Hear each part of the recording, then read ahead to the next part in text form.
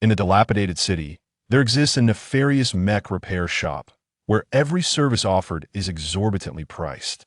Yet, countless patrons jostle to pour their money into this establishment. The mech engineer exclaimed, "Boss, I wish to upgrade my entire mech. Provide me with the finest and take my payment." The mechanic replied, "Master Lin, the minuscule technology of the celestial furnace has perplexed us for many years. We hope you might generously impart your wisdom." The Daxia family insisted, "Master Lin, name your price. We merely desire the mechs." A senior official from Daxia declared, "Lin Tian, create as much as you can. We shall purchase every piece."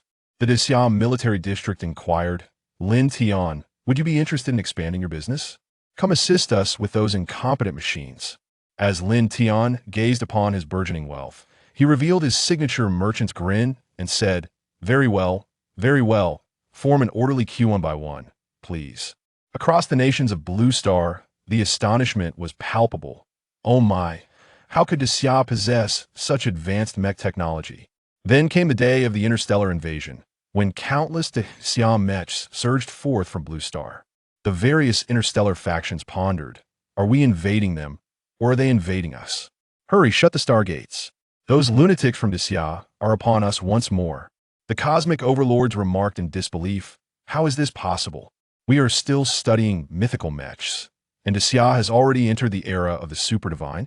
To which Daxia replied, apologies, we have Lin Tian. Chapter 1. The Unreliable Heartless Boss. Help! Boss, please help! Quick, save my sister! Two towering mechas, one black and one white, each standing at 10 meters tall, surged into a dilapidated repair shop, carefully transporting a nearly contoured, and deformed crimson mecha. Ah, who goes there? A young man in his early 20s, dressed casually, emerged from the dimly lit interior, yawning and stretching, appearing distinctly groggy. Clank. The black and white mechas gently placed the red mecha onto the workbench, retracting their forms to reveal two boys, one tall and slender, the other short and stout. Boss, please save my sister. The taller boy pointed at the crimson mecha on the workbench, his voice thick with emotion, nearly on the verge of tears. Lin Tian waved his hand dismissively, stretched lazily, and finally turned his attention to the nearly wrecked red mecha. His curiosity piqued. Are you here to sell scrap metal? Upon hearing this, the stout boy became agitated. Boss, we are not here to sell scrap metal. We are here to save someone. My sister is trapped in the cockpit after her mecha sustained severe damage while battling a colossal beast. She has fallen unconscious, and we do not know her condition. Please, you must find a way to help her quickly. It may soon be too late. Listening to their plea, Lin Tian stroked his chin thoughtfully, examining the red mecha. The mechanical arm was nearly twisted beyond recognition, and the most critical damage lay at the cockpit and the core furnace, which had been severely dented inward. What colossal beast could have caused this? The devastation is utterly brutal. Lin Tian nodded. My dear friends, I understand your urgency, but please do not rush. Our establishment offers a comprehensive suite of mech services, ensuring your utmost satisfaction. Kindly take a moment to rest while I attend to matters promptly. With that, Lin Tian proceeded to the workbench, retrieving an enormous chainsaw that hung upon the wall. The chainsaw, measuring over 2 meters in length, felt remarkably light in Lin Tian's hands. With one hand grasping the handle and the other pulling the cord, the chainsaw roared to life, emitting a feral growl as the chain began to spin. Yet, the whole scene bore an unsettling aura. The stout youth stared wide-eyed at the chainsaw in Lin Tian's grip, instinctively swallowing hard. A boss, are you sure this is really going to work?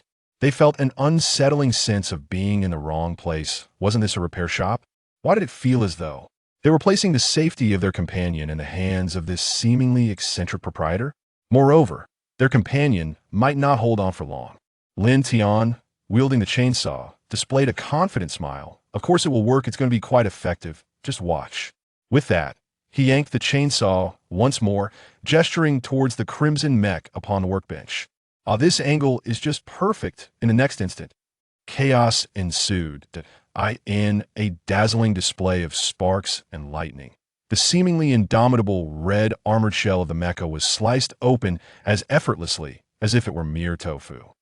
The stout youth widened his eyes, gazing at Lin Tian as though he were a monster, and at the chainsaw in his hand. Could it really be? Isn't dismantling a mecha supposed to involve the meticulous removal of each component, piece by piece? Yet here it was, cleaved open in an instant. And that chainsaw, a mere lumber saw so effortlessly severing through the mecha's armor, was utterly mind-boggling. This completely subverted their understanding. Initially, they had thought they were merely throwing a lifeline in desperation by randomly selecting a repair shop, but it seemed the proprietor possessed remarkable skills.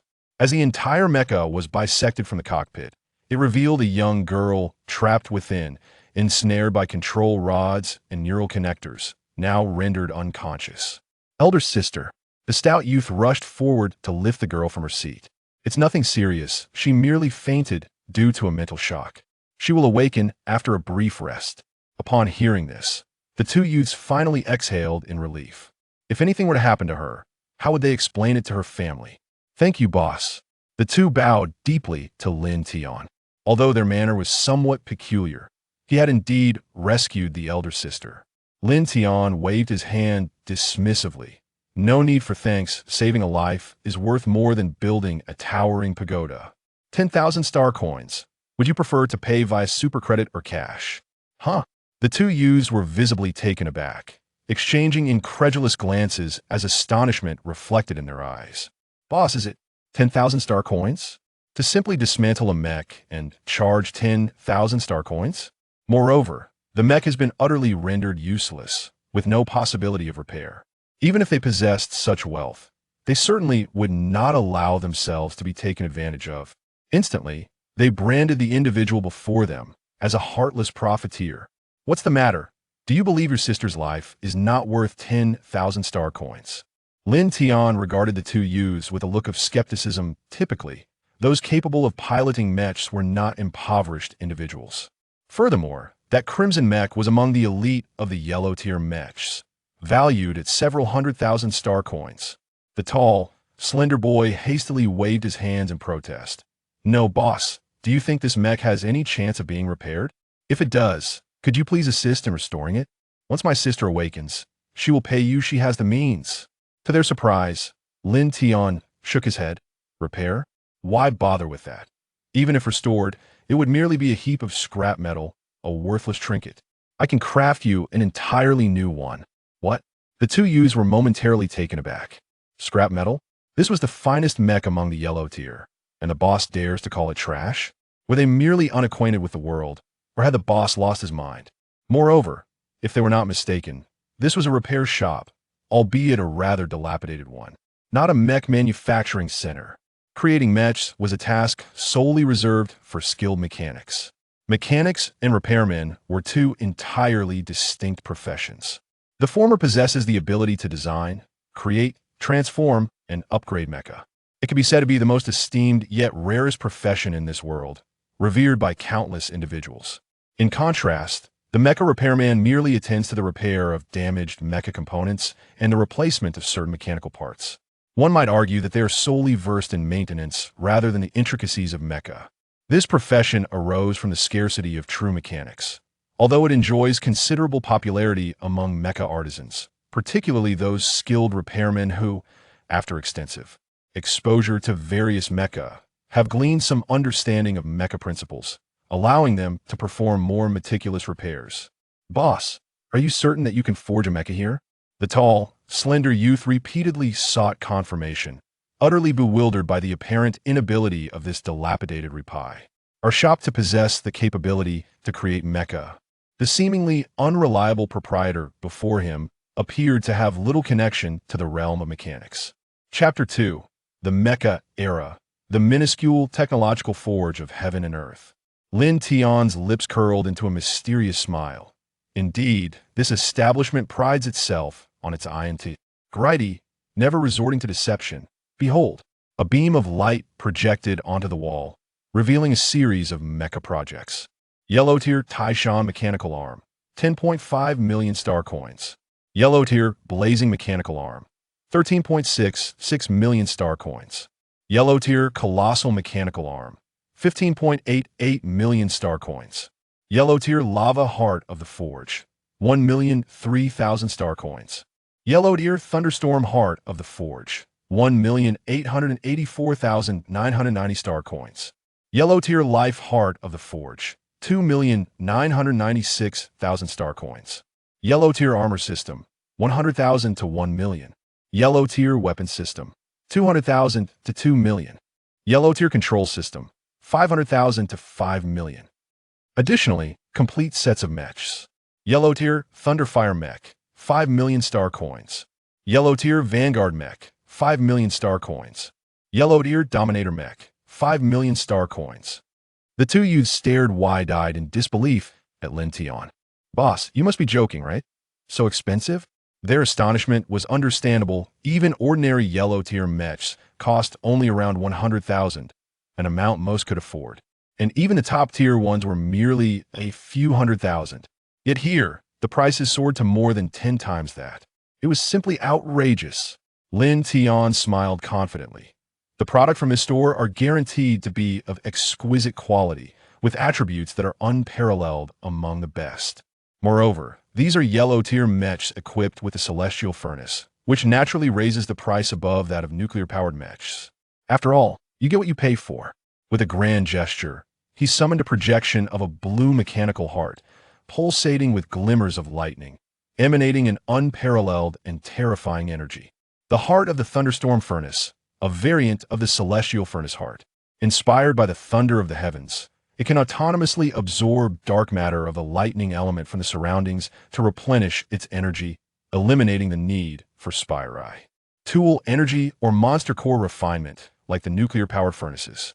It possesses unmatched explosive power and enduring combat capability, especially heightened during thunderstorm weather. As the words fell, two youths stared blankly at the heart of the world's furnace, which resembled a pulsating heart. Is it truly the heart of the world's furnace? And so diminutive at that? It's impossible, absolutely impossible. Boss, you must be deceiving us. Currently, not only in the Great Xia but throughout the entire globe, the technology to create a miniature version of the heart of the world's furnace remains unconquered. How could you possibly have produced one so small? The technology concerning the miniature heart of the world's furnace poses a formidable challenge that the world grapples with. In the year 2125, a terrifying radioactive catastrophe erupted on Blue Star, leading to the transformation of myriad beasts, which began to swell in size, heralding a new era of colossal creatures. Humanity's civilization faced immense trials. The existing societal structures were ravaged by these behemoths, with some smaller nations vanishing into the annals of history. Even the great powers teetered precariously amidst the storms, perpetually threatened by these monstrous entities. As time progressed, these giants grew ever more formidable through their mutual consumption, particularly the lordly and hegemonic beasts, against which humanity's finest weaponry and nuclear arms proved largely ineffective. Just as humanity stood on the brink of annihilation, the Great Xia finally achieved a revolutionary breakthrough in technology, unveiling the first nuclear-powered mech in human history. Tori, the Tiangong Xuanwu mech, towering at a height of 100 meters and weighing 12,000 tons, equipped with the most advanced weaponry systems of the Great Xia. With its formidable presence, it successfully repelled the monstrous threats at the gates of the nation. Followed by the emergence of the Tiangong series mechs, Qinglong, Zhuke, Baihu, Taotai, Qilin, and others in succession. In the course of this century, scientists of the Great Xia have pioneeringly embarked upon the exploration and study of a form of dark matter energy, which they have aptly named the spirit energy factor. This remarkable discovery led to the creation of the first heart of the celestial furnace, supplanting nuclear reactors and thereby resolving the energy crisis once and for all. Moreover, mechs experienced an unprecedented breakthrough, transforming from nuclear-powered machines into celestial mechs, harnessing a unique mech skill derived from the energy of heaven and earth. However, the miniaturization technology for the celestial furnace has yet to be developed. Consequently, both yellow and mysterious tier mechs continue to rely on nuclear power furnaces. Humanity, in its essence, cannot utilize or even perceive this extraordinary spirit energy factor.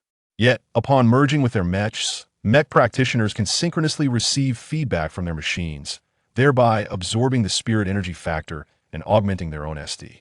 Strength. Under the influence of this spirit energy factor, mech practitioners awaken their innate talent for mech cultivation, establishing a dedicated space within themselves to STO. And nurture their mechs, enabling them to summon their machines at will. Thus, the contemporary cultivation system for mech practitioners has emerged. Yellow, mysterious, earth, and heaven tier practitioners, each subdivided into novice, intermediate, advanced, and elite levels. Similarly, colossal beasts are categorized based on their height, weight, and overall data into yellow, mysterious, earth, and heaven tier beasts.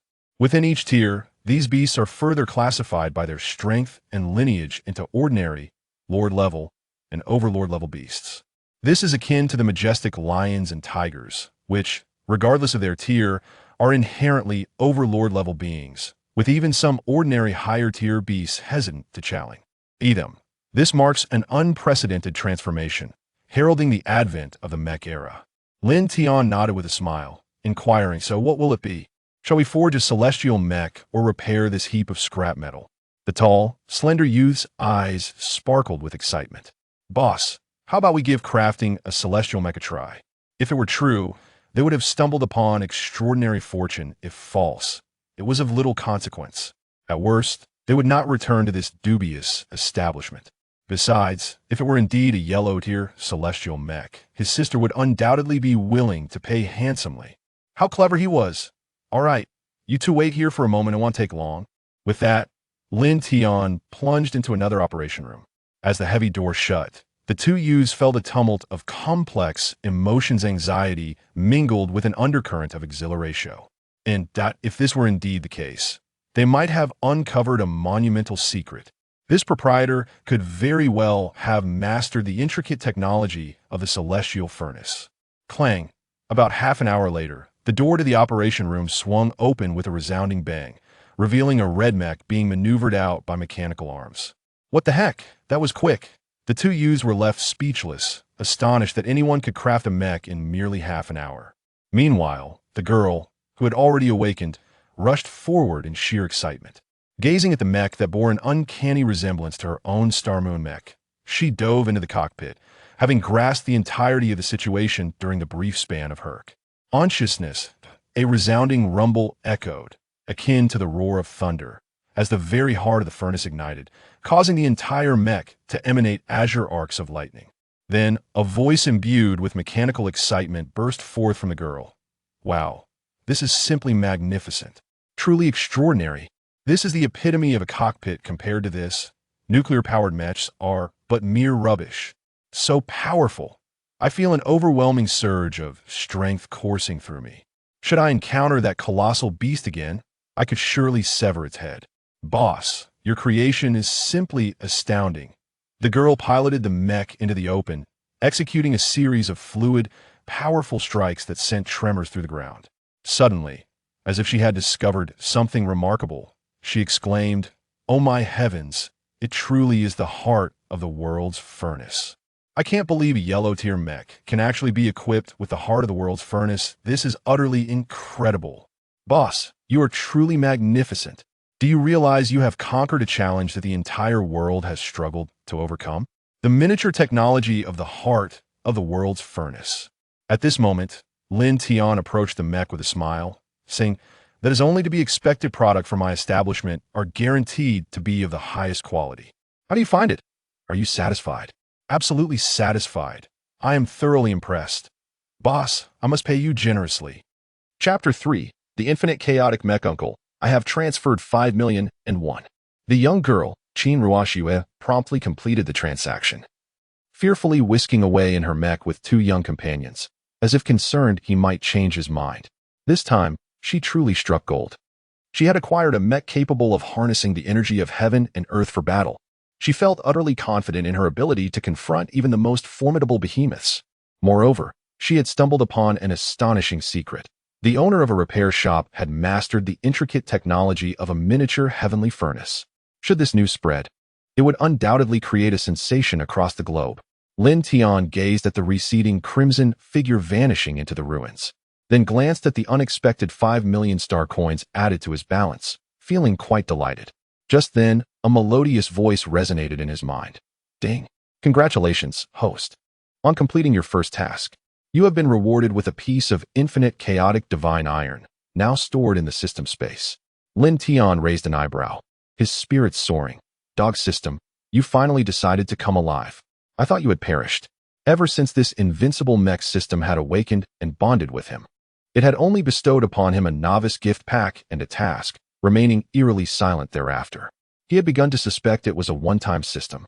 The novice's gift pack bestowed upon him two remarkable abilities. The first was a talent for awakening mecha cultivation, accompanied by three extraordinary capabilities.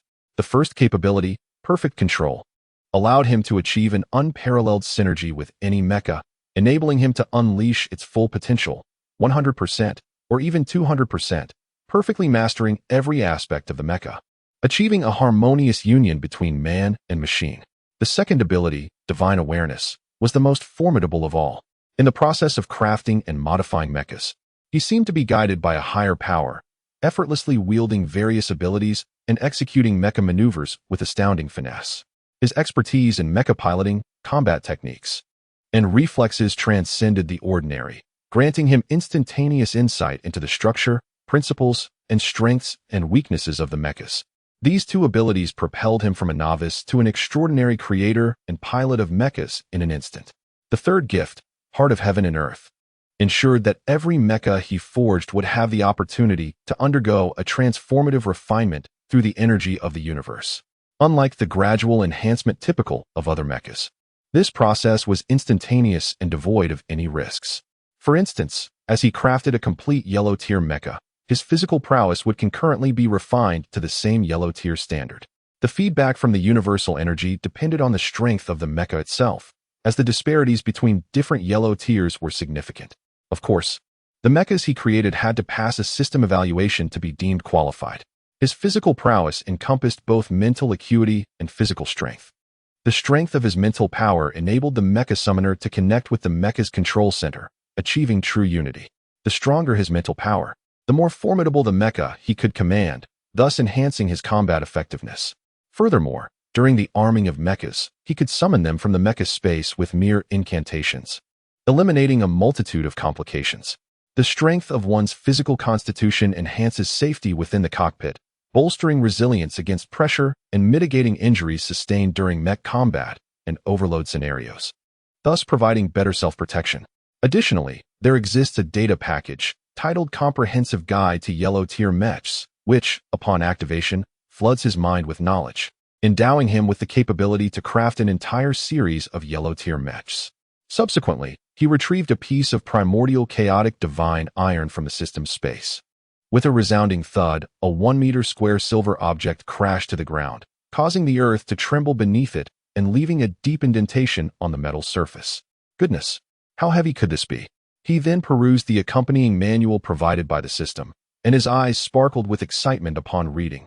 Name: Infinity Chaos Divine Iron. Level: None. Characteristics: capable of devouring all metallic minerals, with limitless growth and infinite possibilities. My word, does this not perfectly align with the Infinity Chaos Mech? Ranked first in the comprehensive guide to yellow-tier mechs? Now my mech has a promising future.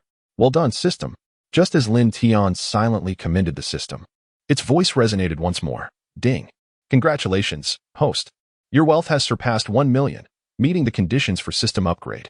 Would you like to consume 1 million wealth points to upgrade the system? Lin Tian was taken aback. The system required an upgrade? Furthermore, it demanded his wealth for the privilege. Ugh, this wretched system. After mentally cursing it, he curiously inquired, System, what benefits will the upgrade provide? The host. The Invincible Mecha System version 2.0 will soon open a mall module, allowing you to purchase the comprehensive guide to Shin-class mechas and materials that are not available on Blue Star. Lin Tian's eyes sparkled with excitement. System, are there any mechas available for sale? A bold idea formed in his mind. If the system sold ready-made mechas, he could exchange them and resell them at a premium, reaping the profits in between. He chuckled to himself. Host, this system is the Invincible Mecha System, dedicated to cultivating invincible mecha engineers and mecha masters.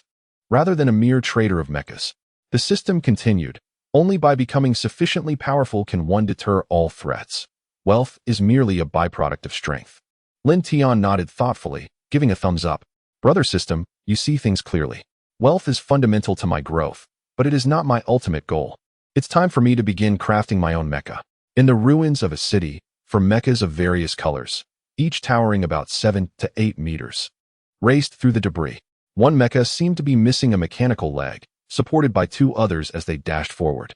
A black mecha, trailing behind, occasionally fired blasts at a pursuing figure. A black-patterned leopard, approximately 12 meters tall and nearly 30 meters long, moving with astonishing speed and agility, deftly evading the energy blasts aimed at it. A weary voice emanated from the black mecha. Brother Chong, you all go ahead. This creature is too fast and agile. I'll hold it off while you escape. This declaration sparked immediate dissent from the other three, who argued against such folly. That leopard is a dominant force among the yellow-tier beasts. Staying behind is a death sentence. We won't abandon you. We either fight together or die fighting. Enough. We must flee. If we can escape this area, we'll be safe. Suddenly, the leopard's speed intensified as the group piloted their mechas in frantic flight. The leopard's eyes glimmered with ferocity, its pattern shimmering as it surged towards them like a phantom. Faced with this, the group steeled their resolve and ceased their retreat. At this rate, they would either be killed or exhausted. Fight. There's no fear in battle. Chower, you provide long-range support. Depang.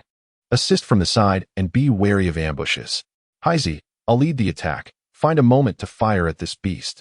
In the blink of an eye, the deputy commander, Ji Donglai, had assigned combat roles. He drew a massive broadsword from his mecha's back and leaped into the air, aiming a powerful strike at the approaching phantom. The other three synchronized their efforts. Zhang Chao's mecha, having lost a leg, was forced to sit on the ground, its shoulders rotating to reveal two dark cannon barrels aimed at the leopard, firing without hesitation. Two terrifying energy orbs shot forth, sealing off the leopard's escape route. Depang's cumbersome, earth-colored mecha positioned itself to shield half of Zhang Chao's form, preparing for the leopard's inevitable assault. His mecha, a defensive model, was ill-suited for high-speed combat, relegating it to a role of passive defense. The black mecha transformed its arms, revealing 6 dark gun barrels. A barrage of fire erupted, unleashing a dense network of energy bullets upon the leopard. Ji Donglai's formidable strike, however, missed and struck the ground, creating a massive crater. Explosions erupted on the leopard's enormous body, momentarily halting its advance, but it quickly retaliated, swatting Ji Donglai away like a toy and charging towards Depang and Zhang Chao, its eyes gleaming with bloodlust. Ji Donglai crashed heavily into the ruins, shouting, Depang, watch out. It's coming for you. Having learned the creature's tenacity during their brief skirmish, he realized he had underestimated its cunning. Truly, it was a dominant beast, moving unscathed through a hail of gunfire. Its defenses astonishingly resilient. The power and speed it exhibited were extraordinary, rendering their weapons nearly ineffective. Not far away, Depang seemed to have anticipated this moment. He stepped forward, positioning his mecha to shield Zhang Chao, a massive earth-colored shield materializing in front of him. The leopard crashed into the shield with tremendous force, sending both mechas flying.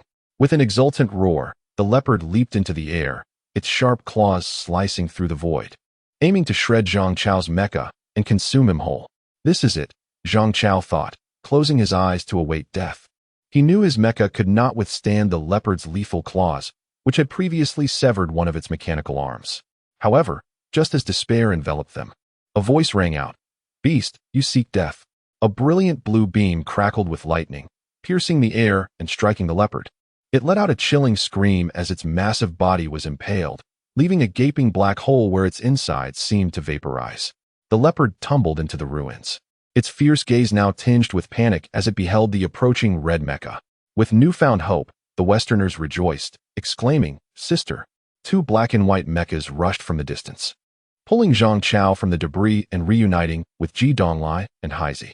Chao, are you all right? Zhang Chao shook his head and remarked, It's nothing. Merely a fright that left me drenched in cold sweat. The Westerners exchanged cautious glances, standing together in a state of heightened vigilance, before directing their gaze toward the crimson mech advancing towards the cheetah. Sister, be careful. That creature is exceedingly cunning. However, in the next moment, the occupants of the cockpit widened their eyes in disbelief at the spectacle unfolding before them. They beheld Qin Ruoshua's mech, enveloped in a shimmering blue lightning aura. transforming into a streak of lightning as she delivered a powerful punch towards the retreating cheetah. Wow, sister, her speed. When did she become so formidable? Have you not noticed? My sister's mech seems to have undergone a transformation. I can't quite pinpoint what has changed, but it feels exceptionally cool, impressive, and dominant, remarked Ji Donglai, his eyes narrowing slightly. But why are your observations so trivial? He continued. That blue beam just now was terrifying, with a single strike. It severely injured the cheetah. Did you not recognize the familiar energy fluctuations? At his words, the other three were taken aback. No way. I thought I was alone in this perception. I genuinely believe that was the energy of heaven and earth. It turns out you all share the same notion. Ji Donglai's eyes reflected a hint of astonishment. No, that is indeed the energy of heaven and earth. The sheer destructive force unleashed in that instant was nothing short of terrifying. Could it be? This is the energy of heaven and earth, which can only be harnessed by mechs equipped with the heavenly furnace. Yet, only Earth-tier and Sky-tier mechs can bear such a furnace. When did my sister become an Earth-tier mech master? Amidst the fervent discussions among the Westerners, Qin Ruoxue unleashed a powerful punch upon the head of the cheetah, causing it to stagger backwards. The azure lightning emanating from her fist surged over the creature, inducing violent convulsions throughout its entire body. Ji Dong observed the flickering blue lightning across the crimson mech, a look of astonishment dawning in his eyes. Indeed, it is the heavenly furnace. My sister is wielding lightning attribute energy. The core of her nuclear-powered furnace has been upgraded to a lightning attribute heavenly furnace core, greatly enhancing her speed, strength, and the explosive power of the mech. As this revelation sank in, the three of them collectively gasped in disbelief. While they were aware of their sister's wealth, they had not anticipated her affluence reaching such extraordinary heights. A yellow-tier mech, paired with a heavenly furnace core. They comprehended what a single heavenly furnace core signified. Not only did it provide comprehensive enhancements to the mech, but it also facilitated swifter cultivation and easier breakthroughs for its master. However, after the initial shock, Zhang Chao voiced his confusion.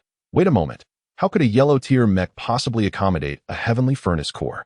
Wouldn't the mech system collapse? Has our mother achieved a technological breakthrough? Ji Donglai shook his head, expressing uncertainty. I don't know, perhaps. Amidst the tumult, the heavily injured cheetah was subjected to a relentless assault by Qin Ruoxue, each punch landing with devastating force. The cheetah writhed in agony, its head reduced to a grotesque mass of flesh and blood, ultimately collapsing lifelessly to the ground. In a swift motion, the mech's right arm transformed, wielding a shimmering blue lightsaber imbued with the essence of thunder, which cleaved the cheetah's head in two. A small black sphere, roughly the size of a fist, rolled onto the ground. At that moment, Shiren approached Ji Donglai, giving Qin Ruoxue a thumbs up. Sister, you are truly formidable. That was a yellow-tier, dominator-level beast. Chapter 5. Lin Tian's mech, breaking the extreme realm upon returning to the base. Shiren could no longer contain his curiosity and posed a question that had been brewing within him throughout their journey. Sister, about your mech. At the mention of this, Qin Ruoxue's smile widened, and she nodded enthusiastically. As you can see, my mech has been upgraded to the celestial mech. Indeed, as you imagined. It is equipped with the heart of the yellow-tier celestial furnace. Upon hearing this, Shiren's eyes widened in astonishment, and the plump companion gasped. How is that possible? A yellow-tier celestial furnace heart?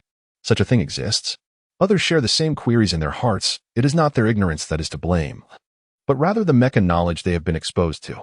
The heart of the celestial furnace is a core that only the earth and heaven tier mechas are capable of wielding, and only these two levels can sustain it. To date, the world has yet to unravel the intricate technology of the miniature heart of the celestial furnace.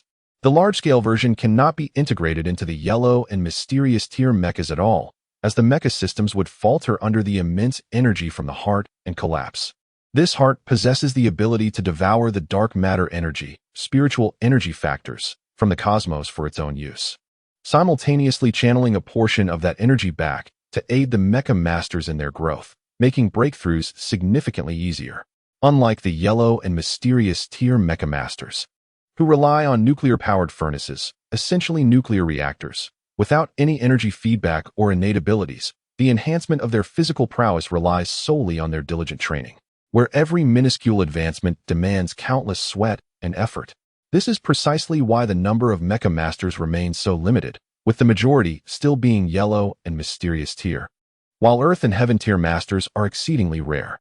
Presently, human scientists are diligently exploring two avenues, transcending the boundaries of mecha technology to establish a comprehensive mecha cultivation system, and unraveling the miniature technology of the heart of the celestial furnace to usher in an era of mecha cultivation for all. After Qin Ruoxue and the two boys shared their observations with the Westerners, the latter stared wide-eyed in disbelief. Sister, the fact that a mecha repair shop can produce a heart of the celestial furnace is astonishing enough, but to perfectly adapt it to a yellow-tier mecha, this is simply unfathomable. Could it be that our mother has already deciphered the miniature technology of the heart of the celestial furnace? Qin Ruoxue smiled wryly and shook her head. I am not entirely certain of the details myself. Prior to this, I was a skeptic, but the evidence is irrefutable. You have all witnessed it. With this earth and sky mecha, my combat prowess has ascended to an entirely new level, enabling me to contend with those colossal overlords. Moreover, in comparison to the celestial and terrestrial mechas, this yellow-grade mecha is astonishingly priced at merely a few million. Upon hearing this, the Westerners were momentarily taken aback. Is it truly that outrageous? They exclaimed. The price is indeed exorbitantly high. It could easily purchase a mysterious grade mecha. Unlike the wealthy households, a sum of several million is, to them, an astronomical figure. Nevertheless, upon reflection, it is indeed justifiable. After all, this is a matter of celestial mechs. To suggest a mere few million is an understatement. Even multiplying that by 10 or 100 would not suffice. Yet, they find themselves unable to afford such luxuries. With their current standing, they can only undertake tasks with a relatively low risk factor. It all comes down to fortune. On fortunate days, they might earn tens of thousands of star coins, while on less fortunate days, they may only see a few hundred, often at the peril of their own lives. The source core of that yellow-tier apex predator, the cheetah, along with its valuable components, is worth approximately 20,000 star coins. 100,000 star coins is an amount that an ordinary family would take years to accumulate. And even then, it would only suffice to purchase a basic yellow-tier mech. Superior yellow-tier mechs easily exceed 100,000, a price point unattainable for the average person. They are not like the elder sister's family, who enjoy power, influence, and wealth. Their pursuit of tasks is merely for the sake of experience. For now, let us all take a moment to rest. After celebrating grandfather's birthday, the elder sister will take you all to that mech repair shop to broaden your horizons. Alas, she has already exhausted her allowance for the month. Otherwise, she would have ensured that the entire team experienced a comprehensive upgrade. In the Tianyuan Mechanical Workshop, after a night of arduous labor, Lin Tian gazed excitedly at the towering 10-meter silver mech before him. The exquisite dragon-patterned contours and imposing design exuded a harmonious blend of technological prowess and dreamlike allure, compelling him to admire his own ingenious creativity. Perfection. At that moment, the system announced, "Ding," detecting the host's self-manufactured mech, commencing analysis. Name, Boundless Chaos Mech Type, Comprehensive Level, Yellow Height, 10 meters Weight, 108 tons Power Source, Boundless Chaos Furnace, LV1. Innate Abilities, Elemental Sovereignty. LV1, Active. Immortal Body. LV1, Passive, Celestial Manifestation. LV1, Active, Equality of All Beings. LV1, Active, Weapons, 9 Dragon's Fire Shield, Blazing Aurora Ray, Boundless Flame Sword. Analysis complete. Analysis rating. Yellow Sovereign Level Mech. Analysis passed. Congratulations to the host for successfully completing the first mech manufacturing. Would you like to proceed with mech energy feedback immediately? Lin Tian, filled with anticipation, opened his arms and allowed the mysterious force to draw his body into the cockpit of the Infinity Chaos Mech. The cockpit resembled a high-tech spatial platform, where Lin Tian stood, feeling as though he had merged with the mech itself. The formidable energies of the universe began to refine and enhance his physical attributes. This marked the most significant distinction between the heavenly mechs and nuclear-powered mechs, shedding the chaotic past of mechanical connections and sensory devices. The cockpit was now pristine and refreshing, featuring solely the core power platform. As long as the mech pilots stood upon this platform, they could seamlessly unite with the mech, executing movements that the mech would replicate with perfect synchronization, enhancing the experience of piloting, control, impact, and safety. Provided the cockpit remained intact, even if the mech suffered severe damage, the pilot would emerge unscathed. However, such unity would inevitably inflict some mental strain, as the pilot experienced the mech's injuries vicariously. In that moment, Lin Tian felt as though he had become the infinity Chaos Mech, every perspective vividly manifesting in his mind. Simultaneously, he sensed his body strengthening at an alarming rate. Suddenly, a thunderous roar erupted, reminiscent of the universe's inception, as a spherical space measuring 10 meters in diameter was established within him, seemingly tailored for the infinity Chaos Mech. This was a rite of passage for every mech pilot embarking on the path of mech cultivation. Each year, the Great Xia held a day dedicated to the awakening of mech cultivation talent, during which the state would send Earth-tier mech pilots to various awakening sites, harnessing the energy of Earth-tier mechs to awaken latent mech talents and establish mech spaces, thus commencing the journey of mech cultivation. Lin Tian opened his eyes, assessing his body with a sense of exhilaration. Strong, exceedingly strong. He felt as if he had transformed into a small superhero. By the way, what level do I currently occupy in the system? What level of physical fitness has been achieved? He was curious about how the energy feedback from the infinite Chaos Mecha could elevate his physical capabilities to such an extraordinary degree. Host, you have surpassed the limits of the yellow rank. This can be referred to as the yellow rank breakthrough, the voice affirmed. Chapter 6. The Aesthetics of Violence. The astonishing unleashing of the infinite Chaos Mecha. Operating a mecha is the dream of every man. At this moment, Lin Tian was exuberantly maneuvering the infinite Chaos Mecha in the expansive area outside the shop, executing various intricate maneuvers that made the ground tremble as if it were quaking. The infinite Chaos Mecha was custom-built for him. Combined with his impeccable control and transcendent consciousness, he had swiftly mastered its operation. Soon, he was racing towards the edge of the dilapidated city. As he surveyed his surroundings, he couldn't help but reflect on how he had previously cowered inside the Tianyuan mecha repair shop, too afraid to step outside. Now, he was finally free from such constraints. The old city earned its name due to its former status as the heart of the metropolis, now left in ruins after an invasion by colossal beasts, becoming a desolate buffer zone for the newly established urban area. Occasionally, these monstrous creatures or small packs of beasts would roam here, transforming it into a battleground for aspiring mecha engineers. Lin family, beware, you shall pay the price for this. Upon this realization, a glimmer of cold light flickered in Lin Tian's eyes. The Lin family had stripped him of everything and cast him out of the inner city. Fortunately, fate had not entirely forsaken him. He discovered a relatively intact repair shop, which he named Tianyuan Repair Shop. It was during this time that he awakened his system and bound it to the shop. The existence of the system's defensive mechanism proved fortuitous, for otherwise, he would have long since become fodder for some monstrous beast.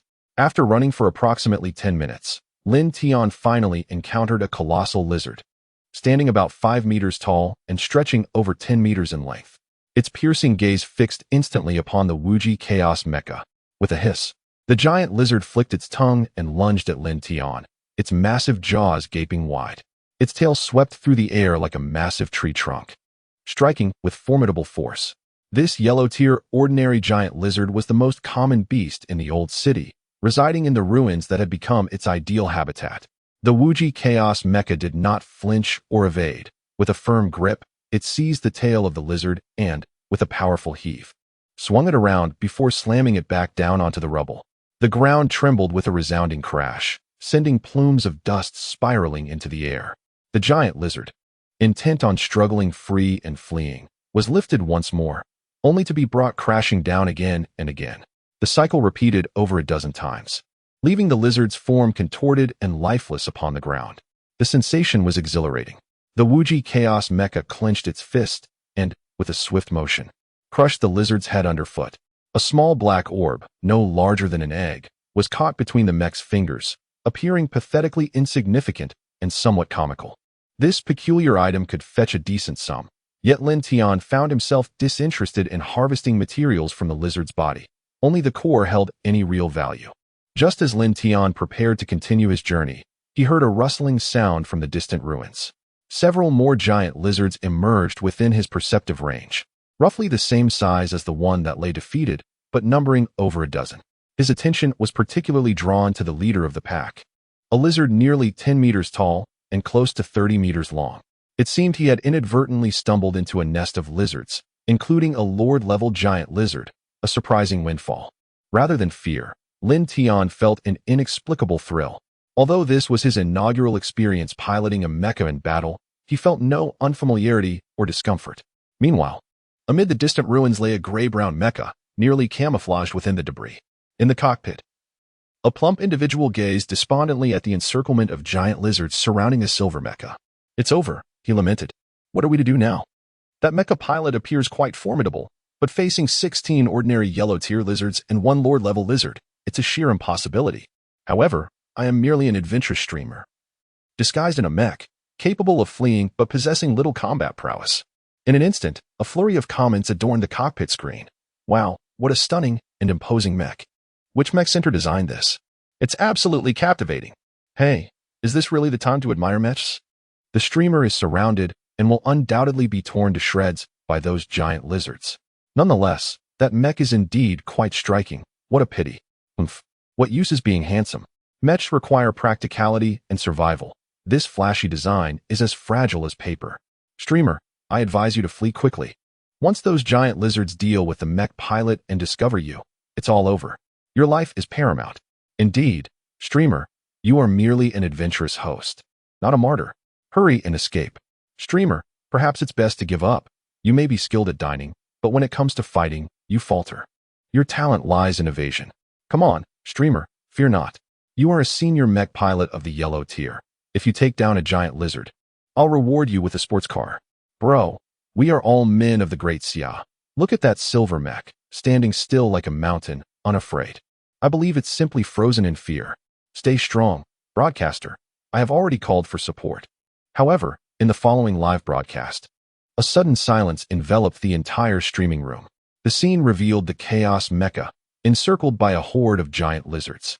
Not retreating, but instead charging forward to launch an attack. With a swift motion, the Chaos Mecha struck out, sending one of the charging lizards flying. Its side caving in with a resounding crack as bones shattered.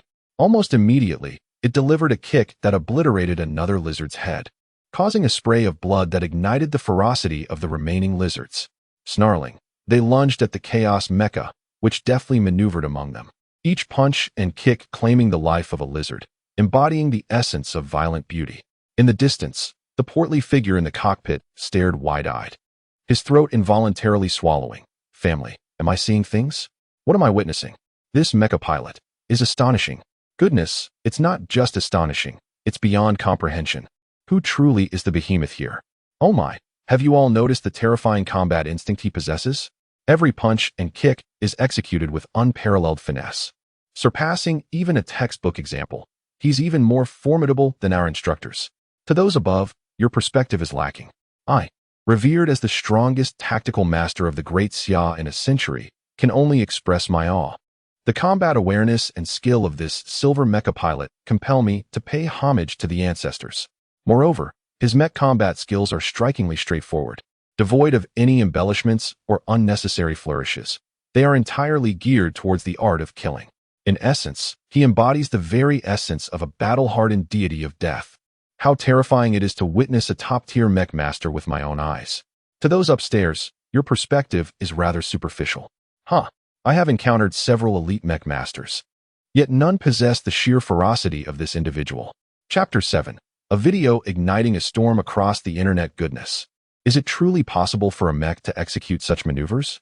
This is an extraordinarily high level of difficulty, one I have only encountered within the simulated mechs of virtual combat systems. I cannot believe that someone in reality can achieve this.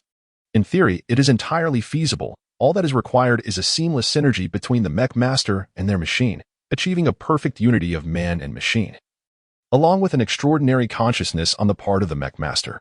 However, listening to the comments from above feels as if I am absorbing wisdom from the heavens. The issue lies in the fact that these very conditions have already defeated 99% of mech masters.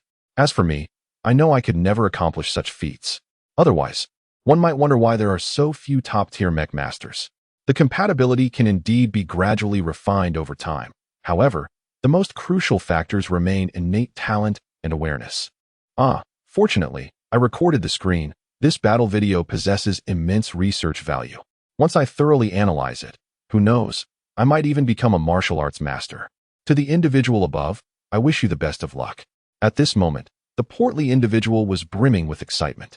In just a brief span, his live streaming room had surged from a mere few hundred viewers to over 100,000, and the numbers continued to climb. Some viewers were even sending rockets, urging him to venture closer. Without a moment's hesitation, he expelled them from the live streaming room. Bah, enjoying the show is one thing, but risking my life is entirely another. His eyes sparkled with exhilaration as he gazed at the silver mech, exuding an aura of violent aesthetics, as if he had stumbled upon an extraordinary opportunity. He was, after all, a daring little streamer, relying on a bionic disguised mech to navigate perilous areas, courting danger to garner attention, and in doing so, he had amassed a loyal following. Naturally, there were also those relentless trolls who incessantly encouraged him towards his demise. Before me stands a mysterious mech, which, despite being classified as a yellow-tier mech, possesses an astonishing power. The pilot of this mech is an exceptionally rare top-tier, yellow-tier mech pilot. The ranks of mech pilots are categorized into yellow, and each further divided into primary, intermediate, advanced, and top-tier levels. The distinctions between these ranks encompass not only the physical attributes of the pilot, but also their affinity with the mech, mastery of consciousness, combat awareness, and fighting techniques, among other comprehensive metrics of capability. Originally, each rank was only divided into primary, intermediate, and advanced levels. However, a century ago, a prodigious mech genius demonstrated combat capabilities that exceeded the inherent power of the mech itself, thus giving birth to the concept of the top-tier mech pilot. To ascend to this esteemed rank, one must first achieve the physical prowess that reaches the zenith of the respective tier, followed by a flawless integration of man and machine. Most critically, one must possess extraordinary control, operational skill, combat awareness, and a profound state of mind. Each element is indispensable. Yet, as I observe now, this silver mech pilot appears even more formidable than a top-tier pilot. If I could merely secure a strong connection with this influential figure, future opportunities would undoubtedly flow in abundance. Thus, I have made a significant decision. Dear family, I have resolved to take this esteemed individual as my mentor, the host. If you truly have the ability to take this master as your teacher, I shall eat my words during my first broadcast. Soon, the entire barrage was filled with expressions of reverence, with many eager participants showering gifts. At that moment, Lin Tian had already dispatched the minions of the Lord Giant Lizard, leaving the battlefield awash in blood. The Lord Giant Lizard let out a furious roar, its massive tail sweeping towards the infinite Chaos Mecha. With a grin, Lin Tian grasped the air with his right hand, summoning a colossal flame sword approximately 6 meters in length. With a single stroke, he effortlessly cleaved the sweeping tail in two, as if slicing through tofu.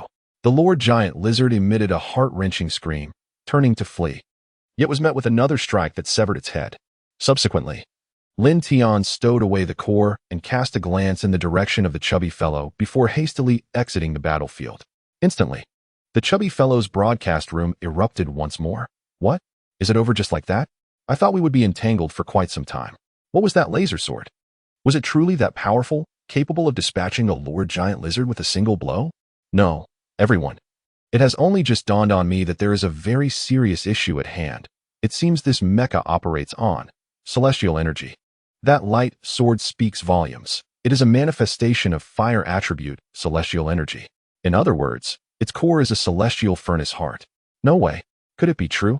This is merely a yellow-tier mech. No matter how formidable the mech engineer may be, one cannot deny the fact that it is simply a yellow-tier mech. Oh heavens!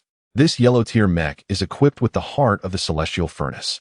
Could it be that our esteemed figure has already mastered the technology of the miniature celestial furnace? And has it already been put into production? It is quite possible.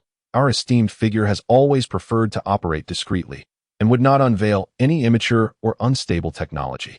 Haha, this is monumental news. Does this not imply that our yellow tier and profound tier mech engineers will also have access to the heart of the celestial furnace? One could only imagine the heights they would reach. This mech is undoubtedly a test prototype from our esteemed figure, and once testing is successfully completed, mass production will surely follow. I had a hunch. How fortunate the streamer is to encounter a prominent figure. This is our esteemed figure's modus operandi. New products are always tested by the elites. Indeed, this mech engineer must be a top-tier figure from a military district. Streamer, hasten your pursuit. Weren't you eager to apprentice under this distinguished individual? Quickly, I shall shower you with rockets. The portly lad sighed helplessly. Dear friends, at this speed, do you think I can catch up? Soon, a wave of excitement swept across the entire Douyin platform as photos and videos rapidly gained popularity online.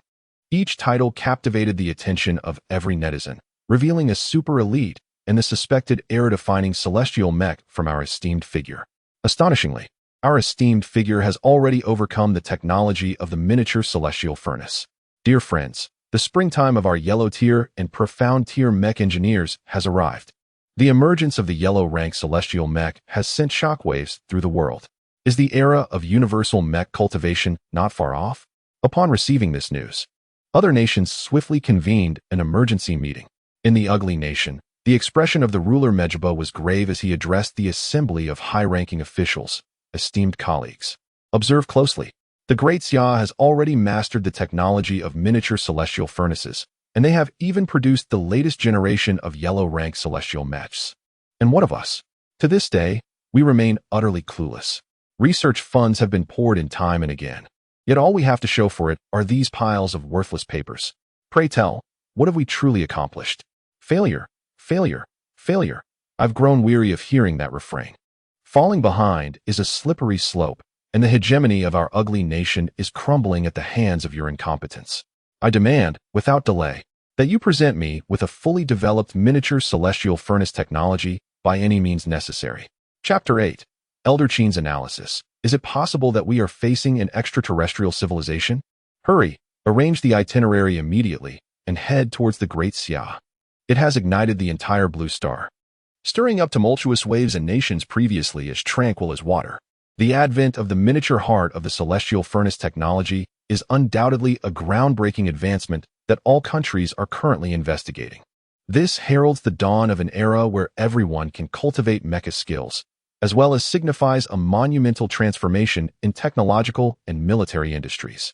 The heart of the celestial furnace, discovered by Great Xia a century ago with the first identification of dark matter energy, led to the creation of the inaugural supersized heart of the celestial furnace, which facilitated the construction of humanity's first spaceport.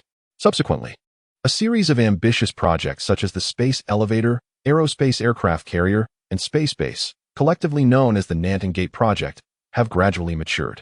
One could assert that the birth of the heart of the celestial furnace has propelled human civilization significantly closer to becoming an interstellar civilization, marking a pivotal step in our advancement. Following this, Great Xia shifted its focus towards the miniaturization of the heart of the celestial furnace. While scaling up the heart is relatively straightforward, the challenge of miniaturization is fraught with complexities and instability. To date, the smallest version of the heart of the celestial furnace developed by humanity is the 10-dimensional level, which can only be mounted on Earth and Sky tier mechas. The yellow and profound tiers cannot bear such a colossal heart, as the overwhelming celestial energy would cause their systems to collapse under the tremendous strain. Moreover, the sheer pressure of the celestial forces would render even the most skilled mecha masters breathless. Any further reduction in size presents insurmountable challenges in both materials and technology, creating a chasm that has hindered scientists from various nations for over half a century. Scientists have estimated that to mount the heart of the celestial furnace on profound tier mechas, its dimensions must be reduced to approximately 79 cubic units, while for yellow tier mechas, it must be constrained to a mere 36 cubic units. Although these reductions may appear minimal in the current context, advancing even a fraction further is a luxury beyond the reach of scientists. This situation is reminiscent of the arduous journey from controllable nuclear fusion technology to the development of miniature, cutting-edge nuclear reactors, which required the relentless efforts of countless generations. It was through this that the current nuclear-powered mecha came into existence. In the command room of the military district in Shanghai, a video was being repeatedly displayed on the large screen. A group of individuals was engrossed in watching it intently. Just then, an elderly man with a grizzled beard rushed into the command room, flanked by several armed soldiers. "Ah, splendid. I knew you would be the one most likely to crack this conundrum. I didn't expect you to arrive so swiftly." Upon seeing the newcomer, the officers hastily saluted. Elderly nodded and walked directly to another elderly man, who was still furrowing his brow, lost in thought, while watching the mecha on the screen.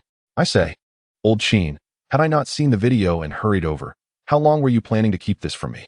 Your actions are rather ungrateful." How could you not inform me of such a splendid event at the earliest opportunity? Upon hearing these words, old Li's face turned crimson with indignation. You, old Qin, are still keeping secrets at this point. I have already seen it. That silver mech has appeared in the old district of M23 in our magic city. Hurry, bring it over so I can have a good look.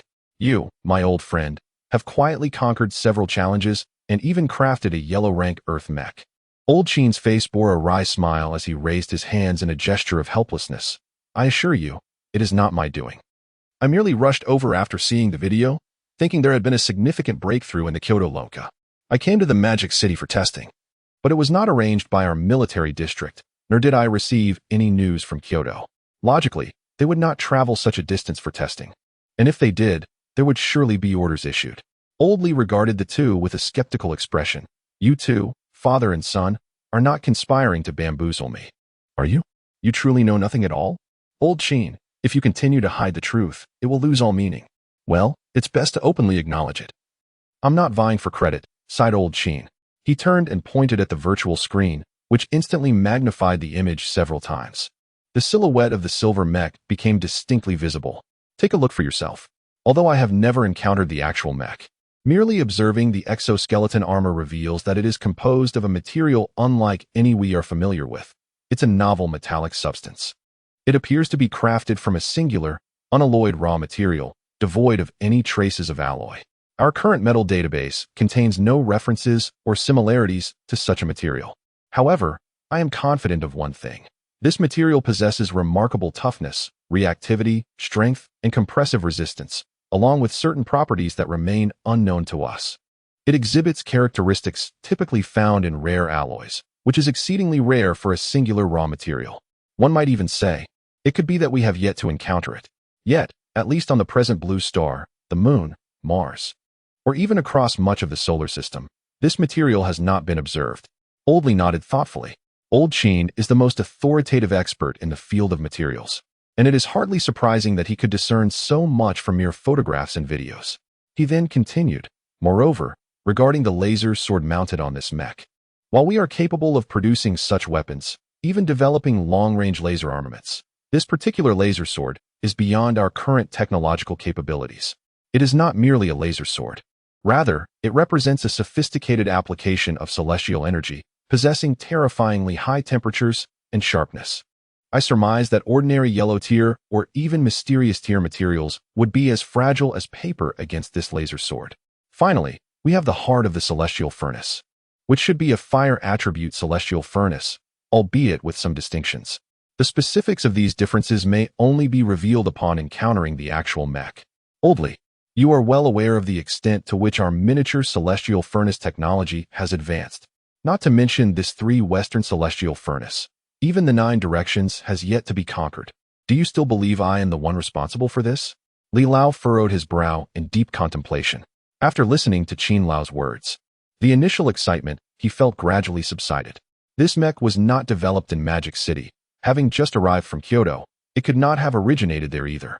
Thus, the Great Xia only had these 2 locales as the most plausible sources. As for foreign countries, he had never entertained such notions and had no intention of doing so.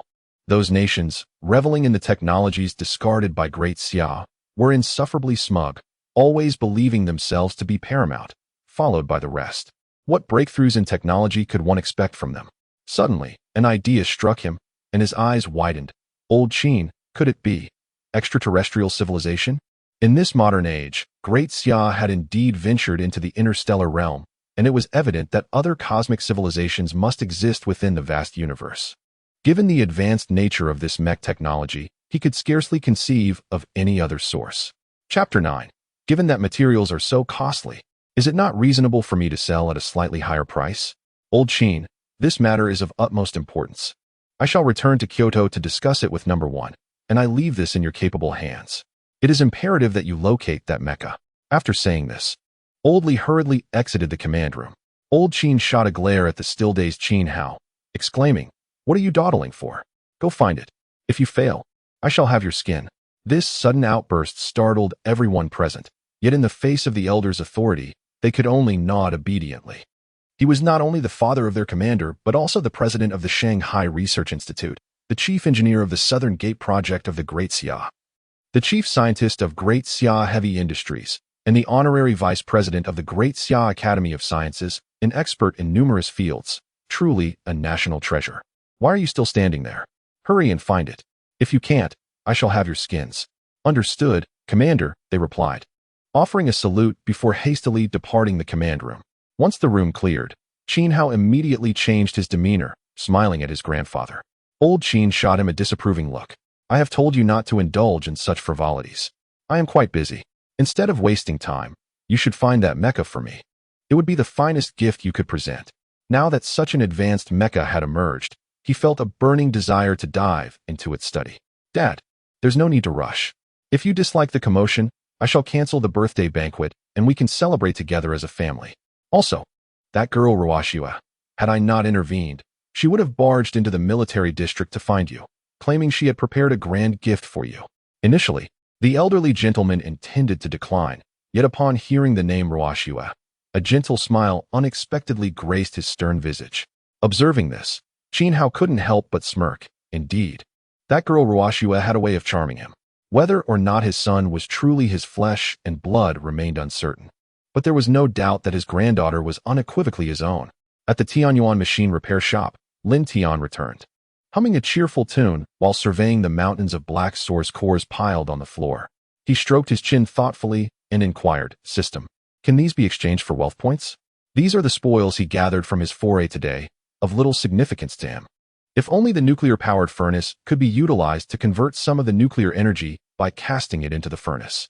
The colossal beasts that inhabit the blue star can be categorized into two types. One is the nuclear behemoths, which thrive by consuming nuclear energy or by devouring one another. Nearly 99% of the yellow and profound tier beasts are nuclear behemoths. The other type undergoes a complete metamorphosis into celestial behemoths once they reach a certain threshold, gaining the ability to absorb dark matter from the cosmos for their growth. Within them, the core is no longer a source core, but rather a spirit core. The earth and sky tier behemoths are all celestial behemoths, capable of manipulating the energy of heaven and earth, endowed with unique innate abilities, and possessing a terrifying potential for growth. The inspiration for the creation of the heart of the celestial furnace derives from the spirit core of these celestial behemoths. If only it could be exchanged for wealth value. All his personal assets could be converted into wealth value. Theoretically, this source core should be capable of that as well. Indeed, host, all your personal assets can be converted into wealth value. Ding! Scanning reveals a total of 119 yellow tier source cores, 112 ordinary source cores valued at 360 star coins, 6 Lord level source cores valued at 600 star coins, and 1 Overlord level source core valued at 480 star coins. Would you like to liquidate all of them? Yes. The amount of star coins naturally represents his wealth value, which can be utilized at any time and place, making it exceedingly convenient. With a whoosh, a multitude of source cores vanished in an instant. Even the smallest ant is still considered flesh, and nothing shall be wasted. His wealth has increased slightly, with a balance just exceeding 200,000. Previously, he possessed over 5 million, which seemed substantial. However, the mere construction of the infinite Chaos Mecha consumed over 380,000 in raw materials.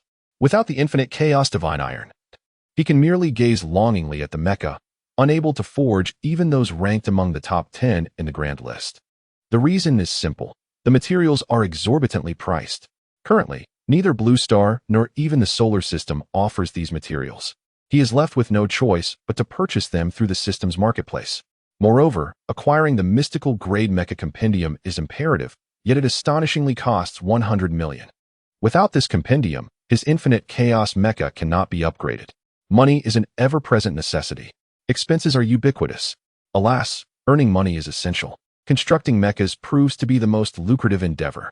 It is time to commence crafting, starting with a few ordinary models, given the soaring material costs. Selling them at slightly elevated prices seems entirely reasonable, does it not? In the enchanting metropolis of Shanghai, the Qin family stands as a formidable presence in both military and commercial realms. On the occasion of the venerable patriarch's birthday, one would expect a grand gathering of esteemed dignitaries, yet the atmosphere within the Qin residence is eerily subdued. In the grand hall, a magnificent circular table is laden with an array of exquisite delicacies, fruits, and pastries, crowned by a towering multi-layered cake at its center. The family members encircle the table, their faces alight with joy. Father, grandfather, may you enjoy blessings as vast as the eastern sea and longevity as enduring as the southern mountains, they toast, raising their glasses in cheerful tribute to the elder. With a warm smile, the patriarch gestures for them to partake in the feast, saying, "Let us eat. We are all family, so there is no need for formality." The significance of the birthday pales in comparison to the joy of our reunion. Witnessing my grandchildren's smiles fills my heart with happiness.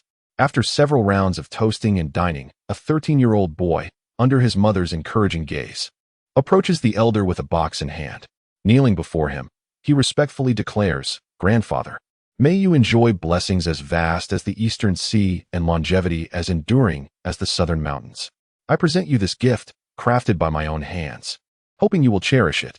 The boy continues, "Grandfather, I aspire to follow in your footsteps and become a great scientist, creating formidable mechas to bolster the might of our great nation." Handing the box to the elder, he beams with pride. The patriarch, his eyes brimming with affection, nods approvingly. "Excellent, excellent. Our little one is truly remarkable, capable of designing such intricate mechas at such a young age. I am delighted by this gift." Chapter 10. A surprise indeed. The venerable elder has 2 sons and a daughter. His beloved wife passed away early, and he devoted himself entirely to scientific pursuits. His eldest son, Qin Hao, serves as the commander of the Shanghai military district and has 1 daughter, Qin Ruoxue. The younger son, Qin Tian, is the chairman of the Qin Tian Group, a commercial titan in Shanghai with a fortune in the trillions, making him one of the foremost magnates in the business world. He has 2 sons, the elder Qin Wen and the younger Qin Wu, along with a daughter, Qin Shixian, an honorary professor at Shanghai University and head of the Mecha Research Department at the Shanghai Research Center, who remains single, resolutely dedicating herself to scientific endeavors, inspired by the elder's legacy. As Qin Wen takes his seat, Qin Wu, clad in military attire, approaches the patriarch, standing at attention and saluting with precision. "Grandfather, I extend my heartfelt congratulations on your birthday, wishing you blessings as vast as the eastern sea and longevity as enduring as the southern mountains." The elder's face beams with joy, and he heartily pats Qin Wu's shoulder, exclaiming, "Wonderful, wonderful. You have made me proud, little Wu. I am fond of your gift." He accepts the box and playfully glares at Qin Tian, fully aware of his son's temperament and preferences. Nevertheless, his heart swells with pride. The Qin family shall endure. Qin Tian felt a pang of grievance under the old man's piercing gaze. After all, this was not his arrangement, but rather the child's own idea. He had merely mentioned what his grandfather liked and disliked, leaving him helpless in the situation. Despite being a prominent figure in the business world with numerous enterprises under his name, neither of his 2 sons showed any inclination to inherit his vast fortune. One was engrossed in research, while the other aspired to serve in the military. To make matters more complicated, the old man wholeheartedly supported their choices. Qin Tian even contemplated whether he should have another daughter. Then, the old man, with a tinge of compassion, gazed at his daughter, Qin Shixian, and earnestly advised, "My dear, the path of scientific research can be a lonely one. If the right person comes along, it would be wise to consider companionship. 2 can navigate life far better than 1."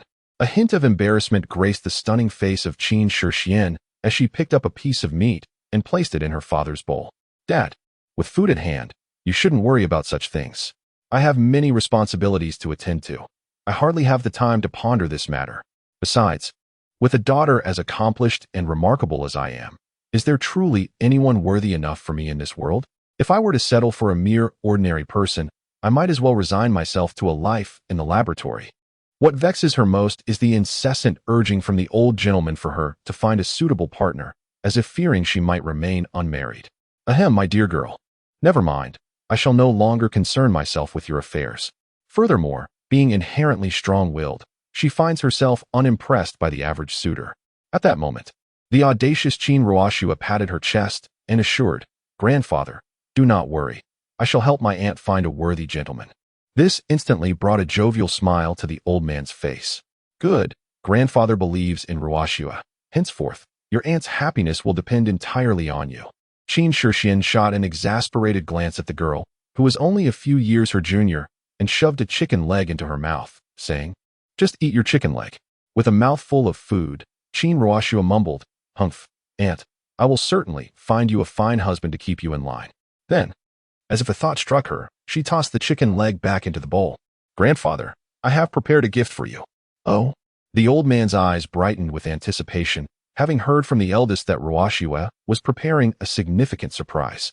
As the eldest grandchild, she had just turned 20 and was already considered an adult. "Hee, grandfather, do pay close attention."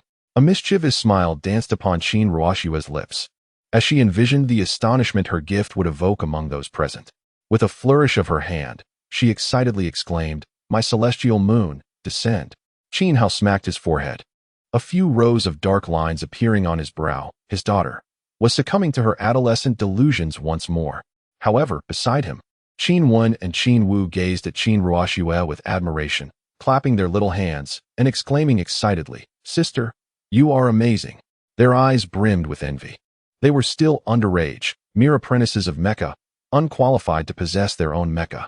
It was only upon reaching adulthood, after undergoing the sacred awakening of their mecha cultivation talents through the baptism of the heavens and earth, that they could embark on the journey of mecha mastery and be bestowed a personal mecha by their families.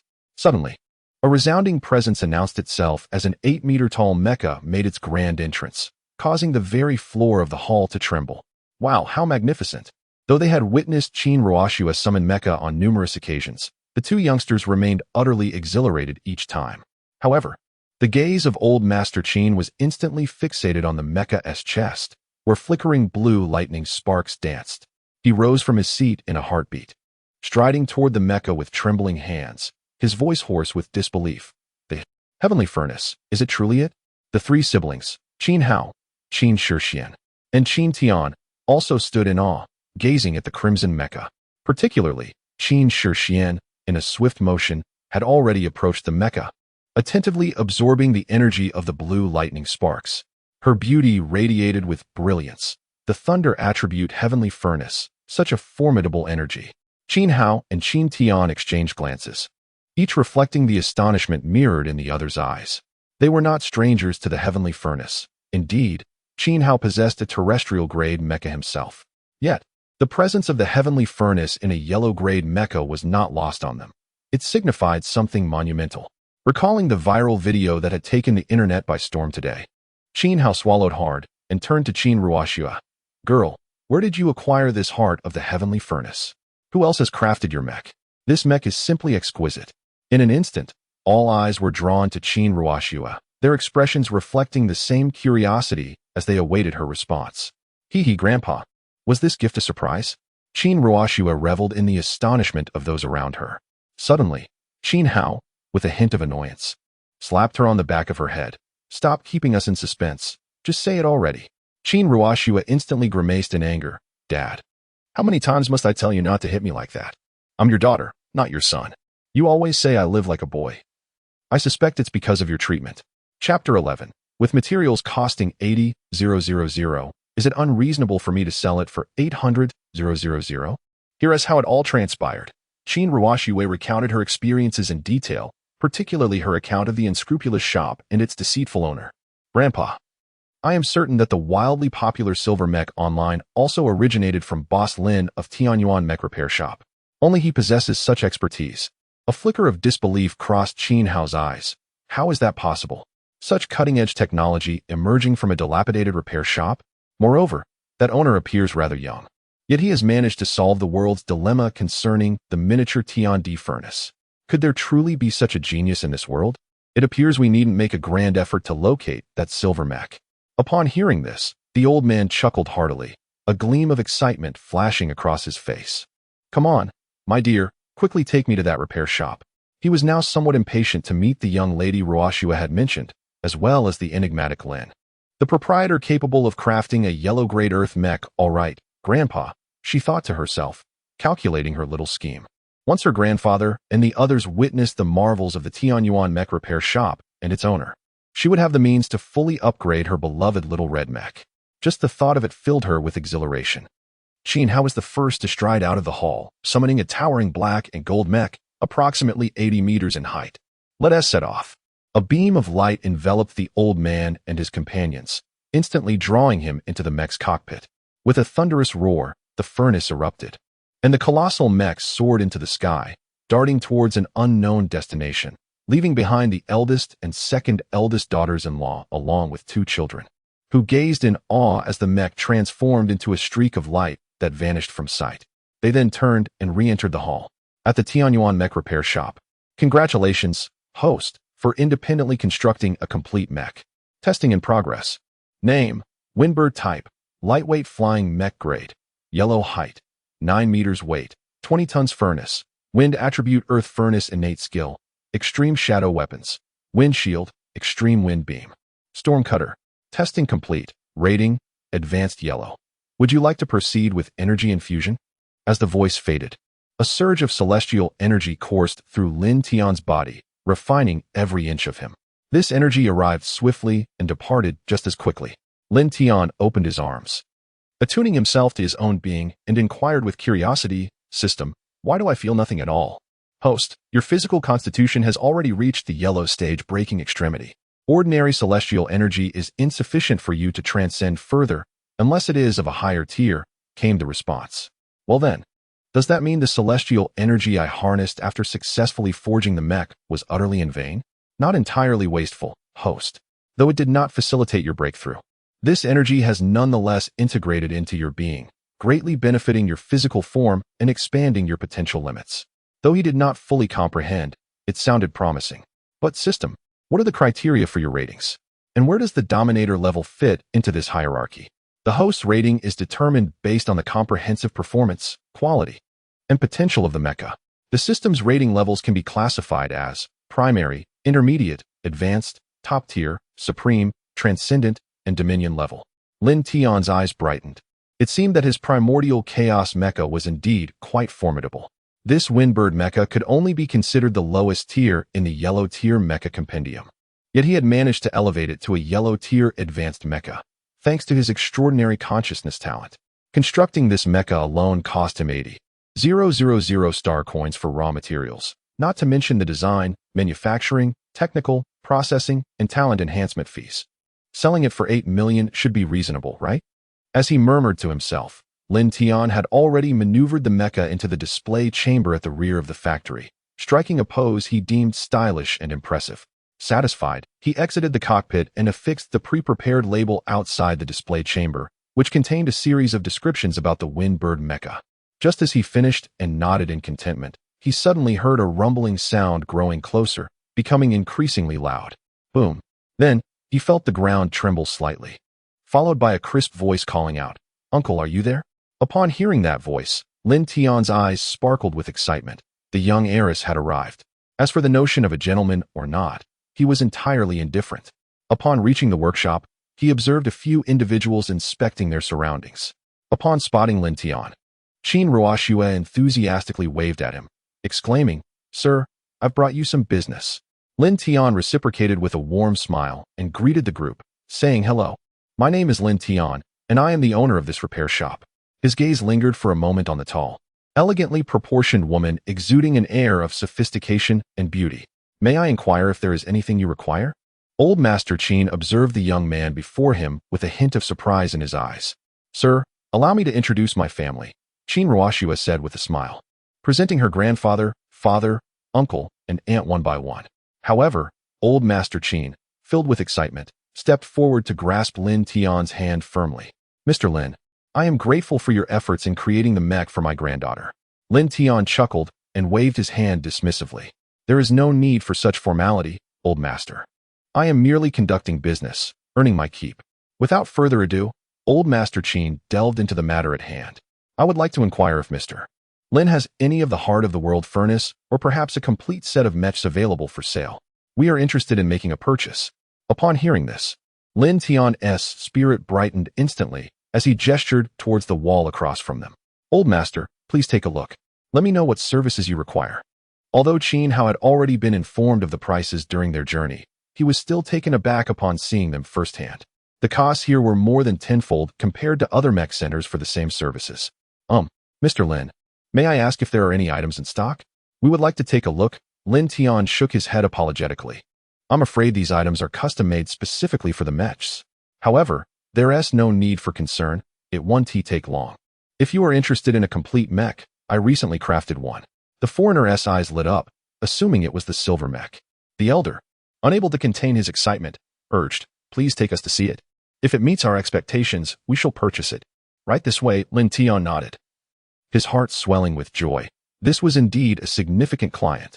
Soon, under Lin Tian's guidance, the foreigners stood before the display chamber.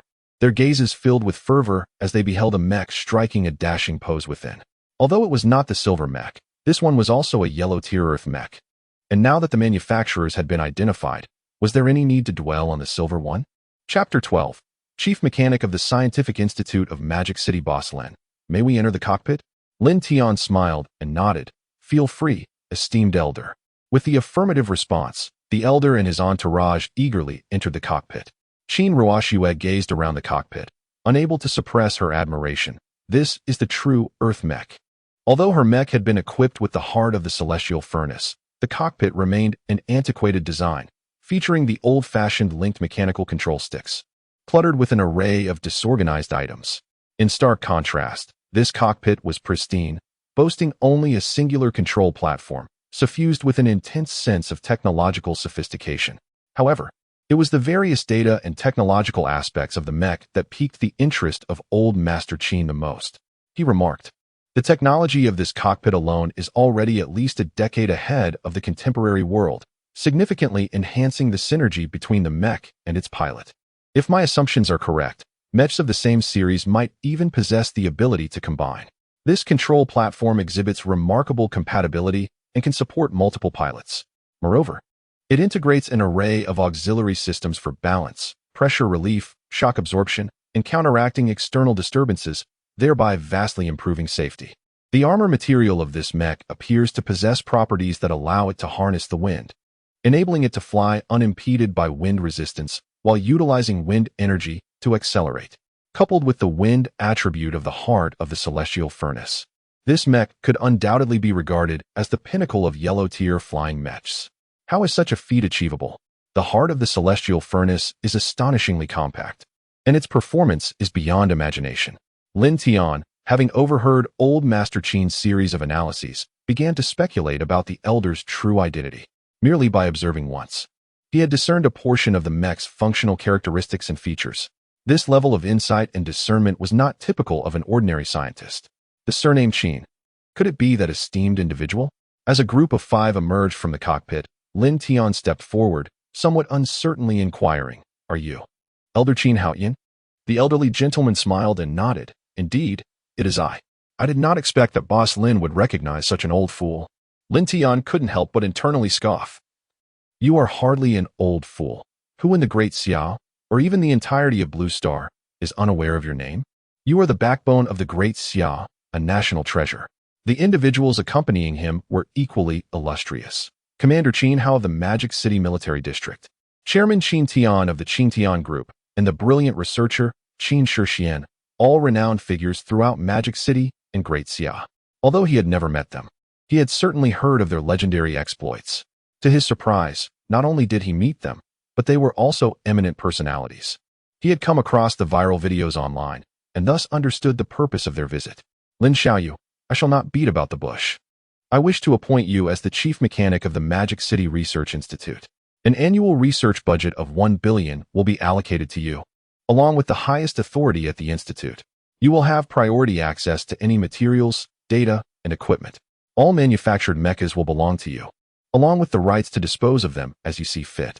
All I ask is that you mentor a few apprentices when you have time. What do you say? Lin Tian nodded decisively. That sounds agreeable. Instantly, the old Master Qin was taken aback. Lin Tian's resolute demeanor left him momentarily at a loss for words. In fact, the multitude of arguments he had meticulously prepared in his mind proved to be unnecessary. Old Qin, even if you hadn't sought me out, I would have eventually taken the time to visit you. I intend to offer the miniature technology of the heart of the heavenly furnace to the nation free of charge. After all, my individual capabilities are limited. This technology can achieve far greater impact in the hands of the state. He spoke the truth, for he was currently all alone. The reputation of the Tianyuan mechanic shop would inevitably spread, and soon, many would seek his expertise in crafting mechs. countless individuals would undoubtedly attempt to trouble him or exploit his talents. It was not feasible for him to remain confined within the Tianyuan mechanic shop indefinitely. Moreover, there was the Lin family to consider. Once news of his endeavors became public, they would undoubtedly devise ways to eliminate him. He must secure a formidable ally, as there is no better shelter than the protection of the state. As for the minuscule technology of the heart of the celestial furnace, it is merely a small data package from his comprehensive guide to Huang-class mechas. Furthermore, the conditions proposed by the esteemed Elder Qin are indeed exceedingly enticing. It is, in essence, akin to gifting him a fortune. Most importantly, considering the long-term prospects, as the nation grows stronger, he too shall reap the benefits. The cosmos is fraught with innumerable dangers, and there are even more advanced civilizations lurking within. How pleasing it is to see that Elder Qin is increasingly satisfied with Lin Tian. Such ambition and vision are not qualities possessed by the ordinary man. At such a tender age, he has not only solved a century-old conundrum, but has also made breakthroughs across several significant tiers. He remains humble and composed, with a mature and stable disposition and a far-reaching vision. Even Qin Shixian, who had been engrossed in her study of mechas, now gazes at him with a flicker of curiosity in her beautiful eyes. While she is quite confident in her appearance and figure, she has noticed that since entering the shop, this man merely greeted her with a smile and has since not cast another glance in her direction. It seems that, in his eyes, she resembles a mere plump sheep. Upon hearing the words bye, she instantly perked up, her eyes sparkling with excitement. She immediately formed a definition in her mind. This fellow appears to be quite avaricious.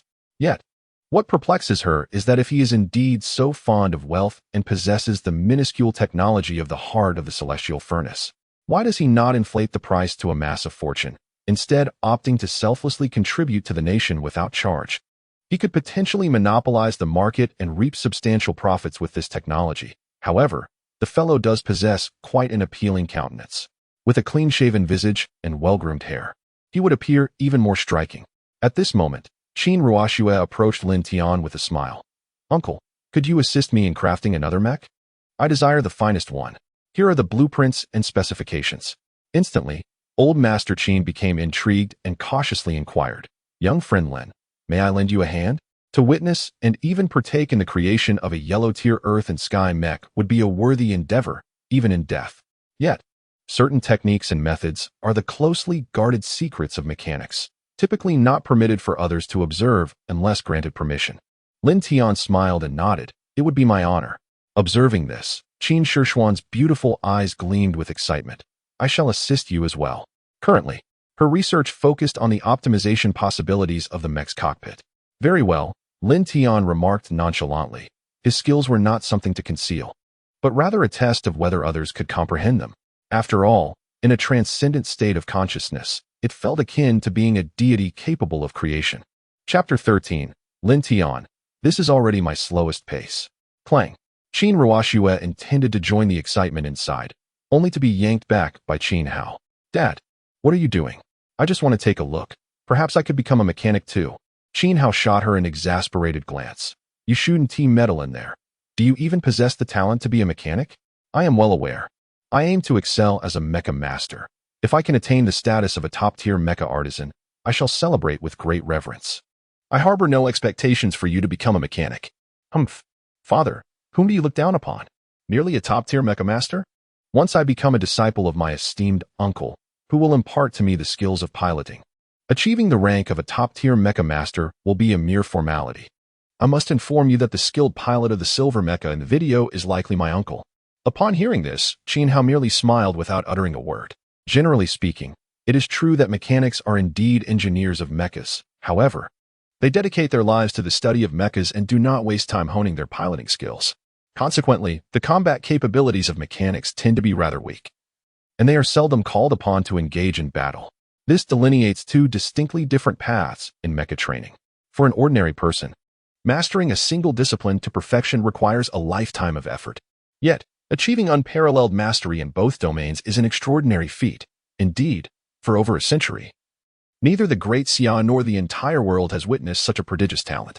Lin Tian's ability to develop a miniature technology for the heart of the world-fusing furnace, transcending several eras and solving a monumental challenge, elevates him beyond mere prodigy.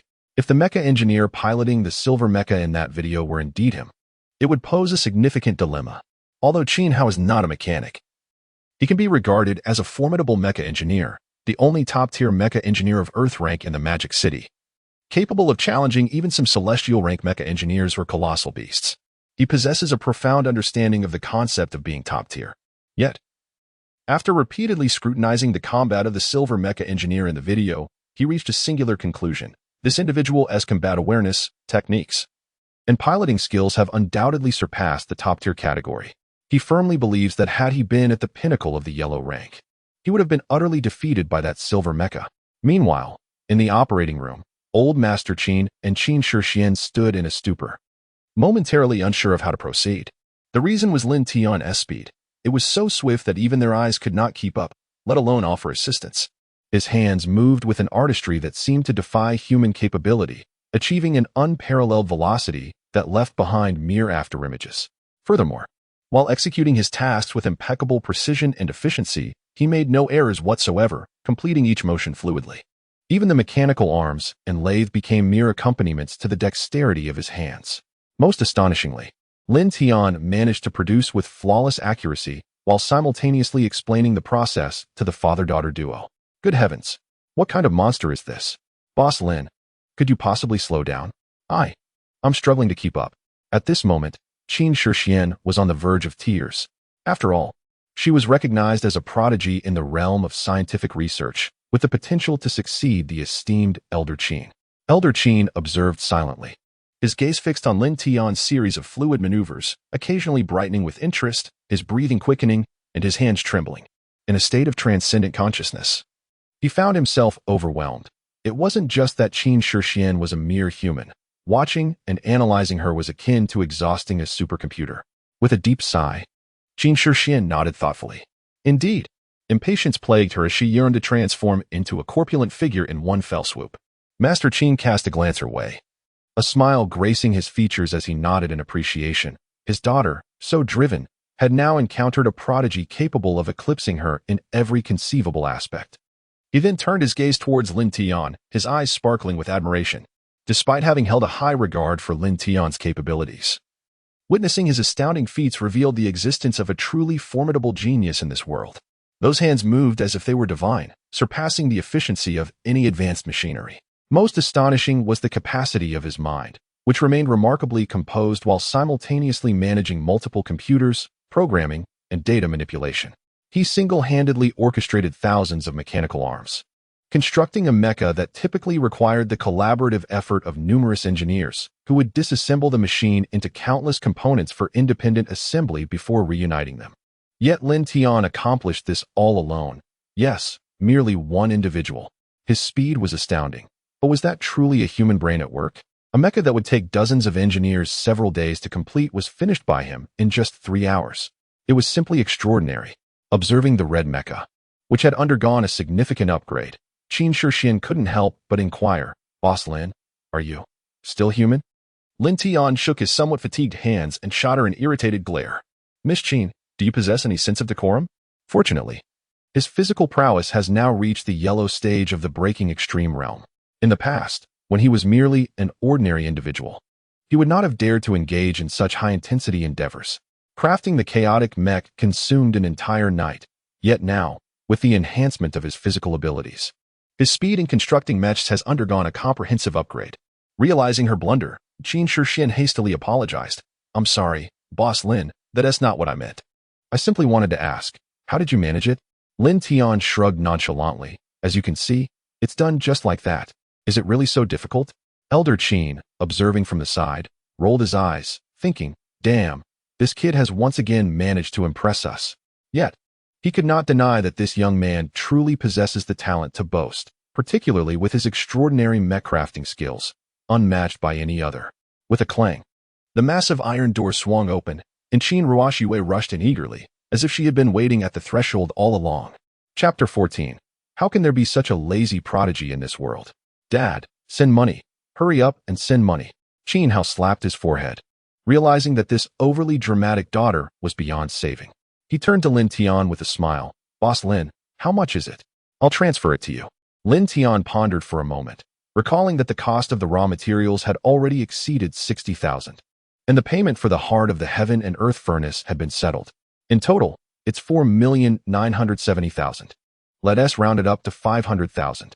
Qin Hao was momentarily taken aback, casting a bewildered glance at Lin Tian. What sort of rounding method is that? Nevertheless, he resolutely transferred 13 million to Lin Tian, a mere trifle for the Qin family. Old Master Qin nodded, having witnessed the entire fabrication process of the mech firsthand. The investment of 5 million was undoubtedly worth every penny.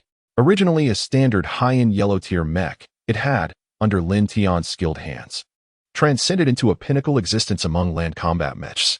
It is not an exaggeration to assert that, should a top-tier mech pilot take the helm of this machine, it could undoubtedly rival some profound-tier mech masters or colossal beasts, effortlessly overpowering yellow-tier, sovereign-level behemoths. Boss Lin, I have also acquired the Windbird mech. In the future, I shall procure every mech you craft. What do you think? He contemplated the prospect of establishing a unit within the military, all equipped with such celestial mechs, envisioning an extraordinarily formidable force. With the military competition 3 months hence, his concerns were alleviated. Lin Tian smiled and nodded, certainly. Any type you require can be customized to fit your needs. He was more than willing, as this would spare him considerable hassle, providing a remarkably stable channel. The military district represented a substantial opportunity, and the potential for wealth would undoubtedly soar.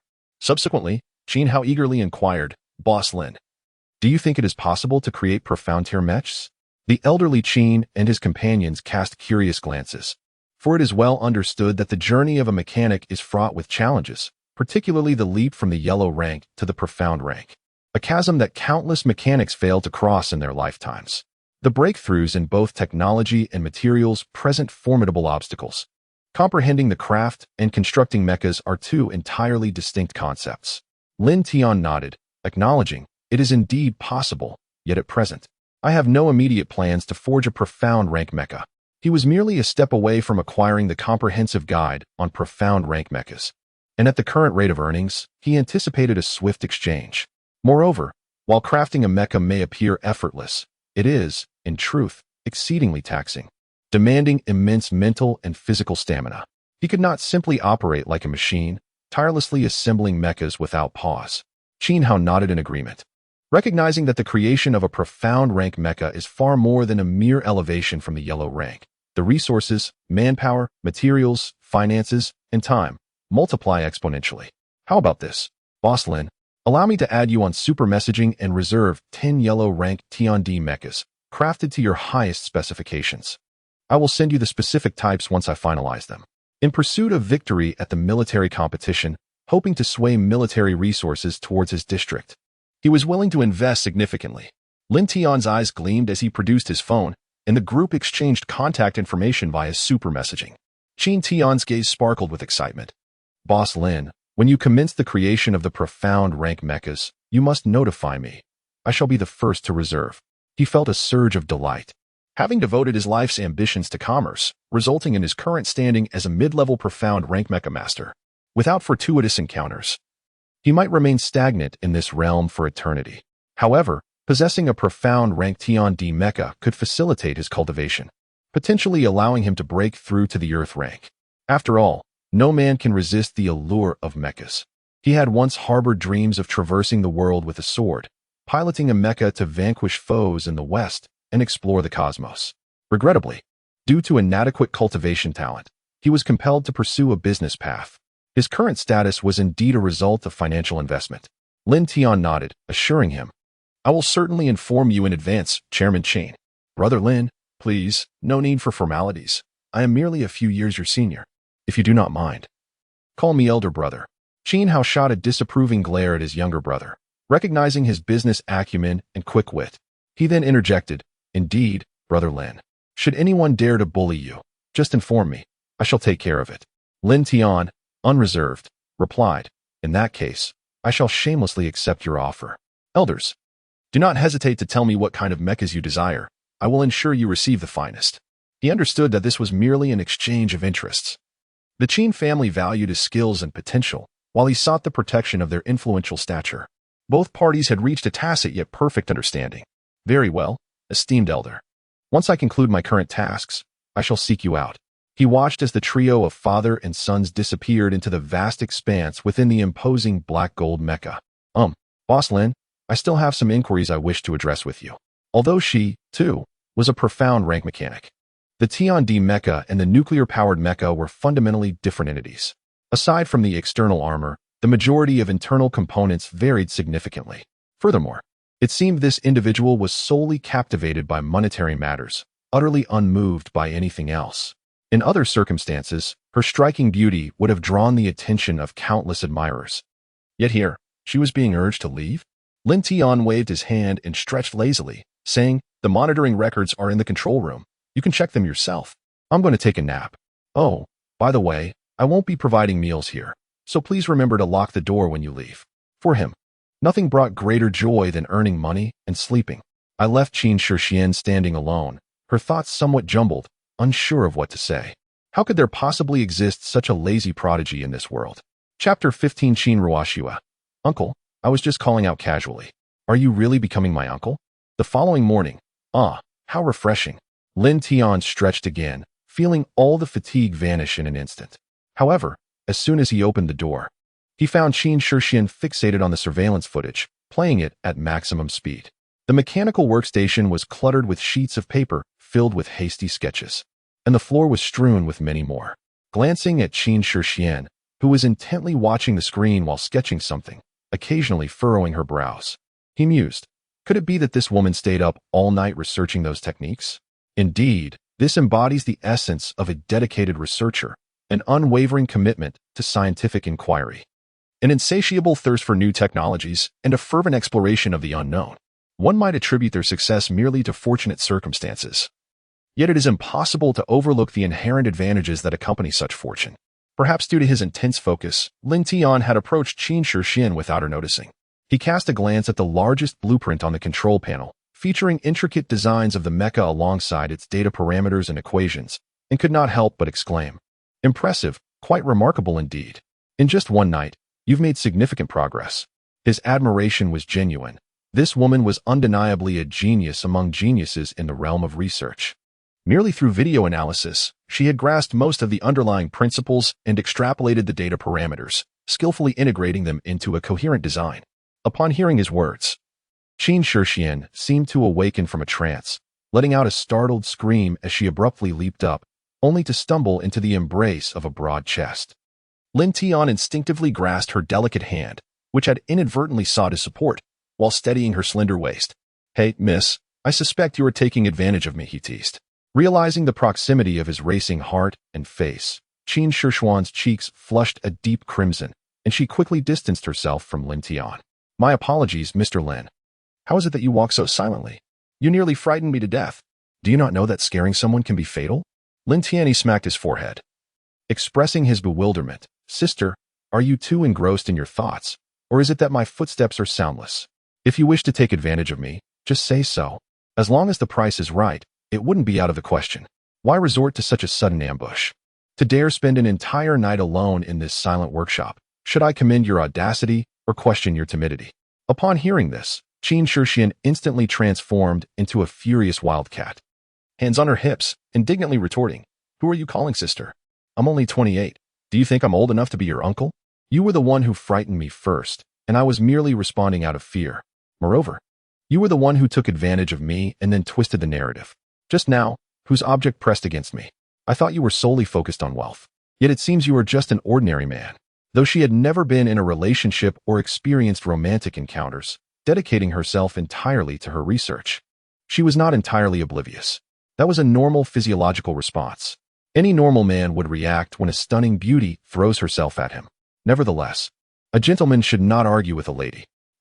Mr. Lin, may I propose a matter to you? I wish to become a mechanical apprentice under your tutelage. I am willing to pay tuition. What do you think?" Lin Tian was taken aback, gazing at Qin Shixian in astonishment. In this perilous, decaying city, while others sought refuge, this woman eagerly approached him. However, upon reflection, she was indeed a proficient mechanic master. Alas, he had initially perceived her as a delicate maiden, only to discover she was a fierce woman. 28? No wonder she is so spirited. Being an older unmarried woman, one cannot overlook the vigor of the elder gentleman, who seems to have welcomed a daughter in his later years. Lin Tian chuckled awkwardly. Let us discuss that another time. He was well aware that the young woman merely yearned to learn his expertise in crafting mechas. At that moment, a voice echoed from outside. Uncle, are you home? Qin Ruoxue joyfully dashed in, and upon seeing Qin Shixian and Lin Tian together, she appeared somewhat taken aback, her eyes sparkling with curiosity. Aunt, uncle, last night you. She then swiftly turned and dashed back outside, with a voice trailing behind her. Uncle, aunt, take your time chatting. I will wait for you outside. Qin Shixian quickly tidied her slightly wrinkled attire and tousled hair, cautiously glancing towards the door. This girl is quite the gossip. Clearing his throat, Lin Tian hastily coughed and settled into the chair beside him. Alas, the fiery passion that had yet to subside was still evident, resembling a little tint. It was then that Qin Shixian beckoned to Qin Ruoxue. What brings you here, Ruoxue? Hearing this, Qin Ruoxue peeked her head out from behind the iron door. Aunt, are you finished? Her question nearly caused Lin Tian and Qin Shixian to simultaneously exclaim in disbelief. What is there to finish? There was nothing to discuss. It was merely a misunderstanding. What on earth is this girl thinking all day? Hee. Uncle, I didn't expect that I would casually call out. And you actually became my uncle. It seems I will have to change how I address you. Should I call you aunt uncle or uncle aunt? With a sharp slap, she struck her forehead, exclaiming, You silly girl, what are you talking about? Wah, auntie, I protest. Why do you all always hit me? It's going to turn me into a weirdo. Your protest is futile. This is the family rule of the Qin household. If you disobey, you shall be punished. Moreover, your eccentricity and the beatings are entirely unrelated. It's innate. Ugh, auntie, you only know how to bully me. I shall ignore you.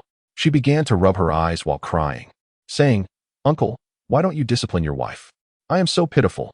Her dramatic display left Qin Shixian in a mix of laughter and tears, while Lin Tian helplessly shrugged his shoulders, pondering the peculiarities of this family.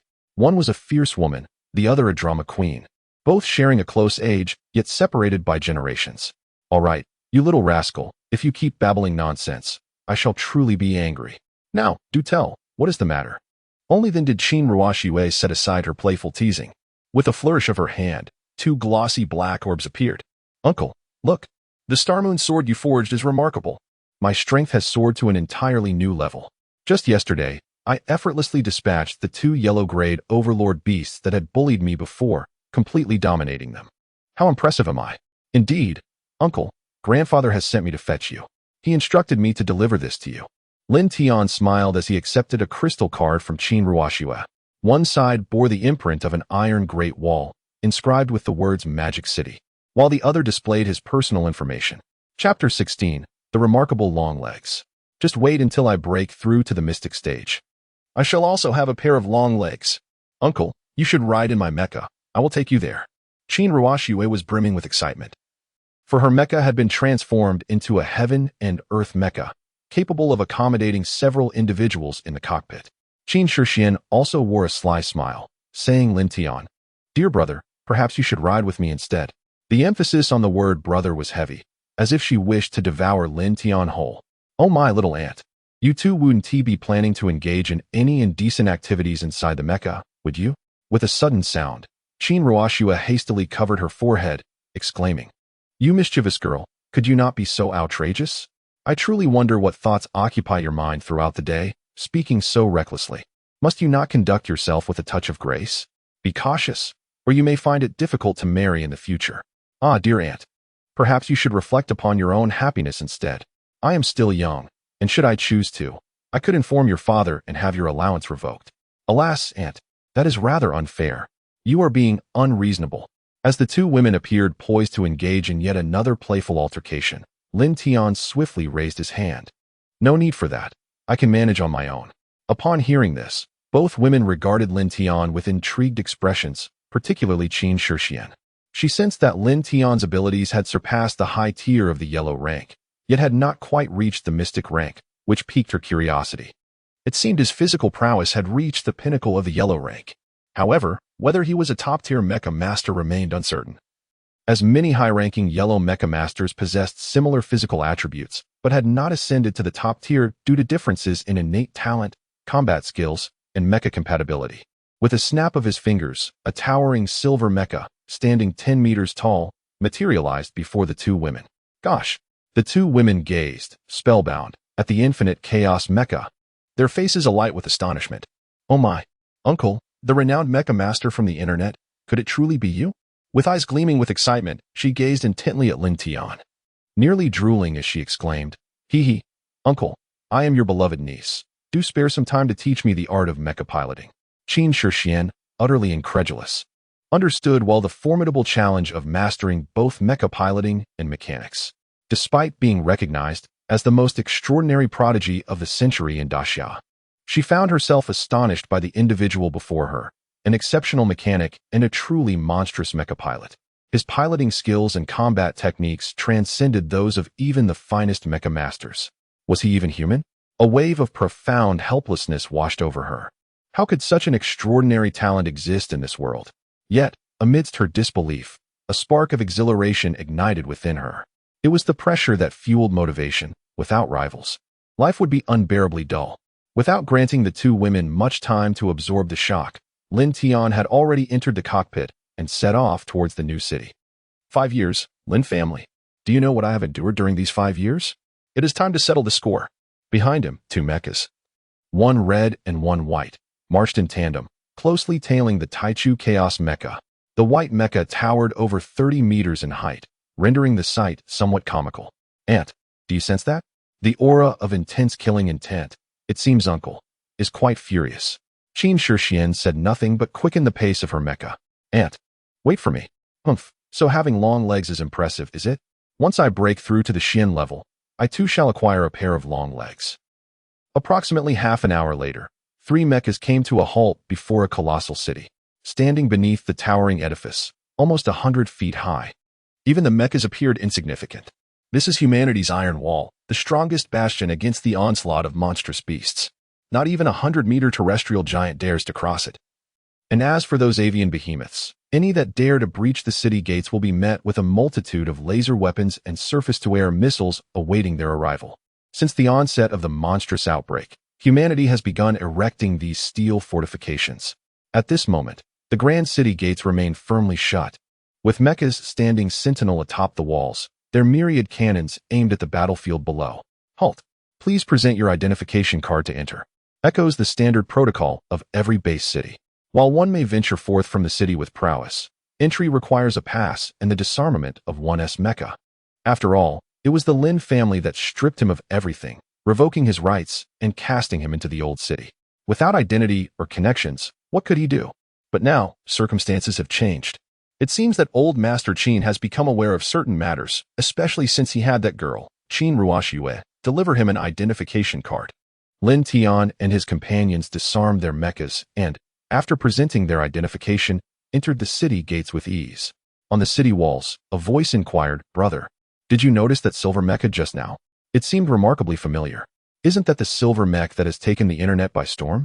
This marks the 13th one we've encountered in just a few days. There's truly no need for such astonishment.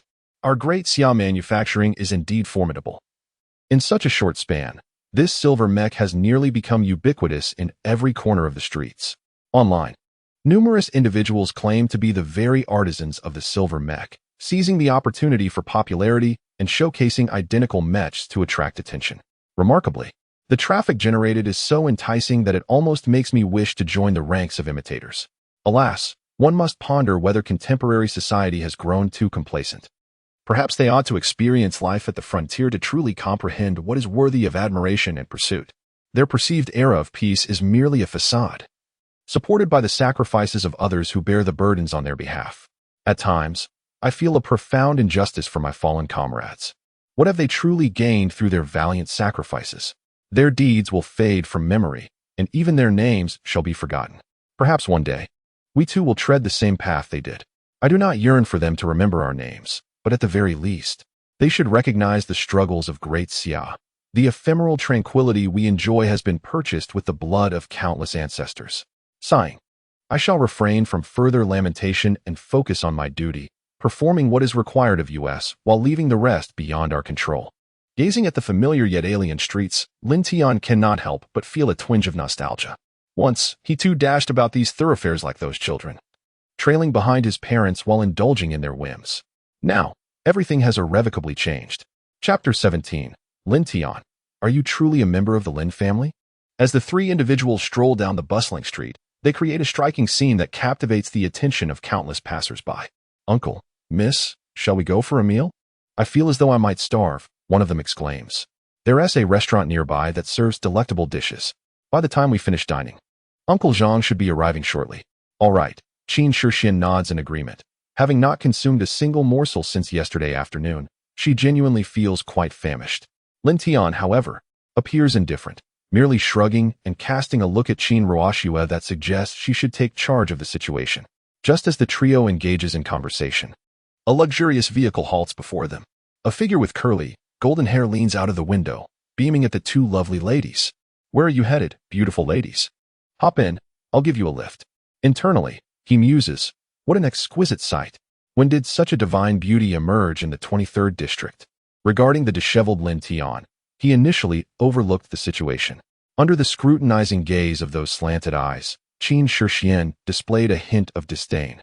While Qin Ruoxue's temper flared instantaneously, she angrily exclaimed, Get lost. Do you think someone like you can covet my presence? If you stare again, I shall have your eyes gouged out. The brazen young man became even more audacious, exclaiming, Tiske, one is as icy as frost, the other as fiery as flame. Marvelous, truly marvelous. Two enchanting beauties, come along with me, and I assure you a life of indulgence and delight. With a resounding slap, a bright red imprint appeared on the young man's face, leaving him momentarily stunned. Never had he experienced such a blow. This audacious woman. Qin Ruoxue shook her hand, a look of disgust crossing her features as she wiped it on her clothes. Ugh, what filth! Your skin is astonishingly thick. The young man, now enraged, retorted, You filthy wench. Dressing like that is surely an invitation for attention. What are you pretending for? It is your fortune that I would even consider you. Behave and follow me, or I shall make your lives a living hell. With that, the car door swung open, and a burly man in a suit and sunglasses approached the two women. Just as the imposing figure reached out, Qin Ruoxue delivered a swift kick that struck him squarely in the groin. The man collapsed to the ground, clutching his injury and letting out a heart-wrenching scream. Though merely a mid-level yellow rank, her physical prowess had already ascended to a high yellow rank. Dealing with such a petty thug was effortlessly within her capabilities. Lin Tian and Huang Mao were simultaneously startled by the scene before them, feeling a sudden chill in their groin. Qin Shixian, however, was far more straightforward. In a mere flash, she became a blur, and within moments, three burly men were sent flying, crashing to the ground and spitting blood, unable to rise again. Huang Mao's first thought was that he had struck a steel plate. He never anticipated that these two women could be so formidable. In a panic, he started his vehicle, ready to flee. Suddenly, it felt as though something had plummeted from the heavens. The roof of his car crumpled in an instant. Boom, boom, boom. Qin Ruoxue, driving the little red car, relentlessly stomped on the luxury vehicle, nearly reducing it to a crumpled mass of metal. Huang Mao, in a state of utter disarray, crawled out of the driver's seat, glancing nervously at the towering red mech. Had he delayed for a second longer, he would have been flattened into a pancake. That cursed woman was merciless. It seemed she was intent on his demise. He then spat out vehemently, You filthy bitch, just wait. This is the territory of the Lin family. Dare to provoke us, and you shall pay dearly. The Lin family? Qin Shixian turned to Lin Tian, seemingly seeking answers in his expression. Lin Tian's face, as calm as a still pond, cracked into a smile as he stepped closer to Huang Mao. Grabbing him by the collar, he lifted his head. You truly belong to the Lin family? Upon closer inspection, and comparing it with the contours in his memory, he finally recognized him. Ah, it's Lin Yang. You've changed so much I almost didn't recognize you. My apologies. With a resounding thud, Lin Tian forcefully slammed Huang Mao's head against the unforgiving stone slab.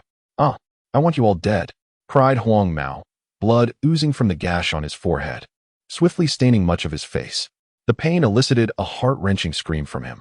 Another blow followed, his head colliding violently with the stone, nearly rendering him unconscious. You're doomed. Even if you beg for mercy now, it would be futile. To Lin Tian's surprise, despite 5 years apart, nothing had changed in Huang Mao's demeanor. This spectacle soon attracted a gathering of onlookers. Good heavens, isn't that Lin Yang, the third young master of the Lin family? How could he be so brutally beaten? That person is incredibly bold to provoke the Lin family. Serves him right. This scoundrel has acted with impunity, abusing the Lin family's influence over the years and committing countless heinous acts. Such societal vermin deserve nothing less than to be eradicated. Alas, the Lin family is a prominent power in District 23, and it is said they recently forged ties with the Qin family, growing increasingly arrogant and mercilessly suppressing rival enterprises. Rumor has it that this scoundrel managed to gain admission to the prestigious Magic City University, where he is currently hosting some sort of honor banquet. It defies reason that someone so base could attain such an accolade. Perhaps he merely bought his way in or leveraged connections to gain entry. Just look at him. He must have long since squandered his vitality on debauchery. With a resounding thud, Lin Yang succumbed to unconsciousness. Lin Tian, grasping his hair like one would handle a lifeless dog, turned to Qin Shixian and posed a chilling inquiry. If I were to unleash a massacre within the city, would your Qin family be capable of managing the aftermath? He was acutely aware that dueling and murder were strictly prohibited in the base city. Transgressions of this nature would result in the forfeiture of all rights and a permanent ban from the city.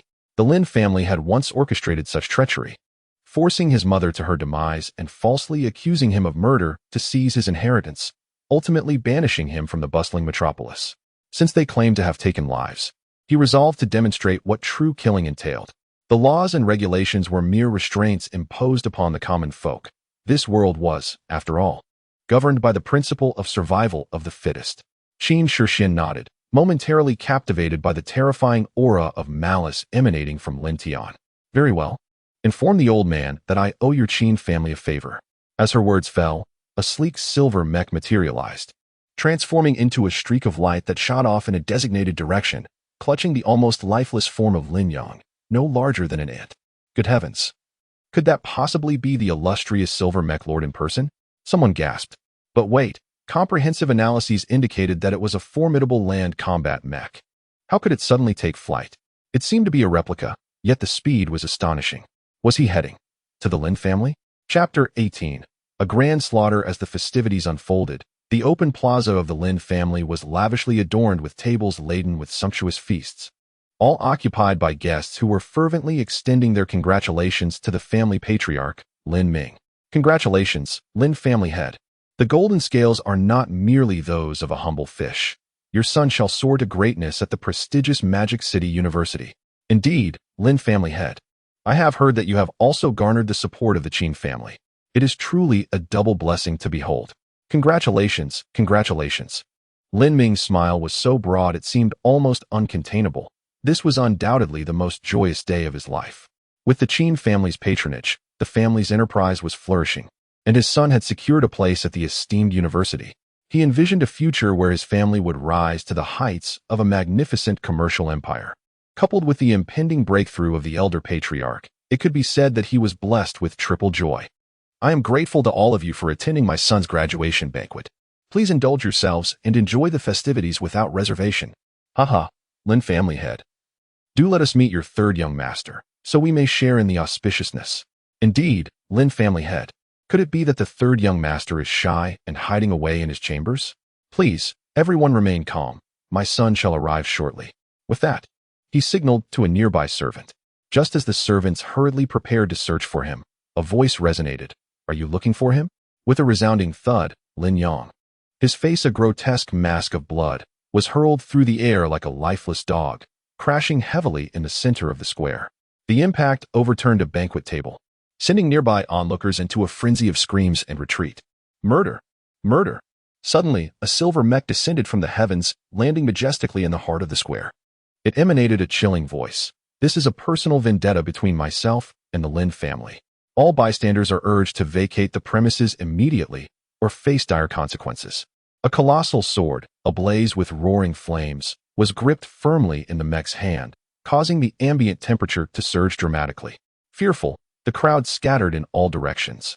Some fled the square in an instant, while others, undeterred by danger, took refuge in the shadows to witness the unfolding spectacle. This situation is rather extraordinary. My heavens, could that be the very mech in question? I cannot be mistaken. That laser sword, despite any attempts at imitation, is unmistakably genuine. Indeed, This might very well be the esteemed individual everyone speaks of. What could have provoked such a fierce confrontation with the Lin family? Alas, how unfortunate for Lin Yang. He must be in a state of near demise. This wretched scoundrel, had it not been for the imposing might of the Lin family, I would not deign to attend such a trivial graduation banquet. How audacious! This esteemed individual dares to challenge the entire Lin family.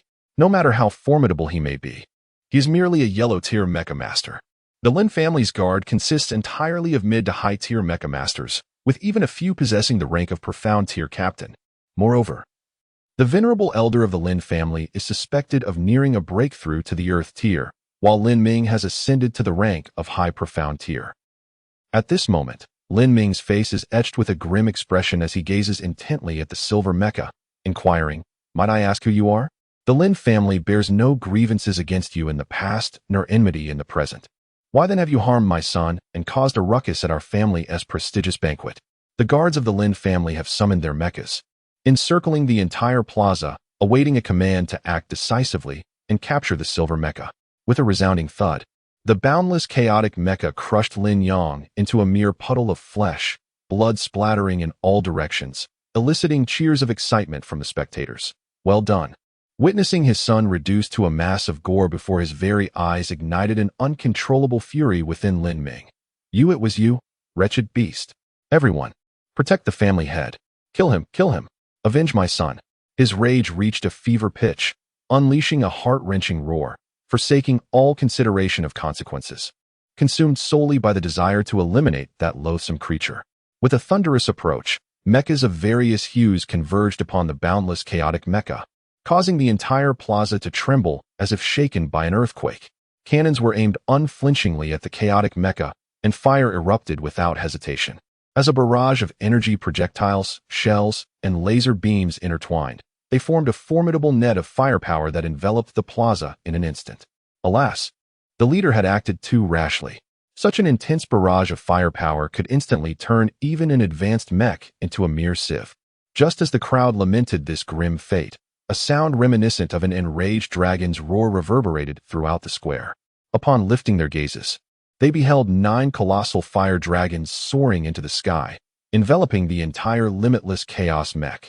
The air erupted with countless energy bursts against the 9 dragons' flame shield, creating ripples that spread across the energy barrier. A collective gasp escaped the onlookers. Heavens, what an extraordinary defensive shield. Could such a marvel truly belong to a yellow-tier mech? Truly, the prowess of a master is unmatched. I yearn to uncover the identity of the mechanical genius behind this formidable creation. Regardless of the cost, I must acquire one. Come what may. As this wave of concentrated energy struck down, the melee mechs surged forward, raising their weapons to assault the boundless chaotic mech.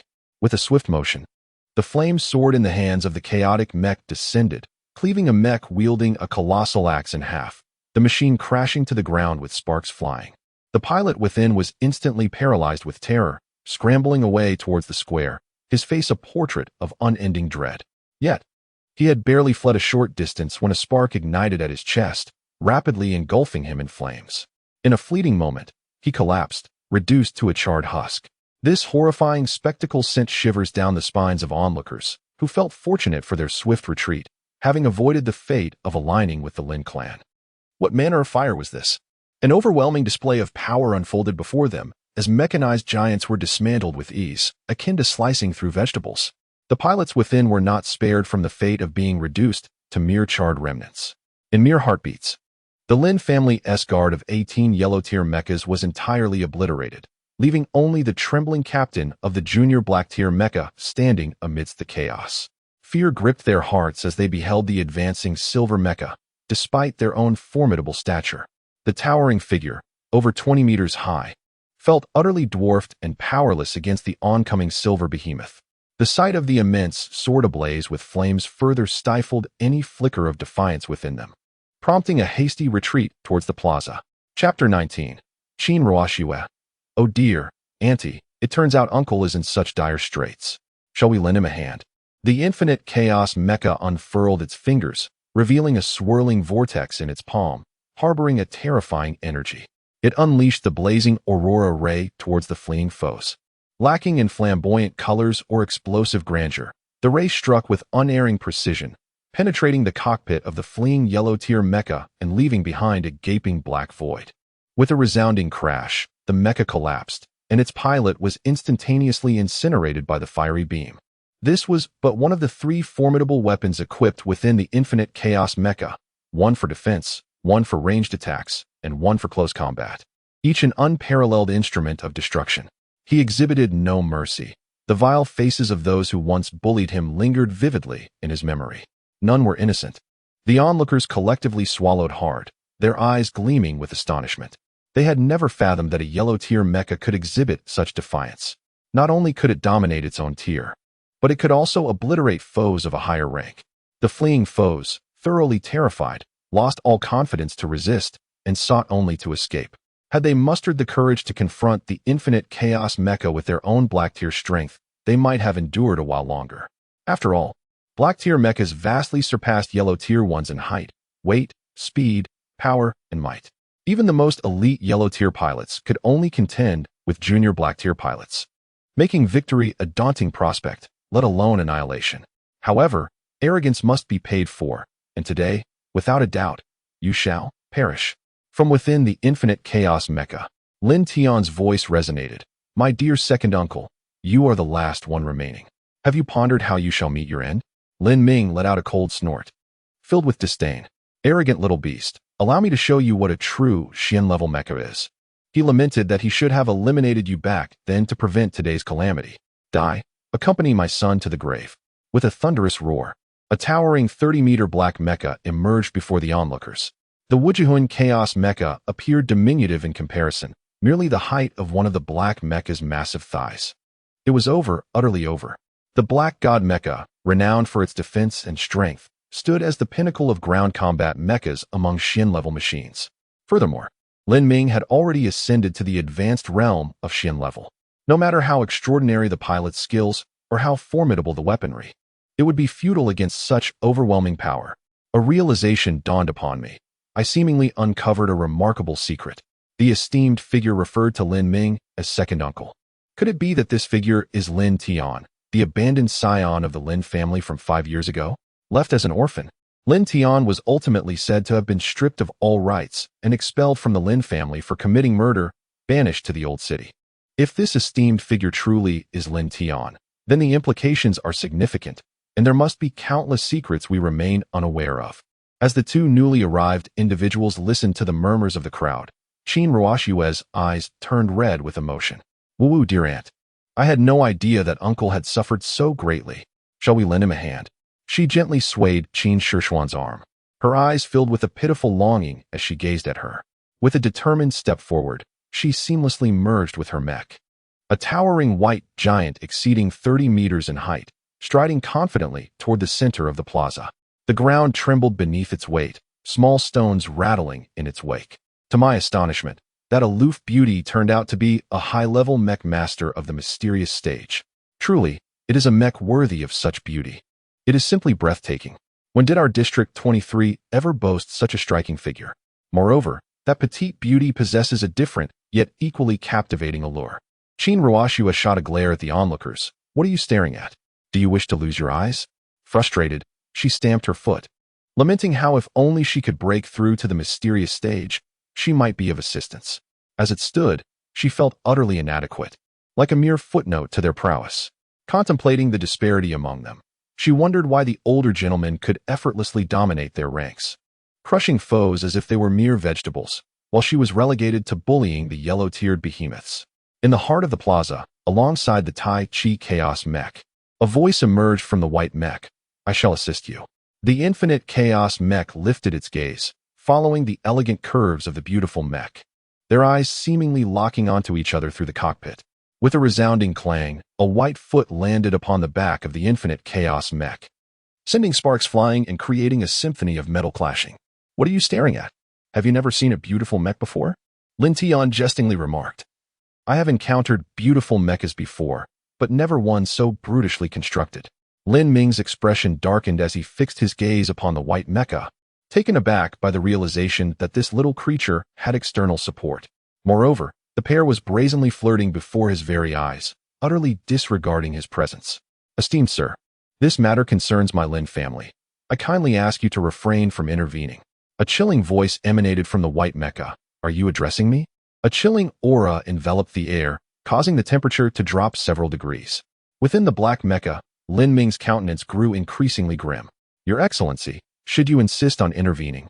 My Lin family, though not a prominent clan, is certainly not one that can be easily trifled with.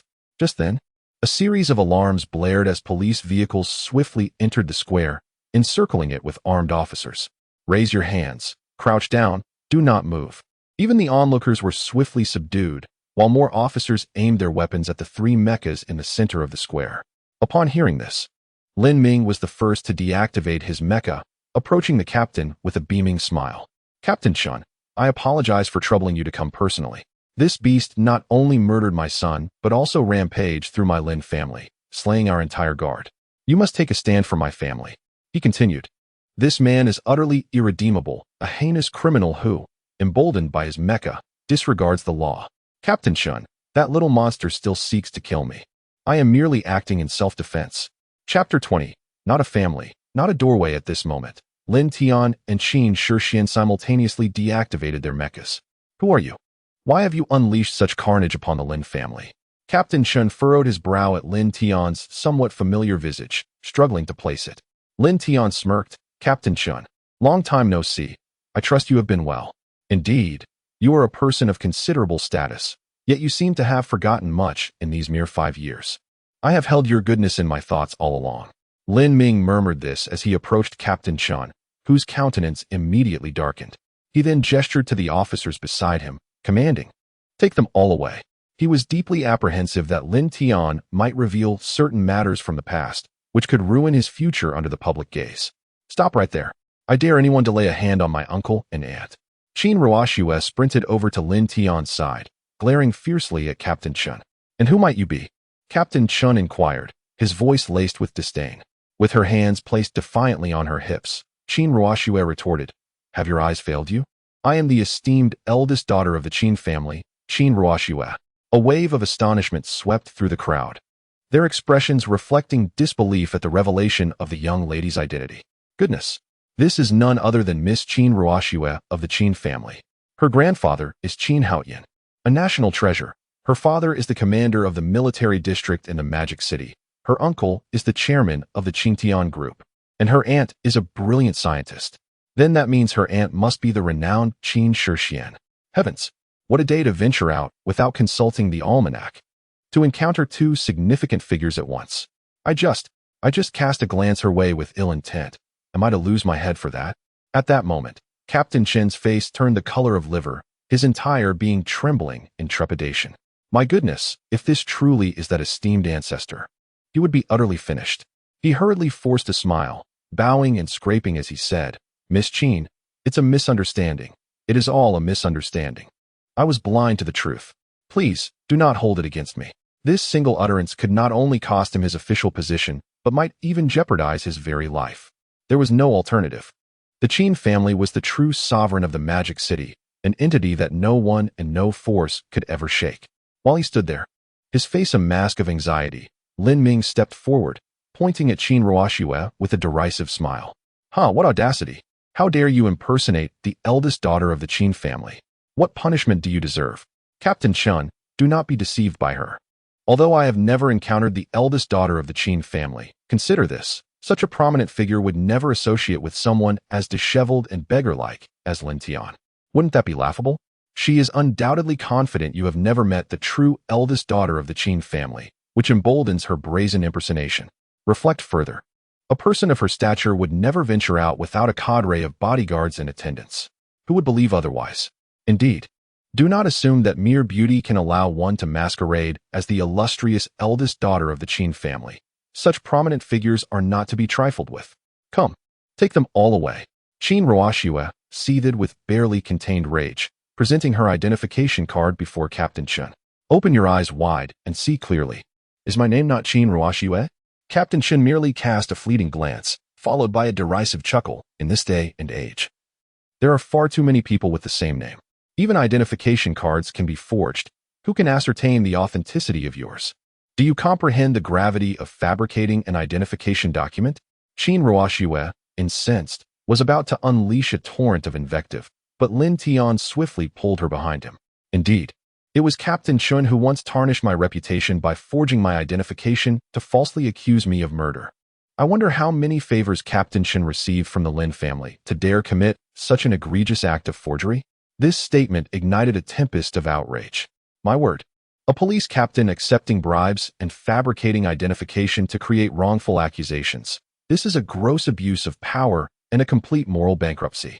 Indeed, I remarked that the gentle Master Lin of yesteryears was so kind-hearted that he could not even bring himself to slay a chicken, let alone take a life. It appears there is, in fact, some hidden intrigue at play. Alas, the word of authority carries weight, and for common folk like us, lacking status or background, we are at their mercy, subjected to their whims. Cloaked in the guise of law, these beasts in human form deserve to be met with the utmost retribution, sparing the innocent from their malevolence. Silence. To dare to retaliate at such a juncture, to slander me, the captain, is to invite further condemnation upon oneself. Guards, apprehend them all. At this moment, Captain Chun was as restless as an ant on a hot skillet, wishing fervently to deliver immediate justice upon Lin Tian. He was eager to escort these individuals to the police station, for there, he would hold the reins of authority. Just as the atmosphere grew palpably tense, an incongruous voice broke through. "Oh, cousin, what brings you here?" A strikingly handsome youth, impeccably dressed, squeezed through the throng while pulling a young girl along. Upon witnessing the scattered remnants of mechas and pools of blood, the girl was so frightened that she hurriedly took refuge beside Lin Ming. As the two arrived, Lin Ming swiftly reverted to his previous composed demeanor, casting a cold smirk at Lin Tian. "You wretched creature, prepare for your demise. My daughter is destined to marry into the true Qin family, not some counterfeit like you." He then turned to his daughter, saying, "Mayor, this scoundrel Lin Tian has slain your brother.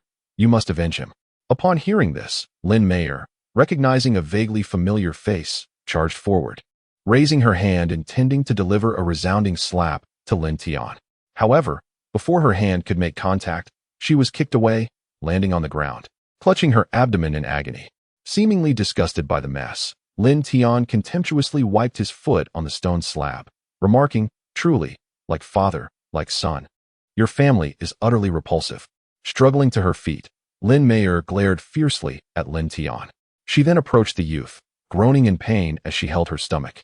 "Brother Bai, you must stand up for me. That beast dared to kick me."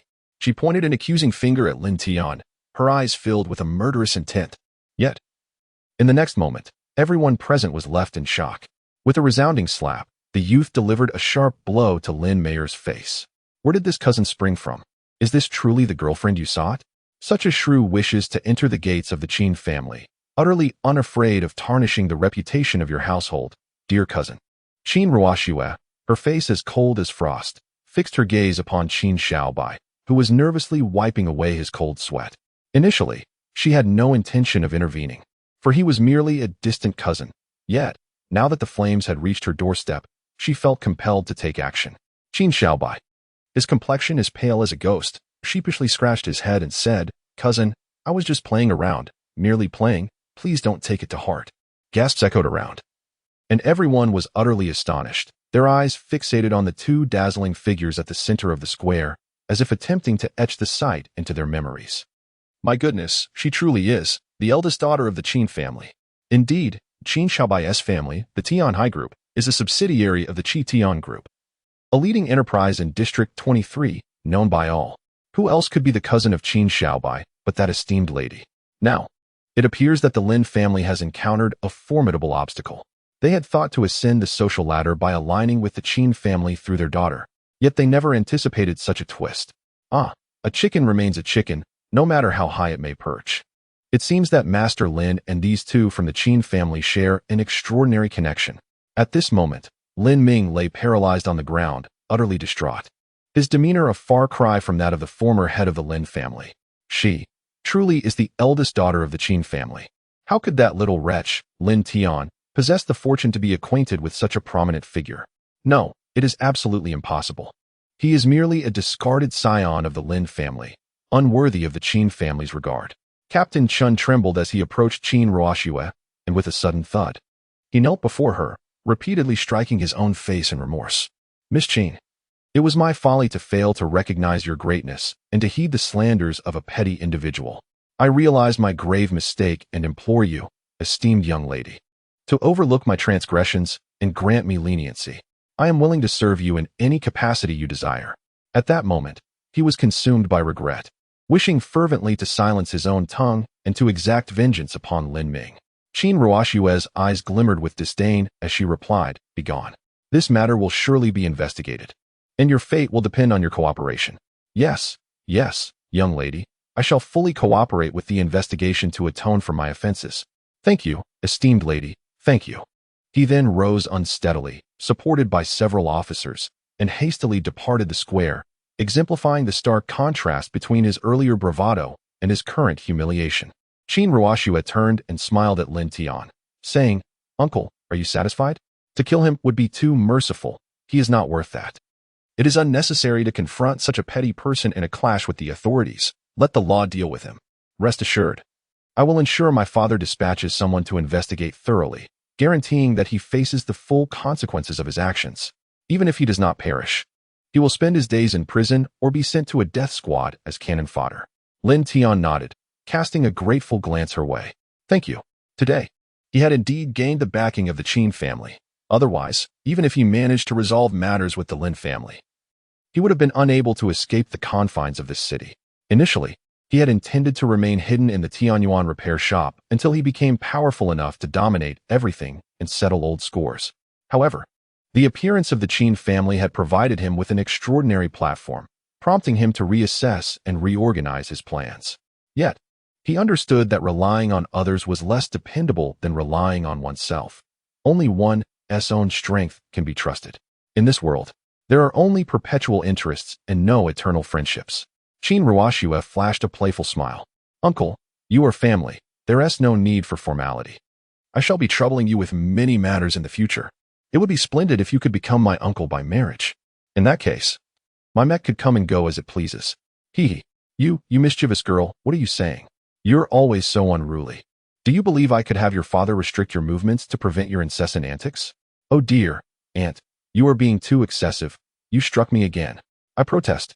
Qin Ruoxue covered her forehead, wearing an expression of indignation, then turned to the bewildered Qin Xiaobai and pointed at Lin Tian, saying, "What are you staring at? Don't you know how to greet someone? You lack basic courtesy. This is your uncle by marriage." "Huh?" Qin Xiaobai stared at the man before him, who was only slightly older and somewhat scruffy, wondering where this uncle had suddenly appeared from.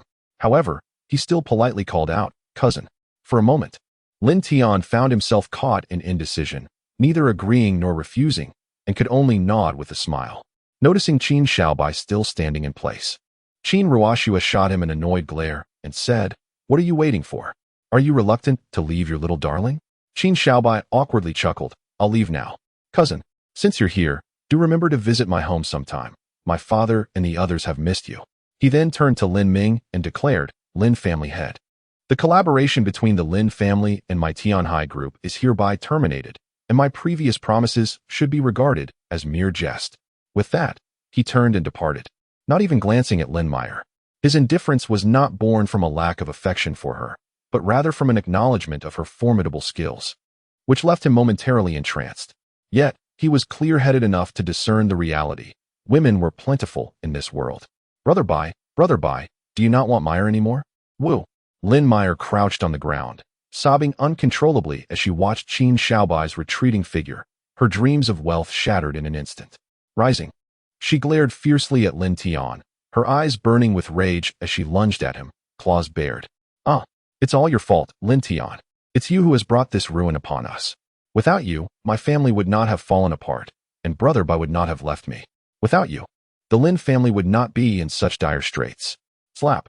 Qin Ruoxue struck Lin Meyer, sending her sprawling, blood trickling from her lips, her delicate face instantly swelling. "Have you not done enough? This is all a consequence of your own actions, a result of your family's choices. You cannot blame my uncle for this. The blame lies solely with your family for their self-destruction." At that moment, Lin Tian advanced slowly towards Lin Meyer, an aura of menace enveloping him, causing her to pale in fear. "Father, save me," she cried out in desperation. Lin Ming's voice erupted in a frantic roar. "Lin Tian, what more do you wish to do? You have slain so many of our kin, taken my son's life. And do you now wish to extinguish my daughter's light as well? They are all your blood relatives. A sardonic smile crept across Lin Tian's lips. Kin? Relatives? When you conspired to drive my mother to her death, did you ever consider the bonds of blood? In your shameless greed for my father's legacy, did you forget that you are my father's own brother, my uncle?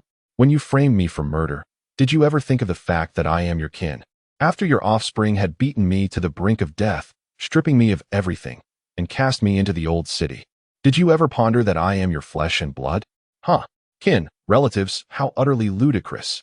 At this moment, Lin Tian was teetering on the edge of madness, unreservedly unleashing the torment and agony he had endured over the years. A stream of warm tears cascaded down his cheeks unbidden. Then, with a swift kick, the sound of bones shattering was intermingled with a heart-wrenching wail that echoed throughout the square.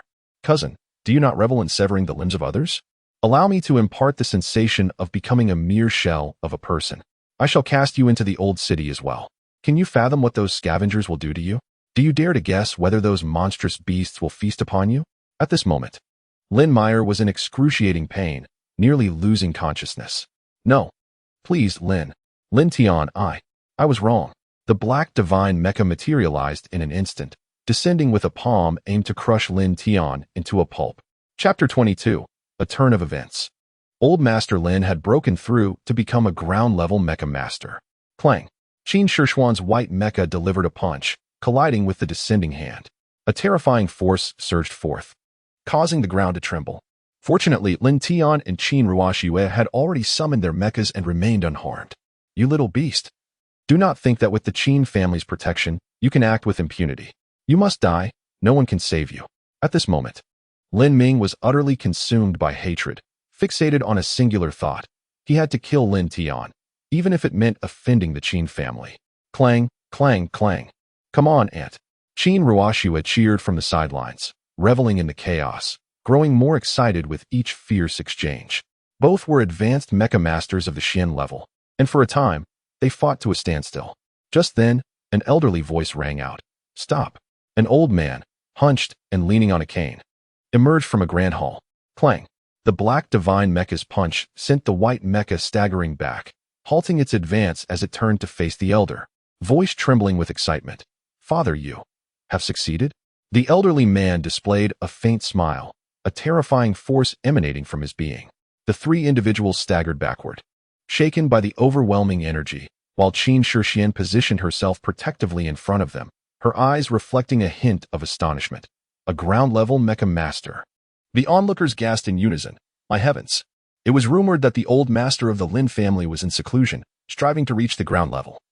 It turns out to be true. He has indeed succeeded. Hiss. This is a ground-level mecha master, a rarity in the entire Magic City, with no more than a handful existing. Each one is a formidable presence that instills fear and commands respect. Even the Qin family must tread carefully. The Lin family is on the verge of a transformation. The elderly man turned his gaze towards Lin Tian, a gentle and benevolent smile gracing his face. Little Tian, shall we sit down and have a proper conversation? After all, I am still your grandfather, am I not? Lin Tian let out a cold laugh, saying, Put away your feigned sympathy. After you tacitly permitted the Lin family to treat my mother and me in such a manner, perhaps it was you who orchestrated everything behind the scenes. You are no longer my grandfather, and I have long severed all ties with the Lin family. We shall forever be adversaries. The elder's eyes revealed a trace of regret as he spoke again. Xiao Tian, please hear me out. At that time, I was in seclusion, utterly unaware of the misdeeds those young rascals committed. Otherwise, I would have surely protected both you and your mother. The chaotic mech pointed accusingly at the elder. The truth of the matter is not as you claim. You and I are fully aware of this. Your hypocritical facade disgusts me. If not, then let us engage in battle. The elder's previously smiling face instantly turned cold as he retorted, Xiao Tian. I have already made the greatest concession. Do not show your grandfather's heart. You regard the Qin family as your greatest support, do you not? Even if your relationship with the young lady of the Qin family is exceptionally close, do you truly believe the Qin family would turn against a family like ours, which possesses a tiered mech master? He then raised his head and turned to the white and red mechs, addressing them with a smile. Miss Qin, what do you both think? A chilling voice emerged from the white mech, belonging to Qin Shishuan. Do not presume that, as merely a low-tier mech master. You could compare to Lin Tian. Even a high-tier mech master would be inferior to a single strand of his hair. Should you wish to challenge him, feel free to attempt it. Upon hearing this, the old man furrowed his brow, evidently taken aback by the profound connection between Lin Tian and the two illustrious daughters of the Qin family. Qin Ruoxue clapped her hands with a beaming smile, exclaiming, "Wow! Wow, wow! Auntie, your fierce defense of your husband is truly impressive. Uncle, are you not moved to tears?" With a resounding clap, two large hands struck the back of the red mech's head simultaneously. "Oh dear uncle and aunt, must you display such synchronized camaraderie? My poor head." She then turned her gaze towards the elder of the Lin family, adding, "Indeed, my uncle is a treasure beyond compare. He is irreplaceable." Lin Tian was rendered speechless. How could this girl so casually regard him as a mere commodity? The elder of the Lin family lifted his gaze towards the two mechas. "Ladies, kindly contact Commander Qin and inform him that the Lin family is willing to become a vassal of the Qin family. I, too, am ready to serve in the military district and await Commander Qin's orders." The addition of a terrestrial-grade mecha master would undoubtedly enhance the military district's elite combat capabilities. "I trust that Commander Qin knows how to make the right choice." The white mecha waved dismissively. "No need. I can represent the will of the Qin family. The Lin family holds no value in the eyes of Lin Tian. Whatever he desires, you must provide. Otherwise, I would not hesitate to obliterate the Lin family." Since Lin Tian voluntarily offered the minuscule technology of the heart of the world furnace to the nation, no one could touch him. Not even the esteemed families of Kyoto could challenge him, let alone the Lin family. The elder Lin's expression darkened as he looked at the two mechas. "Ladies, perhaps we should seek Commander Qin's opinion?" However, before he could finish, a voice resonated throughout the entire square. "No need to inquire. My sister's stance is the stance of the Qin family." With a thunderous roar, a colossal war machine hovered above the square, and soldiers clad in military uniforms, armed with firearms, leaped down from the aircraft, encircling the entire square. Finally, a man dressed in a general's uniform, adorned with 3 stars, descended from the aircraft. "My heavens! That is our Commander Qin from Magic City. I was utterly astonished to encounter him in person." The situation has escalated significantly, with even the military district intervening directly. Commander Qin's presence indicates that the Lin family has unwittingly shot themselves in the foot, just as a new Earth-tier mecha master emerges. They have stumbled upon the most formidable obstacle in Magic City. Does young Master Lin Tian truly possess such weight?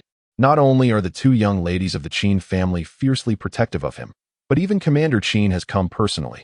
Commander Qin, an esteemed figure, a god of war in Magic City, and a top-tier Earth-level mecha master, has achieved the remarkable feat of slaying heavenly-tier behemoths with ease. With such prowess, he could easily dominate any adversary. Commander Qin, the venerable Mr. Qin respectfully saluted. "I wish to understand why this is so." The fate of the Lin family and this Earth-tier mecha master seems to pale in comparison to the significance Lin Tian holds in the eyes of the Qin family. What exactly has Lin Tian accomplished, and what virtues does he possess to evoke such reverence? A smile graced Qin Hao's face as he proclaimed, "Now, listen closely, for I am about to announce the appointment of the first commander." Chapter 23, Glorious Ascendance. Everlasting ice and cold iron in light of Lin Tian's breakthrough in the development of the miniature technology of the heart of the celestial furnace, resulting in the creation of the first yellow-tier celestial mecha in human history, and his extraordinary contributions to the era of universal mecha cultivation in the Great Xia. The Ministry of Defense hereby confers upon Lin Tian the rank of Major General, assigning him to the headquarters with unrestricted access to any military district. With these words, a line of soldiers approached the infinite chaotic mecha, each carrying a box. Simultaneously, the trio disengaged from their mechs. "Well done, little brother," Qin Hao said, stepping toward Lin Tian and playfully striking his chest. He retrieved a set of Major General's uniform from the box, which instantly transformed into a myriad of green specks that adhered to Lin Tian's form, seamlessly morphing into a perfectly fitted Major General's attire. "This is the nanotechnology combat suit developed by our military, boasting formidable defensive capabilities, impervious to both fire and water." Standing tall and straight, Lin Tian offered a salute in the standard posture. "Thank you, elder brother." He understood that, aside from his own contributions through the heart of the celestial furnace technology, the Qin family played an instrumental role in this achievement. Qin Hao patted his shoulder. "We are all family here. there is no need for such formality. Yet, this scene ignited an immediate uproar among those present. My heavens, Lin Tian is indeed the one who devised the miniature technology of the heart of the celestial furnace. How utterly astonishing. The cascade of titles was enough to send shivers down my spine. Each one could suffice for a lifetime of struggle for any prodigious genius. And yet, how young he is. The young calf has ascended to the heavens aboard a rocket, astonishingly marking what may be the youngest general in the annals of the Great Xia dynasty. Affiliated with headquarters, possessing the extraordinary privilege to traverse any military district at will. Such authority is indeed remarkable. It becomes clear why the two members of the Qin family are so intent on protecting Lin Tian. It appears this individual has clandestinely accomplished a monumental feat that transcends eras. Indeed, not merely a mere Earth-tier mech division. Even a Heaven-tier mech division pales in comparison to Lin Tian's significance. Now, we must express our gratitude to Lin Tian, for he has paved the way for us to perhaps pilot heaven and earth mechs ourselves, a revolutionary reform of unprecedented magnitude. Lin Tian is truly deserving of such numerous accolades. How unfortunate it is that the Lin family has effectively brought about their own downfall, had they treated young Master Lin Tian with the respect he merits. All this glory could have belonged to them, propelling them to prosperity. Alas, at this moment, Lin Ming and the elder of the Lin family found themselves utterly despondent, collapsing to the ground in despair. Their eyes vacant as they fixated on the frail figure before them. Was it truly a mistake? Indeed, with such accomplishments. Not only could the Lin family boast an Earth-tier mech division, but even the combined might of all Earth-tier mech divisions in the Great Xia would be insufficient to match its weight. This achievement is not merely technical. It serves as a key propelling the tide of an era, heralding the advent of a nationwide mech cultivation age in the Great Xia. The nation is poised to embark on a new platform, free from deficiencies. Such an achievement is beyond the capacity of the Lin family to undermine. However, all of this should have belonged to the Lin family, yet it was squandered away by them. He swiftly passed by the three individuals and made his way towards a grand hall. Before long, he emerged with an additional burden upon his back. Approaching the elder Lin once more, he inquired, "What about the belongings my father left for me?" At that moment, the elder Lin finally regained his composure. His gaze filled with a hint of struggle. With a sigh, he was about to nod in agreement when Lin Ming, standing nearby, shouted, "Father, we cannot give it to him. That is the true hope for our Lin family's rise." The elder Lin cast a glance at his son and sighed again, "Ming, it is only now that I understand. The true hope for our ascendance lies not in a mere stone, but in the harmony of our family. This stone was originally left by Hui for Xiao Tian, and now it simply returns to its rightful owner. Time and fate dictate everything. What do we truly gain from a lifetime of conflict and strife?" With those words, the elder Lin waved his hand, and a basketball-sized ice-blue stone appeared upon the ground, emanating a chill that swiftly coated the surface in frost. This was a piece of eternal ice-cold iron, and its quality reached the celestial tier. The well-informed Qin Shixian recognized it immediately and thought to herself, no wonder the Lin family fought so desperately, sowing seeds of misfortune. It turned out that the relic was a celestial treasure. This item was the primary material for forging the heart of a celestial attribute furnace. The ice attribute is exceedingly rare, a treasure capable of inciting a storm of bloodshed anywhere it appears.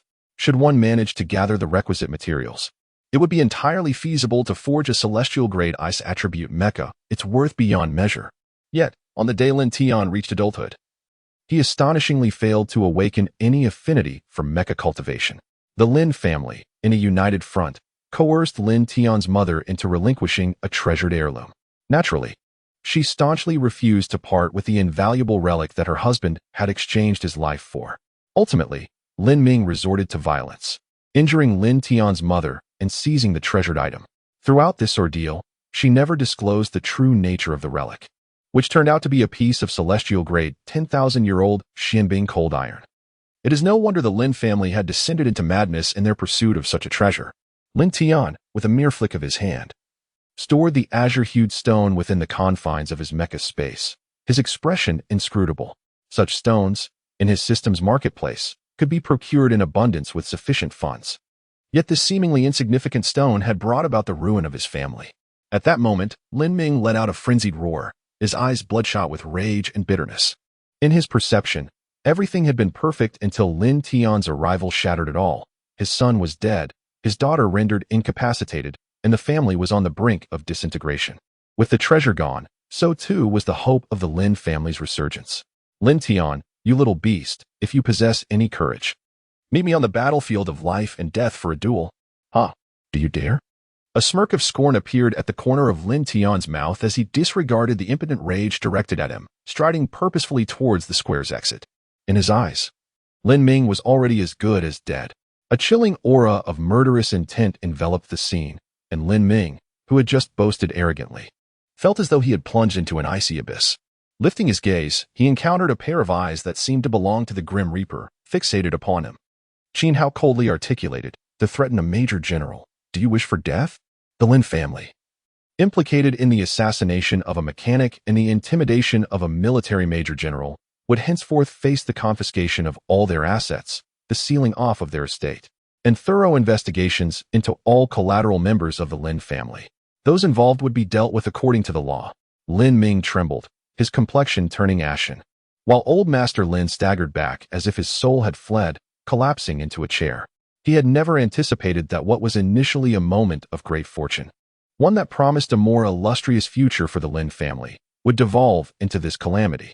Rage and resentment flickered in Lin Ming's eyes as he fixed a venomous glare upon Lin Tian. Have you forgotten how your mother died? Lin Tian halted, clenching his fists, a surge of fury coursing through him, causing his entire being to tremble uncontrollably. He turned to face Lin Ming, his eyes brimming with an overwhelming thirst for vengeance. He could never erase from his memory the grotesque visages of those so-called kin as he wept inconsolably in his darkest hour. Since you wish to die, I shall grant your desire. Beside him, Qin Hao quickly interjected, Brother, do not act impulsively. He is merely provoking you. You are still young, with ample time ahead and a future brimming with potential. There is no need to stoop to his level. Let the law deal with him. Trust me, he will receive the punishment he deserves. Lin Tian shook his head. Thank you, elder brother, but I yearn to kill him with my own hands. He understood that even if everything were to be thoroughly investigated and Lin Ming faced legal consequences, it would amount to little more than the forfeiture of his cultivation and a life sentence, or perhaps banishment to the border as cannon fodder. At this moment, he only desired to personally eliminate his treacherous uncle. Qin Shixian gazed at Lin Tian with concern. Indeed, Lin Tian, it is not worth risking your life against such a rabid dog. It is simply not worth it. Exactly, uncle. Once you break through to the mysterious tier, he will be nothing more than a pawn beneath your control. Chapter 24. Once again exploding across the internet, Lin Tian's identity exposed. He comprehended the reasoning. Lin Ming, now merely a grasshopper after the autumn harvest, would not be able to leap for much longer. Provoking himself into a life and death duel was merely a means to avenge his son and daughter, and to exact retribution for the Lin family, simultaneously eliminating future threats. Yet, how he longed to extinguish his life himself. He sought to exact vengeance upon Lin Ming, wishing for him to experience the profound agony of losing loved ones and everything dear. He aimed to deliver a taste of the bitter end of a heart shattered by hatred through the strength of his iron fists. He was determined to avenge his mother. Very well, I accept your challenge. Tomorrow shall be your day of reckoning, he sneered. Huh, you and your deceased father share an infuriating confidence. Prepare for your demise. Soon. Both signed a death warrant, adhering to the customs of the base city. Any grievances must be settled either through combat outside the city, where no one would care about the outcome, or by signing a death warrant. Within the city, there existed a designated arena for life and death battles, allowing individuals to resolve personal disputes. Alas, my brother Yu. Qin Hao was at a loss for words. The youth's impulsive nature had led him astray. A few provoking words had clouded his judgment. But fret not, regardless of the outcome, my Qin family will spare no effort to ensure your survival. Uncle, while your bravado was commendable, it was indeed reckless. The disparity between the yellow and profound ranks is far too great, especially since Lin Ming is of the advanced profound rank. Qin Shixian scoffed, striding past him. Foolish man, relish your final moments. Alas, madwoman, why must you trample upon my path as you pass by? Lin Tian clutched the distorted upper of his shoe, crushed beneath the weight of a high heel, and struck it forcefully. This seemingly frail woman had an unexpectedly heavy step. TSK, uncle, serves you right for provoking a woman of all people. Umph. Qin Hao patted his shoulder and sighed as he strolled toward the plaza's edge, saying, Brother, seize the moment, and see if you can make a final push to break through to the Xian stage. There might still be a glimmer of hope. Could you please have a bit of faith in me? Lin Tian hobbled along, eager to catch up. Before long, the entire Douyin platform was ablaze with a flurry of messages, each more eye-catching than the last. Shocking. The first to conquer the heart of the heavenly furnace with a miniature technology, crafting the world's premier yellow stage heavenly mech, is none other than Lin Tian, the forsaken scion of the Lin family from 5 years past. 5 years in the east, 5 years in the west. The forsaken scion of the Lin family returns a king, creating a stir at the Lin family's top scholar banquet. It's confirmed. Lin Tian is the very mech master behind the internet sensation, the silver mech. Heavens! Lin Tian generously offers the miniature technology of the heavenly furnace. And with our mother's intervention, he rightfully receives an array of extraordinary accolades. Incredible! The world's first yellow stage heavenly mech was born in a dilapidated repair shop named Tianyuan Mech Repair. A countdown of the Lin family's 10 astonishing secrets. How they unwittingly pushed themselves into the abyss. An heirloom, a dispute spanning 3 generations. What a tragedy. A family engaged in a fierce conflict, and the relic in question is. Lin Tian is set to engage in a life-and-death duel with Lin Ming tomorrow. Can he emerge victorious? With the prior introduction of the silver mech, each headline instantly captivated the attention of millions of fans, igniting a flurry of comments. Haha, what does it mean that if one cannot create, one cannot perish? The Lin family is the perfect example. To the one above, your words are excessive. I support you. Do you know what the relic is? I dare say it would terrify you. A piece of celestial class, 10,000-year-old cold iron, the principal material for forging the heart of an ice attribute world furnace. Its value is beyond measure. TSK, materials of celestial class attribute. One may not necessarily procure such treasures, even with wealth. Are you not tempted? No wonder the Lin family has turned against each other over this. The Tianyuan Mech Repair Shop. Why does that sound familiar? Oh, I visited there. I was so daunted by the prices that I fled. Alas, how disappointing. Otherwise, I would have been the first to enjoy the world mech. How could this be? Is Lin Tian mad? A yellow-class mech artisan battling a high-level mystic-class mech artisan. There's hardly a chance of victory. Huh, who knows? Perhaps he has been blinded by a series of honors. After all, how young is he? Creating a miniature technology for the heart of the world furnace. Could he not be proud? In the Qin family, father, what does this all mean? Placing Lin Tian at the center of such turmoil is hardly a favorable situation. I had anticipated a period of obscurity. Old Master Qin chuckled. Perhaps we have enjoyed too long a peace, causing some to forget that beyond these towering steel walls lies an endless threat. Within the Great Xia, numerous parasites have emerged, leading to societal unrest. This is not without its opportunities. I understand what you are thinking. That young man, Lin Tian, greatly pleases me. He is intelligent, sensible, possesses extraordinary mechanical talent, and harbors grand ambitions. He is destined to be a pillar of the Great Xia's future. That individual has already arrived in the Magic City, so your concerns are unwarranted. By the way, what are your thoughts on this young man's life and death battle? Do you believe he is courting disaster? Qin Hao nodded thoughtfully. The disparity is too vast. There is no possibility of a turnaround. Upon hearing this, the old man burst into hearty laughter. I believe he is quite confident, perhaps harboring some hidden card. You all underestimate him. This is also a test from above, a means to gauge just how extraordinary he can truly be. There is no need for excessive worry. There will be those who will step in to protect him. However, caution is still advised. Although this is merely a training exercise for him, we must ensure he does not come to harm. Now, you go about your business. I am weary and wish to rest for a while. All right, father, please rest early. Upon returning to the Tianyuan Mechanical Repair Shop, Lin Tian prepared to watch some videos before sleep. As soon as he opened Douyin, the entire platform was filled with stories about him. After browsing for a moment, he found himself amused. Claims of indomitable spirit and casting off the old city were abundant. Am I rising from the dead? Some sympathized with his plight, while others berated him. Yet, he was soon inundated by a fervent assembly of impassioned individuals. In that fleeting moment, he found a certain charm in these netizens. As for the state's reluctance to suppress such messages, he had his own speculations. However, as long as his life remained secure, what did it matter if he became a bait? The more he showcased his worth, the safer he felt. Chapter 25. Woman, are you aware that you are playing with fire? Lin Tian, what time is it, and you are still preoccupied with your phone? Upon entering the maintenance shop, Qin Shixian was incensed to see Lin Tian leisurely engrossed in his device while reclining in a rocking chair.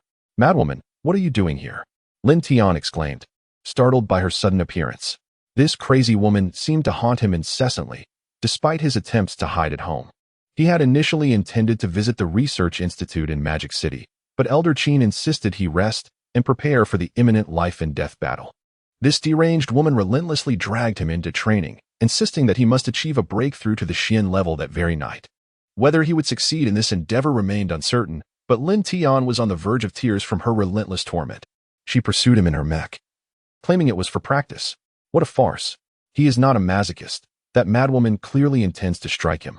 To make matters worse, there is Qin Ruoxua, that fearless little enchantress, rallying support from the sidelines. Fortunately, after his earnest pleas for a temporary cessation of operations over the past few days, the crowd, being reasonable, began to disperse, all aware that he must prepare for a life-and-death battle tomorrow. Lin Tian, tomorrow is the day of your life-and-death struggle. Are you not the least bit concerned? Given Lin Ming's prowess, I doubt I could even best him. His strength is formidable. Do you truly fear nothing? Lin Tian shot her an exasperated glance. What does my life or death have to do with you? Focus on your research and leave me be. Humph. It has everything to do with me. You still owe my brother an order. If you perish, who shall we turn to? As she spoke, she angrily stepped forward and crushed his foot with her heel. The sudden pain caused Lin Tian, who was reclining, to sit up abruptly, rubbing his foot in discomfort. Ouch. You crazy woman. You can argue without resorting to violence. Which of my eyes saw you using your hands? In a moment of playful banter, she declared, "All right. Let us see how this unfolds." With a swift motion, Qin Shixian positioned herself, her form elegantly draped across the chaise lounge, her alluring curves on full display.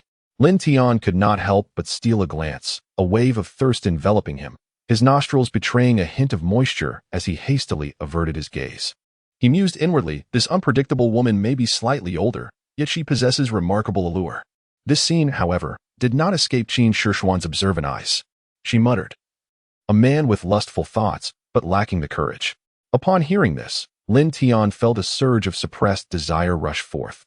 Leaning forward with his hands gripping the armrests of the rocking chair, closing the distance between himself and Qin Shixian to a mere 5 centimeters. He glared at her fiercely and exclaimed, "Do you realize you're playing with fire?" Feeling the intensity of his warm breath, Qin Shixian was suddenly taken aback. Throughout her life, aside from her father, no man had ever come so close to her, especially in such an intimate and suggestive manner. What do you intend to do?" she stammered, caught off guard by the unexpected tension. At that moment, a flicker of panic crossed Qin Shixian's eyes as she attempted to rise from the rocking chair, intent on fleeing. However, in the next instant, she lost her balance and fell toward the chair, instinctively wrapping her arms around Lin Tian's waist. With a resounding thud, they crashed onto the rocking chair in a tangle, their faces mere inches apart, and she could feel the warmth of his heavy breaths. Qin Shixian's face flushed crimson as she quickly averted her gaze, unable to meet Lin Tian's eyes, yet her arms remained firmly clasped around his waist. They lingered in this exceedingly ambiguous position for several seconds before Qin Shixian, overwhelmed with a mix of embarrassment and anger, delivered a swift knee to his backside, exclaiming, "Get off me, you're pressing against me." Lin Tian shot her an incredulous look, retorting, "Well, you need to let go of me first." Oh, you madwoman. This was your initiative. Don't you dare accuse me of taking advantage of the situation." With that, Lin Tian swiftly crouched and dashed toward the room, muttering to himself about this crazy woman, thinking she was a menace. As he fled, Qin Shixian couldn't help but feel a twinge of delight at his retreating figure. However, she quickly snapped back to reality, erupting in a fit of anger. "You jerk. Clarify what you mean by I was the one who initiated it. I merely tripped and fell, all right?" After a brief pause, Lin Tian emerged from the room, looking quite at ease. Noticing Qin Shixian seated with a blueprint in hand, he questioned, "Why are you still here? It's nearly dark. Do you plan to spend the night? Let me make it clear. There is only one bed here, so do not think about squeezing in with me." Upon hearing this, Qin Shixian rolled her eyes and turned back to scrutinize the data on the blueprints, occasionally murmuring to herself. Noticing that Qin Shixian was ignoring him, Lin Tian pivoted to begin adjusting a series of mechanical devices. Soon, a pair of deft hands embarked on an intricate programming task. At that moment, Qin Shixian, having set aside her design blueprints, approached him from behind, her eyes gleaming with excitement. Are you planning to create a new mech? Lin Tian nodded slightly. Indeed, your elder brother placed a substantial order, didn't he? 10 sets of Huangjie Tianyi mechas, and the payment has already been made. Surely, he wouldn't neglect the task at hand. Just yesterday, Qin Hao transmitted all the types and functionalities of the mechas he required to Lin Tian via super message, accompanied by a staggering sum of 100 million star coins. Truly, he is a magnate. With a mere flick of his wrist, the price per unit reaches 10 million. Such a remarkable elder brother, he thought, would be welcome to provide more orders. Without hesitation, he purchased the complete compendium of Huangjie mechas, depleting his wealth once again. Lin Tian, there's no need to rush on the orders from your brother. Your immediate priority should be cultivation. Consider how to break through so that you stand a better chance in tomorrow's life and death battle. Lin Tian smiled and waved his hand dismissively. Crazy woman, you don't understand. For me, crafting mechas is akin to cultivation. Rest assured, I am not as weak as you presume. Do you believe I can unleash my full might and overpower you? A mischievous smile danced upon Lin Tian's lips, particularly emphasizing the word overpower. Humph. A dog biting El Dongbin, unable to recognize a good heart. May you meet your demise. Oh, crazy woman, you are utterly unreasonable. Are you a donkey? In his mind, Lin Tian mentally circled and crossed Qin Shixin repeatedly, before immersing himself once more into the creation of mechas. As for cultivation, it was an impossibility, forever unattainable. Earning money to grow stronger was far more appealing to him. Chapter 26. Lin Tian apologies, everyone, I overslept. The following day, as the first rays of sunlight streamed through the window of the operation room, Lin Tian stretched languidly, a satisfied smile gracing his face as he beheld the towering crimson mech, standing an impressive 12 meters tall. The infusion of celestial energy coursed through his body, imparting a sense of rejuvenation that dispelled the weariness accumulated from a night spent crafting the mech. Lin Tian, what name have you bestowed upon this magnificent creation? Beside her, Qin Shixin meticulously sketched on her blueprints while gazing at the fiery red mech, a glimmer of inspiration illuminating her eyes. Last night, as she cross-referenced her design with the workings of Lin Tian, who crafted a formidable mech from scratch, she absorbed invaluable insights. She couldn't help but marvel at Lin Tian's extraordinary talent. While other engineers might toil for days or even weeks, he accomplished in a single night what would typically take a multitude of hands. Most astonishingly, he never made errors, never required rework, and never wasted resources. As if every aspect lay perfectly within his dominion. Lin Tian stroked his chin in contemplation, his eyes brightening as he declared, Thunderfire. He possessed remarkable close combat explosive capabilities, with the fire attribute of the heart of the heavenly furnace providing him with unparalleled ferocity and output. However, he also had evident shortcomings, with somewhat diminished speed and defense, making him ill-suited for prolonged engagements. His innate technique was the Thunder Half-Moon Slash, which, when unleashing his full energy, could transform into the Thunder Half-Moon Chain Strike, a display of lethality that even seasoned Mystic-tier mech masters would hesitate to confront. Qin Shixin murmured to herself, Thunderfire indeed aligns perfectly with this mech's characteristics, still as a spark, swift as thunder. Lin Tian waved his hand dismissively and said, Take your time to observe. I shall catch some rest. Do remember to call me later. Oh, by the way, you didn't rest last night either. Would you like to sleep together? Qin Shixin shot him a fierce glare, exclaiming, Go to hell. She simply couldn't fathom how this rascal could be so audacious. The entire night was squandered on tinkering with the mechas instead of diligently honing one's skills. At such a critical juncture, on the brink of a life-and-death arena, one would expect a sense of urgency.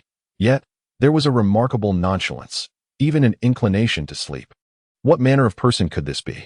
In the illustrious city of magic, the Killing God Mecha Arena stands as the largest of its kind, frequented by many desperate souls and the affluent elite alike. It is said that those who emerge as mecha masters from this arena are invariably formidable individuals. At this moment, the grandest mecha fighting stage within the Killing God Arena was encircled by a throng of spectators, many of whom had meticulously prepared their recording equipment. They had gathered to witness a contest that appeared devoid of any chance of victory.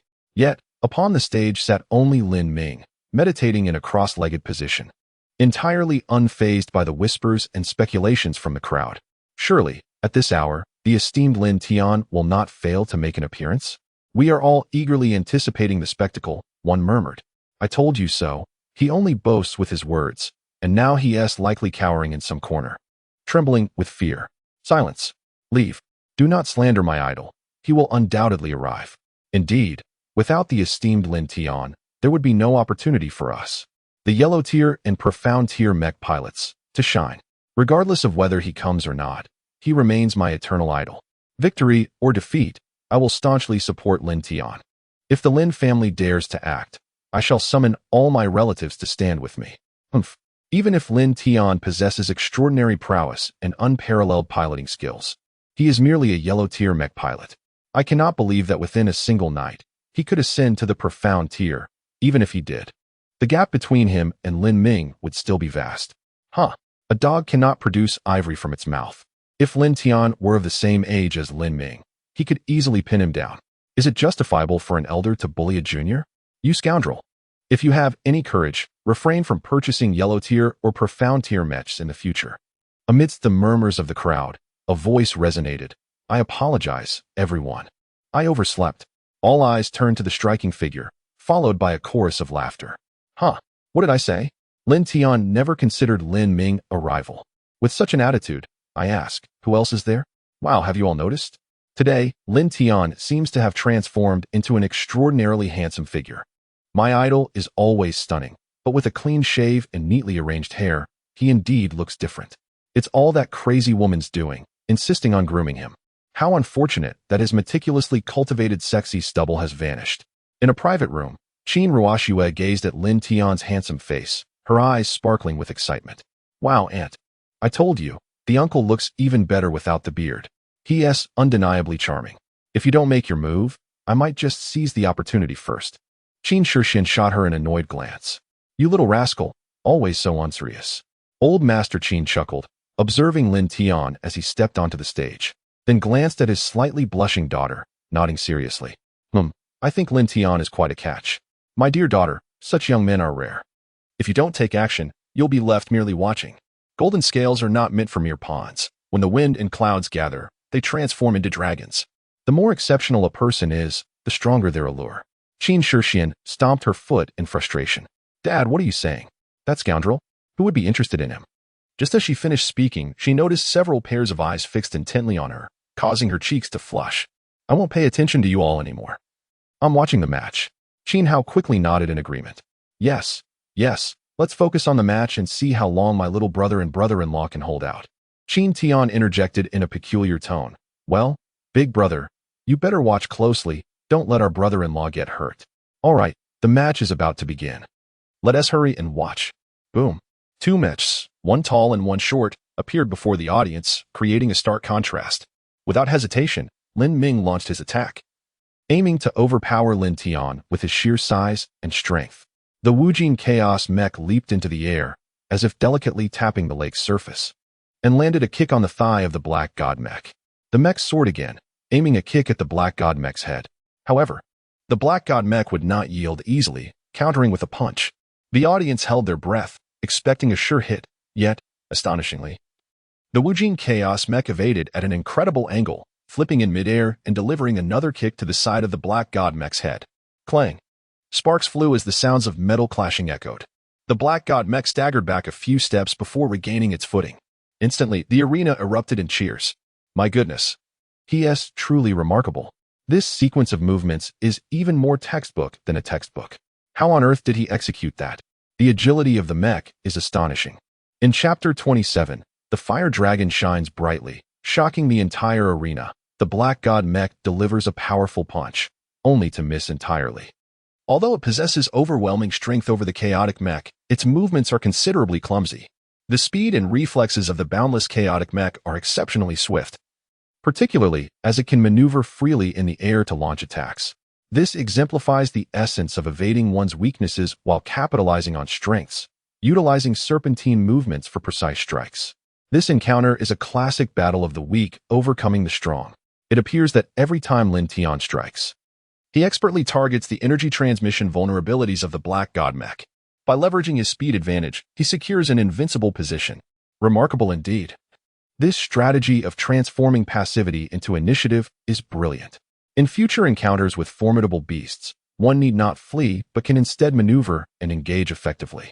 However, one must ponder, not everyone possesses such terrifying combat awareness as Lin Tian. Did you not observe that with every strike from Lin Ming, the formidable Lin Tian was always able to anticipate his movements, evading with remarkable speed? It is this extraordinary ability that has allowed the battle to persist. Otherwise, any other individual would have been reduced to mere scrap metal by the Black God Mech. On the arena, the once self-assured Lin Ming now began to feel a twinge of agitation.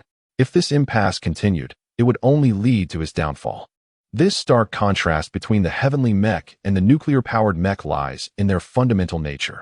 One continuously absorbs dark matter energy from the universe, replenishing its own consumption, while the other requires a complete resupply once its nuclear energy is depleted. Humph, you little wretch, is this the source of your confidence? Do not delude yourself into thinking this will lead to your victory. Such hopes are mere folly. With a swift motion, a barrage of laser beams erupted from the dual arms of the Black God Mech simultaneously as the shoulder-mounted armor rotated, two robust obsidian barrels locked onto the infinite Chaos Mech boom. 6 miniature nuclear warheads were launched. Since there was no advantage to be gained in close combat, he opted to suppress entirely with firepower. He could scarcely believe that a mere yellow-rank mech could withstand his onslaught, no matter how swift. It could never outpace his laser beams. It appears that Lin Ming has been driven to desperation, opting for long-range firepower suppression, capitalizing on the inherent advantages of his mecha and weaponry. Indeed, this approach should have been adopted much earlier. To attempt to best the esteemed Lin Tian in close combat seems to be a reckless endeavor, bordering on madness. I would wager that even a tier Earth mecha master might not stand a chance against Lin Tian in melee combat. His extraordinary combat awareness and skills are not something an ordinary person could possess. The Wuxia Chaos Mecha shows no intention of evading the attack. With such concentrated firepower, even the most precise predictions cannot guarantee complete evasion.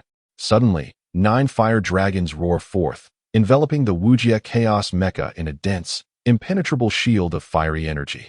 As laser beams strike against the 9 dragons' fire shield, they create ripples of force, the terrifying impact sending the Wuxia Chaos Mecha hurtling backward, performing several somersaults in midair before finally landing.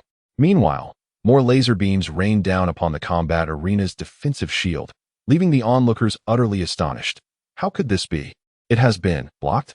The defensive shield formed by the 9 fire dragons is astonishingly powerful, especially considering it is a top-tier weapon system renowned for its lethal black rays. A single strike from it could utterly annihilate a yellow-tier mecha. What manner of defensive weapon is this, the 9 fire dragons? It is incomprehensible that such a thing could exist within the realm of yellow-tier mechas. Ignoring the astonished expressions of the crowd, the infinite Chaos Mecha found itself utterly ensnared by 6 miniature nuclear bombs looming perilously close. The infinite Chaos Furnace roared with unbridled fury, encircled by a magnificent spectacle of 81 fire dragons. This breathtaking scene instantaneously ignited the entire battle arena. Goodness! Dragons soaring through the heavens. This was no mere contest of machines, but rather a celestial clash between deities, utterly mesmerizing.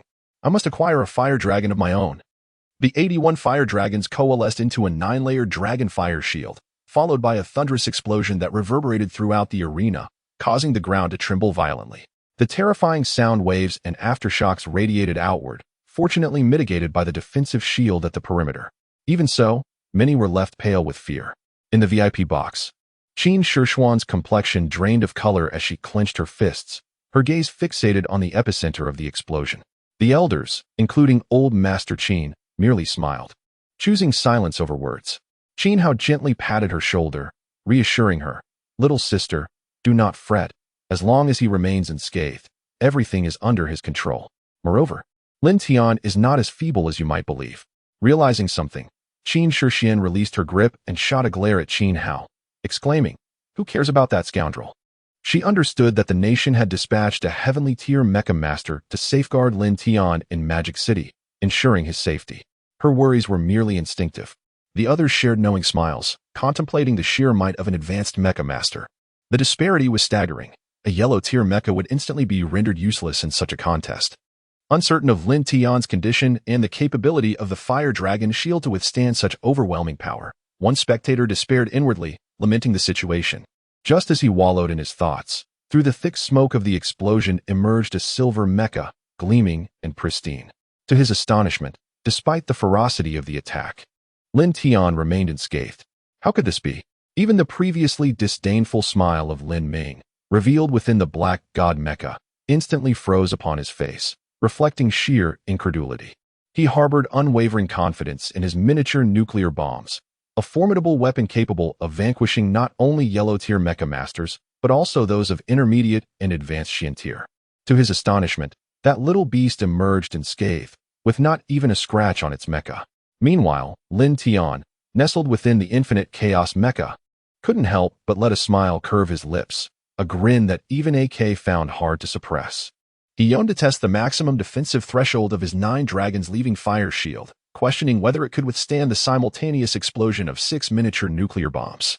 As anticipated, the 9 layers of the 9 dragons leaving fire shield were entirely shattered in that instant, yet the residual force failed to inflict any damage upon the infinite Chaos Mecha, not even triggering the Undying Golden Body passive ability. Undying Golden Body. Level 1. Passive upon the destruction of the mecha, this passive ability activates, automatically repairing the mecha at a speed contingent upon the talent level, while simultaneously restoring 10 of the mecha master's overall physical attributes. Note, this passive has no cooldown. This passive is exceptionally difficult to trigger. It is worth noting that his infinite Chaos Mecha is forged from the infinite Chaos Divine Iron, a seamless entity of remarkable toughness. Most terrifying are the final words in the talent description, no cooldown, suggesting an indomitable resilience akin to an unkillable cockroach, akin to activating a health cheat. One must admit, the Undying Golden Body lives up to its name, being only at level 1. One can only imagine the grotesque power it will possess when fully upgraded. Your 3 moves are exhausted. Now it is my turn. Chapter 28. The Cataclysmic Eruption of the Infinite Chaos Mecha, a terrifying power that transcends heaven and earth. The infinite Chaos Mecha spread its arms wide, and 2 swirling vortices spun within its palms, incubating a terrifyingly intense energy. Suddenly, searing rays of fiery auroras shot toward the black god mecha. Although they did not penetrate its defenses, they left behind scorched craters akin to those created by incendiary shells. Lin Ming, inside the black god mecha, was taken aback. He never anticipated that the rays from a yellow-tier mecha could inflict damage upon his formidable machine. It is noteworthy that the Black God Mecha is one of the most resilient mechas within the Xian tier category. Simultaneously, the Infinite Chaos Mecha, wielding a flaming longsword, approached him, delivering a fierce strike aimed directly at his forehead. A shower of sparks erupted as the sword met its target, leaving a blackened crack, seared by flames. On the head of the Black God Mecha, an alarm blared. Warning, warning. Head exterior armor damaged by 3. Staring at the flashing red exclamation mark on the large screen, Lin Ming was utterly stunned. As he glanced down at the flaming long sword in the hands of the infinite Chaos Mecha, a deep sense of trepidation filled his eyes. Where did that little rascal acquire such formidable weaponry? To wield it on a yellow-tier mecha is nothing short of wasteful extravagance. As the Black God Mecha unleashed deadly black rays from its arms, it quickly attempted to distance itself from the Chaos Mecha. However, escape was far from easy. The infinite Chaos Mecha raised the 9 dragons' fire shield and charged forward, clashing fiercely. The combination of the fiery aurora rays and the agile maneuvers of the infinite heaven-burning sword created a relentless onslaught against the Black God Mecha. The sound of clashing metal and sparking fire filled the air. At this moment, Lin Ming felt an extreme sense of frustration if this continued. His Black God Mecha would inevitably be ground into a heap of scrap metal by that little villain, Lin Tian. Even now, it was already marred with craters and charred scars, and he was pained to the core, wishing he could tear Lin Tian apart. Little rascal, you've pranced about long enough. Now, meet your demise. Black God Prison. An invisible black wave emanated from the Black God Mecha, rapidly enveloping the entire battle arena. In an instant, Lin Tian felt his speed diminish, his movements becoming sluggish. Seizing the opportunity, the Black God Mecha delivered a powerful punch to the infinite Chaos Mecha, sending it hurtling backward to crash against the defensive shield, sliding to the ground. What overwhelming gravity! The infinite Chaos Mecha struggled to rise, feeling the oppressive force of gravity weighing it down. This sudden reversal left the onlookers in shock, exclaiming, "Whoa, that's the Black God Prison, the ultimate weapon of the Black God Mecha. It's over now. Doesn't this completely counter Lin Tian, the Great One? The speed advantage of Lin Tian has instantly vanished, revealing an undeniable disparity in strength. No amount of skill or strategy can compensate for this. Lin Tian, it is time to concede. You have already proven yourself remarkably capable. Surrendering does not equate to disgrace. Are you jesting? This is a life-and-death arena, not a friendly spar. Only the one who survives will emerge, came the grim retort. Perish, you wretched creature. The Black Divine Mecha leaped into the air, delivering a powerful strike towards the infinite Chaos Mecha. In the VIP box, the anxiety on Qin Shishuan's face was no longer concealed as she turned to Qin Hao, exclaiming, Elder brother, save him. Qin Hao remained silent, merely nodding towards another box. At that moment, a voice emerged from the infinite Chaos Mecha. I have not yet lost. The one who will perish is you. With a thunderous roar, as if a beast unshackled, the infinite Chaos Mecha defied the gravitational restraints, expanding in size and height to a staggering 20 meters. Although it still fell short compared to the Black Divine Mecha, the overwhelming aura it exuded sent shivers down the spines of all present. What on earth is this? A talent skill? Or some kind of technique? The mecha astonishingly expanded in size, doubling its stature. With a resounding crash, the infinite Chaos Mecha delivered a powerful punch, colliding with the Black God Mecha's palm. Sparks erupted as the terrifying sound of metal clashing resonated, causing those present to hastily cover their ears, their faces paling in fear. The two mechas scraped against the ground, retreating several dozen meters simultaneously. How could this be? Lin Ming, within the Black God Mecha, displayed an expression of disbelief, astonished that his furious, full-force strike had been evenly matched by the infinite Chaos Mecha. A fiery sword reappeared in the right hand of the infinite Chaos Mecha, and with a graceful leap, it slashed downwards. In the VIP box, Qin Shishuan, who had been tightly gripping her hands, relaxed her hold, trembling slightly as she gazed at the silver mecha on the arena, a smile gracing her lips. Uncle, how impressive. I want one just like that. Qin Ruoxue clapped her hands, her eyes fixed on the arena, bubbling with excitement. At this moment, the elder Qin rose, glancing at his son. What did I tell you? This boy has something remarkable in store. Qin Hao nodded in agreement. Father, your insight is truly commendable. This talent is not merely about size. It signifies a complete doubling of strength. It's simply inconceivable. Now, his energy beams and swords might had both been amplified, capable of breaching the defenses of the Black God Mecha. The outcome was already evident. So that's why this lad appeared so self-assured. He possesses such a formidable trump card. Yet, I sensed that such an incredible talent would surely come with repercussions. Observing Lin Tian's demeanor, eager to conclude the battle, it was likely that this ability demanded an immense toll. In another VIP box, an elderly man with graying beard stood up, his gaze fixed on the silver mecha relentlessly assaulting the Black God Mecha. A glimmer of light sparked in his eyes, and the wild aura surrounding him gradually subsided. To be classified as a yellow-tier mecha master while suppressing a high-tier profound mecha master. Who would believe such a claim? This lad truly deserves the title of unparalleled, a peerless mecha master, a unique craftsman in our great Xia's century-long history. Moreover, ensure the recording of today's life and death battle is preserved as a classic instructional video to be distributed to schools and military forces. Beside him, a bespectacled official bowed in acknowledgement before exiting the VIP box. In the arena, the Black God Mecha had been nearly dismantled under the relentless onslaught of the infinite Chaos Mecha, which had reverted to its 10-meter size. Lin Ming, dazed and defeated, was dragged from the shattered cockpit, murmuring in disbelief. How could I lose to that little beast? Inside the infinite Chaos Mecha, Lin Tian exhaled deeply, feeling utterly drained, as if his very essence had been siphoned away. Goodness, this heaven and earth technique is astonishing, albeit a tad exhausting. He then stepped upon Lin Ming, preparing to crush him beneath his foot. Just then, an aged voice echoed from a VIP box. Stop. The figure of the Lin family patriarch emerged, his face etched with desperation. Shao Tian, cease. No matter his faults, he is still your second uncle. If you spare him, I will agree to any condition you set. However, the response was a thunderous crash as the Lin patriarch sank into his chair, eyes vacant, tears streaming down his face. Chapter 29. Lin Tian found himself in a dream, piloting his mecha amidst a horde of colossal beasts, reveling in the slaughter.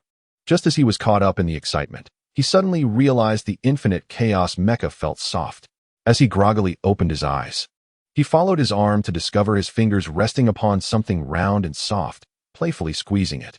A voice, laced with embarrassment and anger, echoed in his ear, "Is it soft?" As he finally came to his senses, he sprang up from the bed with a start, only to meet Qin Shishuan's fiery gaze. A mixture of embarrassment and anger that seemed ready to ignite. He feigned calmness and feigned surprise as he exclaimed, "Madwoman, what are you doing here?" Qin Shishuan shot him a withering look and replied, "This is my home, my room, my bed. Why shouldn't I be here?" Lin Tian was momentarily taken aback, glancing around the room before the realization struck him. He looked down at the noticeably oversized clothes he was wearing and then back at Qin Shishuan. "I apologize. I seem to have lost my memory from last night. You didn't force yourself on me, did you?" During dinner, the eldest and second brother of the Qin family insisted on dragging him into a drinking spree, proclaiming it a celebratory toast. After that, he could recall nothing. In a fit of anger, Qin Shishuan stepped on Lin Tian's instep and exclaimed, "I slept with Ruoshua last night, and you were the one who vomited all over, which your elder brother had to clean up." She felt helpless. 3 grown men had indulged in drinking, and Lin Tian was the first to succumb to inebriation. Subsequently, the elder brother had unceremoniously tossed him into his own room. With no other option, she had to squeeze into Qin Ruoshua's room for the night. Lin Tian, with an expression of immense relief, patted his chest and sighed, "Phew, thank goodness. I have preserved my virtue for over 20 years. I cannot let you take advantage of me so easily." "Ah, Lin Tian, go to hell." Qin Shishuan, now furious, slapped Lin Tian's infuriating face and, not satisfied, lunged at him, biting his cheek. "Ah, crazy woman, not only are you stubborn as a mule, but you also act like a dog." At that moment, the door swung open with a bang, and Qin Ruoshua entered with a beaming smile.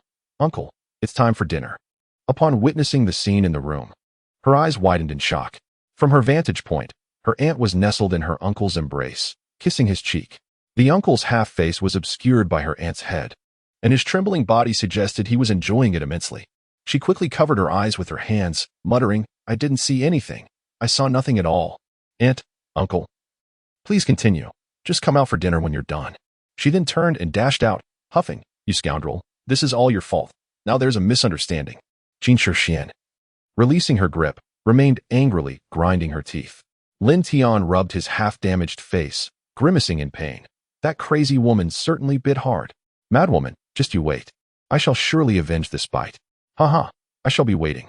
However, as soon as these words left her lips, she felt a twinge of regret, for it seemed, under the full force of this wretched man's summoned mecha, she truly could not prevail. The two of them entered the living room, one after the other. At that moment, the round table at the center was already laden with an array of delectable dishes. The enticing aroma wafted through the air, prompting Lin Tian to inhale deeply. Yet, neither Qin Tian's family nor the esteemed elder Qin was present. Only Qin Hao and his family of 3 gathered around the dining table. Upon noticing their arrival, Qin Hao hastily beckoned them to sit. "Little brother, little sister, come and eat." Witnessing this heartwarming scene, Lin Tian felt a pang of nostalgia as his eyes misted over. Once upon a time, his own parents would gather around the table like this, waiting for him to join them for a meal. He could almost hear the echo of their voices. "Xiao Tian, hurry over to eat. The dishes will get cold." As soon as they sat down, Qin Hao cast a look of astonishment at Lin Tian's face, which bore the imprint of a crescent shape, perfectly symmetrical, accompanied by slight redness and swelling. "Little brother, what happened to you?" Lin Tian's facial muscles twitched, as he could still sense a searing pain. With a smile, he waved his hand dismissively, saying, "It's nothing, just a dog bite." Thud. The pain shooting from his instep made him gasp involuntarily, yet he gritted his teeth to endure the discomfort, casting a fierce glare at the madwoman beside him. Meanwhile, Qin Shishuan continued to eat her meal with an expressionless demeanor, as if nothing had transpired. "Ha, uncle, eat this, it's very nourishing." This was personally stewed by Aunt. Qin Ruoshua delicately placed a piece of unfamiliar meat into Lin Tian's bowl, bestowing upon him a knowing smile. Lin Tian shot her a discontented glance, muttering to himself about the absurd notion of him being in need of nourishment, yet he nonetheless took a bite of the meat, his eyes immediately lighting up. Surprisingly, the flavor was rather delightful, accompanied by a subtle hint of medicinal aroma. He had not anticipated that this eccentric woman possessed such culinary prowess. "Ha, let's eat," he said, attempting to lighten the somewhat awkward atmosphere. Qin Hao, sensing the tension, interjected with a chuckle and then turned to Lin Tian, saying, "Brother, would you have the time to train a few individuals for me? We have no grand expectations, as long as half of them become top-tier mecha engineers." At that moment, he was lost in visions of his military district shining brightly in the national military exercises and clinching the championship title. His excitement was palpable. He understood the rarity and exceptional quality of the mechas personally crafted by Lin Tian. Ever since the Magic City Research Institute acquired the miniature technology of the celestial melting furnace from Lin Tian, they had summoned all their scientists and engineers overnight. Drawing inspiration from the Wind Bird mecha, they had finally managed to replicate another model. However, they soon realized that the combined efforts of the entire institute produced a mecha that was significantly inferior in overall capability compared to Lin Tian's creation. Ultimately, they reached the conclusion that while technology is vital, Lin Tian is in a league of his own. They finally comprehended why Lin Tian was hailed by the nation as the unparalleled mecha engineer of the past century. Lin Tian wore an expression of difficulty. "Brother, you know that becoming a top-tier mecha engineer is purely a matter of talent. You are well aware of the challenges in nurturing such a skill. I, too, am at a loss here." Upon hearing this, Qin Hao could easily discern his thoughts. With a smile, he raised a finger and said, "My dear brother, I was contemplating that if you could cultivate a top-tier mecha master for me, I would generously offer you a reward of 100 million as a token of gratitude, with no upper limit. Since you have expressed your sentiments so clearly, I shall not put you in a difficult position." As soon as these words were uttered, Lin Tian sprang to his feet, grasping Qin Hao's hand, more precisely, that singular finger, and fervently declared, "The affairs of my elder brother are my own concerns. Regardless of the numerous challenges and dangers that lie ahead, I shall brave the thorns and pave the way to alleviate your burdens." Chapter 30, The Goddess Ranking.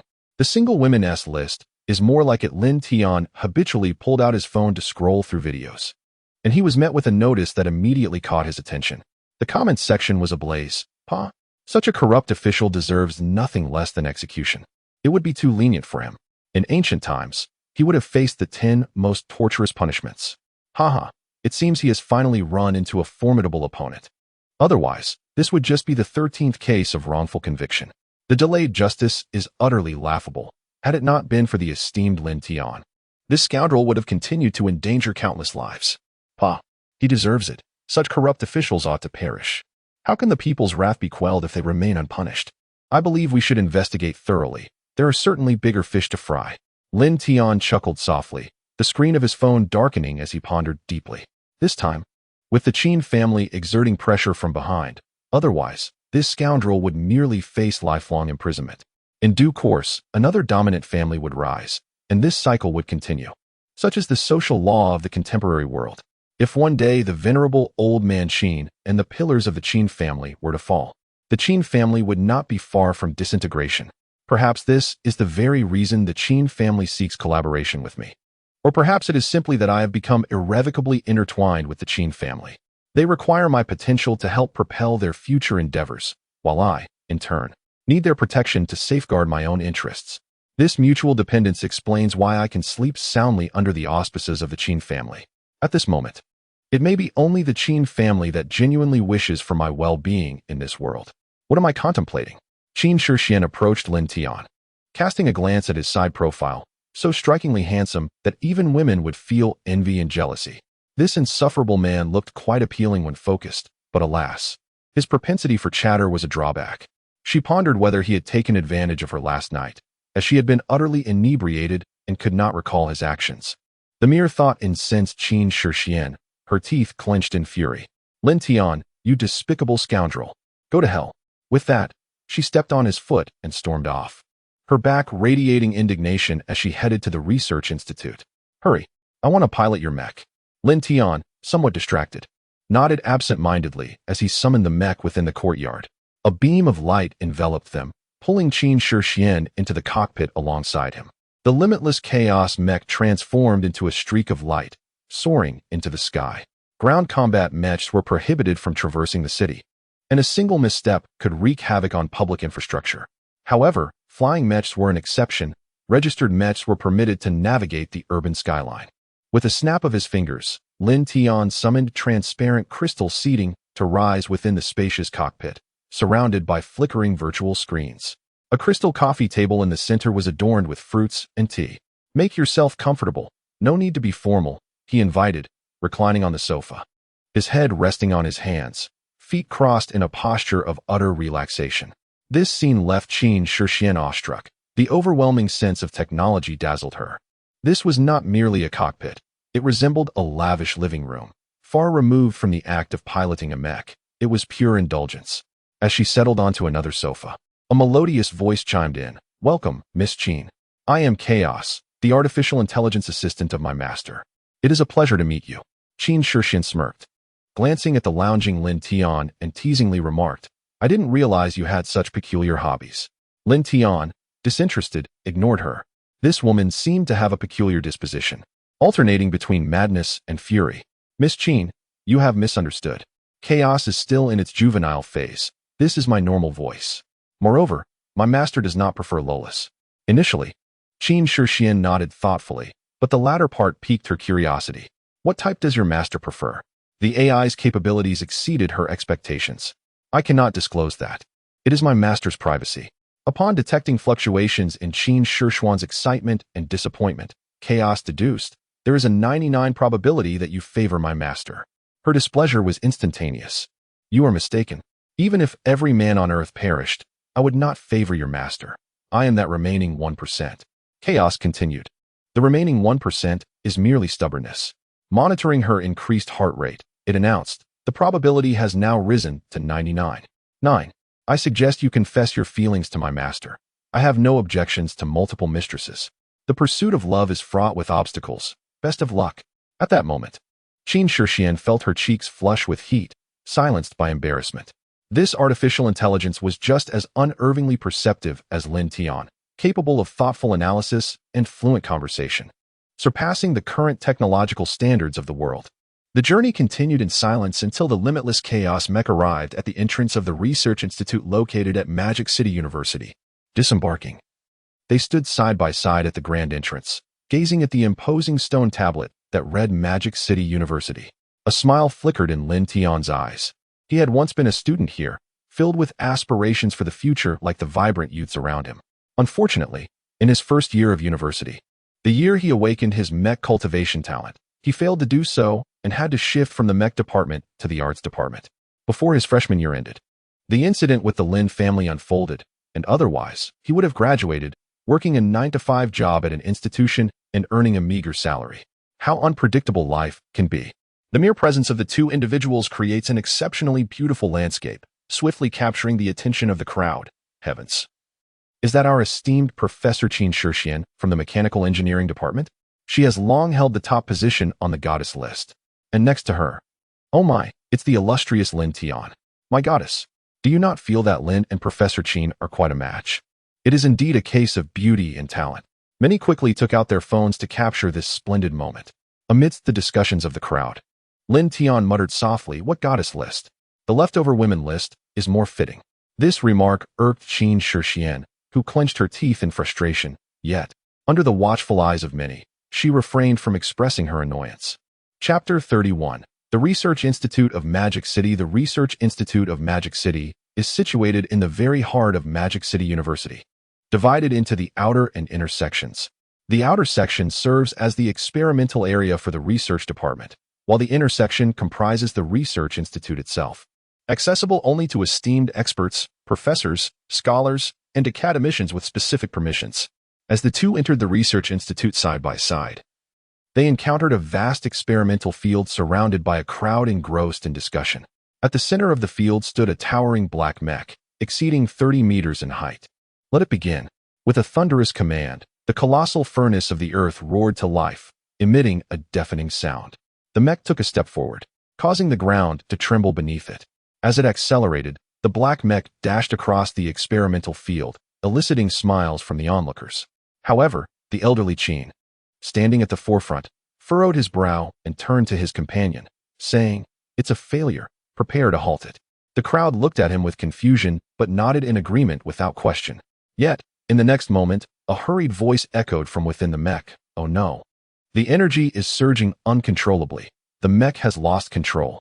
At that instant, 5 thick iron cables shot forth from various directions, securing the black mech's limbs.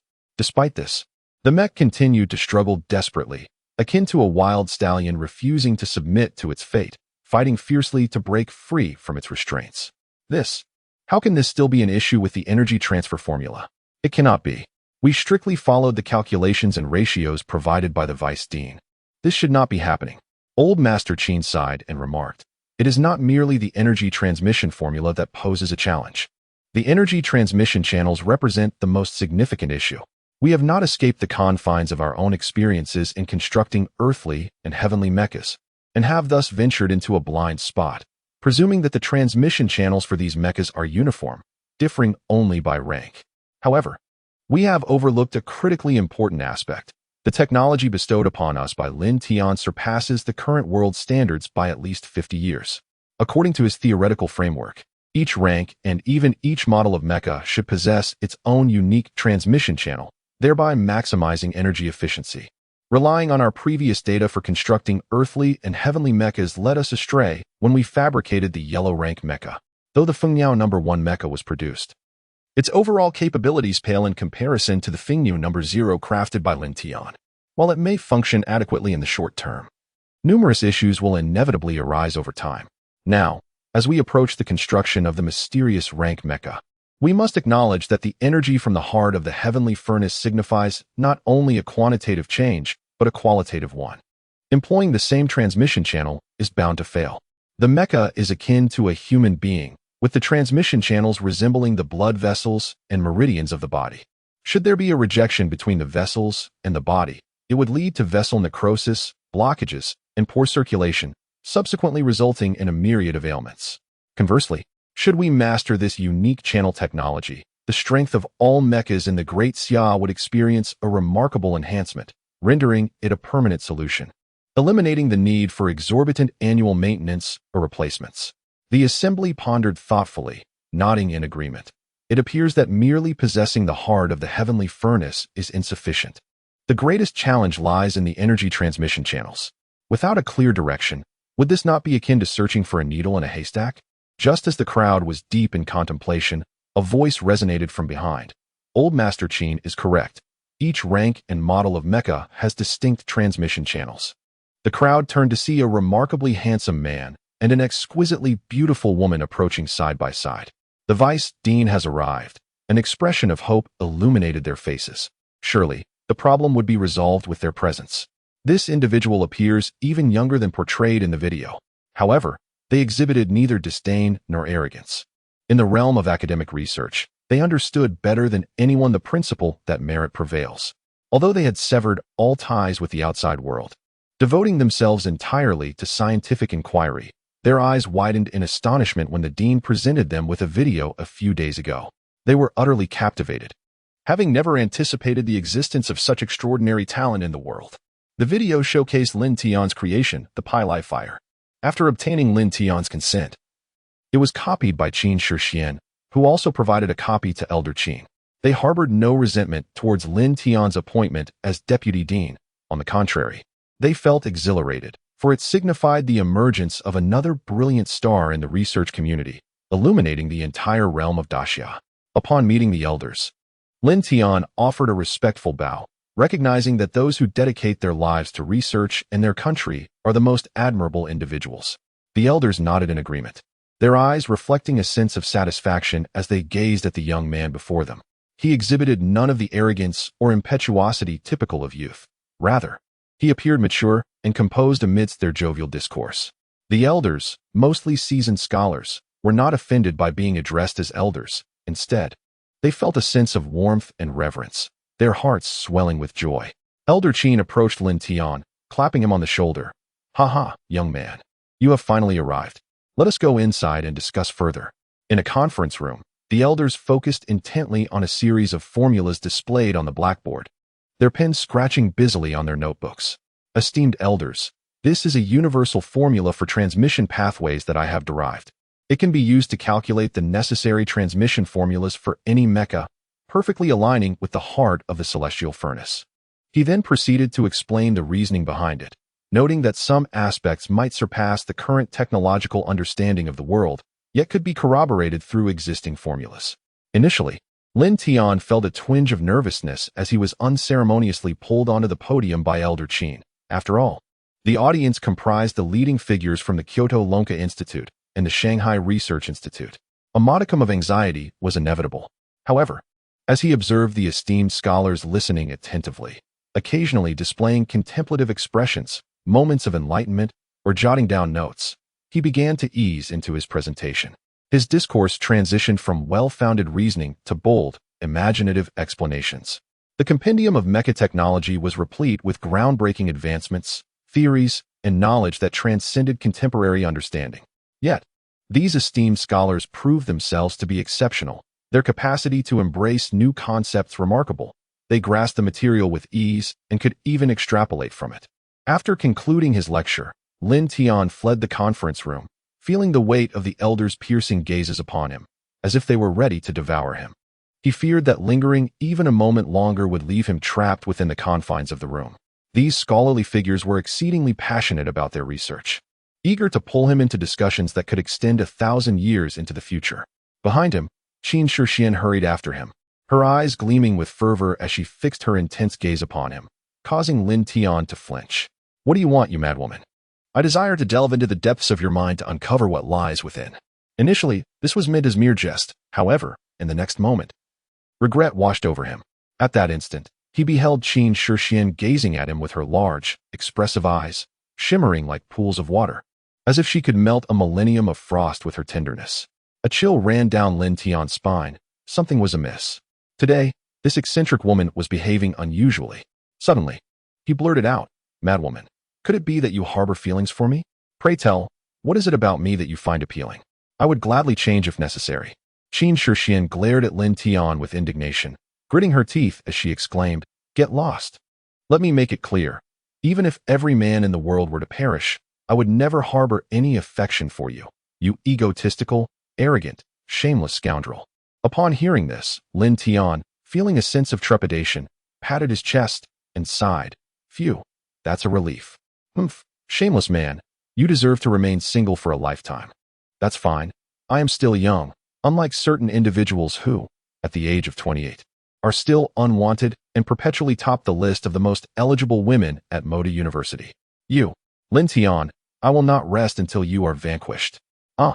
If I don't deal with you today, I shall not bear the surname Qin. Ding. 10 billion star coins have been credited to your account. Do not misunderstand. This was not the voice of the system, but rather a notification from the wealth application that Lin Tian had specifically adjusted. He took out his phone and saw that it was a call from Old Master Qin, likely regarding the promised annual research funding of 10 billion. This amount was entirely personal and thus was deposited directly into his account. This unexpected windfall filled Lin Tian with inexplicable excitement. 10 billion, a full 10 billion. Without hesitation, he converted it all into wealth points. However, when he glanced at the system panel, he was taken aback by the appearance of a peculiar upgrade button. Since the system upgraded to version 2.0, a new button has emerged. Host. This function allows for a one-click upgrade of the independently crafted complete mech. Upon hearing this, Lin Tian's eyes brightened. This feature was simply magnificent. He would no longer need to waste time painstakingly collecting materials to upgrade each part of the mech. System, could you elaborate on the method of upgrading? The upgrades are categorized into ordinary, advanced, and perfect upgrades. What is the wealth value required for upgrading the infinite Chaos Mech? Ordinary upgrade requires 180 million, advanced upgrade requires 2.3 billion, and perfect upgrade requires 29.8 billion. Upon hearing these figures, Lin Tian couldn't help but exclaim, "Damn, that's exorbitant." This meant that with his current wealth, he could only afford the advanced upgrade. However, given the existence of the perfect upgrade, he naturally aspired for perfection. Host, the infinite Chaos Mech has already surpassed its peers by a significant margin, thus the materials and energy required for upgrades have exponentially increased. Suddenly, Lin Tian seemed to realize something. Wait, the material costs aren't nearly this high. Upgrading it myself would only take a bit more time. Confess, you deceitful system. How much profit are you pocketing from this? Host, your distrust has deeply saddened this system. You may visit the marketplace to see that merely perfecting the chaotic furnace requires a staggering 10 billion blaze crystals and extreme cold mystic ice, with the total cost for all other components amounting to precisely 19.8 billion. These are merely the costs of materials. The system is entirely at the service of the host and does not charge any handling fees. Even if the host were to upgrade personally, the expenses would remain the same, not to mention the considerable time wasted. Lin Tian nodded thoughtfully. All right, system, I apologize for misjudging you. Suddenly, as if struck by inspiration, his eyes brightened, and with a wave of his hand, a piece of ice blue stone exuding an aura of coldness appeared on the console. System, assess the value of this ancient ice-cold iron. Detecting an ordinary quality celestial tier ancient ice-cold iron. Scanning in progress. Scan complete. Value, 39.9 billion star coins. Lin Tian was taken aback. System, is that all? This is celestial tier. He found it hard to believe that the mystic grade blaze crystals and extreme cold mystic ice were valued at 10 billion each, while this celestial tier item was worth only a fraction of that. The host notes that while the fiery crystal and the extreme cold ice required for upgrading the limitless chaotic mecha are merely of the mysterious tier, their quality has already reached the exceptional standard. In contrast, this millennium cold iron, despite being of the heavenly tier, is of ordinary quality, rendering any comparison between the two untenable. All right then, system, let us round it off to 4 billion. The 399 billion is triggering my OCD, the host remarked. The system remained silent for a considerable time, and finally, the value of the millennium cold iron flickered on the interface, transforming into 4 billion. Haha, dear system. You are my favorite. The system retorted, when you need me, I am your dear system. When you do not, I become a mere dog system. Alas, this generation of hosts is truly challenging to manage. May I inquire if the host wishes to liquidate? The eternal ice and cold iron on the control panel vanished in an instant, replaced by a staggering increase of 400 billion in his wealth. He felt a surge of delight as he commanded the system to upgrade the infinite chaotic mech. A thunderous roar echoed as an overwhelmingly vibrant and terrifying energy descended upon the mech space. A small portion expanded the surrounding area, while the majority infused itself into the infinite chaotic mech. Before his very eyes, the mech grew exponentially, quickly transforming into a colossal figure towering 30 meters high. Beep. The upgrade of the infinite chaotic mech is complete. Name: Infinite chaotic mech level. Profound tier, Dominion level. Height: 30 meters. Weight: 80 tons. Furnace: Infinite chaotic furnace, LV. 2. Talents: Elemental sovereignty, LV. 2. Active: Immortal body, LV. 2. Passive: Celestial manifestation, LV. 2. Active: Equality among beings, LV. 2. Active: Weapons: Yin-Yang celestial canopy, Waterfire dragon slayer. Taiji great sword, Buddha's wrath fire lotus. Lin Tian's eyes widened in astonishment at the Taiji great sword. Although it was yet another formidable weapon, he felt immensely satisfied. The elemental sovereignty's ultimate goal was to master all elements of the universe. With each elevation in rank, he could command one element of the world. Currently, he had already mastered the elements of water and fire, significantly amplifying his power compared to previously wielding just one element. Chapter 33. Breakthrough, Profound Tier Extreme Realm, Beep. Does the host wish to immediately accept the energy feedback from the infinite chaotic mech? Yes. With a thunderous roar, a vast and gentle energy from the universe surged into Lin Tian's body, refining both his physique and spirit. He closed his eyes, reveling in the experience, feeling his physical attributes undergo a profound transformation. Time seemed to stretch indefinitely until the final wave of comfort dissipated, prompting him to open his eyes and sense the terrifying power within him. A smile crept onto his lips as he realized he had reached the Profound Tier Extreme Realm. Host: Lin Tian Realm. Profound Tier Extreme Realm Strength: 150 tons. Speed: 220 ms. Neural Response: Super Divine Level Combat Skills, Super Divine Level Talents, Perfect Mastery, Super Divine Consciousness, Unity of Heaven and Earth. Gazing at his attribute panel, a smile involuntarily graced Lin Tian's face. Without comparison, one could not appreciate the difference. A typical mech master, even at the pinnacle of the profound tier, would only possess a maximum strength of 10 tons. In contrast, he boasted an astounding 150 tons. This exemplified the terrifying nature of achieving the extreme realm. With such physical prowess, even without the mech's armament, merely donning an exoskeleton would allow him to unleash formidable combat capabilities. An idea took root in his mind, one that he could not shake off. What if he donned a suit of iron armor and then armed the mech? If one were to forge an armored battle suit at the heart of the celestial furnace, would it not imply that ordinary individuals, devoid of the innate talent for mecha cultivation, could also embark on the path of enhancement? After all, the essence of mecha cultivation lies in the mecha's ability to harness the energies of the universe to refine the body and thus attain strength. Should such a philosophy guide the creation of the armored suit, would it not resemble, in a sense, a diminutive mecha? Has the true realization of universal cultivation been achieved? Though an ordinary individual cannot forge a mech space, the prospect of developing spatial technology in the future is not entirely out of reach. However, the challenges inherent in such an endeavor are readily apparent.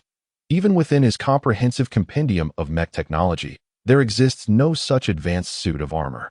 What is described as a miniature version of the heart of the celestial furnace is merely diminutive in comparison to those colossal behemoths. The smallest iterations can only achieve a meter scale. To reach the decimeter or even centimeter level, he must rely solely on his own ingenuity and trial and error. Fortunately, with the vast repository of knowledge he possesses from the yellow and profound mech compendiums, he stands on the shoulders of countless giants, at the forefront of myriad epics. Surmounting this technological challenge may merely be a matter of time. He then cast a glance around the expansive factory, marveling at its grandeur, truly a testament to a research institute. Equipped with an array of devices, adjacent to him, a vast storeroom brimmed with diverse metallic materials. Given the scale of this facility, it could undoubtedly produce Earth and Heaven-tier mechs. At this moment, the factory belonged entirely to him. After familiarizing himself with the various apparatuses, he meticulously selected an assortment of metals from the storeroom and exchanged rare metals from the system marketplace, deftly maneuvering robotic arms to cast them into the roaring furnaces. With all preparations complete, a cadre of elderly gentlemen led by old Master Qin, armed with pens and notebooks, quietly entered the factory. Standing by in silence as if they were students attending a lecture, Lin Tian paid them no mind. Engrossed in his tasks, this was a practical lesson as per old Master Qin's request. He understood the elder's intentions to establish his authority and to allow these old-timers to witness a marvel firsthand. As Lin Tian executed a series of operations, the elderly gentlemen were left in awe, their expressions reflecting unparalleled visual astonishment. They were wary of interrupting him, eyes wide with astonishment, occasionally exchanging glances that conveyed their shared amazement. Lin Tian accelerated his pace, unperturbed by the elderly gentleman's ability to keep up. He felt no need to explain his actions. The entire process was accompanied solely by the cacophony of machinery, with none daring to pose questions. Such was the depth of their experience. For them, crafting a profound-tier mech was not particularly challenging. The true marvel lay in Lin Tian's astonishing maneuvers and his formidable intellect. By nightfall, the mech had taken shape. At that moment, a man in his 30s entered the operation room and approached the distinguished gathering. "Dean, esteemed colleagues." Yet before he could finish, old Master Qin raised a hand to silence him. The other elderly gentlemen nodded in agreement, their gazes fixed intently on Lin Tian. The man, resigned, could only offer a wry smile before turning to leave. Earlier in the day, he had witnessed a scene that would leave him astounded for a lifetime. A cadre of top-tier leaders from the Dragon Institute and the Research Institute sat quietly below the podium, attentively listening to a lecture delivered by a young man in his 20s. Even the elusive Dean, who was rarely seen, sat quietly among them. The realization struck that this speaker was none other than the chief mechanic of the Great Xia, the chief engineer of Great Xia Heavy Industry, and concurrently the vice dean of the Kyoto Dragon Institute and the Magic Capital Research Institute. The weight of these titles left them nearly speechless, for this man, who appeared considerably younger than them, was indeed their superior. As he observed Lin Tian diligently crafting the mech, particularly during those extraordinary operations, he finally comprehended why the esteemed leaders were so captivated by him. The following morning, as a ray of sunlight streamed into the factory, illuminating Lin Tian's somewhat weary visage, he paused, exhaling a long sigh of relief. He had finally completed his task. The endeavor of forging a profound-tier mech was indeed incomparable to that of a yellow-tier mech. Even at his swiftest, he had toiled for a full day and night, and the fatigue he felt was multiplied. Yet, As a surge of formidable cosmic energy coursed through him, that fatigue lessened considerably. A throng of dignitaries rubbed their bloodshot eyes and hurriedly surrounded him, their wrinkled faces alight with uncontainable joy. "Well done, young Tian," the vice dean praised. Lin Tian smiled and waved his hand dismissively. "All right, esteemed elders. You may proceed to the testing phase. I shall take my leave for some rest." With that, he yawned and stretched, turning to exit the factory. Just as he stepped out, he collided with Qin Shixian. "Hey, you crazy woman. I can understand blocking the way, but colliding with me is entirely your fault." Qin Shixian's cheerful demeanor instantly darkened as she gritted her teeth in anger. "Lin Tian, you scoundrel. You impertinent rogue." To her dismay, she had just run into him. And the worst part was that Lin Tian's words were as venomous as ever, capable of inciting fury. Chapter 34. Qin Shixian, Lin Tian. Dare to hang up on me, and you are as good as dead. The heart of the celestial furnace operates with unwavering stability, and the energy output remains consistent. All systems are functioning normally. The energy transmission channels are in perfect order, ensuring stable energy transfer. The power system is stable, and everything is operating smoothly. The operating system is stable, and all is as it should be. The weapon systems are stable, and all is functioning properly. The armor system is stable, and everything is in its rightful place. Observing the earthy-hued mech standing quietly in the testing ground after completing a series of tests, the gathered dignitaries could hardly contain their elation. Indeed, the Batian mech boasts an extraordinary level of defense, coupled with its innate ability, the Batian shield, and 3 formidable defensive weapons. It stands as the pinnacle of Shin-level tank mechs. Even novice Earth-level mech engineers would find it challenging to breach its defenses. While it may be somewhat cumbersome, its speed is not inferior to that of typical Shin-level mechs. If each squad could be equipped with such a mech, their survival rates would undoubtedly see a significant enhancement. Alas, despite our utmost efforts to create it, minimizing errors, the final product still falls short of this remarkable mech by a considerable margin. It is truly perplexing how the vice president has accomplished so much with merely a pair of hands and a mind. Perhaps this is the innate talent of an extraordinary genius, something that ordinary individuals strive for throughout their lives, yet can scarcely attain.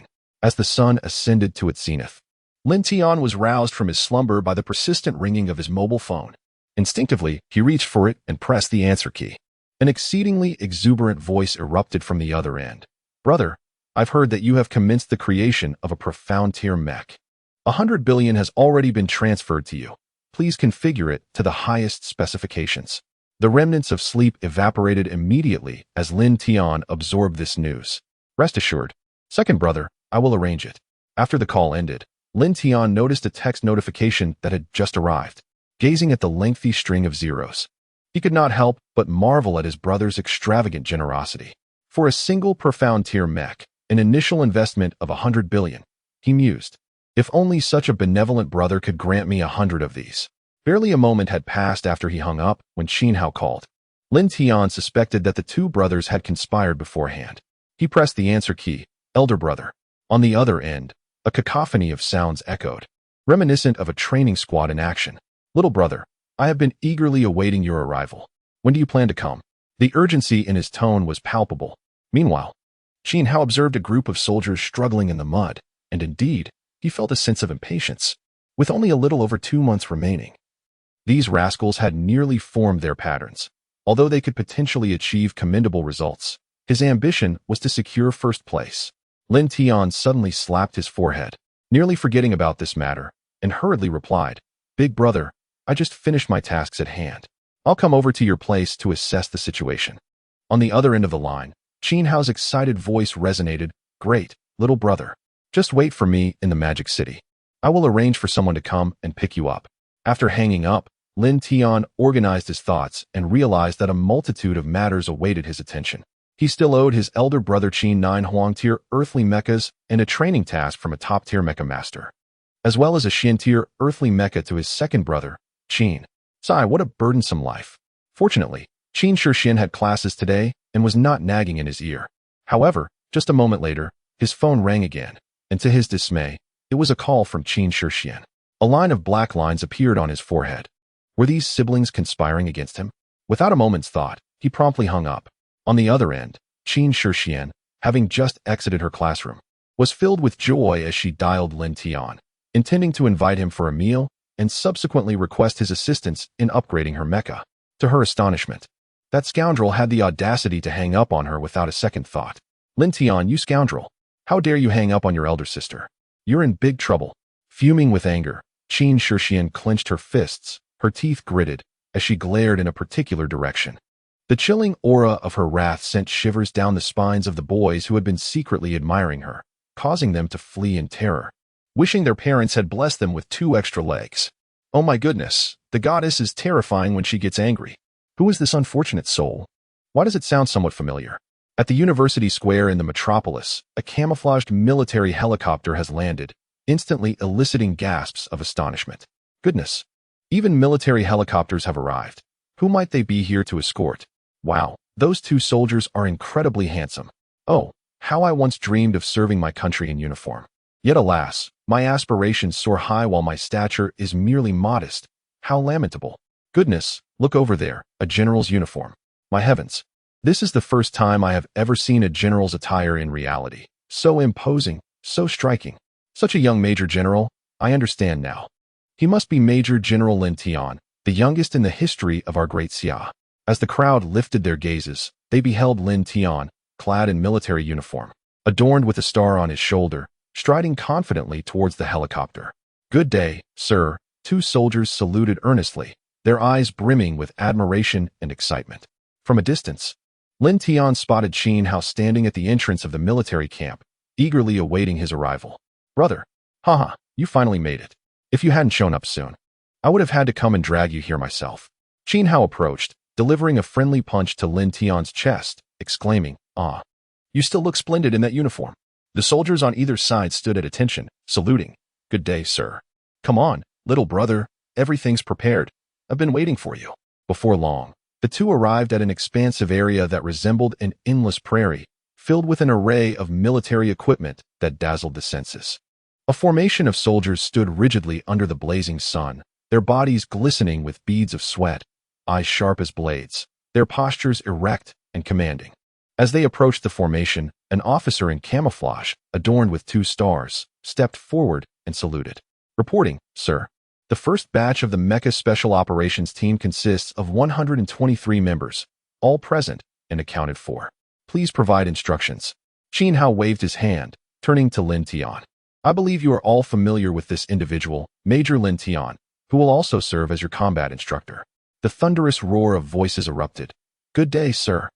Excitement flickered in the eyes of the soldiers. They revered the combat videos featuring this individual as classics, aspiring to glean even a fragment of wisdom from them. Such knowledge would be a significant breakthrough for their tactical development and combat awareness. Little did they expect that the commander would invite the very person himself to be their combat instructor, igniting their enthusiasm. Chapter 35. 30 seconds. Lin Tian surveyed the scene, silently admiring the caliber of the special forces who had endured extreme training. 1/3 of them had reached the Xian level, with 10 individuals attaining the pinnacle of physical conditioning at that tier. The remaining members were predominantly of the Huang level, with approximately half of them nearing the limits of that classification. It is no exaggeration to assert that those who have reached their limits, with the right combat awareness and fighting skills, would undoubtedly excel as top-tier mecha masters. However, if achieving such status were so facile, the number of top mecha masters in Great Xia would not be so scant. Turning to Qin Hao, Lin Tian remarked, Brother, I wish to assess their capabilities. He gazed at the soldiers standing tall and proud, a glint of brilliance in his eyes. They were nothing less than walking vaults of potential. With a mere click of the tongue, the significance of 100 million becomes evident. 2 amounts to 200 million, and 3. Qin Hao's eyes sparkled with intrigue. Brother, feel free. From now on, these individuals are under your command. You may handle them as you wish. These are elite soldiers meticulously selected from the military district, each a distinguished special forces operative. While their combat awareness may not reach the pinnacle, it is certainly close. Nevertheless, regardless of the methods employed, they cannot surmount that insurmountable barrier, the apex of combat awareness, a trait seemingly innate and reliant on talent. As Lin Tian took a step forward, a terrifying aura emanated from him, causing the expressions of the soldiers to shift dramatically. Behind him, Qin Hao's eyes widened in astonishment, his heart exclaiming, Good heavens! When did my brother break through to the Xian level? The dreadful presence he exuded felt even more formidable than that of some initial-stage, Earth-level mecha operators. This Jin Shou is indeed a phenomenon. Come forth, everyone, unleash your full strength against me. The soldiers paused in bewilderment, and one soldier shouted, "Report. Instructor, do we not require armed mechs?" The others similarly turned their gazes toward him, each harboring the same question. Lin Tian waved his hand dismissively. You have all encountered yellow and Xian-level mechs, have you not? This is a mode of operation that completely transcends traditional nuclear-powered mechs. Your limitations shall no longer be confined by the mechs themselves. The mech is not merely an amplification of the pilot's capabilities, but rather an extension of both body and consciousness. Whatever you are capable of achieving, the mech can accomplish with perfection. There is no need for doubt. Thus, you must first transcend your own limitations, freeing your thoughts and awareness from the constraints of conventional thinking, in order to surpass the boundaries of the mech. Do you understand? In unison, everyone exclaimed, yes. Observing the fervent soldiers, Qin Hao stepped forward with a smile and remarked, You little rascals should be aware that General Lin is not only an unparalleled mech pilot, but also an extraordinary mechanic. I pledge that in the coming 2 months, whoever breaks through to become a top-tier mech pilot shall be rewarded with a mech personally crafted by General Lin himself. So give it your all. Do not let me down. Upon hearing this, a spark ignited in the eyes of the soldiers, and they collectively shouted, Thank you, Commander. The atmosphere was powerful, and their voices resonated like thunder. Lin Tian inwardly scoffed, thinking, My brother certainly has a clever scheme in mind. This endeavor is undoubtedly a lucrative venture, giving rise to a mecha master. He might invest a mere 1 or 200 million, and even if it fails, he would incur no loss. Especially with the unparalleled mecha master himself as a training partner for 2 months. Regardless, there will be considerable gains. As the words were spoken, the crowd dispersed. Encircling Lin Tian, he descended upon them like a wolf among sheep, transforming into a lethal weapon, with every part of his body serving as the most effective armament. Within each passing second, adversaries fell one by one. After 30 seconds, not a solitary individual remained standing. The ground was strewn with soldiers, struggling silently. Lin Tian clapped his hands, a smile gracing his face. The combat awareness of these soldiers surpassed his expectations. He had already calibrated his strength and speed to the initial stage of the yellow rank breaking extremity, engaging in a contest of awareness and technique. Most were able to exchange a few blows with him, and a select few even managed to trade 5 strikes, which was commendable. Meanwhile, Qin Hao, who was timing the skirmish, was at a loss for words. He had previously constrained his realm to the pinnacle of the mysterious rank, taking a full 3 minutes to subdue this group, while Lin Tian accomplished the same in a mere 30 seconds. Moreover, it appeared that his speed and strength were still merely at the yellow rank level. Was the disparity truly this vast? However, he could not help but acknowledge that Lin Tian was truly a monster. His movements appeared deceptively simple, yet they delivered the most effective and lethal strikes. As if everyone else's actions unfolded in slow motion before his eyes, he seemed capable of anticipating all attacks in his vicinity. How could such a terrifying prodigy exist in this world? The soldiers struggling on the ground were equally astonished as they beheld the man in pristine military attire. His face adorned with an expression of reverence. His strength radiated an almost overwhelming aura, evoking a sensation akin to facing a divine entity rather than an ordinary individual. In the military, power reigns supreme. Every soldier's primary duty is to obey orders, followed closely by an admiration for the strong. Soon, individuals began to rise one by one, enduring their pain, for the honor of a soldier forbids them from remaining prostrate on the ground. Qin Hao nodded appreciatively, acknowledging his brother's efforts. He feared Lin Tian might claim it was impossible, yet he was willing to try anything as long as there remained the slightest glimmer of hope. Be it for the national military exercise or for nurturing talent within the military district. Upon leaving the military zone, Lin Tian declined the offer of a private jet and piloted his mech towards the Tianyuan repair shop. Just as he was about to unlock the shop door, he furrowed his brow, sensing a pair of eyes fixated upon him.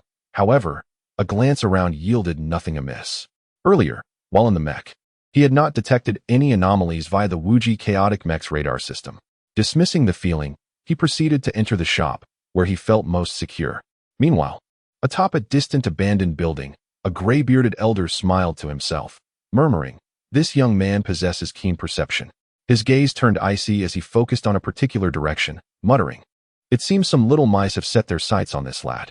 With that, the elder vanished from the ruins in the blink of an eye.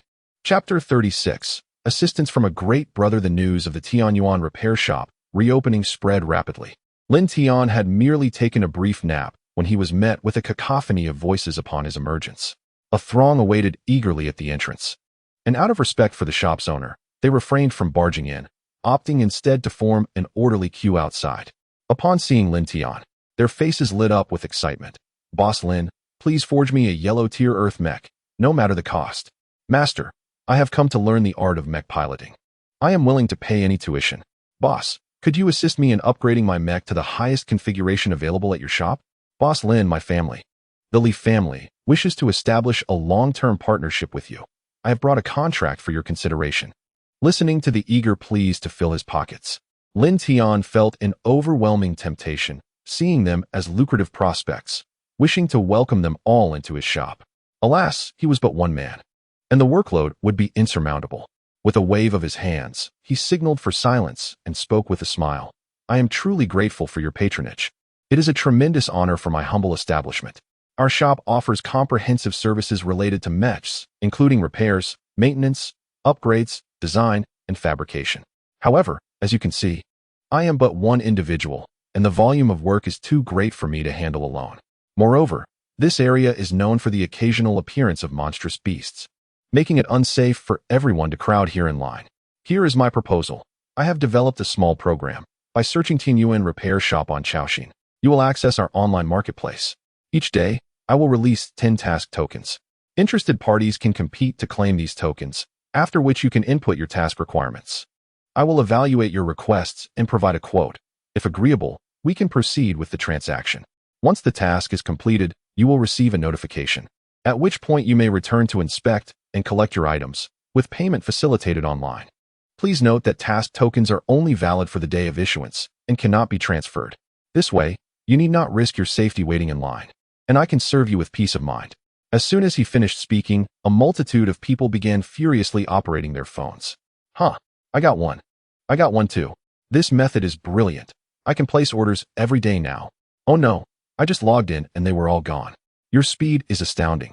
Indeed, I clicked in and was instantly notified that today's tokens were all claimed. The majority redirected their attention back to Lin Tian. "Boss, could you please release more task tokens? 10 is far too few." "Yes, Boss Lin, please open up more tokens. If you're overwhelmed, you could hire some mechanics to assist. I'm sure many would be willing."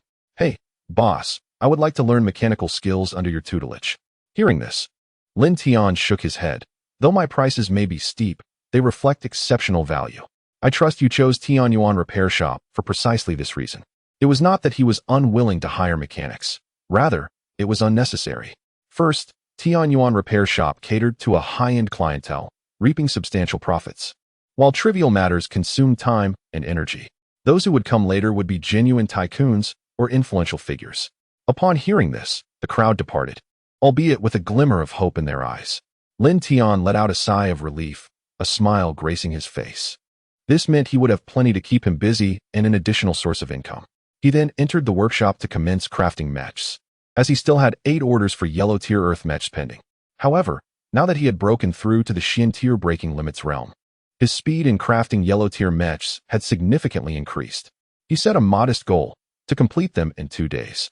The following day, Lin Tian rubbed his somewhat bloodshot eyes and shook his sore hands, surveying the freshly completed west tier mech displayed in the workshop.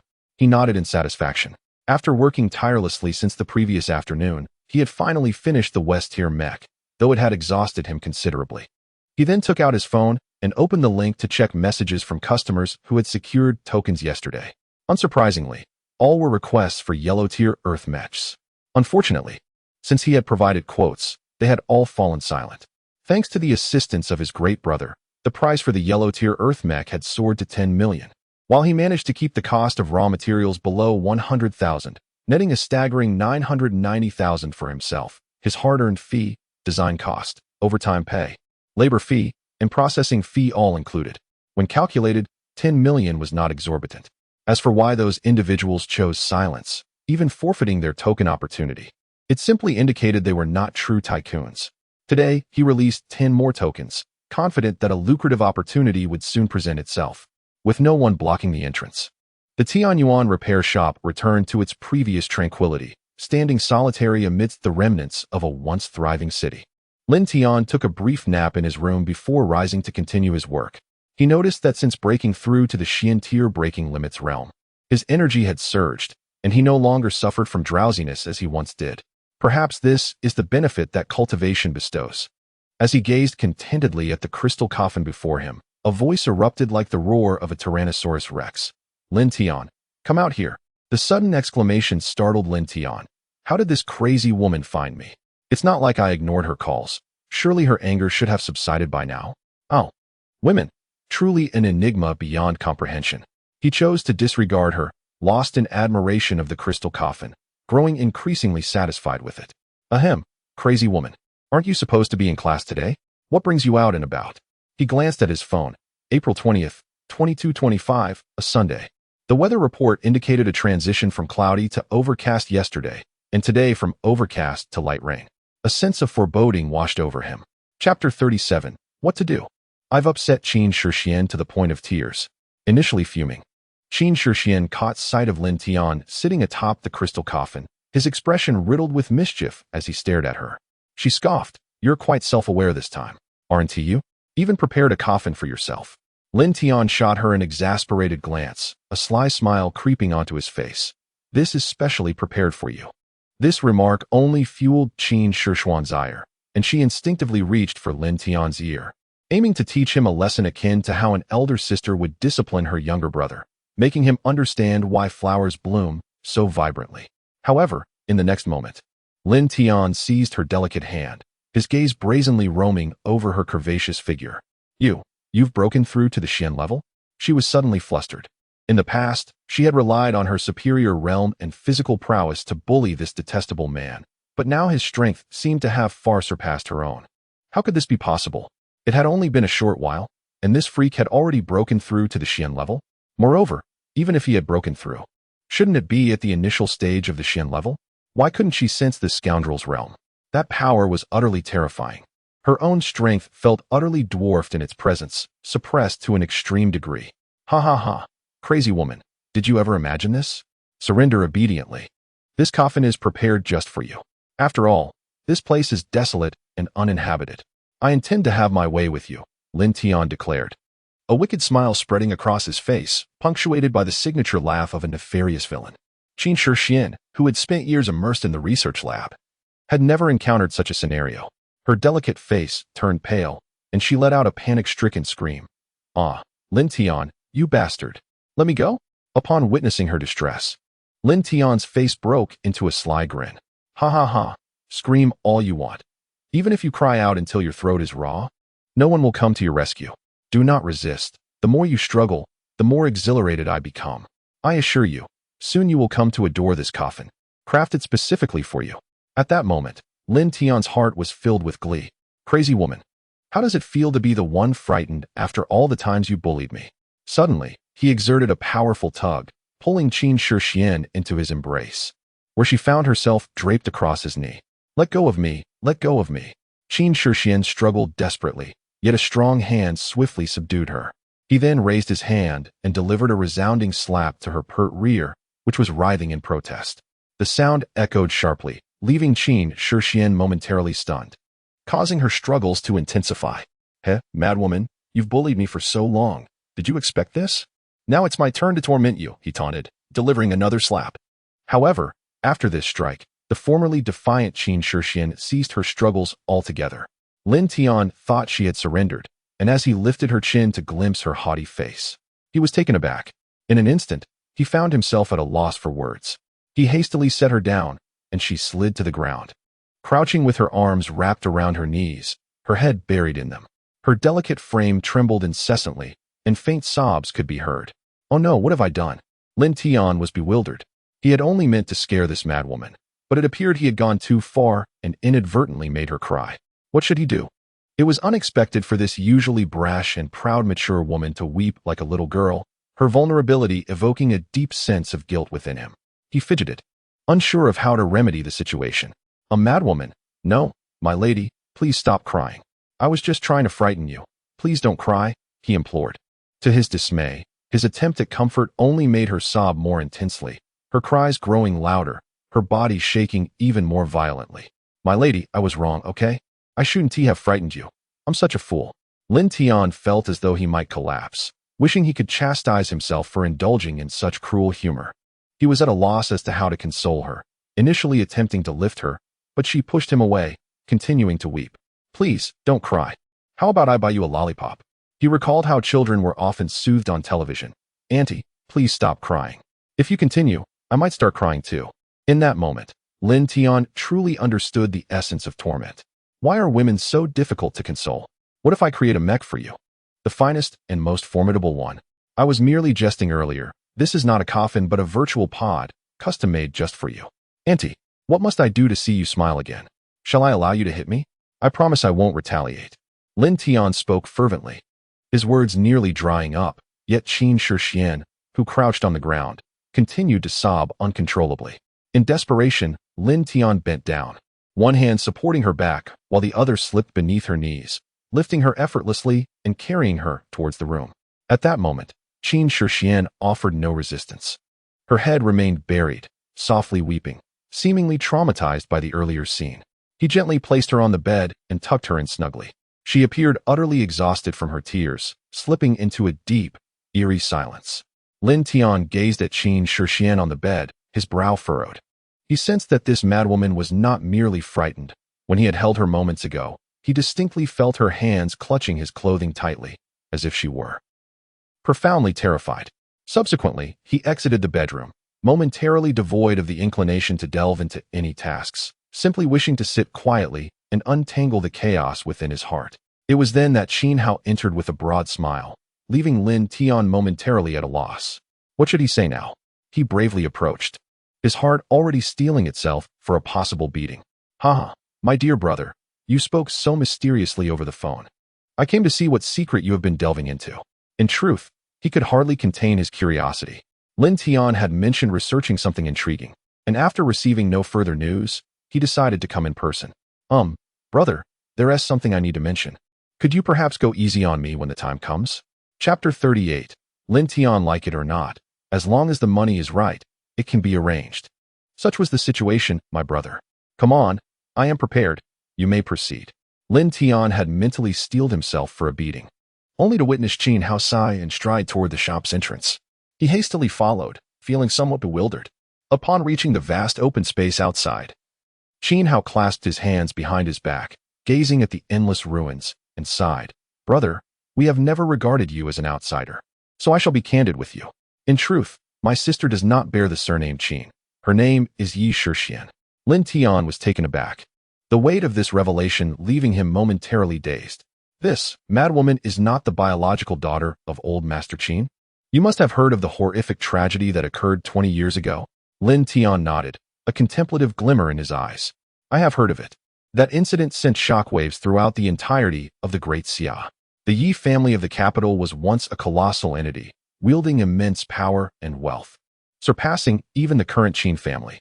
Yet, in the blink of an eye, this formidable family was annihilated, their corpses strewn across the ground, blood flowing like rivers, all consumed by flames, lost to the annals of history. Qin Hao sighed, his eyes filled with profound sorrow. Indeed, my sister was the sole survivor of the Yi family. Our families were close. When my father and I arrived, all that remained were charred bodies. The horrific scene remains etched in my memory. Later, beneath one of those scorched corpses, we discovered my sister, merely 8 years old at the time, having witnessed her parents fall in a pool of blood, and the malevolent grin of her assailant as he raised the butcher's knife against her loved ones. You cannot fathom her fragility back then. She would awaken in terror, crying out for her parents in her dreams, evoking immense sympathy. As time passed, she grew from a mute little girl into a bold young woman, seemingly having forgotten her past. However, we all knew that the memories remained vividly imprinted in her mind, those scenes forever etched in her consciousness. She appeared outwardly strong, exuding an aura that deterred others, yet we understood that this was merely a fade crafted to mask her inner fears. This is why she devoted herself to her studies for so many years, avoiding any close interactions. Her heart harbored a profound aversion to the world and to everyone, us included. Only that carefree girl, Rushua, might be able to draw her out of her shell. A bittersweet expression crossed Qin Hao's face, soon replaced by a smile. But now, things have changed. I see a different light in my sister's eyes. She seems to harbor unique feelings for you. I can see it. My sister likes you. Though her way of expressing it is different. She tends to assert her strength in every situation.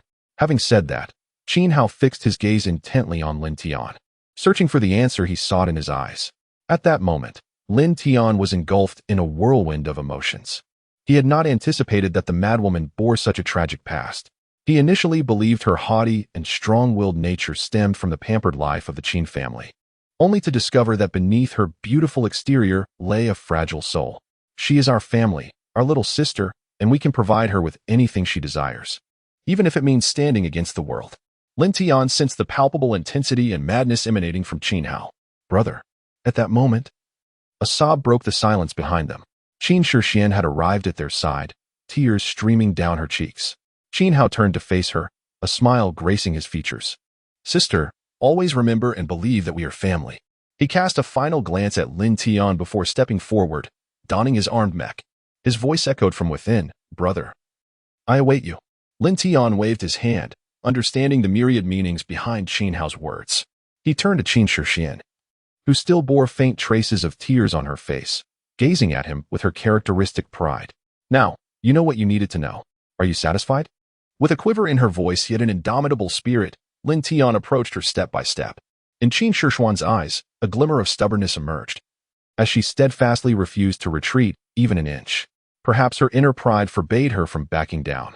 In the next moment, she found herself frozen in place, enveloped in a broad and warm embrace. Her delicate form trembled involuntarily, the sensation akin to discovering a warm sanctuary amidst a tempest, providing an unparalleled sense of security. A gentle evening breeze stirred, carrying a hint of blush within that haven. Lin Tian held her tightly, inhaling the unique fragrance that emanated from her, and whispered softly near her ear, Crazy woman, why didn't you say it earlier? If you like me, just say it. What's the harm in speaking up? As long as the money is right, it's not impossible. Initially, she had settled into the tranquility of that warmth, but in an instant, Qin Shixian transformed into an enraged little dog, sinking her teeth into Lin Tian's shoulder, emitting muffled growls. Lin Tian, you scoundrel, I'll bite you to death. Her irritation surged, and the fleeting relief of her emotions was swiftly obliterated by this rascal. Ah, crazy woman, are you a dog? I was trying to comfort you, and instead, you repay me with such ferocity. The pain was genuine. She had bitten him with considerable force. Thud. Seemingly unsatisfied, she stomped on his foot. You scoundrel. Are you pleased now? Letting you bully me. Qin Shixian quickly wriggled free from Lin Tian's embrace, casting him a look of vindication. Yet, with her lips pursed and her face adorably puffed in anger, she was undeniably charming. Ouch, that hurts. Lin Tian bent slightly, one hand rubbing his shoulder and the other massaging his foot, limping as he made his way into the shop.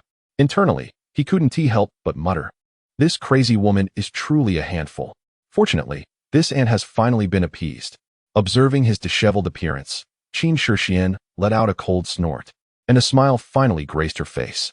Chapter 39. The seventh dimension. Once again standing beside the crystalline coffin in the workshop, Qin Shixian cast a curious glance at Lin Tian.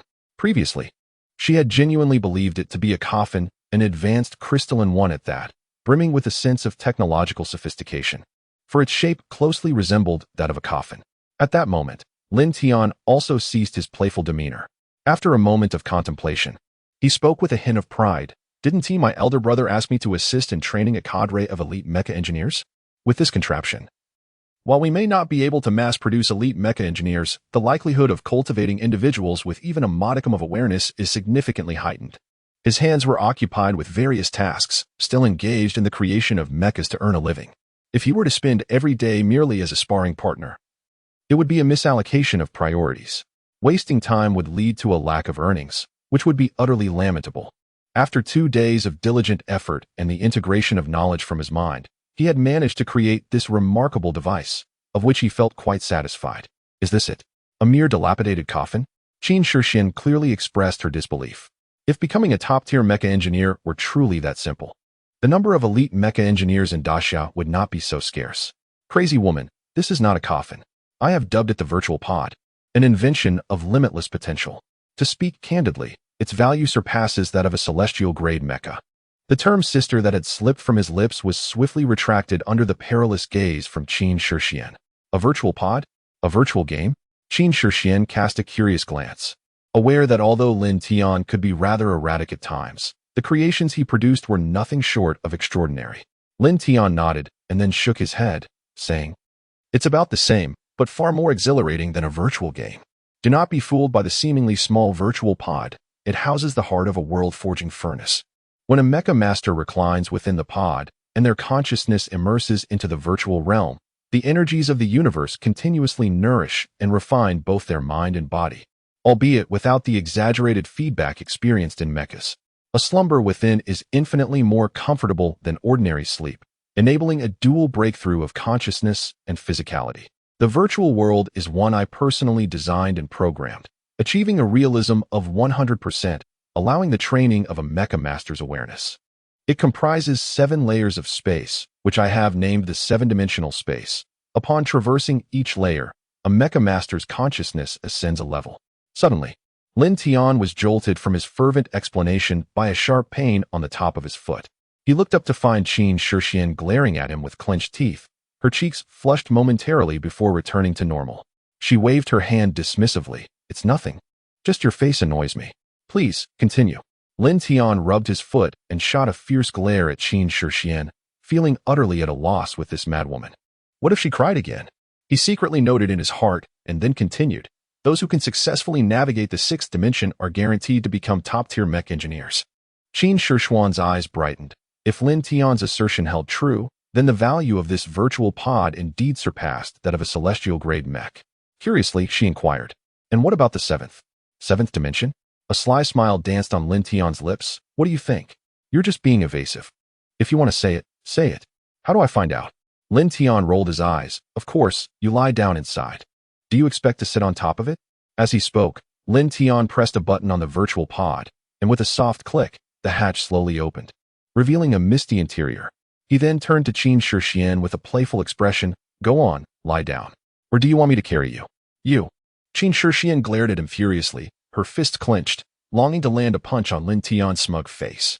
Yet, as a thought crossed her mind, a blush crept onto her cheeks, and she obediently lay down inside.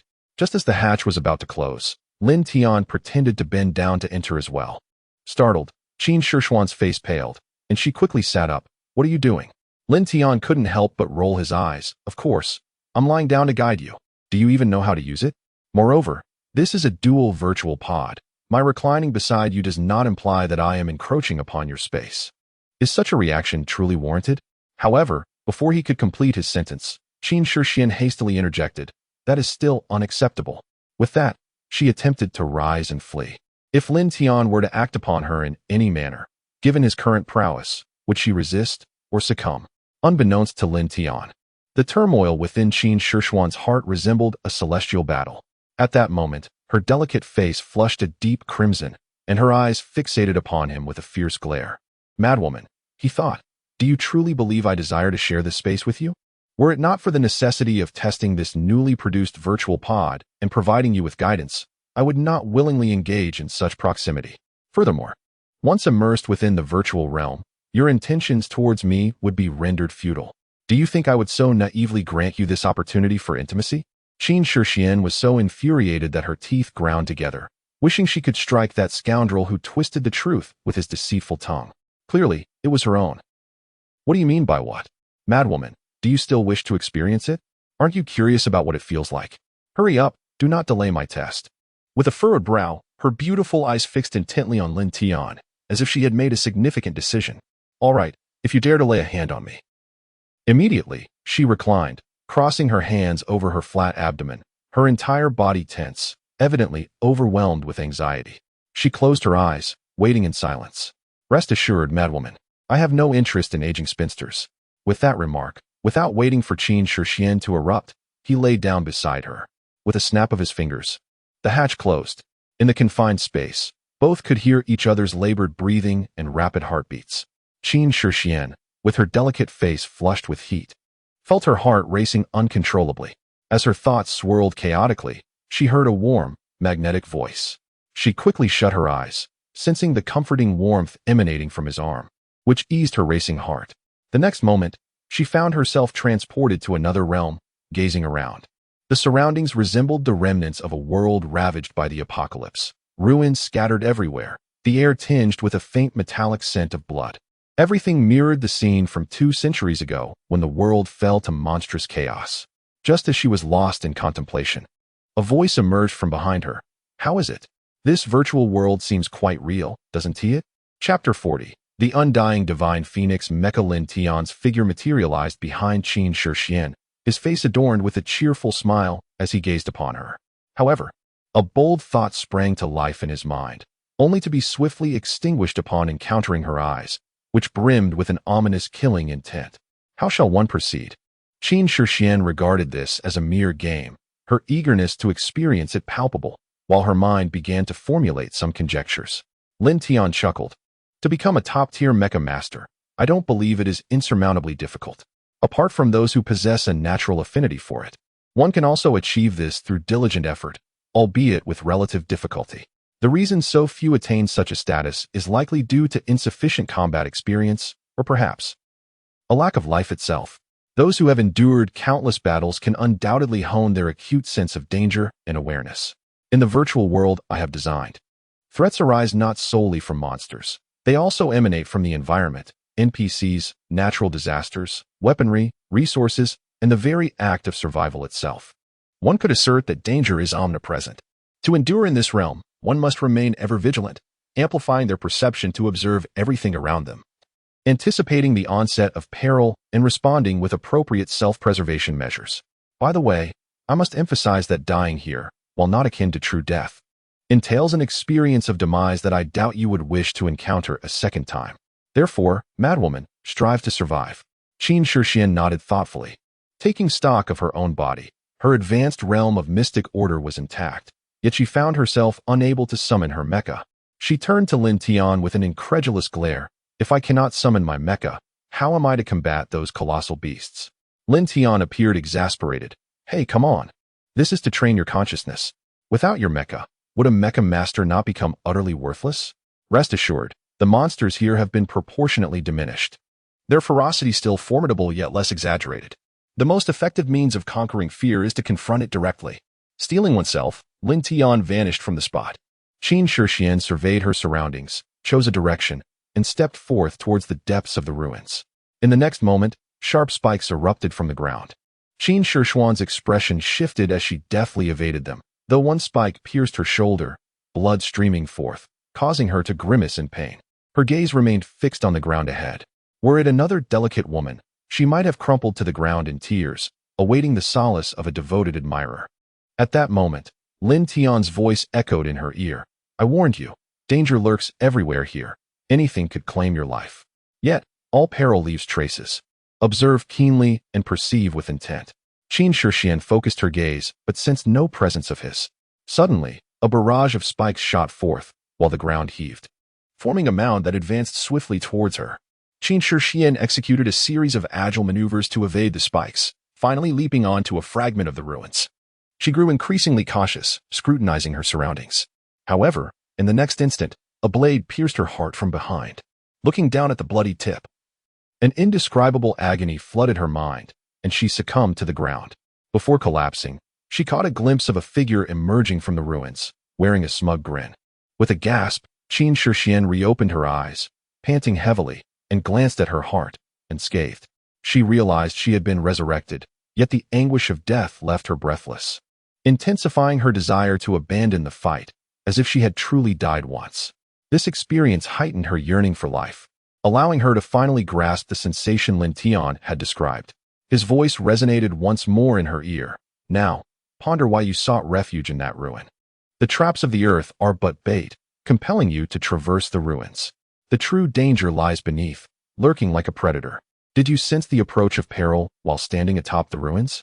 I have previously stated that all dangers leave traces, contingent upon one's ability to discern and respond appropriately. Qin Shixian gritted her teeth, aware that Lin Tian was offering her guidance, Yet, an indomitable spirit surged within her. No matter how arduous the path, she resolved to forge ahead. Above in the void, Lin Tian observed this scene with a smile.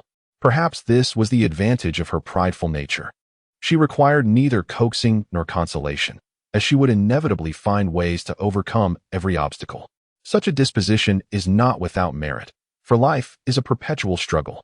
Some bear their burdens with fortitude, while others bow to fate, resulting in similar paths yet countless divergent outcomes.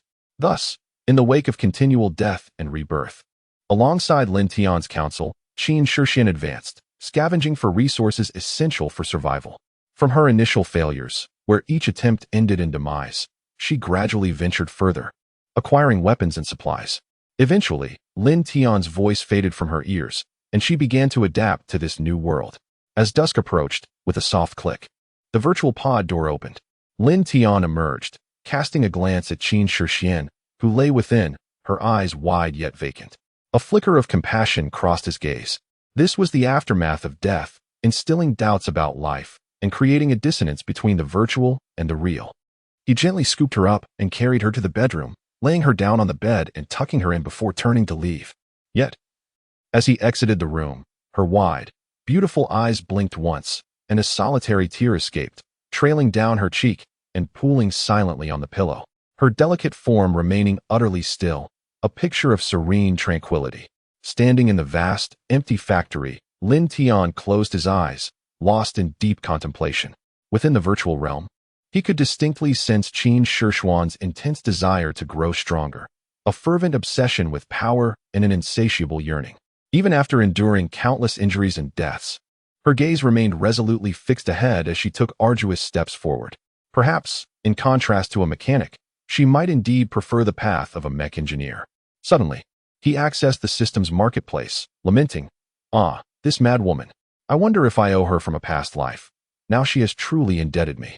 With a twinge of regret, he spent 200 billion to exchange for two incredibly extraordinary materials, Nirvana Divine Iron and Divine Phoenix Blood Crystal, both of which are the pinnacle of the mysterious tier materials. Among them, Nirvana Divine Iron ranks within the top 10 of the material hierarchy. His ambition was to forge the second-ranking mech of the series, the undying Divine Phoenix mech. Now, the wealth he had painstakingly accumulated was suddenly depleted, leaving him at a loss for tears. Chapter 41. Stinky Man. Come and battle the following morning, as the first rays of sunlight quietly crept into the workshop. Illuminating a 36-meter-long white mech lying on the workbench, Lin Tian finally set down the mechanical wrench, nodding in satisfaction. Beep. Detecting that the host has independently crafted a mech. Evaluating. Name: Undying Divine Phoenix Mech Level. Mysterious Tier Type. Comprehensive Height. 36 meters Weight. 13-14 tons Furnace. Nirvana Furnace. LV1. Talent Skills. Nirvana Fire LV2. Passive: the Nirvana Fire, Ever Rejuvenating, will automatically consume the Nirvana Fire to repair any damage sustained by the mech, with the repair speed contingent upon the level. Undying Divine Phoenix Wings LV2. Active with the Divine Phoenix taking flight, it dances through the 9 heavens, enhancing its speed by a percentage based on level. Currently providing a 200 boost. Twilight of the Gods LV2. Active mobilizes 90 of the mech's current energy to unleash an overwhelming force of annihilation. Under the Twilight, all gods shall perish. Note: activating this talent skill will place the mech in an energy lock state. Use with caution. Weapons: Crimson Feather Emperor's Plume. Phoenix Crying to the Heavens. Divine Phoenix in Another Dimension. Divine Phoenix Sword. Evaluation completed. Rating: Supreme Level of the Profound Stage. The mech is currently channeling energy feedback to the host. A terrifying surge of celestial energy enveloped Lin Tian, imparting an unparalleled sense of comfort, awakening every cell within him. Compared to the previous meager energy feedback from the mech construction, this time the enhancement felt substantial. He sensed a marked improvement in all aspects of his physical attributes, although the quality of energy did not reach the threshold necessary for a breakthrough to the Earth stage. It undoubtedly broadened his physical prowess. Name: Lin Tian Realm. Profound Stage Breakthrough Strength. 160 tons Speed. 250 ms. The sheer magnitude of this enhancement is evident in his strength and speed. Rather than a mere breakthrough in realm, he relished this lateral advancement, feeling a significant augmentation in his foundational capabilities. if he were to craft several more supreme mechs. The implications would be extraordinary. However, upon reflection, it would be prudent to reconsider, as such endeavors are beyond his current means. Moreover, this enhancement has its limits. It is clear from this experience that subsequent improvements will yield diminishing returns. The raw materials alone cost over 20 billion, and at his pricing, the selling price would begin at no less than 20 trillion, which is absurdly more expensive than a celestial stage mech. How many can truly afford such extravagance in this world? Those who possess such wealth have long since ventured to play with the celestial mecha and would not squander such a considerable sum on acquiring a mere profound-grade mecha. Regardless of its remarkable capabilities, it remains fundamentally a profound-grade mecha. Just as Lin Tian was admiring the indomitable divine phoenix mecha before him, a soft gasp emanated from behind. Turning around, he beheld Qin Shixian, her petite mouth covered, her beautiful eyes wide with astonishment as she stared at the indomitable divine phoenix mecha, identical to her own. The same pristine white, the same alluring contours, yet adorned with intricate phoenix patterns that accentuated its mystery and nobility. Lin Tian offered her a smile, saying, "Give it a try, you wild woman. From now on, you shall dutifully repay your debts." If he were to sell it, wouldn't he have to start the bidding at a staggering 30 trillion? Lin Tian, is this really for me? Qin Shixian, still in disbelief, gazed at Lin Tian. Even before piloting it, she sensed the extraordinary nature of this mecha. Lin Tian shot her a sidelong glance. What else could it be? It's quite evident, isn't it? Why else would it be crafted to look exactly the same? Receiving a definitive answer, a radiant smile, distinct from her usual demeanor, blossomed on Qin Shixian's face as she entered the cockpit. As the mechanical bed propelled the mecha outside, the entire construct rose, striding towards the open space. The ground trembled beneath it, and soon, a chorus of astonished gasps erupted from the cockpit. Oh my heavens, is this still the mecha I know? This is utterly absurd. A pair of exquisite wings unfurled behind the mech, and with a powerful flap, it soared into the sky. A tempest swept across the ground, stirring up sand and stone, as the colossal mech transformed into a mere speck of light, vanishing from Lin Tian's sight. A thunderous roar echoed from afar, flames shooting skyward, as a terrifying shockwave rippled into the heavens. A desolate ruin seemed to evaporate from view, followed by a cascade of energy blades falling like meteors, blanketing the firmament. The entire uneven expanse of the ruins was leveled to the ground. Suddenly, a white figure approached from the distance, hovering in the sky, wielding a white sword that pointed diagonally toward Lin Tian on the ground. Qin Shixian's confident voice resonated from within the mech. "You foul man, come and fight." However, he showed no hesitation, stepping forth as the boundless chaotic mech surged toward the white mech, a massive sword of red and blue appearing in his grasp, adorned with a yin-yang symbol. In an instant, sparks ignited across the sky, accompanied by the clanging of metal. Yet, before long, a white mech plummeted from the sky. A silver mech pressing down upon it, its arm pinning the white mech's neck, forcing it to the ground. With a resounding crash, the earth trembled. Dust billowing as a massive pit formed, both mechs lying within it in a rather compromising position. "Let go of me." Qin Shixian's voice emerged, filled with embarrassment and anger, as the mech struggled but was firmly held down by the boundless chaotic mech. Though separated by the mech's material, she felt as if Lin Tian were pressed against her, her cheeks flushing crimson. "Humph, crazy woman, still so arrogant? Don't think that with the immortal Phoenix mech, you can surpass me." Despite the insane woman's driving skills being thoroughly outmatched, even the immortal Phoenix mech, which surpassed all current advanced mechs, fell slightly short when compared to the boundless chaotic mech. "Lin Tian, you scoundrel, let me go?" I'll concede, is that not enough?"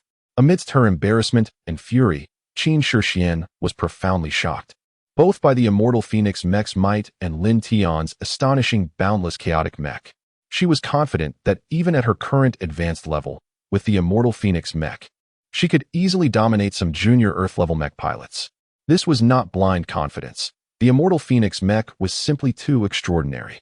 While she knew that most mechs possessed only one innate ability, the immortal Phoenix mech boasted three, each more formidable than the last, alongside weapons that were exceedingly powerful. Chapter 42. This wave is not a loss, but even a small gain. How much? Clearly, despite having been thoroughly bested by Lin Tian, she still harbored a sense of defiance. Lin Tian waved his hand dismissively, saying, "Never mind, you cannot afford it." Upon hearing this, Qin Shishuan's anger intensified. She stamped her foot and retorted, "Humph, what a joke.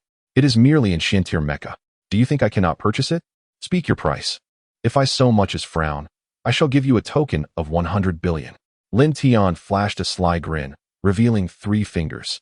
It was not that he demanded an exorbitant price. Rather, the mechas ranked among the top 10 in the comprehensive mecha catalog were priceless treasures, possessing terrifying power and limitless potential. A mere 3. Qin Shishuan, who had initially worn a smug expression, felt her smile freeze on her face. She thought she must have misheard and looked at Lin Tian, urging him to repeat. How much? Please say that again. 300 billion. I knew you were trying to deceive me. Forget it. If you bark like a little puppy, I might just give it to you. After all, I cannot let you go back on your word. 300 billion, you insufferable man. Are you trying to extort money from me? The words hung on her lips, unable to escape. Contemplating the extraordinary abilities of the undying divine phoenix mecha alongside its formidable performance, she began to concede that perhaps 300 billion was not entirely unreasonable. The only problem was, she truly did not possess such wealth. Suddenly, with a flick of her wrist, a black bank card materialized in her hand. Pouting slightly, she grasped Lin Tian's hand and placed the card into his palm. 30 trillion is merely 30 trillion. I can certainly manage it. This card contains 580 billion. You may hold on to it for now, and I shall gradually provide the rest. Lin Tian wore a smile, accepting the card without hesitation, feeling quite pleased within. Ahem. He cleared his throat and, suppressing his amusement, remarked, "Well, madwoman, you must strive to earn more money. The upgrade costs for the immortal Phoenix Mecha will indeed be exorbitant." Qin Shishuan shot him an exasperated glare. "Why must you concern yourself?" Yet, as she pondered the matter, a headache began to throb at her temples. She felt an overwhelming urge to pull her hair out. Indeed, considering the extraordinary capabilities of the immortal Phoenix Mecha, future upgrades would likely demand even greater sums of money. What to do? Qin Shishuan mused. Even selling myself would not suffice to cover such expenses. Sighing, she resolved to take things one step at a time. Her gaze then fell upon the virtual pod, and her spirits lifted significantly. With a wave of her hand, she stored it within the mecha space. This space, aside from accommodating mechas, was often utilized by individuals to set aside a portion for storage purposes. "Hey, madwoman, what are you doing? That is my personal property," Lin Tian exclaimed, growing anxious as he watched her silently claim the virtual pod. This contraption was not inexpensive. The material costs alone were several $100,000, nearly equivalent to crafting a profound-grade mecha. Qin Shishuan looked at Lin Tian with a teasing smile. "If I recall correctly, someone once claimed that this was custom-made for me. How is it that now you refuse to take responsibility?" Lin Tian felt a deep sense of embarrassment. What nonsense was this? This madwoman spoke as if he had committed some treacherous act against her. That was merely a jest. Please do not take it to heart." Indeed, he had only intended to provoke this irrational woman, and now he found himself entangled in a loss of hundreds of thousands. How distressing. He felt like weeping. "I don't care. In any case, I am quite serious about this. Now it belongs to me. Furthermore, it was of no use to you. I wouldn't even flinch at the prospect of 3 trillion. What is the harm in you giving a few gifts?" She was counting on honing her skills to become a top-notch mech engineer. And this virtual pod. Suddenly, a thought crossed her mind, causing her cheeks to flush with warmth, solidifying her resolve to claim the virtual pod as her own. "Who says it is of no use to me? Well, let us just consider it a gift from you. However, I must caution you against impatience. One cannot rush into things, or else you might end up acting foolishly." Lin Tian sighed helplessly, having initially planned to offer this virtual pod to Qin Hao, potentially earning a substantial profit. As if you have any say in the matter," Qin Shishuan retorted with a cold snort, turning to leave, her graceful silhouette leaving a lasting impression.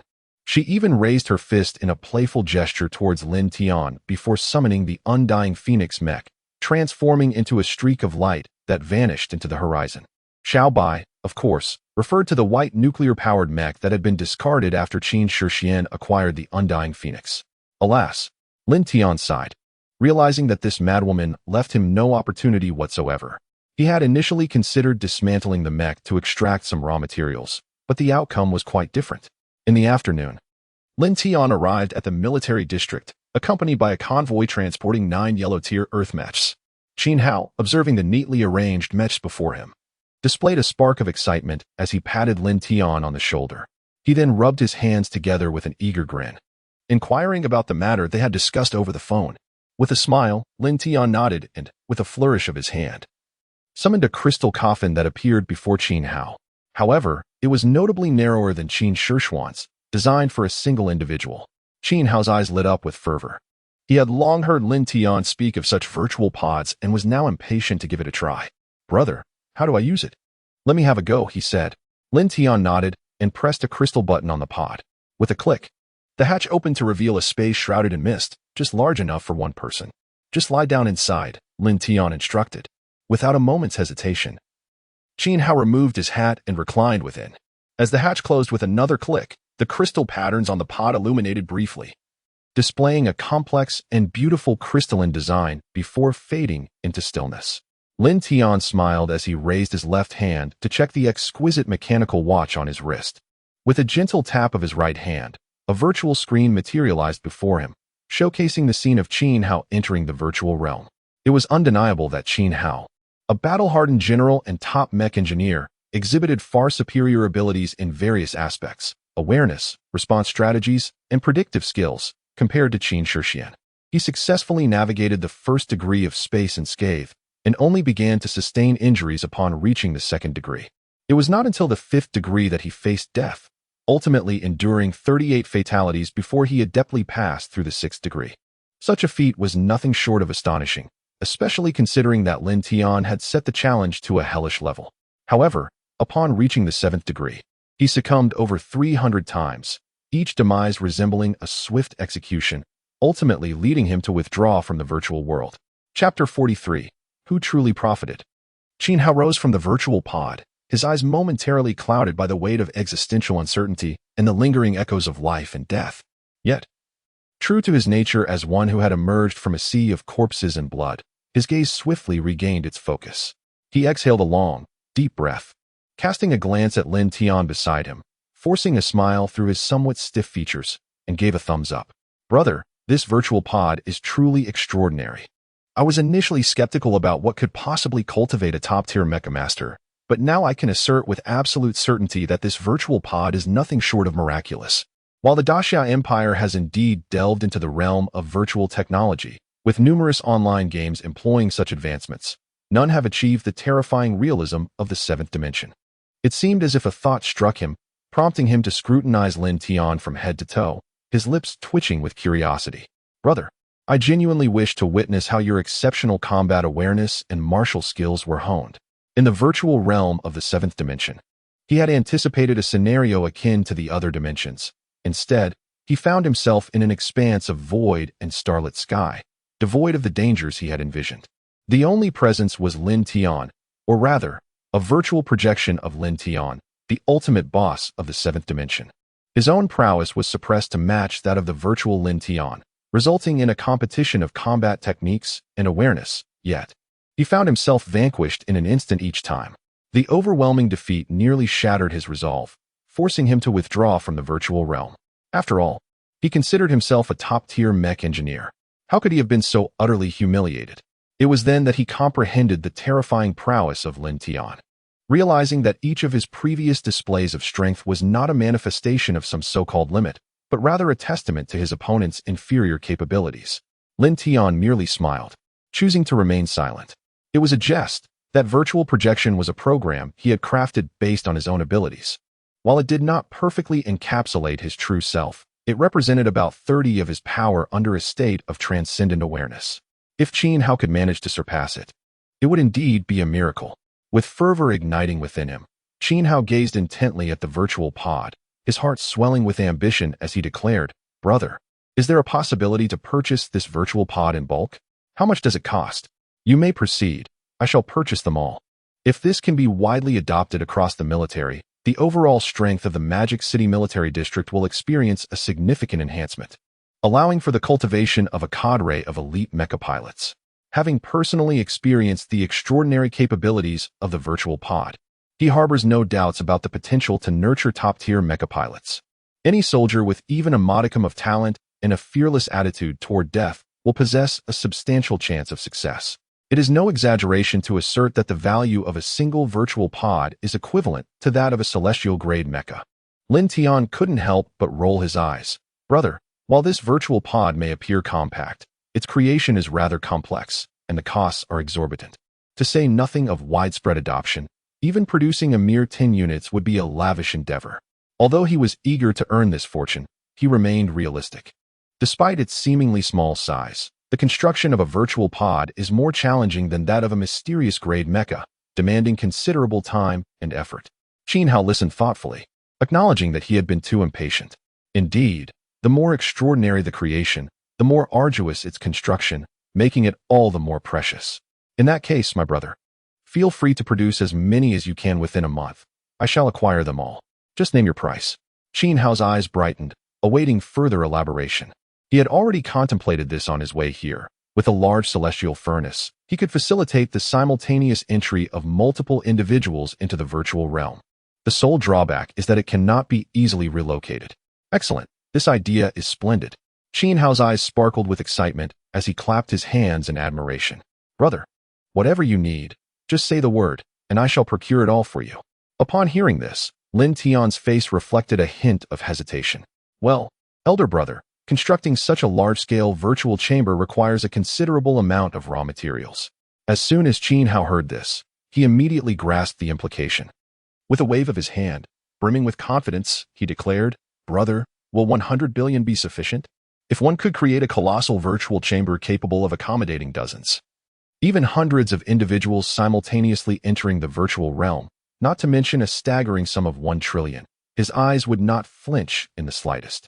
One word, build. Damn it, I'm done with this. As long as it can continuously cultivate talent for the military district and secure the National Military Exercise Championship, everything will be worthwhile. Lin Tian feigned a deep expression, furrowing his brow in contemplation, appearing to calculate, while inwardly he was already elated. Initially, he had only intended to charge Qin Hao 100 billion, yet the latter's first offer was a staggering 1 trillion. Jian Shou was extravagantly wealthy, and Lin Tian delighted in this, chuckling to himself, quietly amassing great wealth. All right, brother, that should suffice. Choose a location, and I shall commence the construction. It should be completed in a few days. Fine, then I appreciate your hard work, little brother. At this moment, he felt an immense sense of satisfaction. He had merely tested the waters with his offer, not expecting to settle on 1 trillion. Jian Shou was indeed generous, having saved a considerable amount. If Lin Tian were to discover the thoughts in his mind, would he not feel the urge to slap himself twice in frustration? It was evident that he had been naive and inexperienced. Oh, by the way, little brother, I heard you have begun crafting Shantier mechs. I am planning to place another order for a batch of Shantier mechs, and I will send you the details shortly. By the way, when will you start crafting D-tier mechs? He had considered upgrading mechs at the military district's specialized mech center, but could anyone's mechs compare to Lin Tian's? He even contemplated having Lin Tian assist him in modifying his Haoyan mecha. Lin Tian shook his head, saying, Brother, I currently have no intentions in that regard, but it should be forthcoming. It wasn't that he lacked desire. Rather, the system required an upgrade to version 3.0 to exchange for the comprehensive guide to Earth-tier mechas data package. The prerequisites for the system upgrade were twofold. 1. Wealth points must exceed 1 billion and expend 1 billion wealth points. 2. Personally slay 3 Earth-tier Overlord level beasts, specifically 1 each from the Fire, Water, and Earth elemental categories, to obtain 3 corresponding elemental cores. In comparison to the previous 2 upgrades, an additional condition had been imposed. Furthermore, to upgrade to Earth-tier mechas, the Chaos Furnace must consume these 3 elemental cores, which also indicated that the next upgrade of the Chaos Mecha would grant him mastery over the Earth element. The first condition was relatively manageable for him at present, but the second posed a significant challenge. Chapter 44. A remarkable individual, yet he simply talks too much. He intends to fabricate all the necessary materials and equipment here before transporting them for the initial installation. Simultaneously, he can commence working on crafting the profound tier mech for second brother Qin. After all, the generous sum of 1 billion has already been provided. After thoughtful deliberation regarding the type of mech to create, he resolved to invest 2 billion in raw materials to forge the highly esteemed mech, the Xingtian mech, which ranks 25th in the mech encyclopedia. Although this would yield a profit of only 8 billion, far below his usual expectations of a 100-fold return, He reasoned that it was acceptable given the familial bond with his second brother. Just as he pondered how to judiciously allocate his time to manage both tasks, a voice, cool and composed yet tinged with a gentle warmth, interrupted his thoughts. Lin Tian. That, madwoman, what brings you here? Lin Tian briefly glanced at her impressive figure, feeling a touch of embarrassment, and quickly averted his gaze. Is it beautiful? A soft yet slightly irate voice resonated in his ear. Instinctively, he nodded. Yes, it is beautiful. Realizing the implication, he hastily distanced himself from the madwoman and diverted the conversation. Aren't you supposed to be in class? On such a leisurely day? He was deeply concerned that this unpredictable woman might inadvertently strike him again. Each time he observed her donned in high heels, a shiver coursed through his feet. This woman was nothing short of a devil. However, in the next moment, Qin Shixian appeared unfazed by his demeanor and, with rare tranquility, elucidated, I have few classes. And besides, attending lectures is merely a side endeavor. I am an academician at the Research Institute and the head of the Mecha Research Laboratory. Why shouldn't I be here? Upon hearing this, Lin Tian nearly forgot that he had become the vice president of the Research Institute, now overseeing the Mecha Research Center. Thus, it dawned on him that this unpredictable woman was, in fact, one of his subordinates. While Lin Tian pondered how to persuade her into assisting him, Qin Shixian, somewhat bashful, ventured, I have encountered a dilemma and would like to seek your counsel. Her voice dwindled with each word, becoming scarcely audible. And as she lowered her head, her fair cheeks flushed a delicate hue. As a renowned scientific prodigy, she was accustomed to having her peers seek her expertise. While any questions she had were typically directed toward the venerable Qin Leoi. Yet now, she found herself consulting Lin Tian, who was 3 years her junior. Lin Tian was momentarily taken aback. The gentle, rain-like tone of her voice, accompanied by her rosy cheeks, sent a jolt through him. Something felt amiss, very amiss. Was this truly the same unpredictable woman he had come to know? He feigned ignorance of her words, asking, What did you say? As Qin Shixian raised her head, her beautiful eyes met the enigmatic smile of that familiar face, igniting a sudden surge of suppressed anger within her. The well-known recipe, the familiar sensation, and the ache radiating from her instep all made Lin Tian realize that the madwoman remained unchanged in her eccentricity. Yet, he understood this truth rather late, leaving him no choice but to cradle his suffering foot, massaging it in a cacophony of lament. Hiss! This madwoman's strikes were as heavy as ever. What folly had he committed to provoke such a tempest? Was it not sufficient to simply relish the rare moments of tenderness? As Lin Tian observed Qin Shixian, who had once again resumed her aloof and regal demeanor, he couldn't help but exhale a sigh of relief. This was more like it, otherwise he would have felt an unsettling dissonance within. He quickly urged her to take a seat, and thus, the two of them settled beside the operational platform of the control center. With a playful grin, Lin Tian poured a glass of water for Qin Shixian, who shot him an annoyed glance, contemplating the futility of her emotional restraint after so much practice. After all, she had come to seek guidance and should exhibit at least a semblance of humility. Little did she expect that this rascal. She took a sip of the water he offered, inserted the hard drive she had brought into the supercomputer at the control table, and soon, a series of virtual screens materialized, displaying various blueprints and mechanical components. What I am currently studying is the compatibility of the cockpit's power platform. However, despite numerous attempts, I have yet to replicate the cockpit you designed. She had conducted extensive research on the mechs Lin Tian created, aware that each cockpit possessed an astonishing level of compatibility, allowing for the fusion of similar or identical mechs. Yet, she understood the formidable rejection between different heavenly furnaces. Even mechs of the same attribute exhibited strong repulsion. Forcing a fusion would only yield disastrous consequences, potentially leading to catastrophic self-destruction. However, Lin Tian's cockpits exhibited none of these phenomena. She even suspected that he could achieve fusion among mechs of different attributes and types, a notion both astounding and implausible.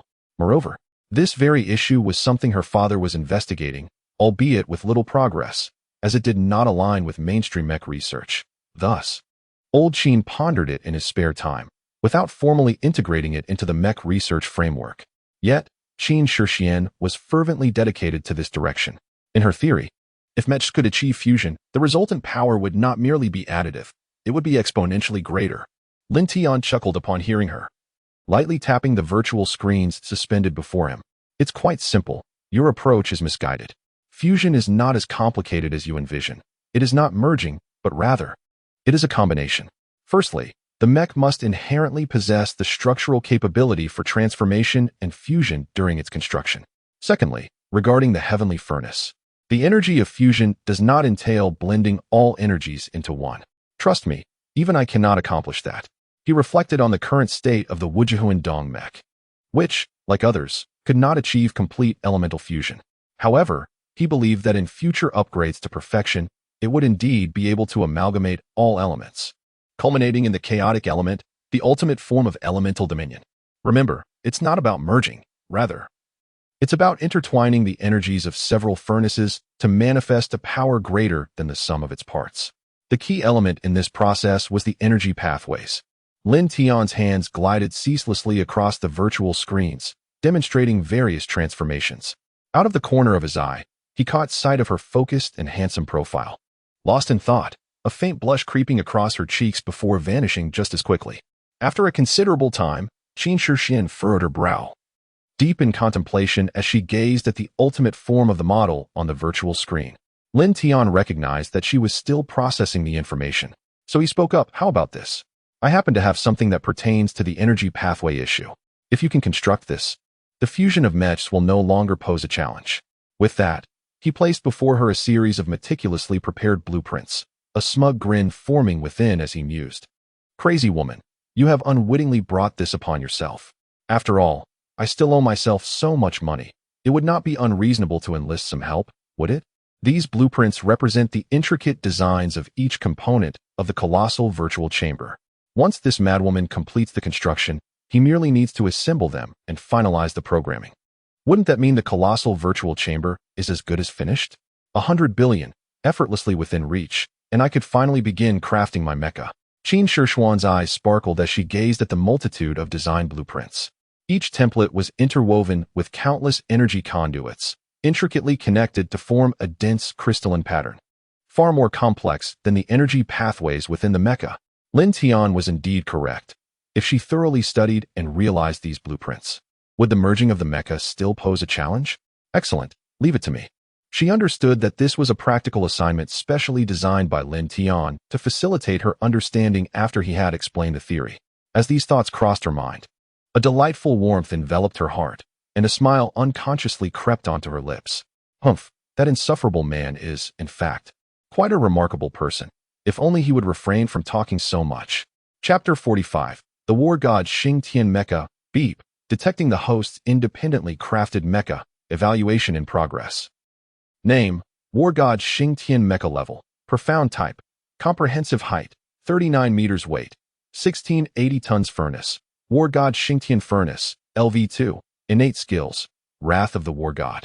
LV2, active, eightfold displacement. LV2, active, Indomitable War God. LV2, passive, weapons, War God Blazing Sword, Xing Tian Light Burst Bomb, Fire Punishment Gun. Infinite Divine Light. Evaluation completed. Rating, profound to advanced, providing the host with feedback on cosmic energy as Lin Tian felt the cosmic energy merging within him. He mused that indeed, this was energy of the highest caliber. His strength and speed had only seen a slight enhancement, almost negligible. Is this the mecha you crafted for my second brother? Qin Shixian asked, her beautiful eyes widening in astonishment as she gazed at the imposing mecha, predominantly fiery red with golden accents. She could distinctly sense the overwhelming pressure emanating from it, rivaling her own undying phoenix mecha. She then turned her gaze back to Lin Tian, her captivating eyes fixed intently upon his head, filled with curiosity. She yearned to dissect his mind to uncover the secrets behind his extraordinary ability to create such unparalleled mechas. What is the name of this mecha? At this moment, a scene danced in his mind. A domineering CEO commanding the formidable war machine, Xing Tian, as it wreaked havoc in the West. A smile involuntarily graced his lips, for he was convinced that Brother Qin would be utterly captivated, or perhaps all male mecha engineers would find themselves irresistibly drawn to the majestic Xing Tian mecha. Thus, the sun and moon took turns illuminating the workshop for 9 continuous days and nights. Both men were engrossed in their respective tasks, and their few conversations ended abruptly, often concluded by Lin Tian's foot being subjected to the relentless pressure of a high heel. As Lin Tian gazed upon the 20 uniquely colored mechas lined up in the display chamber, An overwhelming sense of satisfaction enveloped him. After all, this was a lucrative venture he had embarked upon. The initial price for one mecha had been elevated by his elder brother to an astronomical 300 million. Although these mechas were considered pinnacle creations in the contemporary world, their production cost was merely around 1 million. This disparity had consequently allowed Qin Hao to monopolize the Tianyuan mecha repair shop, leaving others to shake their heads in disbelief at the exorbitant pricing. Due to the fact that the heart of today's technological furnace has been patented by the Daxia, it has gradually begun to proliferate across major mech centers. Currently, the most expensive Xian-tier mech on the market is priced at a mere 8 million, a sum that remains beyond the reach of many. In stark contrast, the starting price at the Tianyuan mech repair shop is an astronomical 300 million. However, to label Qin Hao as a fool would be a grave mistake.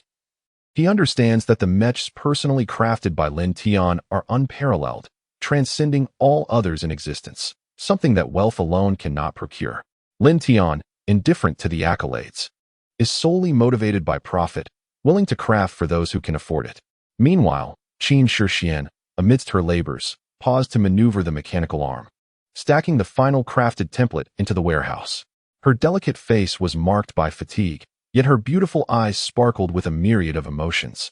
From a distance, Lin Tian gave her an enthusiastic thumbs up, his heart swelling with joy, simultaneously marveling at the extraordinary talent of this fierce woman. Although her speed was somewhat lacking, her precision in crafting the energy conduit templates surpassed countless others. What's with the staring? Qin Shixian shot him a glare, a hint of irritation crossing her fatigued features. Yet inexplicably, she felt a surge of happiness. It was akin to a child receiving praise from their parents for good exam results. Seeing how hard you've worked. I'll cook for you later.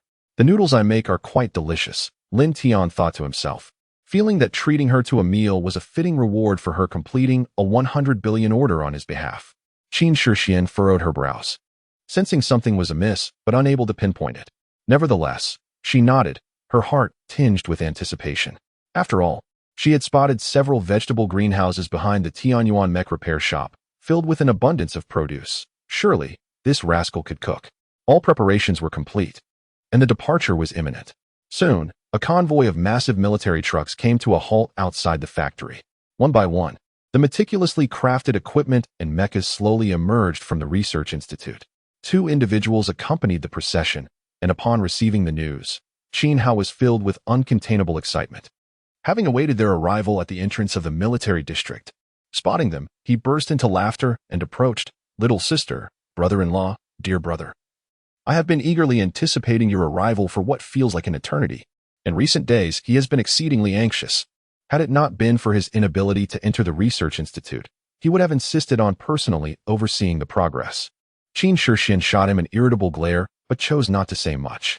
Stealing a glance at Lin Tian, she noticed he was engaged in a conversation with a nearby soldier, seemingly oblivious to their interaction. A sigh of relief escaped her heart, yet an inexplicable sense of disappointment lingered within her. Her warning gaze fell upon her elder brother, causing even the distinguished commander of the military region to feel a touch of embarrassment as he awkwardly scratched his head. At that moment, Lin Tian approached with a beaming smile, excitedly grasping Qin Hao's hands together. "Brother, I have lived up to your expectations. The task is complete. Thank you for your hard work, little brother." "Oh, it's nothing. Assisting my elder brother is my duty as a younger sibling. Come, come. Today we must share a drink, and we shall not return until we are thoroughly intoxicated." "Haha, then I shall not hold back." The two laughed heartily as they made their way towards a building, their true thoughts known only to themselves. Qin Shixian observed the camaraderie between them, feeling an odd sensation in her heart, but she chose not to dwell on it, and followed the virtual pod material vehicle instead. As evening descended, Qin Shixian supported the inebriated Lin Tian as they staggered towards the Qin family estate. "You fool, if you can't handle your drink, then you should consume less." "Humph. You heartless one, running off to drink while leaving your aunt to toil alone all afternoon." With a hint of vexation, she stamped her foot on someone's instep. Yet the recipient seemed utterly oblivious, as if intoxicated and unaware of their surroundings. "You scoundrel, how dare you deceive me? You took 1,000 billion from my brother and expect me to serve you as free labor? Just wait until tomorrow to see how I shall deal with you." Perhaps tripped by the threshold, the person's robust figure quivered momentarily, but quickly regained composure. Chapter 46. The Celestial Azure Dragon Mech descends. The shimmering dragon army approaches the following morning. A stray ray of sunlight slipped through the window, soon followed by an irate roar. Ah, Lin Tian, you wretched scoundrel. Do not let me catch you. Today is a splendid day. At that moment, Lin Tian strolled leisurely towards the Tianyuan mech repair shop, humming a cheerful tune, a broad smile gracing his face. Internally, he reveled in his own cleverness, for he had evaded the wrath of the madwoman, slipping away at dawn before the sun had risen. Imagining her furious expression upon discovering his absence brought an even broader grin to his face. However, in the next instant, a thunderous roar erupted as a dozen black mechs descended abruptly before him, encircling him step by step and stirring up clouds of dust. Lin Tian narrowed his eyes, gazing at the foremost mech, towering nearly 100 meters high, and murmured to himself, after nearly a month, you finally dare to make a move? 1 high-tier Earth Mech Master and 12 high-tier Profound Mech Masters. How flattering. He had sensed a presence watching him from the shadows over half a month ago, but it had been too well concealed and distant for him to discern clearly, merely a fleeting intuition that he chose to disregard. As long as the Celestial Mech Masters and Colossal Beasts remained absent, he felt no fear, for the infinite Chaos Mech bestowed upon him a sense of invulnerability. Moreover, he harbored an even greater source of confidence. Though he was intrigued by the uniformity of the black mechs, aside from their varying sizes, they appeared almost indistinguishable. Was it the work of a particular organization? Soon, Lin Tian found himself surrounded by 13 mechas, appearing diminutive amidst their imposing presence. From one towering black mecha, nearly 100 meters tall, emanated a deep and hoarse voice. Lin Tian, come with us willingly. Barely had the words left its mouth when, with a thunderous roar, a colossal figure descended from the heavens, seemingly obscuring half the sky. The onlookers were enveloped in a profound shadow as they beheld a dragon-headed mecha, adorned with scales, standing an astonishing 120 meters tall, advancing with a slow majesty. With each step, the ground trembled beneath it, creaking ominously. The black mechas, overwhelmed by the immense pressure radiating from the azure giant, groaned as if they might shatter at any moment. From one of the lower-tier mechas came a sound of swallowed breath. The Azure Dragon Mecha. Although Lin Tian had anticipated that the Great Xia would dispatch formidable protectors for him, he had not expected the initial envoy to include a heavenly tier mecha master, particularly the esteemed elder Mu Qing, the master of the Azure Dragon. Gazing at the Azure Dragon Mecha, Lin Tian displayed no surprise, only a glimmer of appraisal and intrigue in his eyes. So this is the guardian mecha of the Great Xia, the Tiangong series, which has protected the realm for 2 centuries. Indeed, it exudes an overwhelming sense of power. A venerable voice resonated from the QNGL Ing Mech. Shao Tian, do not resist. In an instant, an arm resembling a dragon's claw struck towards the assembly of black mechs. Simultaneously, a beam of azure light enveloped Lin Tian, drawing him into the cockpit. Upon gazing at the elderly man with a white beard before him, Lin Tian bowed respectfully, addressing him as Elder Mu. He had long been informed of this individual's existence through Qin Hao and was aware of certain details regarding the covert operation. A glimmer of satisfaction flickered in the elder's eyes as he regarded Lin Tian, a faint smile gracing his aged visage. Shao Tian, you must call me grandfather. I am your father's father-in-law. Lin Tian was momentarily taken aback, but quickly regained his composure. Even with a face as thick as a city wall, he could not help but feel a flush of embarrassment. He then respectfully bowed again, addressing Grandfather Mu. Haha, splendid. Little Tian, it brings me great joy to see you and your grandfather. I half expected to encounter a great catch, yet here we are with merely some small fish and shrimp. During the exchange between the elder and the youth, several profound tier mechas had already been reduced to heaps of scrap metal by the claws of the Azure Dragon, sparking and sizzling as they lay in ruin. The mecha operators within had been crushed into a mass of flesh, mingling amidst the wreckage like a disheveled plate of scrambled eggs with tomatoes. Under the overwhelming force, these mechas were as fragile as paper, exhibiting no capacity for defense whatsoever. Another claw descended, and the remaining few terrified profound-tier mechas met the same fate. Only one Earth-tier mecha retreated step by step, seemingly expressing the fear of its master. The entire machine trembled in trepidation. The voice of old Master Mu rose in anger. A bunch of good-for-nothings. Why must you forsake your humanity to become puppets? With a thunderous crash, the Earth-tier black mecha was struck, a gaping hole punctured through its chest, revealing the heart of a furnace emitting a dark green energy within. A burly man with a shaved head and a black Bodhi flower tattooed on his bare arm bellowed, "What do you know? You decrepit old fool buried halfway in the ground? The Master is the true sovereign of this world, the source of all life. The Master's glory illuminates everything, guiding us towards a brighter future. Azure Dragon Master, observe closely. Although your appearance has taken me by surprise, do you truly believe you can safeguard Lin Tian?" With a crisp sound, he crushed a glimmering jade piece in his hand, and a magnificent golden beam shot up into the sky above the colossal city of the demon realm. A thunderous roar echoed from afar, and the entire expanse of ruins seemed to tremble incessantly. Before the naked eye, enormous beast silhouettes gradually magnified in the direction of the rising sun, and an even more colossal beast shadow obscured half of the sun itself. Cackling, the Azure Dragon Lord remarked, "You did not foresee that today would be the day I breach your demon city." As he observed the gigantic beast silhouettes charging toward the grand city, Old Master Mu's expression darkened ominously. "This is troublesome.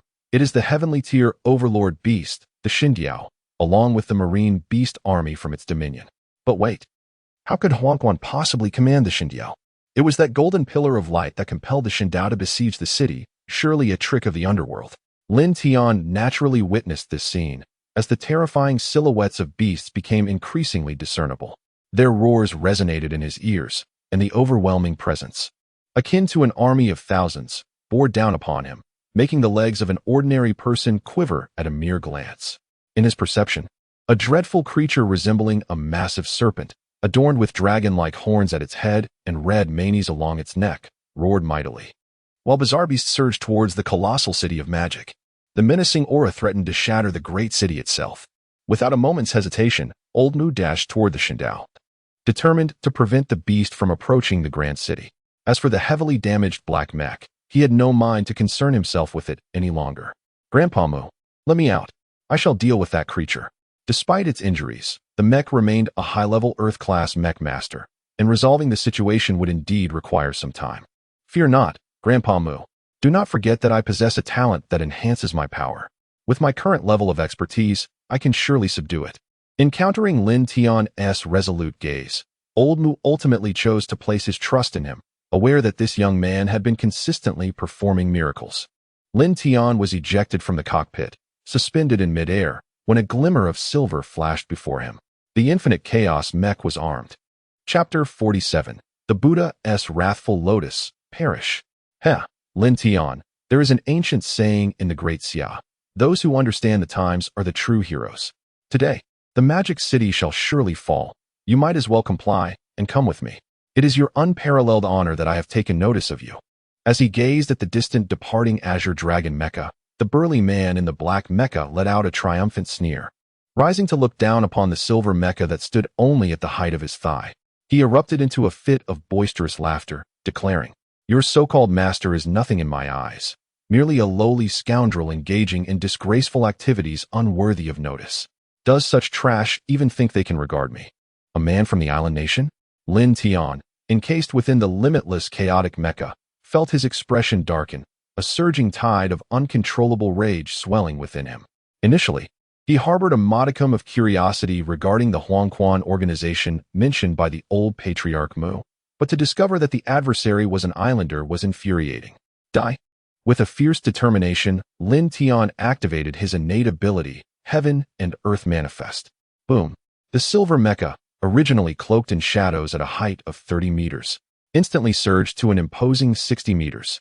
As Lin Tian roared in anger, the limitless chaotic mecha doubled in stature, reaching an astonishing height of 120 meters, casting the black mecha into its shadow. The bald, burly man within the black mecha stood in stunned silence, his eyes wide in disbelief. While he was aware of Lin Tian's capacity to amplify his strength, this was simply beyond comprehension. At this moment, the terrifying sense of oppression emanating from the boundless chaotic mecha sent a shiver down his spine. The boundless chaotic mecha unleashed a powerful punch that collided forcefully with the oncoming fist of the black mecha. A cacophony of metal clashing resonated amidst the screech of distortion and the shower of sparks, accompanied by the unsettling sound of the mechanical arm being twisted and deformed. How could this be possible? Within the obsidian mech, the bald, Muscular Man listened to the incessant reports of damage with an expression of utter disbelief. With a mere punch, his right mechanical arm sustained over 50% damage, and the weapon system mounted upon it was utterly destroyed. The limitless chaotic mech unleashed another strike, aiming directly at the furnace heart, which already bore a gaping wound. The punch landed heavily against the mech's abruptly manifested honeycomb energy shield, causing numerous cracks to rapidly spread across its surface. The sheer force of the blow sent the black mech staggering backward, carving deep trenches into the ground. The limitless chaotic mech refused to grant him a moment's respite, advancing with relentless aggression and delivering yet another blow. The already fragmented shield shattered completely, and it seemed at last that the black mech had begun to react to the barrage of attacks. The furnace at its chest roared to life as twin mechanical arms pivoted to reveal two dark, menacing apertures. With a swift motion, two beams of green laser erupted forth. A glimmer of triumph flickered in the bald man's eyes. At such close range, his opponent could not possibly evade his laser fire, though momentarily stunned by the onslaught. The energy shield had afforded him a precious opportunity for a counterattack, one he had been eagerly awaiting. Indeed, the limitless chaotic mech showed no intent to evade. A crimson and azure canopy materialized before it, and with a resounding explosion, a terrifying spark erupted at its center, propelling both colossal mechs apart. In an instant, dust and debris filled the air, shaking the very earth beneath them. Within the swirling haze, a series of lasers shot forth, accompanied by the thunderous roar of the fire and water dragon. Two colossal energy dragons, one red and one blue, entwined in a spectacular dance, ultimately merging into a majestic dragon of alternating colors that collided with the barrage of lasers. The heavens seemed to tremble as the vibrant hues of red, blue, and green intertwined, unleashing a torrent of fearsome energy. The shockwaves rippled against the crimson and azure canopy, creating layers of undulating ripples, yet failing to inflict any harm upon the limitless chaotic mech. Meanwhile, the red and blue dragon surged forth as if invigorated, breaking free from the explosive confines and relentlessly crashing into the black mech. The reformed energy shield crumbled upon contact, and the bald man's eyes widened in terror as he toppled to the side, only to find the elemental dragon consuming half of his body. Nay, how could this be? As the entire mechanical arm, along with half of the shoulder of the black mech, instantaneously evaporated, the bald, muscular man let out a heart-wrenching scream of anguish. He could hardly believe that a mech engineer could unleash such a terrifying assault. The energy seemed capable of devouring everything in its path. At the moment of collision between the elemental forces of water and fire, it felt as though all matter would be eradicated. This weapon was not only unfamiliar to him, but he had never even heard of its existence. Fortunately, the faint resistance provided by the shield afforded him a fleeting opportunity to react. Otherwise, he feared his entire upper body would have been consumed. Ah, Lin Tian, you have forced my hand. Even if I cannot enslave you, I will ensure your demise. A being like you cannot be allowed to exist in this world. The bald man's roar echoed from within the black mech, a blend of terror and fury. The furnace on his chest rumbled ominously as streams of green energy swirled around the mech. With a series of mechanical clicks, a large, dark void emerged from the chest armor, where the terrifying green energy brewed ominously. Inside the boundless chaotic mech, Lin Tian licked his lips, a manic glint illuminating his features. He spread his arms wide, palms facing upward, each hand cradling a slowly rotating energy lotus, one blue, the other red. As his palms drew closer together, the elemental energies surrounding the mech surged violently, even altering the colors of the very heavens. Give me, fusion, Lin Tian bellowed, straining to control the opposing forces, his teeth grinding audibly. The ferocious energies of water and fire churned violently between his palms, converging to reveal a larger, red and blue lotus shape. However, with the manifestation of this form, the energy became even more tumultuous and terrifying, causing the mechanical armor of the limitless chaotic mech to begin to dissolve under its overwhelming power, spreading towards his arms. Mech damaged, activating the passive ability of the immortal golden body, initiating repairs. In that moment, the immortal golden body was triggered, channeling a wondrous force that continuously repaired the damage.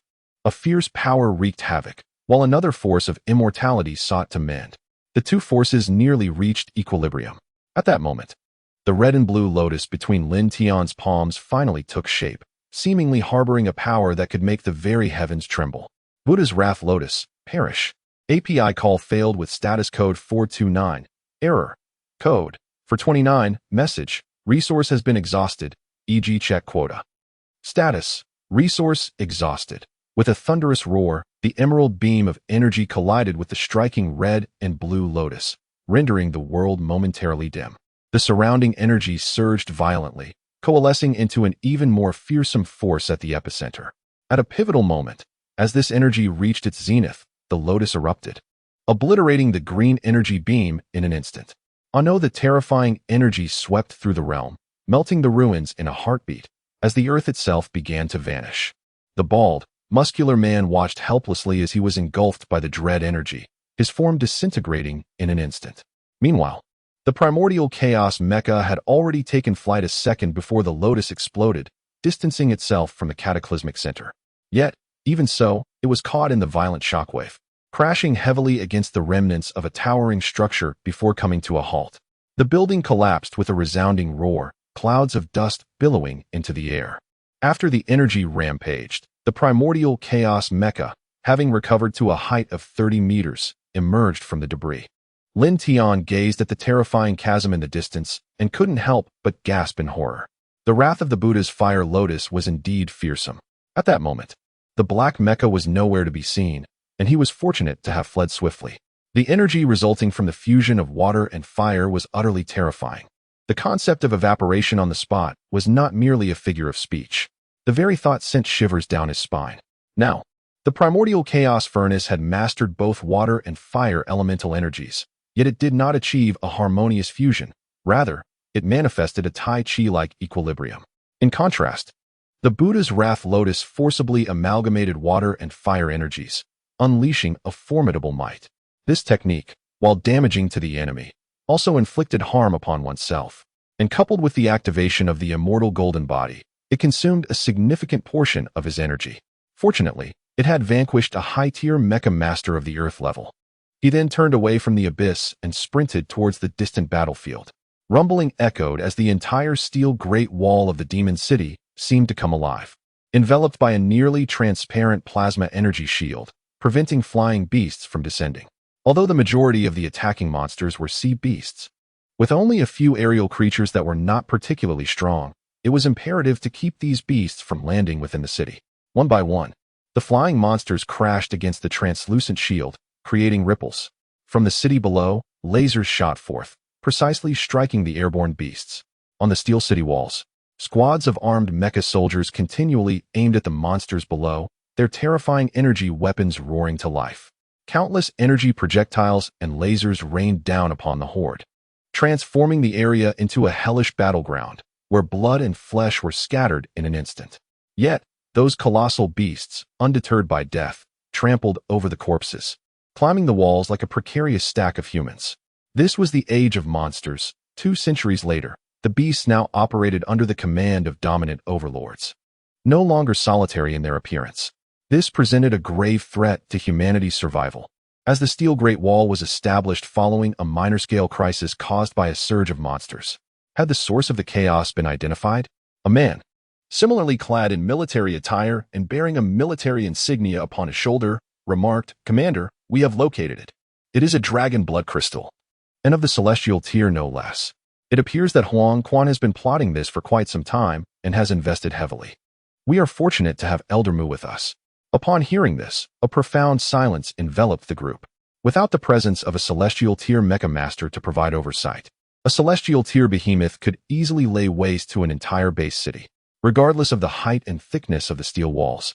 Breaching them would merely be a matter of time when confronted with the various bizarre abilities of Earth and celestial tier monstrous creatures. The primary function of the steel walls is to fend off the waves of lower-tier beasts, while the Earth and celestial tier monstrosities must be confronted by the mecha masters. A chill flickered in Qin Hao's eyes, and a terrifying aura of murderous intent surged forth from him, causing the surrounding individuals to change countenance, as a suffocating sensation enveloped their hearts. These yellow-tier and shin-tier beasts posed little threat. With concentrated firepower, the corpses could be cleared from the city below in due course. It is imperative to keep those Earth-tier beasts at bay, ensuring that these creatures do not approach the city walls. Are all personnel accounted for? The man behind nodded slightly, yet appeared somewhat troubled as he said, everyone is here, but, Commander, even with all the Earth-level mecha pilots assembled, we find ourselves in a rather precarious situation. This beast tide is unlike any we have encountered before. There are 15 Earth-level behemoths. Let us proceed. Boom. 9 colossal Earth-level mechas, towering at heights of 80 to 90 meters, descended upon the rear of the beast tide, positioning themselves before a gigantic creature nearly 100 meters tall that was charging towards the grand city. Let us engage, everyone. Qin Hao piloted the black golden Haotian mecha, single-handedly holding back the beast from the west. The other mechas also targeted their respective giants. Among them, 2 mechas, one black and one white, worked in unison to intercept the western behemoth. These 2 were the strongest Earth-level advanced mecha pilots in the Magic City base, aside from Qin Hao, renowned as the black and white duo, perfectly in sync as a couple. Yet, at this moment, the 2 mechas found themselves struggling against the western behemoth. Thunderous roars echoed as countless energy beams intertwined, erupting in brilliant explosions. Just then, a melodious phoenix cry resonated through the air, momentarily stunning the beasts, their movements pausing before swiftly resuming. From afar, a white mecha adorned with fiery phoenix patterns soared into the fray. Qin Hao, within the Haotian mecha, was taken aback and then glared in fury. He had not anticipated that his younger sister would arrive at Jinhai Pass. Regardless of her being merely a mystical-level mecha pilot, even an Earth-level pilot would not be permitted on the battlefield. It was not a matter of her being his sister, but rather that each mechanic was an invaluable asset to the base city, a rule strictly enforced. Yet, at this moment, the immortal Phoenix mecha had already plunged into the battlefield, intercepting an ordinary Earth-level beast before the black and white duo. Brandishing a white longsword, it struck down, severing one of the beast's tentacles. With a resounding phoenix cry, as the beast's gaze momentarily dulled, a terrifying beam of light shot from its eyes, penetrating its skull. Boom. The enormous body of the beast collapsed, sending up clouds of dust. By the heavens, when did my sister become this formidable? Amidst the fierce battle, Qin Hao's eyes widened in astonishment as he beheld an unprecedented sight. He soon recognized the distinct mech, a realization dawning upon him. And he couldn't help but marvel at the brilliance of his brother Lin's craftsmanship. The mech was truly exceptional. In Chapter 49, titled Mech Fusion, The Harmony of Dragon and Phoenix, the other mech engineers were equally taken aback by the scene. In an instant, a formidable Earth-tier beast was vanquished. Although it was the weakest among the beasts, the display was nonetheless awe-inspiring. That mech was peculiar, particularly during the resounding call of the phoenix. They could distinctly feel the beast momentarily subdued, its gaze turning blank. Several mechs seized the opportunity to catch their breath and even counterattack. The penetrating cry of the phoenix, resonating deep within their minds and souls, was it a natural talent or some sort of sonic weapon? With a resounding roar, the black and white dual mech experienced a sudden release of pressure as the 2 machines began to jointly suppress the 3-headed behemoth. A piercing cry echoed. As the immortal divine phoenix mech took flight, its wings unfurling and shimmering under the sun, resembling countless radiant feathers dancing in the air. A light exclamation from Qin Shixian resonated from within the mech, as those myriad luminous feathers detached from the wings, transforming into a barrage of sword-like beams aimed at a colossal octopus monster. The octopus, struck and forced backward, left deep furrows in the ground. Seizing the opportunity, a black mech swiftly dodged aside. Countless light swords detonated upon the octopus's form, shattering the faint water veil that enveloped it, causing blood mist to erupt. With a wretched shriek, the octopus lashed out with its thick tentacles towards the sky, targeting the immortal divine phoenix mech. Yet, in a moment, it vanished from sight, effortlessly evading the onslaught of tentacle strikes.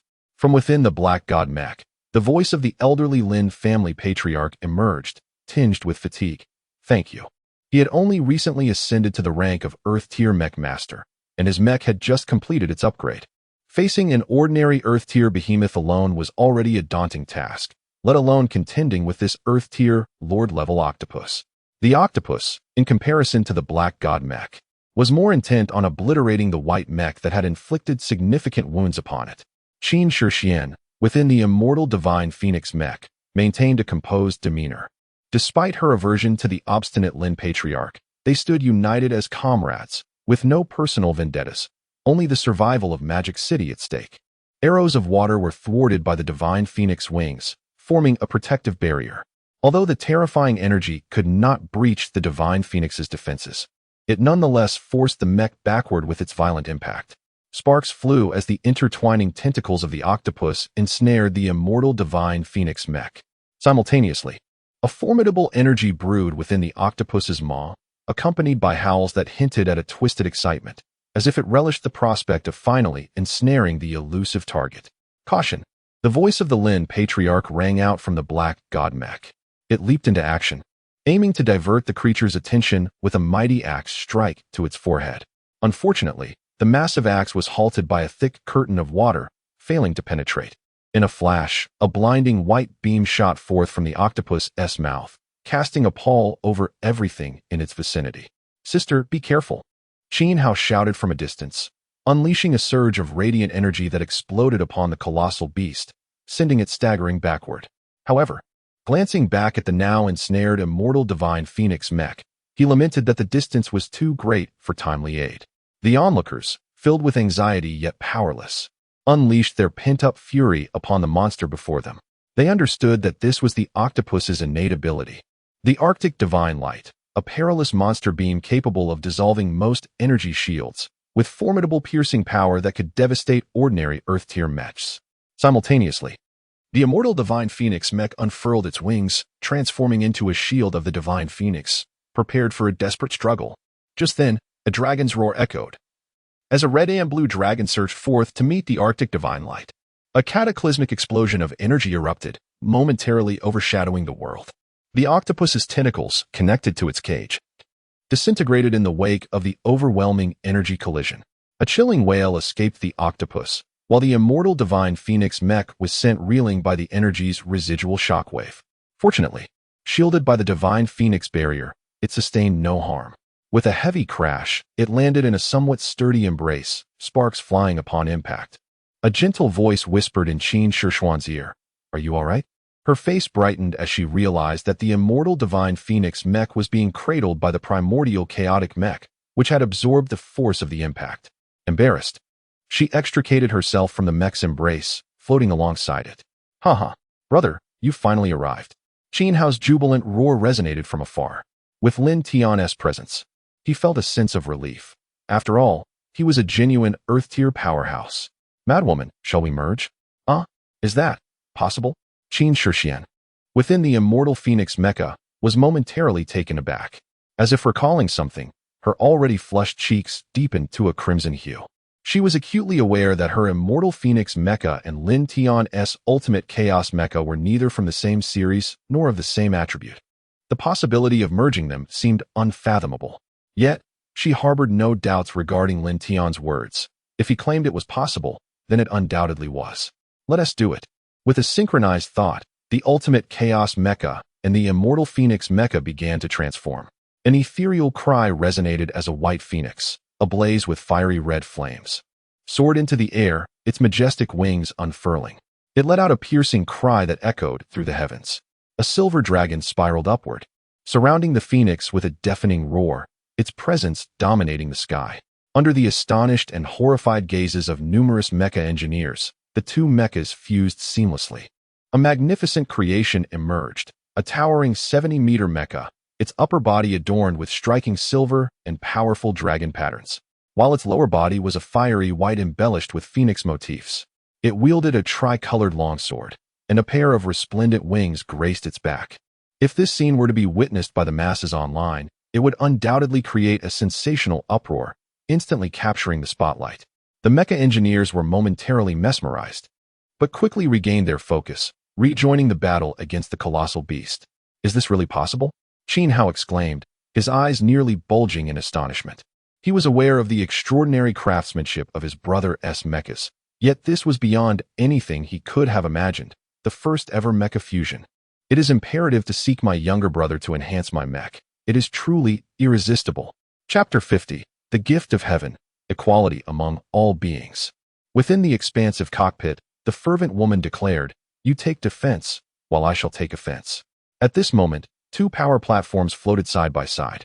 as Lin Tian and Qin Shixian exchanged a glance, simultaneously preparing for battle.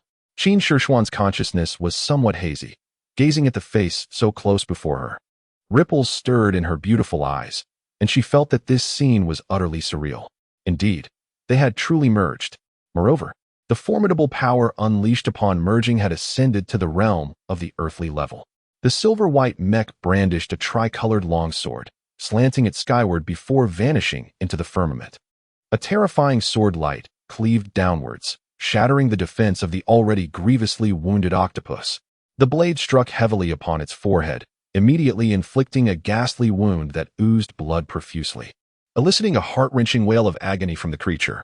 "This battle is entrusted to us," Lin Tian's indifferent voice resonated, causing the black god mech, which had intended to rush forward to assist, to halt in its tracks. After a sigh echoed from within, it plunged into the fray of the black and white duel. The silver-white mech raised its left arm, unleashing a dimensional cannon upon the wound, obliterating flesh and blood in a gruesome explosion. With a roar, the octopus, now more fittingly referred to as the zero-clawed fish, let forth a pained bellow, launching a flurry of water arrows that were effortlessly intercepted by a tricolored celestial barrier, leaving not even a ripple in its wake. With a flourish of its wings, the silver-white mech transformed into a series of afterimages, each sword radiating light that cascaded upon the massive form of the octopus, enveloping it in a mist of crimson. The octopus, left with nothing but impotent roars, found itself unable to retaliate against the silver-white mech. A terrifying white energy enveloped the creature, drawing upon the surrounding energies of the world, culminating in the release of the ultimate polar divine light. 9 red and 9 blue dragons intertwined in the void, merging into an immense red-blue dragon, a manifestation of Lin Tian's mastery over the water and fire dragon technique, now rendered truly fearsome by the overwhelming energy. With a deafening boom, a colossal energy mushroom cloud erupted around the octopus, unleashing a horrific energy storm that trembled the very earth beneath. Observers were left in stunned disbelief at the terrifying spectacle, as the residual energy waves rippled across their battlefield. "Such a monstrous mech," Qin Hao exclaimed, his eyes igniting with fervor. In the aftermath of the chaotic energy, a vast crater was all that remained, with a pearl the size of a human head being collected by the silver-white mech. With a graceful sweep of its wings, the mech soared high above, surveying the entire battlefield. Within, Lin Tian's expression grew solemn as he turned to Qin Shixian, stating, "Madwoman, let us orchestrate a grand spectacle." The propulsion platform of Qin Shixian hovered beside Lin Tian, silently offering her support. He then called down to the battlefield, "Everyone, please gather the giant beasts together."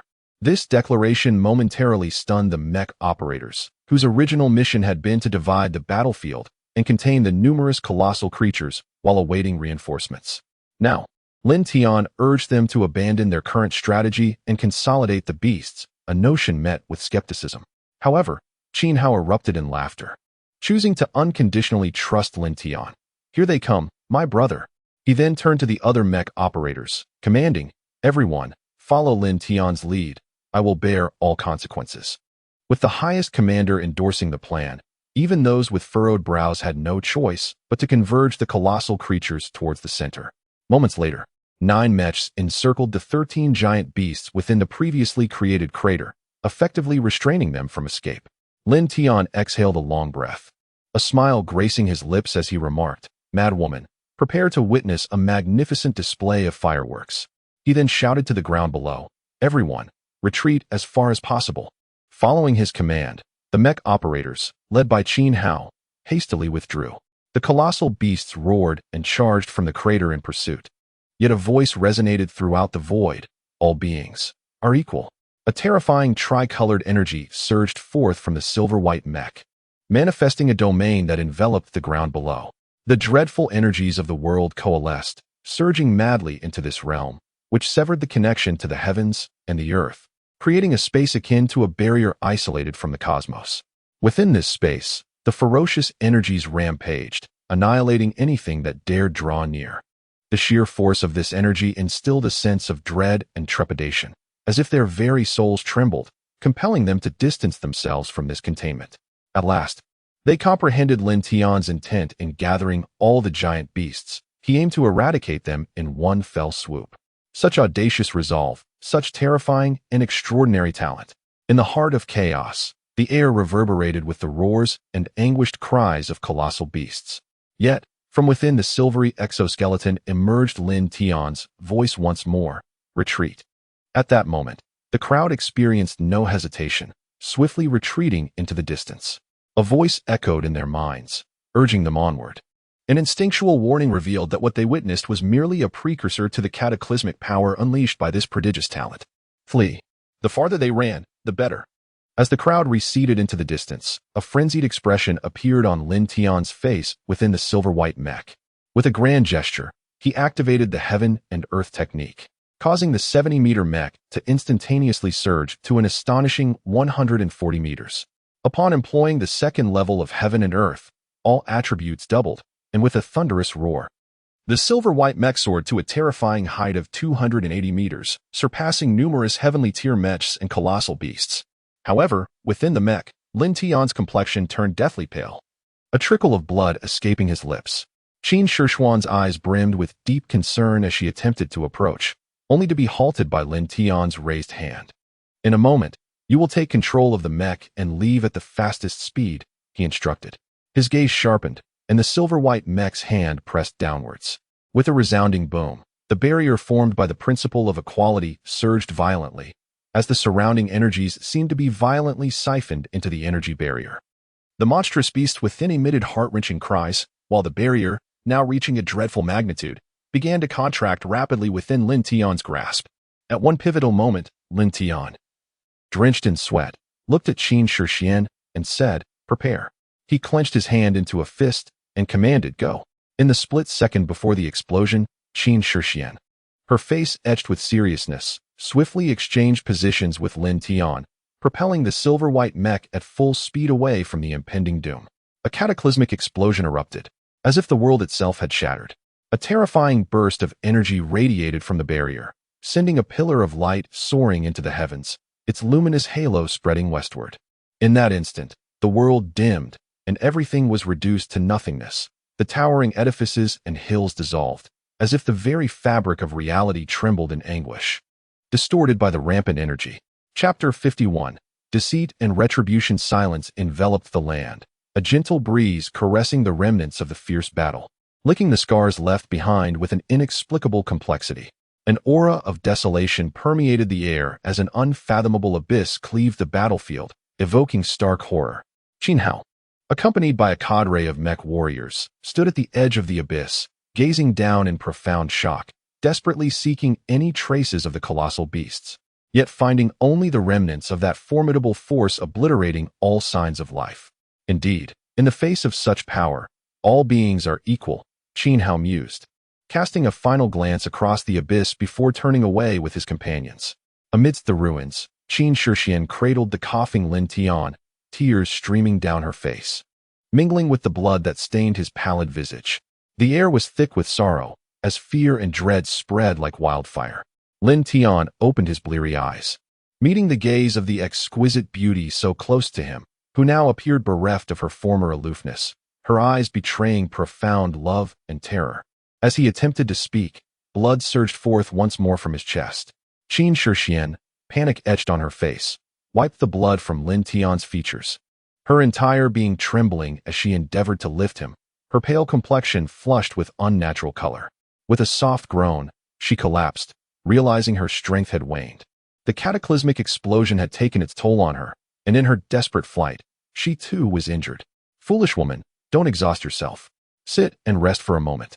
I wish to converse with you," Lin Tian murmured, his hand caressing her delicate face, warm yet tinged with a chilling touch as he gently wiped away her tears. Qin Shixian supported his back, cradling him in her embrace, pressing her bloodied hand against his, yearning for the warmth emanating from his palm, as if to cling to the fading touch. "Don't cry, you'll ruin your beauty. I am truly glad to have met you. Alas, I had dreams of amassing wealth, marrying a wife, and living a fulfilling life.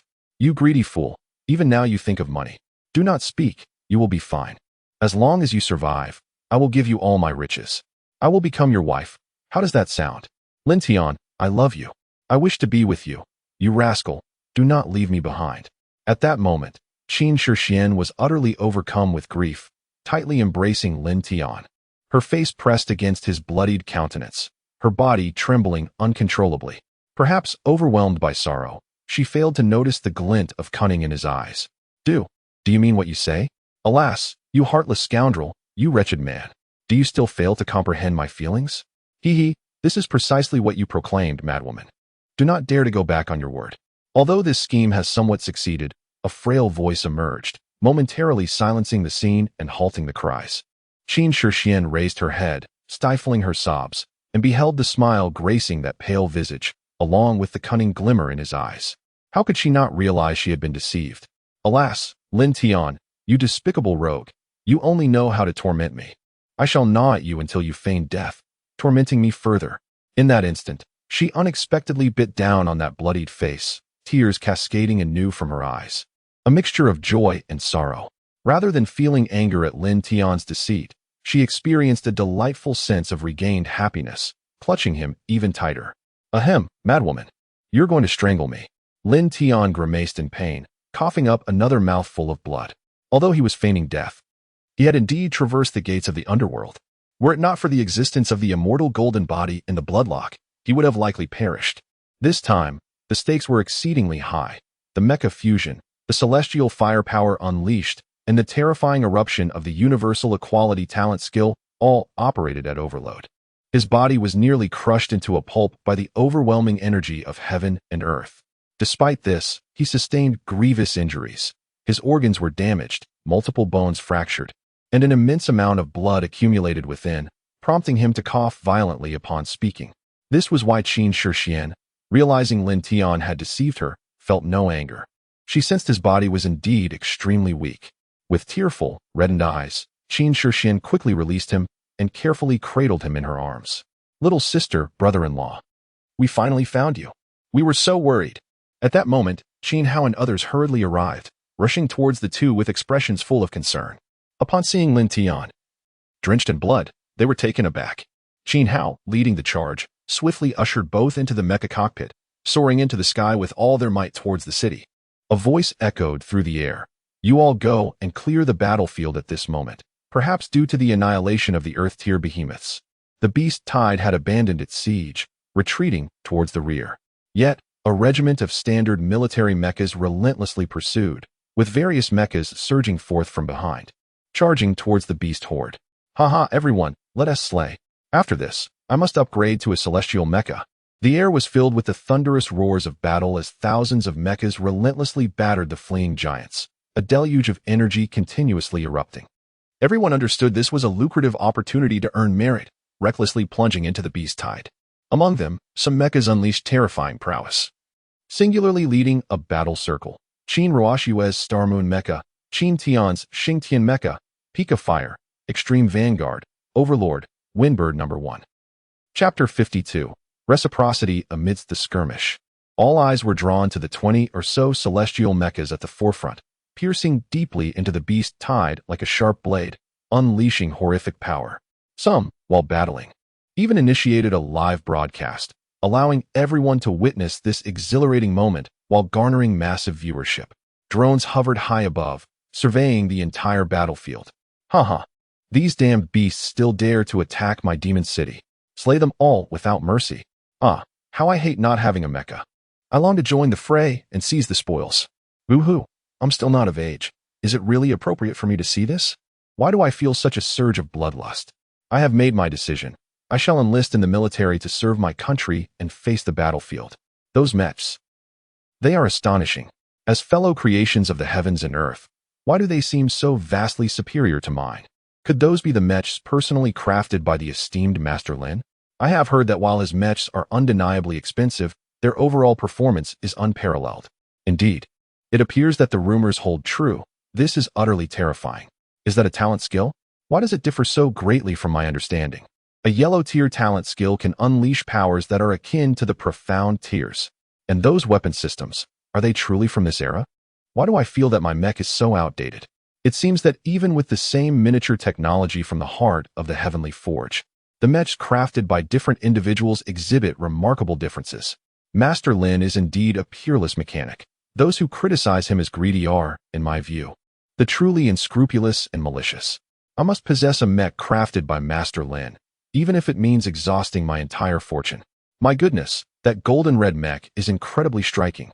It is simply magnificent. I declare that it is my dream machine. To those above, do not be overly astonished. This is the elite among the elite of our Magic City military district. Is it not expected to showcase such performance?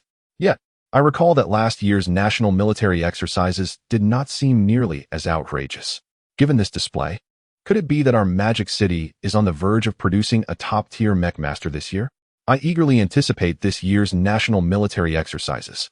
Beast, do not flee, Qin Ruoxue commanded, piloting her mech while wielding a long spear. A surge of blue lightning danced across the mech as she relentlessly pursued two formidable yellow-tier beasts, delivering a series of devastating blows. Her gaze was fervently fixed on a majestic Xian-tier giant beast ahead, and with a flash of spear lightning, she pierced through the skull of a yellow-tier overlord beast. Efficiently stowing away the core, she leapt upon the fallen carcass, charging towards the Xian-tier giant beast, eager to test her limits as well as those of the Xingyue mech. Meanwhile, Lin Tian, commanding the war god Xingtian mech, unleashed destruction upon the western foes, as if traversing a realm devoid of beasts. The yellow-tier monstrosities fell almost instantaneously, while the Xian-tier beast succumbed to his sword with the ease of slicing through vegetables, igniting a frenzy among countless netizens. Haha, exhilarating. This is the allure of mechs. Nothing compares to this thrill.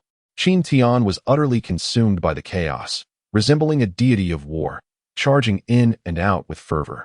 He even entertained the notion of abandoning his pen for the sword, realizing he had become deeply infatuated with the exhilarating sensation of wreaking havoc in the West, a joy surpassing the mere accumulation of wealth. After all, no man can resist the intoxicating ecstasy of piloting a mech in the midst of battle. This mech is simply magnificent, truly worthy of the title of War God Xingtian. Is offering my younger brother 100 billion insufficient? Given its performance and the experience it provides, even 1 trillion would be justifiable. Lin Tian, are you disregarding your life? Hurry and lie down. Qin Shixian glared furiously at Lin Tian, who was stumbling beside the machine, nearly wrapped in bandages. Her eyes seemed to blaze with anger. She simply could not comprehend why this insufferable man, having just regained some strength to move, was not resting properly, but instead busily crafting a mech. Do not worry, my dear. This is my gift. Forging the mech will expedite my recovery. Indeed, he spoke the truth. Successfully creating the mech would allow him to absorb the energy of heaven and earth, which, although it would not enable him to break through, would certainly hasten the healing of his injuries, a dual benefit. Upon hearing this, Qin Shixian, who had initially appeared quite irate, felt her cheeks flush to the roots of her ears. Her gaze faltered, and she could not even bear to look at his figure. Why you? Who says you are my husband? Don't think that just because you are injured, I will refrain from teaching you a lesson. Of course it is you. You promised to be my wife. What? Do you wish to go back on your word? You scoundrel. That was merely a facade. I said that out of fear for your life. Qin Shixian exclaimed, stomping her foot in frustration, wishing she could slap that smirking face. However, upon witnessing Lin Tian, nearly swathed like a mummy, she could only stand there, fists clenched, her delicate face flushed to the roots of her ears, overwhelmed not just by anger but also by embarrassment. At that moment, Lin Tian finally ceased his actions, turning to approach Qin Shixian step by step. With each advance he made, she retreated. He moved closer, and she stepped back, until her back collided with the wall, causing her to tremble slightly. In a voice that faltered, she inquired, What do you intend to do, Lin Tian? I warn you. Qin Shixian's beautiful eyes widened in astonishment, desperate to voice her thoughts, yet finding herself utterly speechless. As she felt the warmth on her lips, she realized, to her shock, that she had been pinned against the wall. In an instant, her already crimson face blushed an even deeper shade, radiating warmth. Her breath came in heavy gasps, and her delicate body experienced a sensation of aching softness. The hands that initially sought to push him away became rigid in midair, devoid of a place to settle. As something soft and insistent pried open her lips, intertwining with her tongue, a thunderous roar echoed in her mind, rendering her momentarily unconscious. Gradually, she closed her eyes, her small hands instinctively wrapping around his robust and powerful form. After a lengthy pause, their lips parted, and Lin Tian gently pinched her exquisitely flushed cheek, whispering, "Wife, do not worry, I shall recover swiftly. This is merely a matter of reciprocity." As the overwhelming aura dissipated, Qin Shixian finally opened her slightly hazy eyes, which sparkled with a hint of allure, yet she refrained from contesting the term wife. Subsequently, a sense of realization dawned upon her, and with a worried expression, she gazed at Lin Tian, exclaiming, "What do you intend to do? Don't act recklessly. Your injuries are not yet healed." Lin Tian responded with a mysterious smile, yet chose to remain silent. Chapter 53. Indeed, this is the charm of the beloved soldiers of the Great Xia. As the sea breeze carries a hint of chill, the air is infused with the briny, bitter scent intermingled with a metallic tang of blood. The waves crash furiously against the shore, mirroring the turmoil within. At the water's edge, the majestic Shenlong, towering nearly 200 meters, raises its proud head, its crimson eyes ablaze with fury and a thirst for blood. Its scales shimmer with a deep oceanic blue, while its tail thrashes wildly through the water. Before it stands the imposing Qinglong Mecha, reaching a height of 120 meters. Wielding a colossal guandao reminiscent of the Qinglong, nearly 100 meters in length, preventing the Shenlong from advancing even an inch. The sea roars as it lashes against both titans, failing to extinguish the palpable sense of impending doom that hangs in the air. With a thunderous roar, the Shenlong unleashes a surge of blue light that flows between its scales, culminating in its gaping maw. A terrifying beam of blue energy shoots forth, stirring the ocean into towering waves. The azure scales of the Qinglong Mecha seem to come alive, shedding and coalescing into a protective shield that absorbs the cataclysmic energy, igniting a dazzling explosion of sparks. With a mighty swing, the Qinglong's guandao descends upon the Shenlong, clashing with a resounding metallic ring, yet failing to breach the creature's formidable defenses. The Shenlong retaliates, expelling beams of energy while its massive form lunges toward the Qinglong Mecha, intent on shattering the obstacle that stands in its path. Thus, the battle enters a new phase of offense and stalemate. Meanwhile, beneath the steel walls, the skirmish concludes swiftly with the intervention of several Earth-tier Mecha Masters, annihilating all invading beasts. Elation radiates from the faces of the Mecha Masters, who have emerged from this encounter with bounteous spoils. In the conference room of the Jintian Pass headquarters, anxious figures fixate on the screen displaying the fierce clash between the Qinglong Mecha and the Shenlong, their hearts racing with fervor yet tinged with anxiety. Qin Hao squints thoughtfully. Sensing the Shenlong's unyielding resolve to breach the City of Magic, its sights firmly set on the coveted dragon blood crystal. Upon hearing this, the assembly turned their gaze towards the stone, which was roughly the size of a human head, resting upon the central conference table. Their expressions grew solemn as they observed its teardrop shape, intricately laced with a network of crimson threads resembling veins. Remarkably, the stone emanated a golden radiance. Had it not been contained within a square crystal box, one might have suspected that the luminous glow would soar towards the heavens. For a moment, the entire conference room was enveloped in an atmosphere of silence and oppression. My greatest concern at this juncture was that, after such a prolonged stalemate, Elder Mu's frail constitution might soon falter. Among those present was a man clad in a white t-shirt and cropped trousers, his age seemingly around 60, with long white hair and even white irises betraying a hint of worry. This individual was none other than Qi Yuntian, the White Fiend from the infamous duo of the Black and White Fiends, one of the two esteemed high-level mecha masters of the Magic City base. His striking appearance, entirely clad in white, coupled with his formidable fighting prowess, earned him the moniker of the White Fiend. As the weight of silence settled upon the group once more, their thoughts turned to the venerable QNGLNGZH, a national elder who, 50 years prior, had single-handedly confronted 3 colossal tier, 3 beasts, achieving a remarkable record of 1 slain, 1 injured, and 1 escaped. Yet, he himself bore irreversible injuries that had rendered his already waning vitality even more precarious.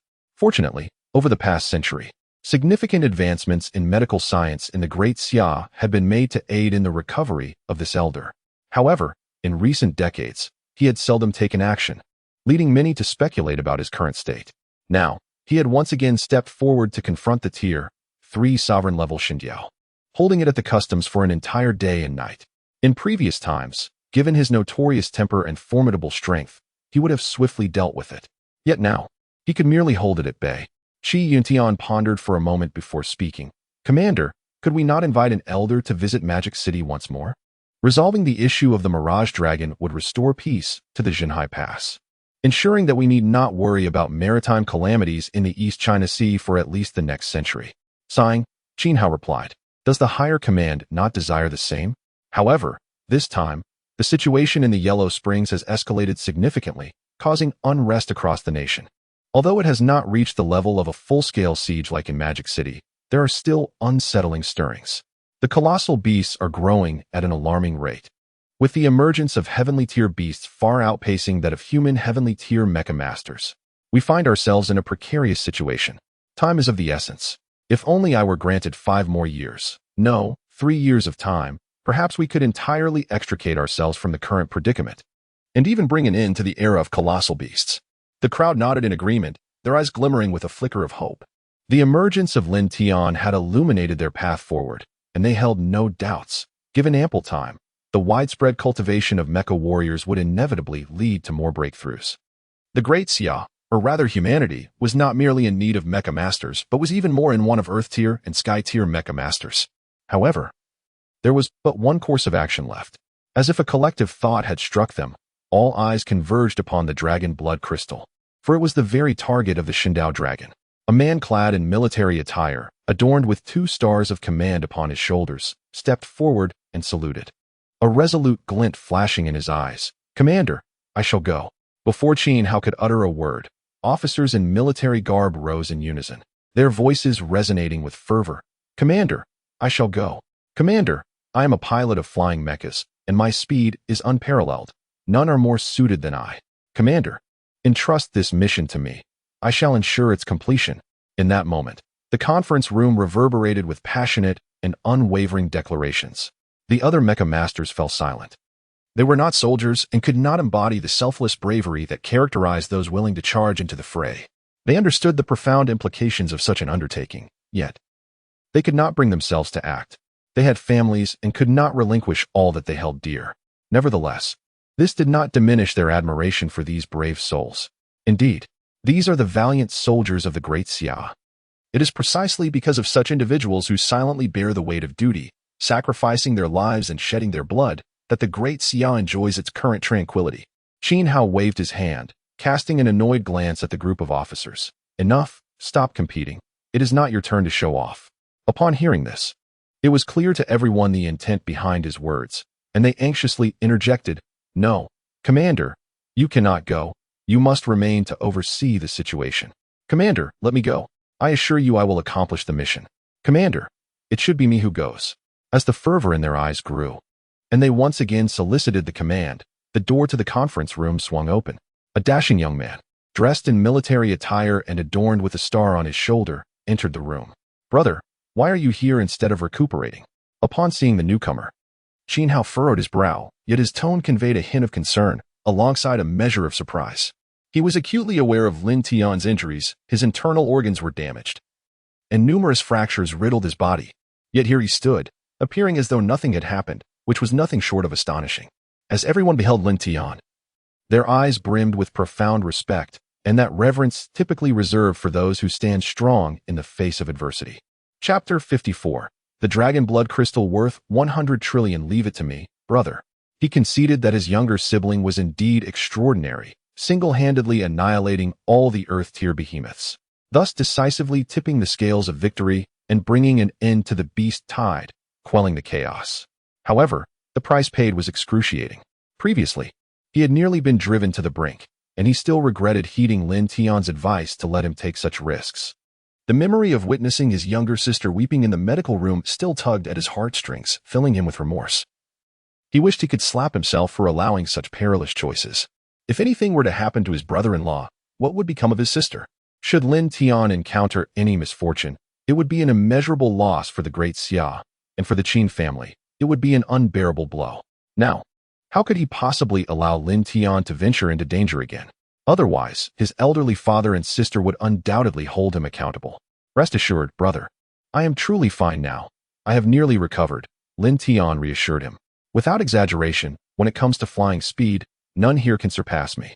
Furthermore, my strength is not significantly inferior to yours. I assure you, there is no issue." As he spoke, Lin Tian demonstrated a full-body stretch to illustrate his recovery. which was indeed accurate. After a day and night of energy feedback from the mech crafting, his injuries were not completely healed, but he had regained about 90% of his strength.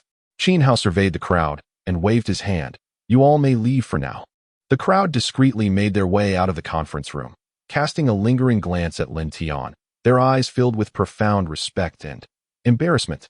Soon, only Qin Hao and Lin Tian remained in the conference room, an oppressive atmosphere subtly permeating the still air.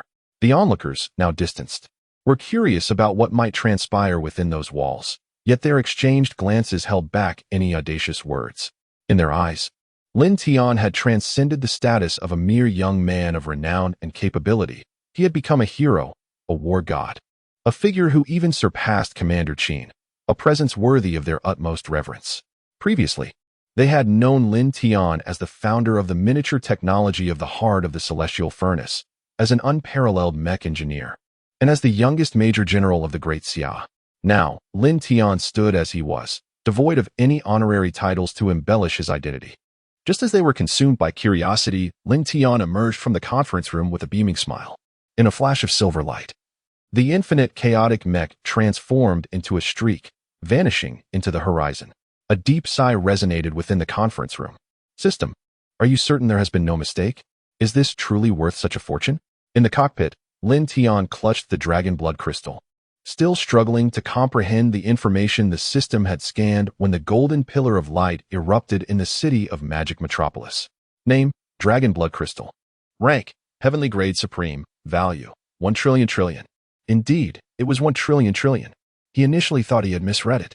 A Heavenly Grade Supreme Dragon Blood Crystal was available in the system's marketplace for merely 120 billion star coins.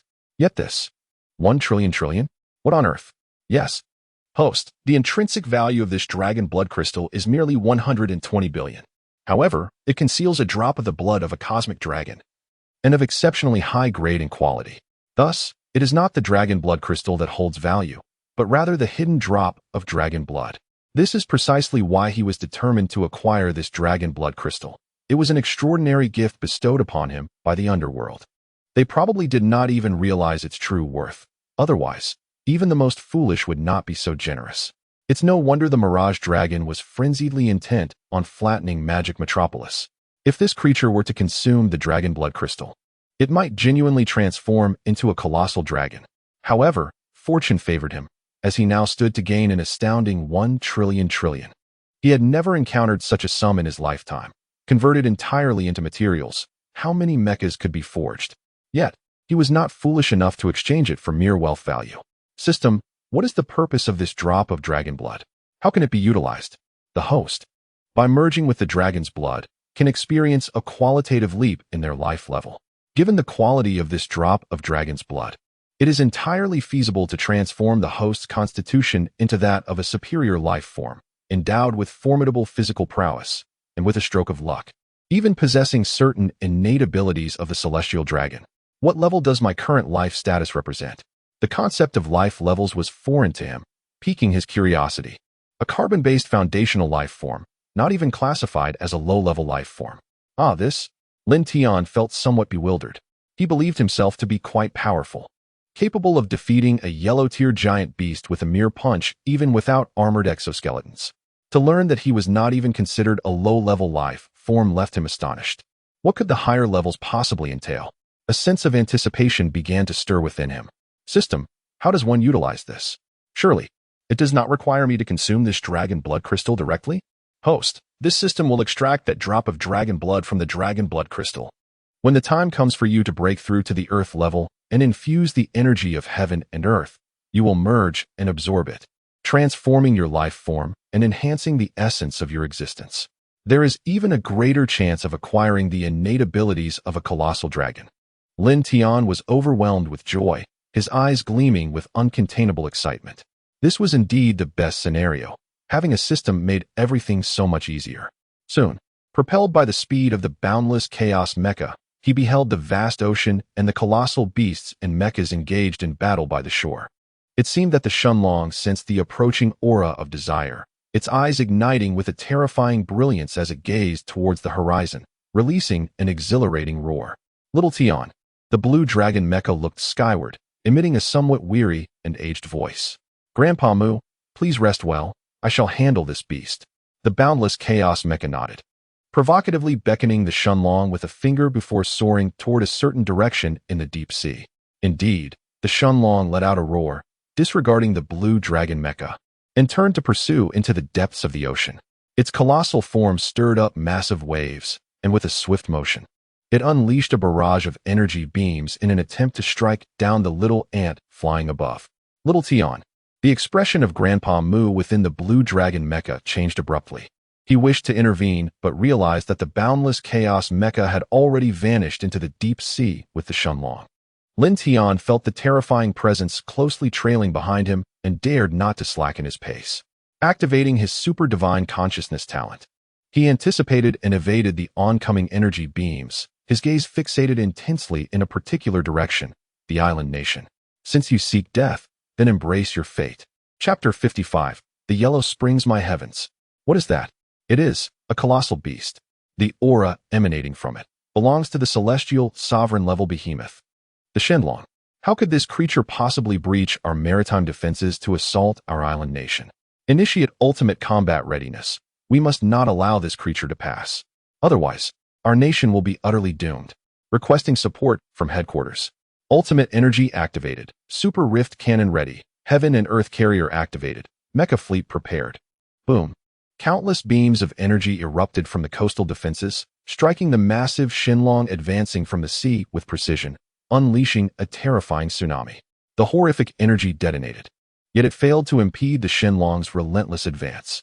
Instead, the creature, agitated by the sudden loss of its dragon blood crystal aura, became even more ferocious. Roar. The Shenlong bellowed in fury, opening its gaping maw to unleash a colossal blue energy beam. Boom. A massive warship, spewing various laser energies, was engulfed by the blue energy beam, resulting in a cataclysmic explosion that lit the sky ablaze and sent thick smoke billowing. Another sweeping tail strike shattered the surrounding fleet, sending them sinking into the depths of the ocean. Whoosh, whoosh, whoosh. Fighter jets soared from the heaven and earth carrier, unleashing torrents of energy beams upon the gigantic Shenlong without restraint. Roar. The Shenlong howled skyward, its previously intangible sound waves transforming into concentric ripples that radiated outward. Bang, bang, bang. Over 30 aircraft detonated in midair, cascading down into the sea amidst plumes of smoke. Damn it, beast, perish. As the remaining aircraft, newly engaged in battle, witnessed the scene before them, their eyes brimmed with fury, and they unleashed a relentless barrage upon the Shenlong. The thunderous roar of the celestial furnace echoed through the air as one by one, the flying mechas soared from the celestial aircraft carriers, their diverse energy weapons firing with utmost intensity towards the Shenlong. Indeed, they fought with all their might, determined to annihilate their foe. Meanwhile, hidden deep beneath the ocean, Lin Tian reveled in the spectacle, watching as both sides clashed fiercely. Mechas, fighter jets, and naval vessels transformed into wreckage, plummeting into the depths of the sea, igniting within him a boundless excitement. Having discerned the involvement of the island nation behind this beast tide, he had long harbored such thoughts. An eye for an eye. Those who dare to offend our great Xia shall face retribution, no matter the distance. Such a meager territory dares to harbor ulterior motives. Had it not been for the protection of a grotesque father, it would have vanished 2 centuries ago.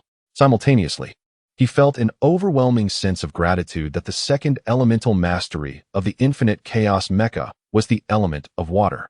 It was akin to being the sovereign of the ocean. In the depths of the sea, he thrived as if he were a fish in water, capable of enduring prolonged existence underwater and wielding the ocean's power at will. However, given his current strength, the might he could unleash was limited. He was unable to conjure the colossal waves akin to those of the celestial tier sea beasts. Nonetheless, within a certain realm, he could exert absolute control, which allowed him to evade attacks from any sea creature and manipulate the water curtain to better conceal himself. As Lin Tian recalled all the information Qin Hao had shared regarding the Yellow Springs, a chilling glint appeared in his eyes. The Yellow Springs represented the largest malevolent organization globally, one that revered the faith of colossal beasts that sought dominion over the world. Their ruler was not human, but rather a black flower of the other shore, a plant-based celestial tier overlord beast. Due to its unique talents, It possessed strength that surpassed most celestial tier beasts and was, astonishingly, an intelligent organism. Human scientists speculated that this flower had consumed some mysterious substance, granting it extraordinary intellect, allowing it to communicate mentally with humans. What was even more terrifying was its secondary ability, the seeds of the other shore flower. It was said that any person or creature that ingested these seeds would be branded with the black mark of the other shore flower, losing autonomy as their body and mind fell under its control, surrendering unconditionally to the belief in the flower as the ultimate ruler of life in the world. Thus, the formidable and enigmatic Yellow Springs organization emerged, deeply infiltrating nations across the globe, with some countries even potentially collaborating with it. Fortunately, there had been no reports of its ability to control celestial tier mecha masters or celestial tier beasts. Otherwise, the world might have succumbed to its rule. Contemplating this, Lin Tian quietly admired the sci-fi epic unfolding on the island nation while savoring the ocean's wonders. The ocean could be considered one of the last frontiers of human exploration, harboring numerous mysterious locales. Prior to the age of colossal beasts, exploration was hampered by technological limitations, and after the outbreak of colossal beasts, humanity had little interest in delving into the ocean's depths. Yet, nearly 70% of the Earth's celestial tier and lower tier beasts lay hidden within the ocean, posing significant obstacles to human exploration. Scientists even speculated that the ocean's depths might conceal some enigmatic, unknown substance. Otherwise, it would be improbable for such a plethora of celestial tier and lower tier beasts to emerge. An even more chilling hypothesis suggested that the ocean depths were gestating some terrifying entity, awaiting the day of its awakening. Embracing the notion that battles could not be resolved swiftly and fueled by a sense of curiosity, he piloted the infinite Chaos Mecha deeper into the ocean. Thanks to his command over the element of water, the mecha's speed within the aquatic realm was not only unimpeded but significantly enhanced, and he felt no trepidation from the immense pressure of the deep sea. Meanwhile, in the conference room of the island nation's wartime headquarters, the arrival of the Shin Dragoon cast a thick shadow of death over the high-ranking officials, leaving them in disbelief. How could this be? Shouldn't the Shin Dragoon be in the great Xia's magic capital? In the present day, the bustling metropolis is thriving. Yet the Shindong has unexpectedly turned its attention towards our island nation. What are you, Huangquan, plotting? You made promises, yet now you seem to be reneging on them. We have fulfilled our obligations, and what more do you desire? Alas, we must resolutely impede the Shindong. Otherwise, our island nation shall face utter ruin. A group of individuals trembled in fear, urging, "My lord, please temper your wrath." A figure clad in a dark cloak with a mask sighed and spoke, "My lord, this time, it is truly unjust to blame Huangquan. Initially, everything was progressing quite smoothly. As you have all witnessed, the Shindong has indeed landed with its colossal beasts upon the territory of Daxia's metropolis. However, we did not anticipate that the Azure Dragon would be present to obstruct the Shindong, leading to the annihilation of its 15 Earth-tier beasts and the complete destruction of the beast horde. Even our Huangquan task force has been obliterated, and to this day, we remain oblivious to the specifics of what transpired. As for the reason behind the Shindong's sudden departure towards our island nation, I suspect it may be related to that dragon blood crystal. Nevertheless, regardless of the cause, the foremost priority remains to thwart the Shindong.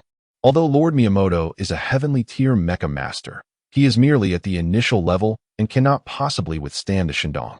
My lord, it would be prudent to request assistance from the United States post-haste. With no further matters to address, I shall take my leave. Having spoken, the cloaked figure disregarded the reactions of the crowd, as well as the murderous gaze of the nobleman, and turned to exit the conference room. Damn it, the cursed underworld. Cursed Great Xia. Chapter 56. The Wood Source Crystal, breaking through the earthly stage with a thunderous roar, a colossal yellow mech.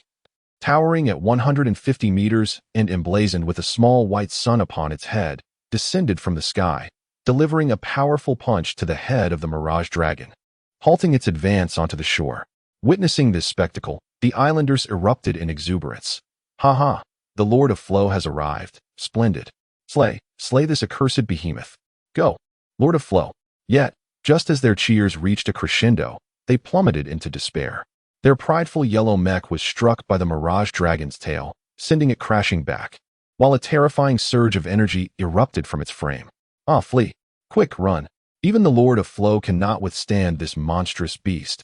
It is over. utterly over. Haha, Flea, where can we escape to? The iron wall cannot possibly withstand such a creature of this magnitude. What shall we do? Are we to simply await our demise? Request reinforcements. Quickly request reinforcements. Let the ugly father dispatch the heavenly stage mech masters. It is too late. Distant waters cannot quench immediate thirst. The Lord of Flow cannot hold out until the ugly father arrives. Our only hope lies with Great Xia. Recently, only Great Xia possesses the strength for this challenge. Yes, request support from Great Xia. Do they not have 10 heavenly stage mech masters? Regardless of who it may be. 2 individuals could easily vanquish the Xindiao. As allies of humanity, they would undoubtedly come to our aid in times of peril. In the Great Xia, a white-bearded elder seated in a wheelchair waved his hand dismissively. There's no need to concern ourselves. They invited the Xindiao as a guest. So why should we involve ourselves in their affairs? Just inform them that our nation is currently besieged by a wave of beasts, rendering us unable to offer assistance. Nevertheless, in the spirit of humanitarianism, let us send a symbolic token of our concern, perhaps a small shipment of Tian DDF. Understood, sir. Oh, what is that? At this moment, Lin Tian had already infiltrated the depths of the ocean, observing a group of colossal beasts fiercely competing for a crystal radiating a dazzling green light. He halted his advance. At this profound depth, the sight of these magnificent creatures was scarce, yet they were all of the earth tier. For only such formidable beings could thrive in these abyssal waters. Watching the earth tier beasts chase after the soccer-sized crystal, curiosity compelled him to follow closely behind, as those giants seemed oblivious to his presence, completely unaware of his approach. Soon, after witnessing a series of brutal confrontations, a nearly 100-meter-long orca emerged victorious. Despite being battered and bruised, it eagerly consumed the crystal. Remarkably, as the once-injured orca ingested the gem, its wounds visibly began to mend at an astonishing rate. Even more astonishingly, its already massive form expanded further, and its aura grew increasingly formidable. He had been momentarily stunned. Absorbed in the information revealed by the system scan, with source crystal, the system implied that this object could be absorbed and refined for cultivation by the human body. The function of such crystals left Lin Tian somewhat astonished. It is well known that the enhancement and breakthroughs within the current mech cultivation system stem from the absorption of the energy of heaven and earth via mech feedback, a feat that is entirely unattainable through autonomous cultivation. The human body is incapable of perceiving or actively absorbing the energy of heaven and earth. Only when the mech transmits energy does one feel a surge of strength. However, these crystals enable individuals to absorb and refine energy, facilitating breakthroughs.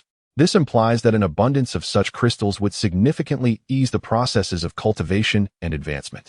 The recent surge in the orca's aura serves as a testament to this fact. While colossal beasts can grow stronger through mutual consumption, this method demands a considerable amount of time for digestion and gradual progression. In contrast, the immediate acquisition of a breakthrough by consuming a single crystal is strikingly evident.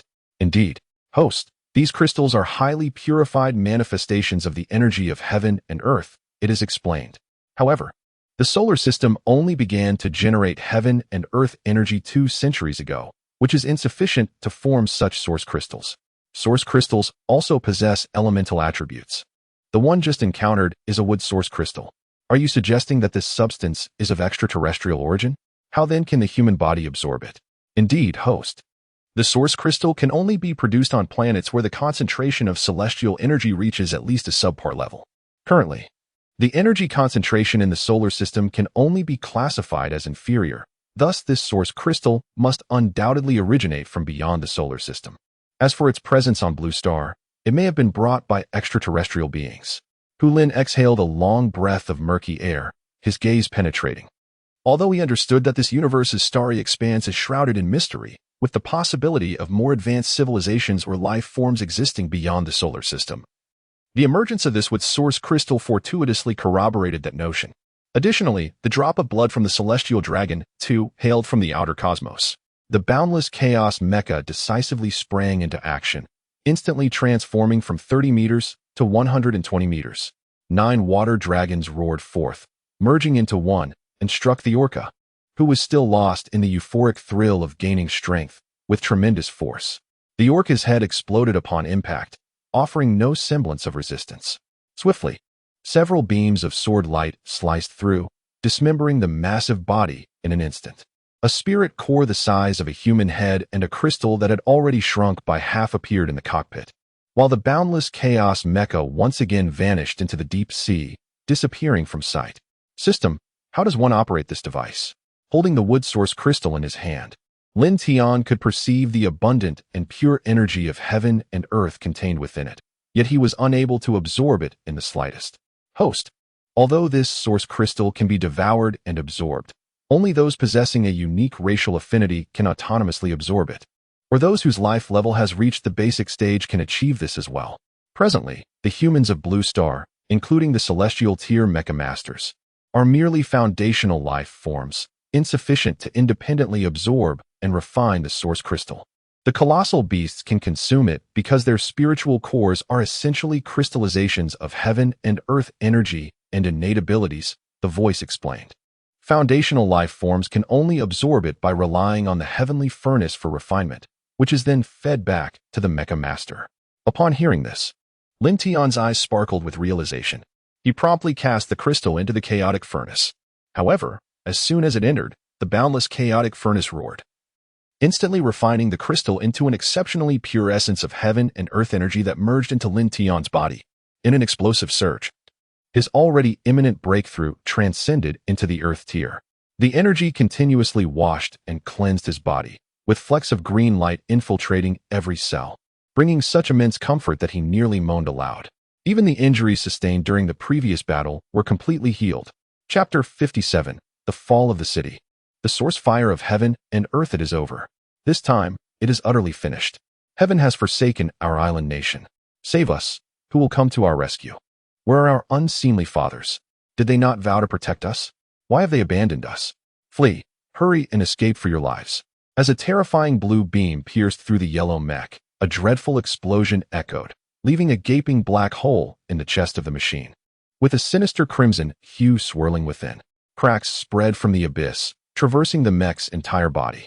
With a thunderous roar, the external armor shattered into countless fragments, cascading down, while the mech's skeletal structure collapsed into the sea, rapidly engulfed by the surging waves.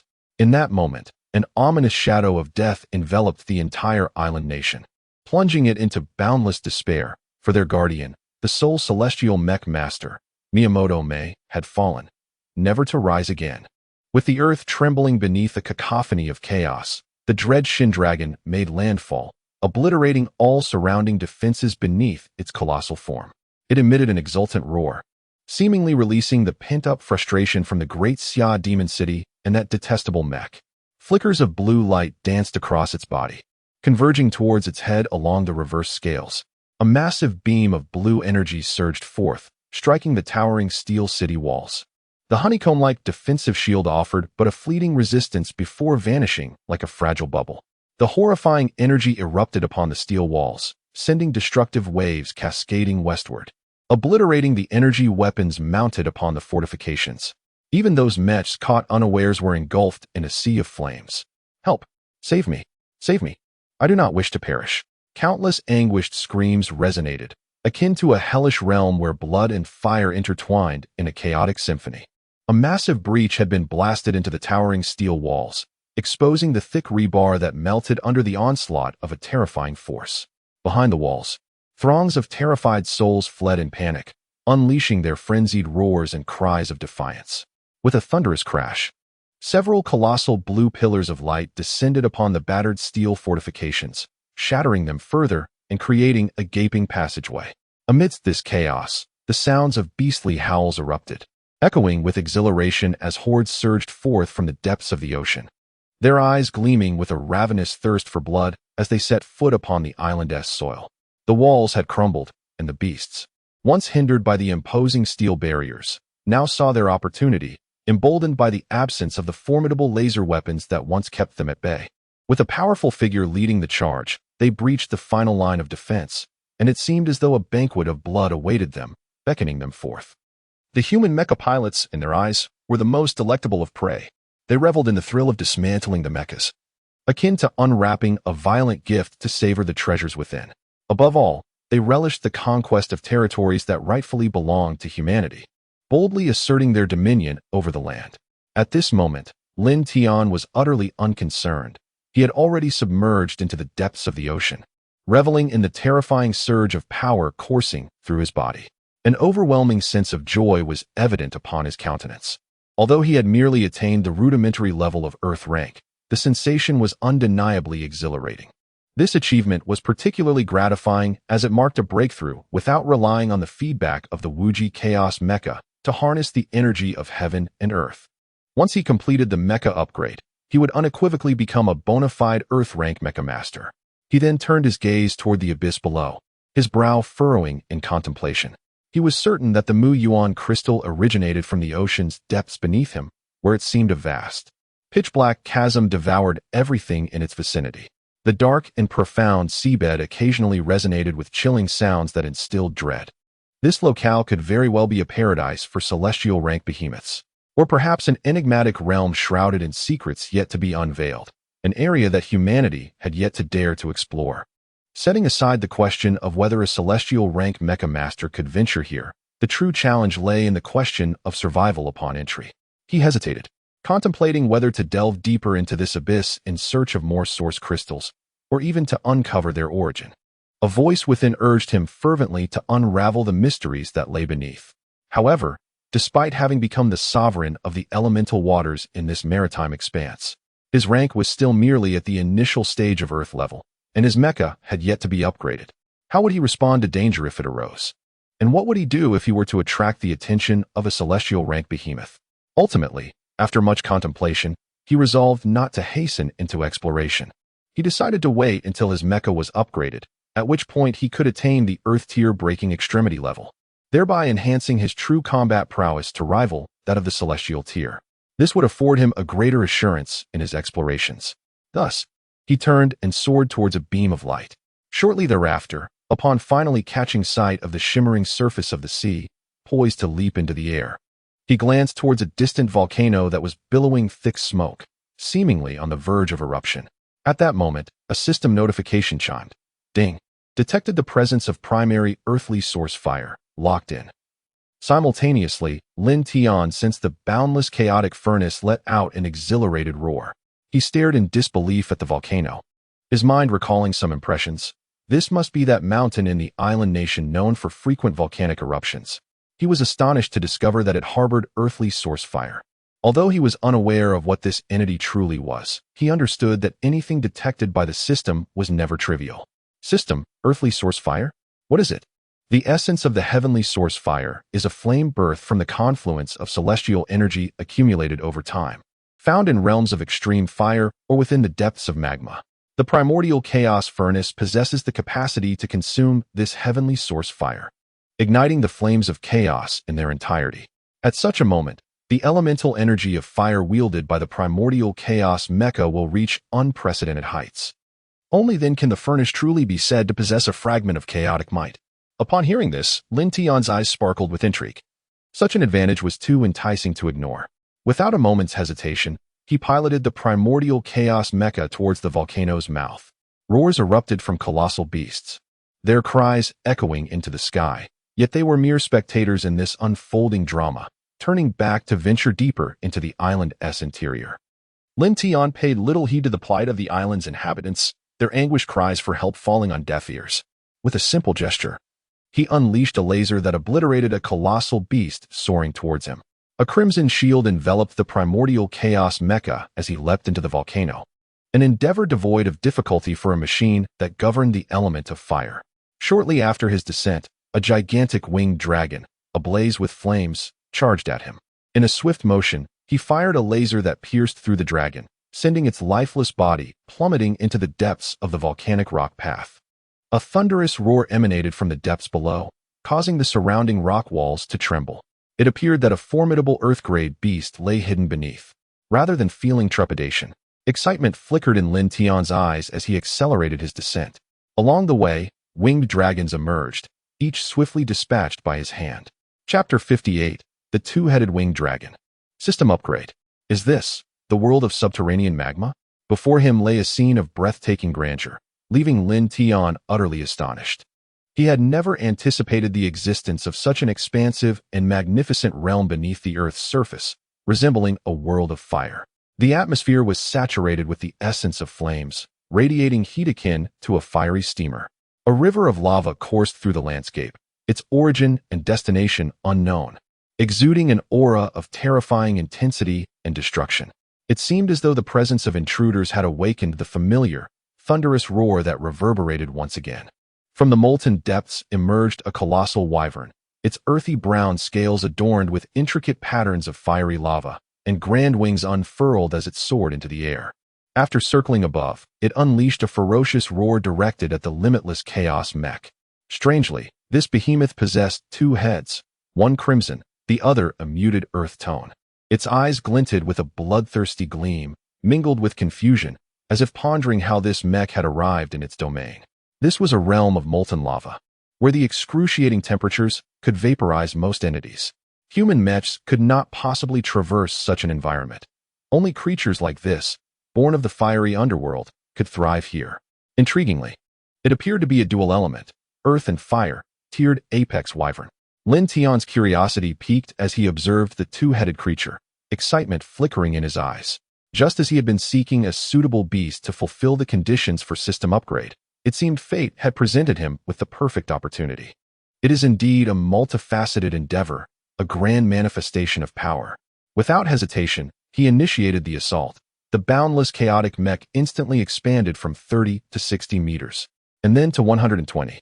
A formidable aura spread forth, as a colossal red and blue sword descended from the heavens. The clash of this mighty weapon against the claws of the two-headed wyvern erupted in a shower of sparks, accompanied by the resonant clang of metal. A fiery column shot forth from the crimson dragon's maw, and an explosion of terrifying energy rippled across the celestial tapestry. Seizing the momentum, the boundless chaotic mech executed a deft maneuver, unleashing torrents of fiery dragon spirits that roared forth. Instead of merging, they erupted violently upon the two-headed wyvern, which responded with a frenzied roar. Its body, resembling molten lava, was torn asunder, further igniting its ferocity. With each gaping maw, the wyvern expelled streams of fire and earthy light, drawing upon the surrounding elemental energies in a frenzied convergence. 9 massive fire dragons fused in an instant, giving rise to a cataclysmic sound as the entire magma realm trembled. The aftershocks shattered the rock walls, sending debris cascading down.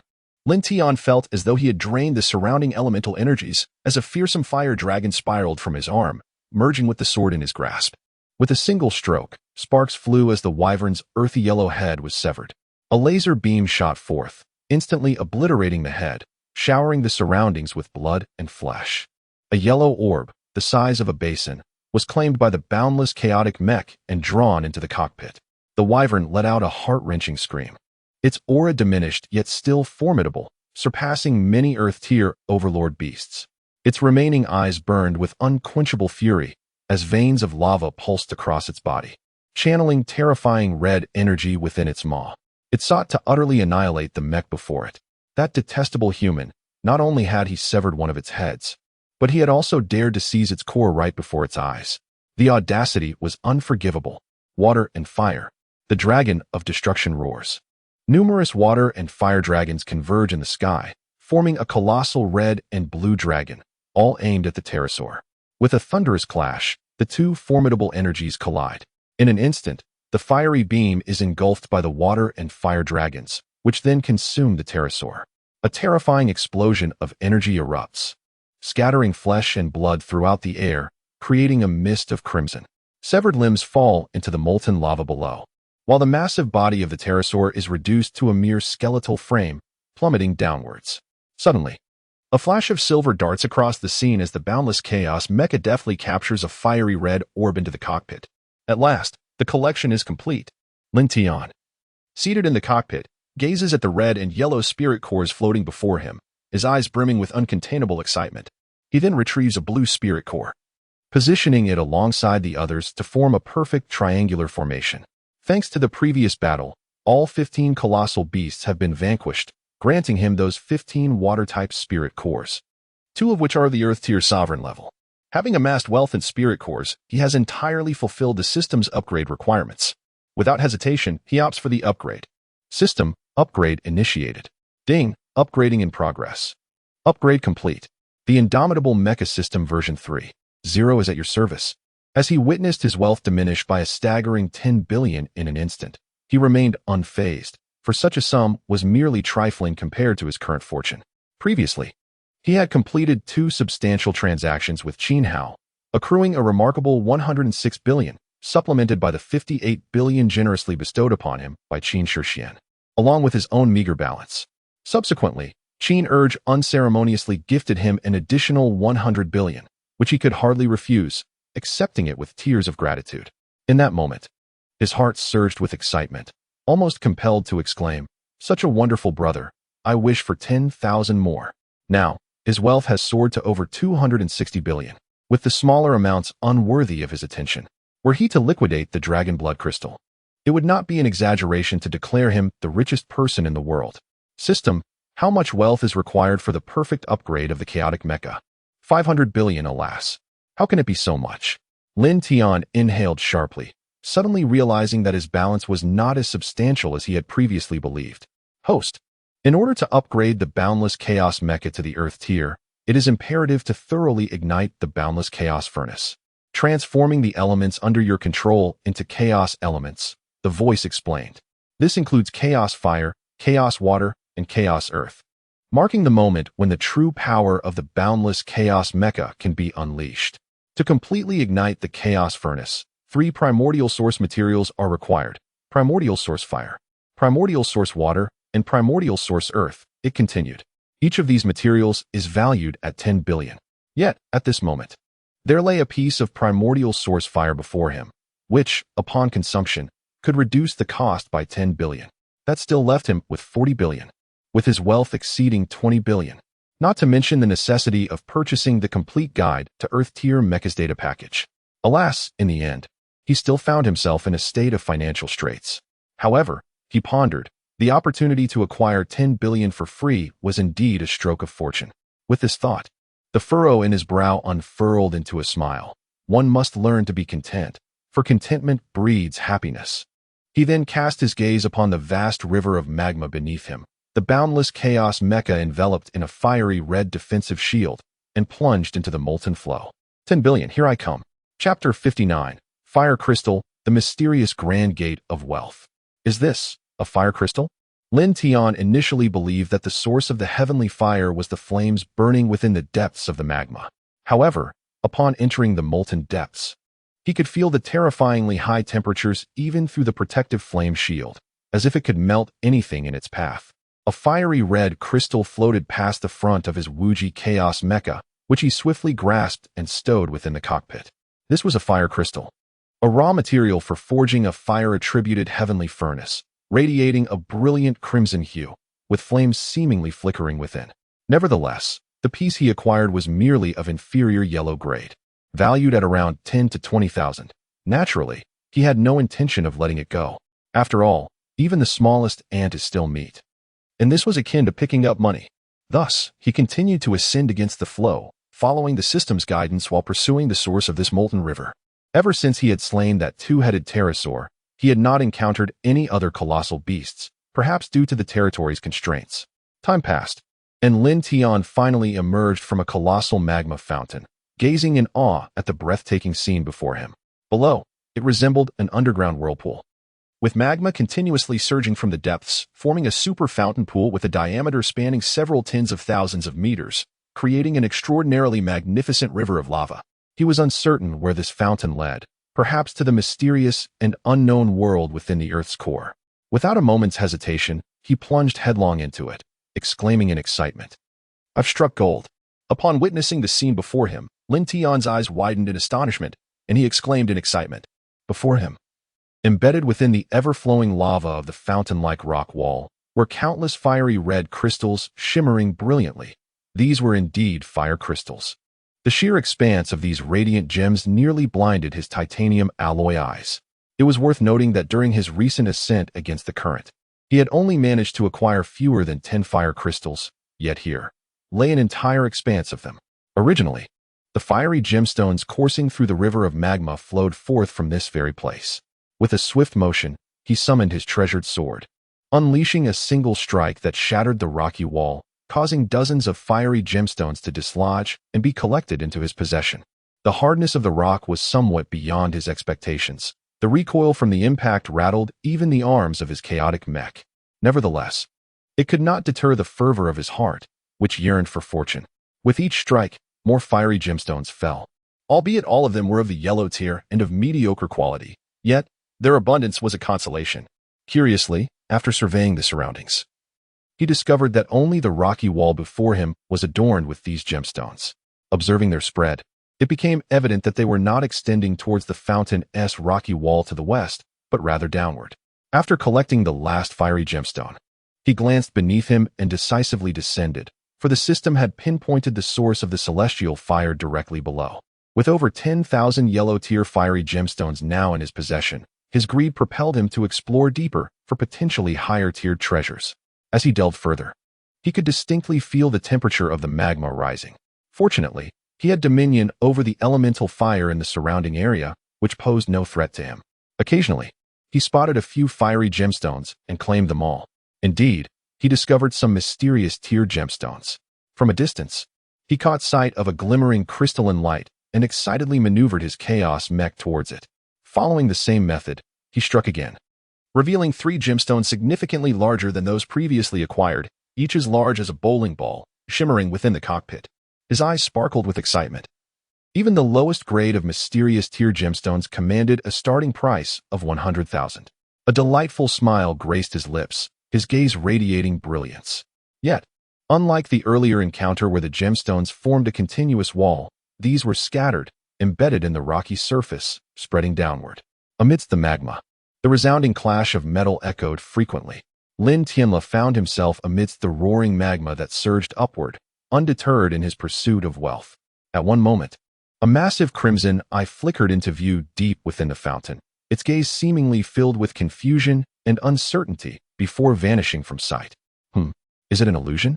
Lin Tian felt a vague sense of awareness, glancing into the depths beneath his feet. He had just sensed an unsettling feeling, as though something was watching him, sending chills down his spine.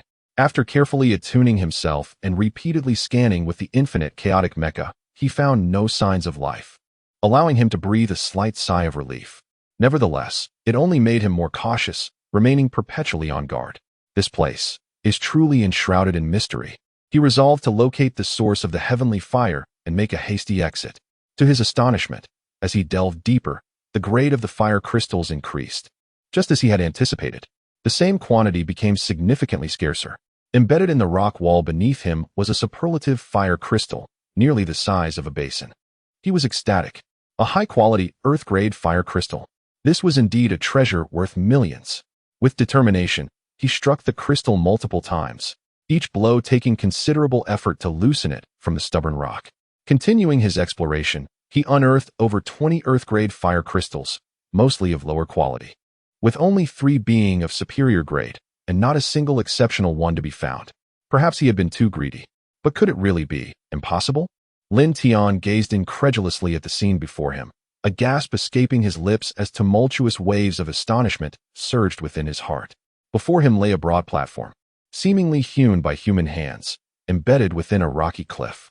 At the edge of this platform stood a colossal crimson gate, towering at a height of 100 feet and spanning several yards in width. The gate was seamlessly crafted, resembling a singular entity rather than a mere entrance, adorned with intricate patterns that rendered it almost indistinguishable from nature itself. The craftsmanship was so exquisite that it appeared as though it had been formed by the very hands of the cosmos rather than by mortal artisans. To his utter astonishment, he realized that this magnificent portal was constructed entirely from fire crystal stone, and not just any fire crystal, but top-tier celestial-grade fire crystal. Oh, the opulence was staggering. His eyes reddened in disbelief. Alas, as he struck the gate with his swords, all that resulted were showers of sparks. The gate remained impervious, showing not a single mark of his efforts. The frustration of having such immense wealth tantalizingly within reach, yet utterly unattainable, drove him to the brink of despair. He longed to upgrade his primordial chaotic mech into a celestial-grade machine on the spot. Despite his relentless attempts, he was unable to dislodge even a fragment from the imposing gate. After weighing the value of this monumental structure in his mind, he ultimately reached an undeniable conclusion. It was a priceless treasure. Chapter 60, The Island. Once the initial shock subsided, He began to scrutinize the imposing gate before him. The intricate, enigmatic patterns etched upon its surface were entirely foreign to him. He initially mistook them for letters, only to realize they were merely indecipherable symbols. In this terrifying realm of molten lava, an utterly inhospitable giant door stood, a testament to an unknown origin. When had it come into existence? What magnificent entity had crafted it? What secrets lay hidden within? A cascade of questions surged through Lin Tian's mind, each thought racing forth. Yet he found no answers. Perhaps, Blue Star was far more complex than he had ever imagined. Humanity had achieved nearly complete exploration of the terrestrial surface. Yet the oceans and the depths below remained largely uncharted. He was certain that had it not been for the chaotic mech that governed the element of fire, he would have never arrived here, let alone anyone else. Even with Blue Star's current technological prowess, such a place would remain beyond reach. Previously, in the depths of the ocean and now in this realm of molten rock, he had been oblivious to the existence of such mysterious territories that humans could not access. Did this not suggest that, long ago, another civilization thrived on Blue Star? Or could it be that extraterrestrial beings once visited this world? Perhaps all of this required sufficient strength to uncover. The fire crystal was undoubtedly significant, yet upon laying eyes on this remarkable stone, Lin Tian's previously quelled fervor surged once more, his countenance illuminated with boundless joy. A heavenly-grade fire crystal, a supreme specimen of its kind, such a large piece. Wealth beyond measure. Just moments ago, all attention was consumed by the imposing gate, as thoughts swirled around how to dislodge the insignificant entity. Yet he failed to notice the substantial fire crystal beneath his feet, a heavenly-tier gem of exquisite quality. Upon closer inspection, a vibrant crimson flame flickered within the crystal, awakening a profound realization. The essence of the heavenly source fire described by the system was indeed embodied in that very flame. Without the slightest hesitation, he promptly secured it within the confines of the system's space. The heavenly tier fire crystal alone held immense value, not to mention the source fire contained within. Shortly thereafter, the system relayed its assessment. This extraordinary fire crystal was worth a staggering 80 billion, and coupled with the source fire, the total valuation reached an astonishing 180 billion. Although it was also a heavenly tier gem of considerable size, its worth paled in comparison to that of the dragon blood crystal, which was far more arduous to obtain. Surveying the surroundings, Lin Tian was ultimately disheartened to find no other traces of fire crystals. There was but this solitary piece. He resolved that upon breaking through to the heavenly tier, he would return, ensuring that he would no longer be left merely gazing longingly at treasures beyond reach. He then turned towards the fountain's mouth, leaving behind the deeper waters below, recognizing that, given his current prowess, he had reached the limits of his capabilities. Venturing further posed a risk to his very existence. Although he felt no immediate danger, an unsettling sensation gnawed at him. An instinctual awareness of being observed by some unseen force, sending shivers down his spine. Perhaps the emergence of this monumental gate served as a clarion call for caution. Regardless, with the island nation obliterated, he could revisit this place at will, provided his strength was sufficient. Time slipped away, and with a thunderous roar, a torrent of molten lava erupted, cascading down towards the volcano. A streak of silver shot forth from the inferno, hovering above the volcano's mouth. The limitless chaotic mech surveyed the desolation below, where only ruins remained, and the landscape and sky were tainted with an endless crimson haze mingled with thick smoke. Save for the sporadic roars of beasts, the air was devoid of anguished cries or desperate pleas for help. It seemed this land had transformed into a sanctuary for monstrous creatures. A smirk played upon Lin Tian's lips within the chaotic mech. You reap what you sow. Thus, you shall not survive. Without hesitation, it transformed into a fleeting light, vanishing into the horizon. The island nation fell silent. However, the world erupted in a frenzy of shock. Some rejoiced, while others lamented, and many expressed their astonishment. An overwhelming tempest swept across the internet. Incredible. The island nation has been obliterated? Wasn't he yet under the protection of that grotesque country? Besides the Great Xia and the Great Bear, which nation would dare to challenge it? Are you unaware? The colossal Xindiao from the East China Sea launched an assault on the island nation, shattering its defenses. Even their sole celestial tier mecha master, Miyamoto Megal, perished.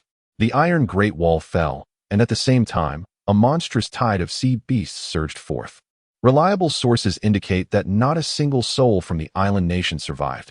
Even those who attempted to flee perished at the jaws of the beasts. There is nothing surprising about this. It is merely a minuscule territory, lacking any strategic depth.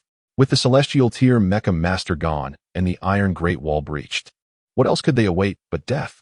It is rather astonishing that his grotesque father did not intervene. This is indeed a miracle.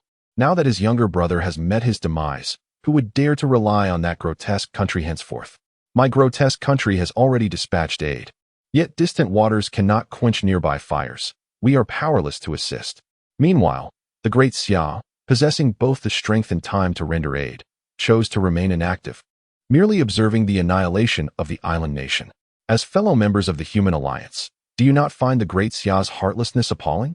In the upper realm, I remain indifferent to your actions, whether you choose to indulge in folly or not. However, the absurdity of placing one's rear where one's forehead ought to be is indeed your folly. Which of your eyes perceived me, the great Xia, standing idly by? Our nation is engulfed in turmoil, with rampant beast tides erupting across various regions, particularly in the Magic City, which has been besieged by a once-in-a-century beast onslaught. In such dire circumstances, our great Xia has dispatched a formidable force to obliterate a significant portion of these beasts, granting the people of the island nation ample time to survive. The situation is evident to all. Dare you claim that the force we summoned was solely intended to annihilate the beast horde rather than to spectate? I am inclined to believe that what you dispatched was not a force of annihilation, but rather celebratory cannon fire. Who remains unaware of the long-standing grievances between our great Xia and the island nation? In contrast to the fervor exhibited online, the populace of Great Xia remains notably calm. Each household quietly prepares their New Year's goods, adorning their homes with festive decorations and igniting fireworks. The world is well aware that Great Xia has ushered in the new year ahead of time. Chapter 61. Homecoming in the Night Sky of the Great Xia. The afterglow of the setting sun cascaded over the towering steel ramparts, casting a delicate halo upon the solitary and majestic city, sacred and inviolable. A graceful figure stood resolutely atop the Jinhai Pass, gazing longingly into the distance. Her silhouette exuded an air of solitude, her eyes brimming with deep concern and anticipation. The evening breeze stirred her flowing hair, which danced against her pale and weary visage. Facing the sunset, she peered toward the distant horizon, as if awaiting something. Dear sister, fret not. My brother is destined to return safely, guided by the heavens. Yet, the figure, with her back turned, remained unmoved, her gaze fixed upon the sky beyond the pass. Sigh. Qin Hao sighed softly, for Lin Tian had been absent for an entire day, and still, there was not a whisper of news.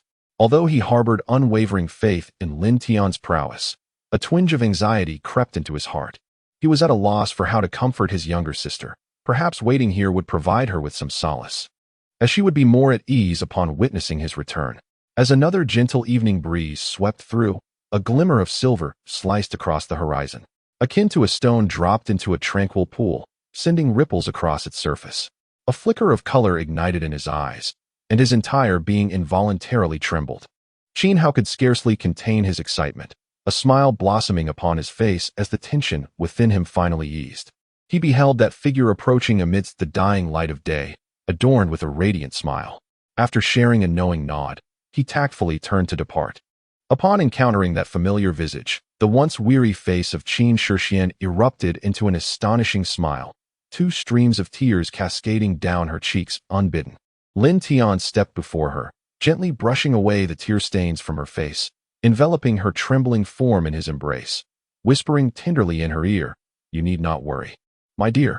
In his arms, she made no sound, quietly allowing his strong embrace to envelop her, feeling the warmth radiating from his chest and the steady rhythm of his heartbeat. In that moment, an unprecedented sense of security enveloped her. "Oh, you foolish woman," he mused, feeling her body quiver against him. With a delicate touch, he smoothed her hair, tousled by the evening breeze, as if to calm her restless heart. At that moment, he longed to cast aside all burdens and simply embrace her. A flash of silver illuminated the sky as the Wuji chaotic mecha vanished from the city walls, soaring towards the interior of the city. As dusk settled, the Qin family estate was aglow with lights. Though it lacked the raucous vibrancy of other households, it overflowed with an indescribable festivity. The Qin family gathered together, warmth and joy permeating the air. Compared to the previous grand banquet, this gathering was enriched by the presence of both young and old. Come, little Tian, let us share a toast. If it weren't for you, this old body of mine would likely have met its end here.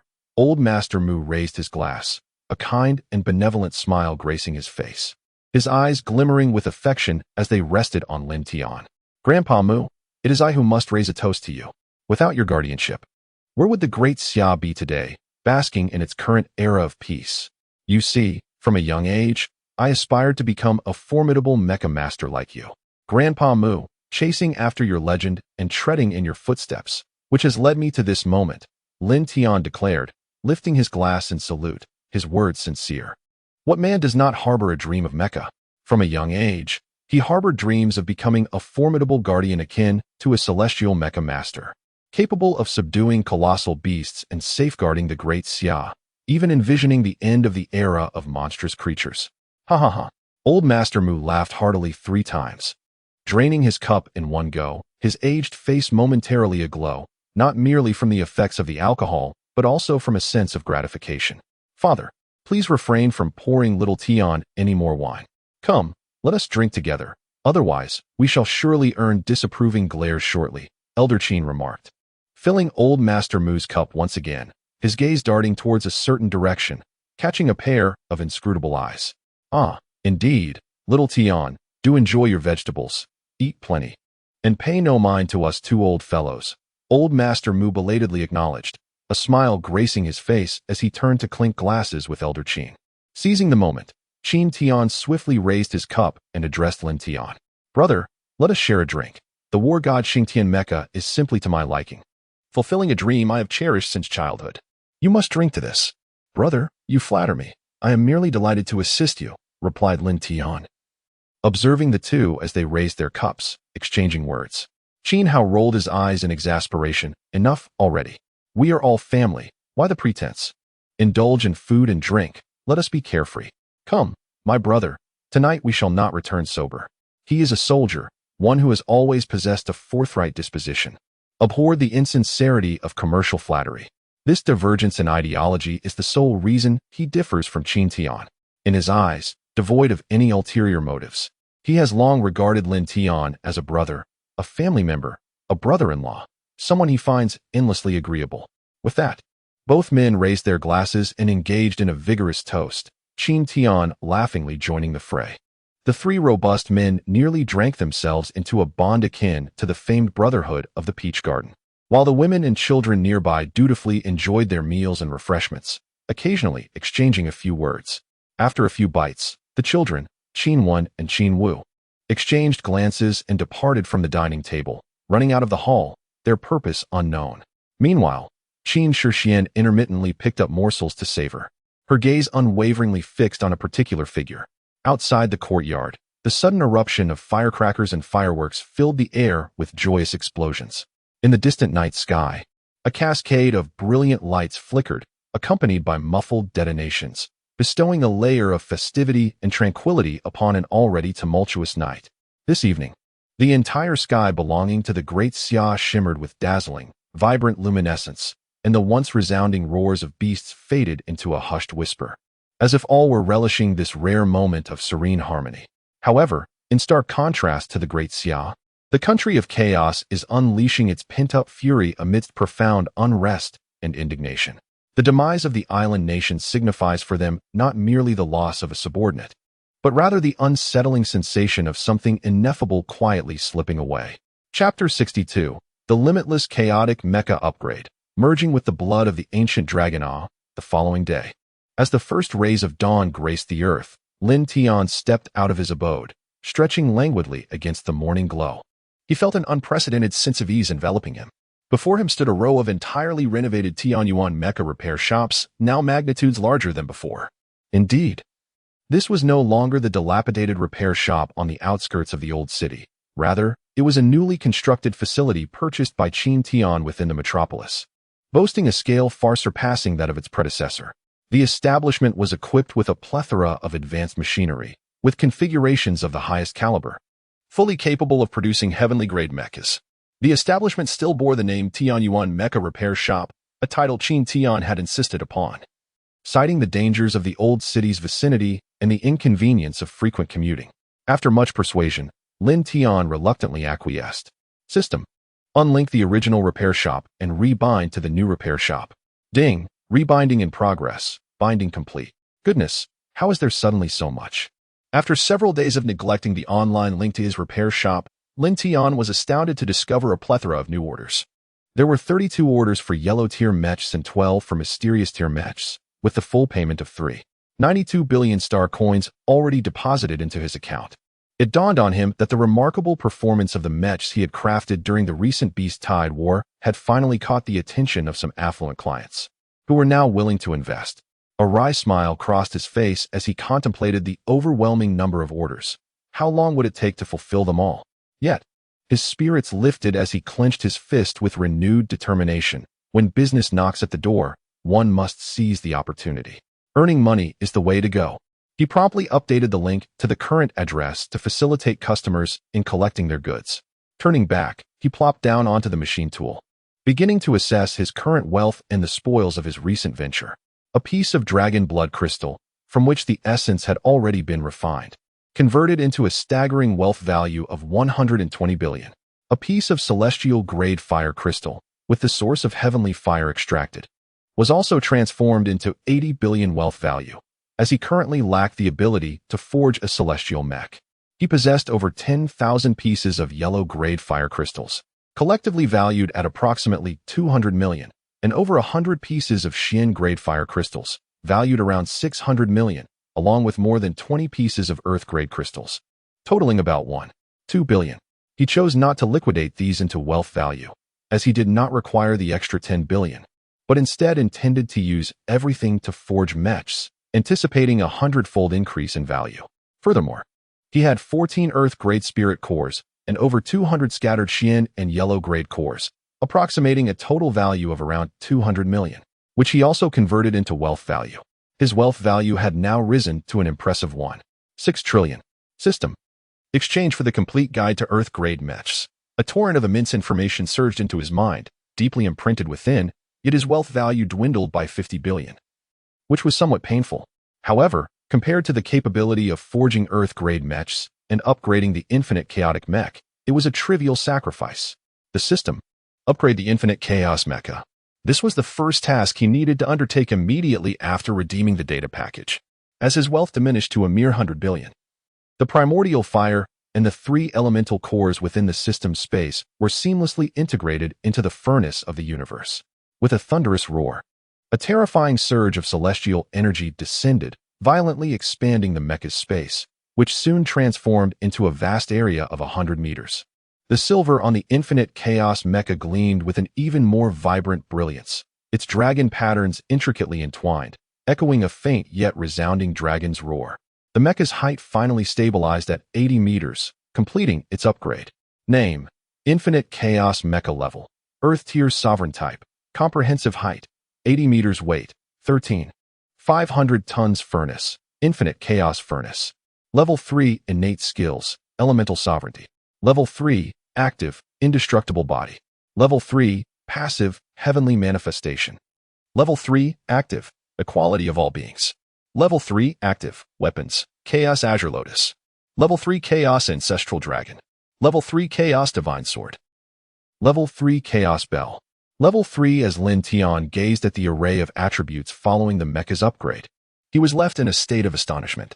He finally comprehended that only after thoroughly igniting the infinite chaos furnace could the infinite chaos mecha truly wield a fragment of chaotic power. Remarkably, the elements governed by the infinite chaos mecha had transformed into chaos fire, chaos water, and chaos earth, signifying an essential metamorphosis. As it genuinely came to dominate a realm of elements, a breakthrough of both quality and quantity. With the innate skills reaching level 3, their potency surged beyond tenfold. The most significant transformation was observed in the Western Grand Weapons. The Buddha's Wrath Lotus upgraded to the Chaos Azure Lotus, also at level 3, likely to be the foundation for future enhancements. The Water and Fire Dragon Slayer evolved into the Chaos Ancestral Dragon, transitioning from a mere dragon to an ancestral dragon, indicating a profound change in essence. The Great Sword finally embraced its true name, the Chaos Divine Sword, shedding its previous form of a red and blue longsword to regain the same silvery hue as the mecha itself. The Yin-Yang Celestial Canopy was upgraded to the Chaos Bell. Though its appearance remained uncertain, its defensive capabilities were undoubtedly elevated to an extraordinarily formidable level. This upgrade represented a complete metamorphosis, a rebirth of sorts, with the expenditure of 500 billion proving to be exceptionally worthwhile. Host, would you like to immediately accept the mecha's feedback and simultaneously merge with the dragon's blood? Friendly reminder, this process requires the synchronization and fusion of the dragon's blood, which will obliterate all current physical foundations of the host and reconstruct them, completing a leap in existence. This process may involve a slight discomfort. Please prepare yourself, host. Without hesitation, Lin Tian chose to accept. As for the pain mentioned by the system, he had endured far greater anguish before. A mere trifling ache. Hiss. Before he could revel in his triumph, a terrifying surge of cosmic energy surged into his body.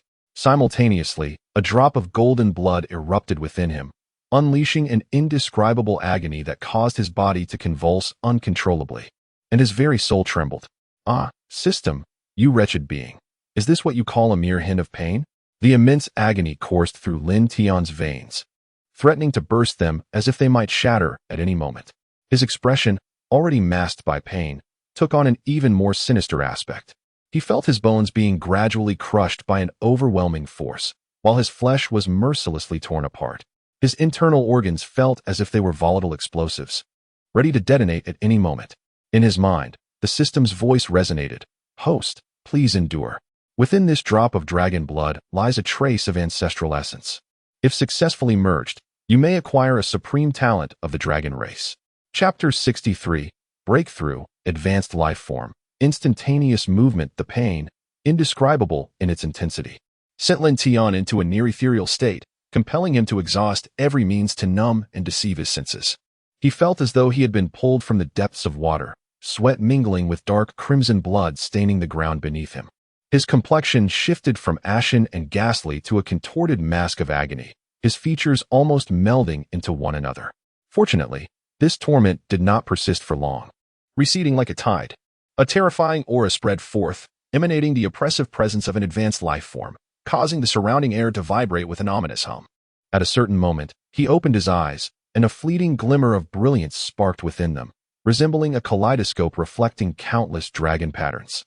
A faint yet resonant dragon's roar emerged from within him, as if a raging dragon coursed along his spine, unleashing a thunderous bellow that added an air of dominion to his already formidable physique.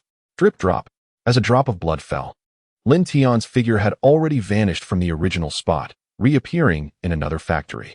Could this be the dragon lineage talent acquired through the fusion of ancestral essence? The ability to teleport, astonishing. Lin Tian gazed at his hands in utter disbelief, feeling the profound changes within himself. In that fleeting moment, it was as though he had transcended all barriers and instantaneously reached the destination of his desires. This extraordinary talent could only be described as monstrous. He took a moment to examine the information regarding his body after this breakthrough. Name, Lin Tian Realm. Earth level breaking limits life level. Advanced life form strength, 10. 000 ton speed, 3. 600 ms nervous reaction. Super divine level combat awareness. Super divine level talent. Perfect control. Super divine consciousness, unity of heaven and earth, instantaneous movement. Indeed, a new talent for instantaneous movement appeared in the talent column, a gift derived from the fusion of that drop of dragon blood. Compared to the previous information, he now possessed an additional life level, advanced life form. Although he had yet to fully comprehend the extent of his newfound abilities, the terrifying figures of strength and speed alone spoke volumes. He had completely surpassed the limits of a basic life form. For an Earth-level mecha master, even at peak physical condition, strength would only reach around 50 tons, while the limit for a Heaven-level mecha master was merely about 500 tons. In contrast, he had attained an astonishing 10,000-ton level of strength. This indicated that, purely in terms of physical prowess and without the aid of armed mecha, he could easily overpower some Earth-level mechas. An apt description would be that he was indeed monstrous. Of course, he was not foolish enough to engage in direct confrontation with steel using only his flesh. His senses had sharpened remarkably, and the vibrant life force within him suggested that his recovery, endurance, and resilience had also reached an extraordinary level. His overall capabilities had undergone a qualitative transformation. Even more astonishing was the fact that he could no longer perceive the so-called constraints of lifespan, signifying that he had attained a significantly prolonged existence. Advanced life forms were indeed extraordinarily formidable. Lin Tian clenched his fist, feeling an exhilarating surge of power coursing through his body. His heart raced with excitement as he finally tested the maximum distance of his instantaneous movement and the number of times he could execute it at his current level. This talent seemed intricately linked to his physical prowess. "Brother, have you broken through again?" Qin Hao gazed at Lin Tian with an expression of disbelief. How could it be that so little time had passed, and he had already reached the pinnacle of the Earth tier? It appeared to be far more than just a simple limit. For reasons unknown, the aura emanating from Lin Tian instilled a profound fear deep within Qin Hao's soul, accompanied by an overwhelming sense of pressure that left even this top-tier Earth mech engineer feeling utterly powerless. Moreover, this breakthrough was astonishingly abnormal. While others toiled tirelessly, climbing step by step, drenched in sweat and effort merely to advance a minor tier, Lin Tian had achieved a leap of progress. From the yellow tier to the current Earth tier, each breakthrough had marked a new zenith, and his speed of advancement was nothing short of astonishing. It had only been about a month since their first encounter, and now he had already become an Earth tier mech engineer. This was a realm that some individuals might strive for an entire lifetime, even to the point of exhaustion, yet never attain. Furthermore, he was acutely aware that with the limitless chaotic mech and Lin Tian's own extraordinary capabilities, he now possessed the strength to confront heavenly tier mech engineers and colossal heavenly beasts head-on. Was this truly a world of prodigies? Indeed, the comparison of human potential could be utterly disheartening. Fortuitously breaking through, Lin Tian reined in his aura and refrained from elaborating further, for there was little to explain. Had it not been for the system, he would likely still be a mere wastrel. Qin Hao rolled his eyes, suddenly reminded of his purpose for coming. He straightforwardly inquired, "Brother, are you perhaps able to forge Earth-tier mechas now?" As he spoke, a glimmer of hope flickered in his eyes, and his heart began to race uncontrollably. He had long coveted his younger brother's Xingtian mecha, and the desire for an upgrade to his own mecha grew ever stronger. Lin Tian offered a faint smile. "Elder brother, I can indeed, but it may be somewhat costly." Qin Hao responded with an understanding glance, raising 3 fingers. Lin Tian's expression turned troubled as he shook his head in dismay. "Elder brother, that might not suffice." He assumed his older brother was referring to 3 billion, which, although sufficient for the creation of an ordinary Earth-tier mecha, would fall short for the materials needed to construct a supreme Earth-tier mecha. As a good older brother, he felt that while he could not reap exorbitant profits like in other businesses, he should not let his younger brother toil in vain. Business is business, and affection is affection, yet profit must still be pursued. Upon hearing this, Qin Hao felt a pang of regret as he extended a finger once more. "Dear brother, a mere 100 billion is all I possess. I truly cannot part with more." The moment these words escaped his lips, Lin Tian's heart raced with excitement. Astonished once again by his elder brother's extravagant wealth. "Very well, brother. I assure you, I will forge a magnificent mecha for you, even if it means selling everything I own." Lin Tian's expression radiated a sense of shared responsibility, and he patted his chest with conviction. Deep down, however, he secretly rejoiced, thinking to himself, "Thank goodness I refrained from making the first bid. Otherwise, I would have suffered a significant loss." "Then I shall count on you, dear brother," Qin Hao replied, elated, as he embraced Lin Tian's shoulders, his face alight with inexpressible excitement. Simultaneously, he breathed a sigh of relief, feeling a sense of pride as he mused, I have saved another 100 billion this time. I must find a way to repay my brother generously in the future. Indeed, my dear brother, there is a matter of utmost importance I wish to convey to you during this visit. In light of your remarkable efforts to rescue the city from dire straits, you have achieved monumental military accomplishments. Consequently, it has been decided to elevate your rank to that of a general. Chapter 64, Promotion and Rank Advancement. The terrifying hidden forces of the Great Xia. I have also reported on the situation regarding the virtual chamber, which has garnered significant attention from the highest authorities. You have been appointed as the chief instructor of the Great Xia Mecha Corps. This upcoming national military exercise will serve as a platform for the entire army to showcase its strength and advancements, as well as to select elite mecha masters to form a training camp, with the training base located in the military district of the city. You will assume the role of chief instructor, leading a distinguished team of top mecha masters from various military districts, thus becoming the commander of this elite group. Most importantly, you have been included in the reserve elder list for focused cultivation. The more Qin Hao spoke, the more exhilarated he became, his gaze towards Lin Tian radiating with admiration. In his eyes, Lin Tian had transformed from a prodigious talent possessing unparalleled gifts into a formidable powerhouse. The terrifying might of equality among all beings still sent shivers down his spine. Now, with a breakthrough in his realm, the possibility of defying the heavens is no longer beyond reach. While Qin Hao himself is also a reserve elder with a history of hunting heavenly-grade behemoths, it was a heavily injured creature of ordinary lineage. Were he to encounter a lord-level or even a sovereign-level beast, he would undoubtedly flee in terror. However, Lin Tian is different. With his current realm, coupled with the talents of law of heaven and equality among all beings, he could undoubtedly hunt heavenly-grade behemoths single-handedly, a notion he firmly believes. Lin Tian was taken aback and asked with suspicion, "Elder brother, isn't there only 10 elders in our great Xia?" The 10 celestial-level mecha masters, also known as the 10 elders, are recognized as the most formidable figures in Great Xia and indeed the world, the very reason why Great Xia stands unyielding, instilling awe in other nations. Qin Hao smiled mysteriously and replied, "Ah, my younger brother, you are now qualified to know. The figure of 10 is merely a fade. In truth, our Great Xia has already surpassed 17 celestial-level mecha masters over the past century. This fact, however, remains unknown to outsiders and is classified information, known only to a select few in the reserve elders. Hence, your ignorance is understandable. This is the hidden strength of our Great Xia. I was once the most likely candidate to become the 18th, but it seems that the honor now belongs to you." Lin Tian felt a surge of astonishment in his heart upon hearing this. 17 elders represent a power capable of reshaping the world.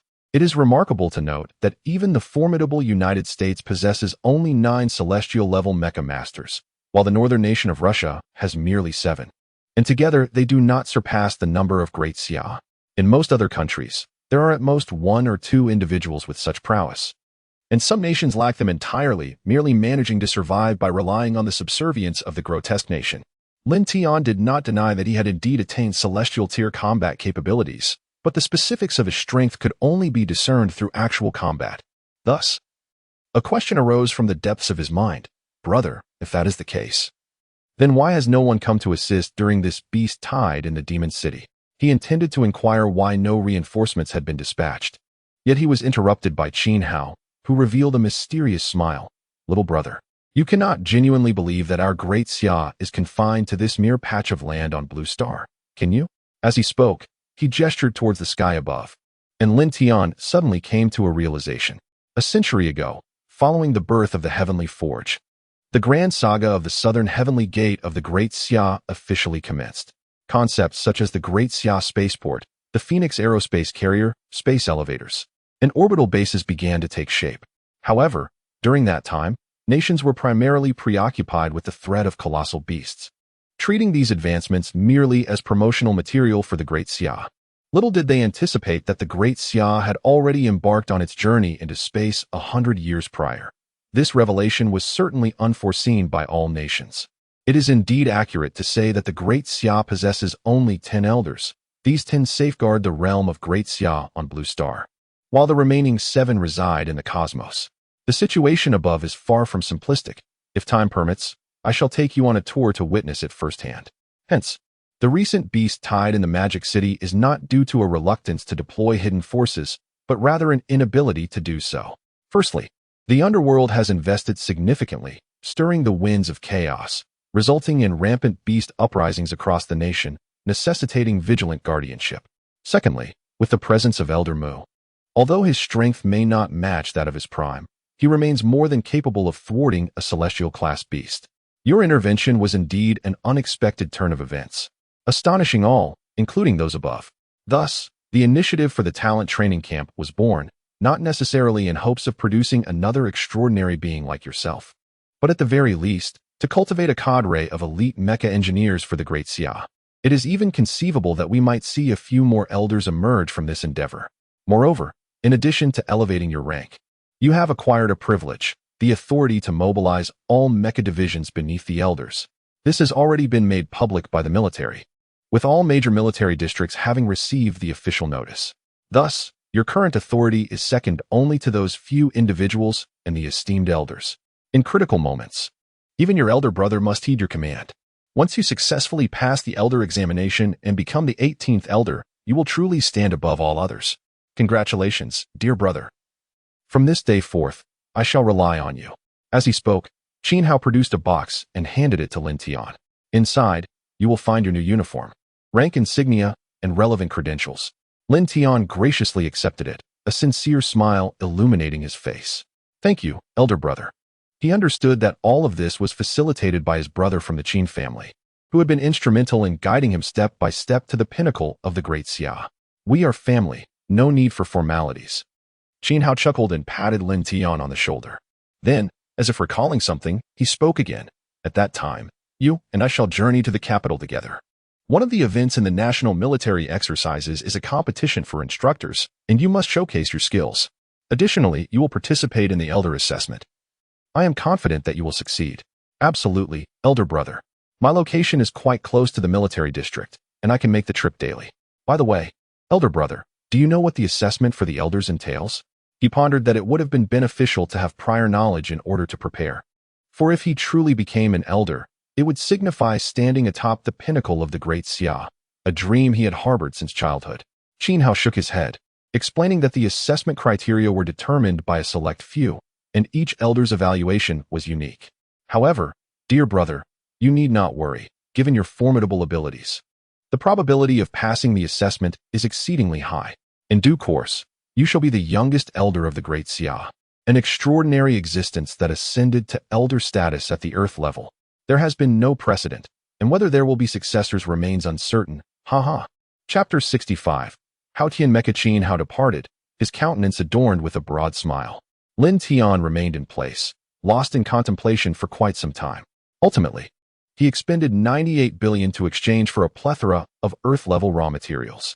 Whether by coincidence or fate, one particular mecha on the leaderboard bore an identical name to Qin Hao's mecha, the Chaos Mecha, ranked 13th, the mightiest among the supreme mechas. Within the compendium of mechas, countless varieties abound, yet only 100 are deemed supreme, effortlessly overwhelming even those regarded as the apex of cosmic mechas.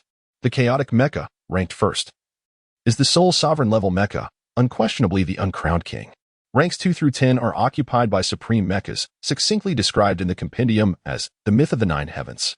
From the 11th to the 100th iteration, the supreme mech was crafted. After an arduous 10-day endeavor, Lin Tian finally completed the Chaos Mech, a magnificent creation standing at 90 meters tall, adorned in a resplendent black and gold hue. It lay upon the workbench, subsequently transported to an open area outside the factory. Ding, detecting the host's self-crafted mech, commencing analysis. Name, Chaos Mech rank, Earth tier type, comprehensive height, 90 meters weight, 25,000 tons furnace. Chaos furnace, innate skills, Chaos divine radiance. Level 3, active, Chaos true form. Level 3, passive, divine mandate to seal the gods. Level 3, active, weapons, Chaos sword. Level 3, Chaos divine light. Level 3, Chaos mirror. Level 3, Chaos domain. Level 3, analysis complete. Rating, Earth tier 2 advanced. Transmitting celestial energy to the host. With a thunderous roar, a formidable surge of celestial energy coursed through Lin Tian's body. However, despite his already terrifying physical prowess, there was no discernible change. Yet, he distinctly felt a difference. The life force within him surged with newfound vitality. Moreover, his information panel revealed a slight alteration that was nearly imperceptible at first glance. Life level, advanced life form, 0,01100, a progress bar had appeared, prompting Lin Tian to ponder, system, what is the meaning of this? The host, you have now ascended to a higher form of life, capable of transcending and evolving into a supreme being through cultivation or the devouring of life energy. Lin Tian pondered thoughtfully and nodded slightly. However, the progress bar was somewhat daunting. A single high-tier mech barely yielded a mere 0,001 progress. How many mechs would it take to reach 100? When might that even occur? Nevertheless, at least a direction had been established. He had already deeply experienced the advantages of being a higher life form. One could only wonder to what extraordinary extent a supreme life form might evolve. In essence, the energies previously amalgamated, while they did not facilitate a breakthrough in his realm, nonetheless enabled a lateral transcendence of his corporeal confines, thereby elevating his life essence. At that time, he was merely a rudimentary life form, incapable of manifesting such advancements. In the afternoon, upon receiving the news, Qin Hao hurriedly made his way to the scene. From a distance, he beheld a mech that bore an uncanny resemblance to his own Haoyan mech, albeit towering a head taller, and he could hardly contain his exhilaration. "Brother, you have not disappointed me," Lin Tian greeted with a wave, a hint of fatigue etched on his face. Over the past 10 days, he had devoted the majority of his daylight hours to crafting the Haoyan mech, spent his afternoons training at the military district, and immersed himself in research throughout the nights, neglecting to rest or dine properly. Each meal was dutifully prepared by Qin Shixian and delivered from the ancestral home of the Qin family. "Thank you for your hard work, my brother," Qin Hao remarked, affectionately patting his shoulder before swiftly leaping into the cockpit of the new Haoyan mech. With a thunderous roar, the Haoyan furnace came alive, and the entire mech began to stir. The ground trembled as it surged forth, transforming into a streak of black and gold, soaring into the sky. In an instant, bursts of sparks and sounds akin to thunder erupted above. Moments later, with a resounding crash, the Haoyan mech descended, and the cockpit resonated with Qin Hao's exuberant voice. "Haha, brother, this mech is simply magnificent. I feel an overwhelming power coursing through me. I possess 3 unparalleled innate skills. How did you achieve such a marvel? And this weapon, could it truly be a possession of our current era?" As the voice faded, the black gold mech transformed once more into a streak of light, vanishing into the horizon. A smile graced Lin Tian's face. Qin Hao was indeed a master mech designer, and now, with the Haoyan mech in his possession, he undoubtedly possessed sky-tier combat capabilities, at the very least, the power to independently slay ordinary sky-tier behemoths. This enhancement significantly bolstered the overall strength of Magic City and even the greater Xiao region. He turned and entered the workshop, embarking on a new round of mech creation. However, since he had posted the Earth-tier mech tasks, he had yet to receive a single Earth-tier order. The reason was simple: they were prohibitively expensive. The prices were staggering. Yellow-tier mechs cost 10 million each, Mysterious-tier mechs 300 million, and Earth-tier mechs a staggering 500 billion. Such astronomical sums rendered them unattainable for the average person, and even the wealthiest individuals would have to part with significant amounts of their fortune. Though they understood that every mech crafted by Lin Tian surpassed the world's current top-tier designs, a pinnacle of excellence, most were reluctant to squander their resources on such exorbitant prices. After all, even the most premium Earth-tier mechs on the market only cost several billion. Nonetheless, Lin Tian was not in a hurry. His orders were predominantly limited to Magic City. He anticipated that after the national military exercises, when everyone experienced the awe inspired by his mechs, the orders would surely flood in, particularly from other military districts. After finishing the construction of the yellow-level mecha and receiving the energy feedback, a melodious voice resounded, accompanied by the delightful sound of high heels clicking against the metal floor. Today, Qin Shixian donned a form-fitting black mini dress that accentuated her curvaceous figure exquisitely. Holding a thermal container, she entered the workshop with a radiant smile. She carefully arranged the dishes from the container onto the workstation, and an enticing aroma of food wafted through the air. Upon noticing Lin Tian still standing there in a daze, she shot him a glare, exclaiming, "It's time to eat. Why are you just standing there?" Lin Tian responded with a mischievous grin, "Crazy woman, you look stunning today. Are you attempting to seduce me?" He surveyed her with admiration, thinking that this enchanting woman, when not in her work uniform, was truly a captivating temptress. "Get lost. You think too highly of yourself. If you want to eat, then starve." Lin Tian, noticing her slender high heels appearing even more delicate than yesterday, quickly suppressed his teasing thoughts and smiled as he accepted the chopsticks. "Eat, eat, eat. How could I refuse a meal delivered by my beloved wife?" Chapter 66. The Battle Armor. What is this? Observing Lin Tian savoring the meal with gusto, Qin Shixian nodded in satisfaction. Her gaze then fell upon a stack of papers strewn across the workstation, featuring designs resembling iron battle armor along with various parameter data. Curiously, She picked them up and began to flip through them, her brow furrowing in contemplation as she caught a glimpse of Lin Tian out of the corner of her eye. Is this the iron battle armor? Whether it be steel battle suits or exoskeleton armor, they have become one of the prevailing trends in today's world, bestowing ordinary individuals with the courage to confront colossal beasts. However, the core of these creations relies on nuclear energy, specifically nuclear reactors. She is acutely aware of what the array of components and data on the blueprint signifies. Lin Tian nodded with a smile, stating, to be precise, it is the Heaven and Earth battle suit. Upon hearing the words Heaven and Earth, Qin Shishuan's beautiful eyes widened, instantly grasping the significance of the blueprints. In disbelief, she gazed at Lin Tian and exclaimed, are you researching a decimeter or even centimeter-level heart of the Heaven and Earth furnace? She could scarcely believe it. Currently, the minimum size for furnaces is at the meter level, having just broken through previous limitations, with countless individuals still delving into the subject, struggling to comprehend it fully. Even the esteemed heavenly tier mechanics are in awe of the minuscule technology of the heart of the Heaven and Earth furnace, marveling at its brilliance. Yet, this man has begun to explore the realm of decimeter and centimeter-level furnaces. She yearned to dissect this extraordinary man's brain to uncover the source of his remarkable capabilities. How could he be so extraordinary? However, Lin Tian sighed. I am still in the research phase. It presents certain challenges, but progress should be forthcoming. Unfortunately, the smallest furnaces documented in the compendium of mechs are at the meter level, as mechs do not require smaller furnaces. To create the Heaven and Earth battle suit envisioned in his mind, he must rely on his own ability to overcome technical barriers. Fortunately, he possesses a vast database from the compendium of mechs as his foundation. Conquering this challenge is merely a matter of time. Indeed, I find myself pondering whether the heavenly battle attire, much like the mechs, could harness the feedback of celestial energies to enable its wearers to transcend their limitations. However, for those ordinary individuals who lack the awakened potential for mech mastery, it remains uncertain whether the celestial energies channeled through the battle attire could empower them to elevate their capabilities.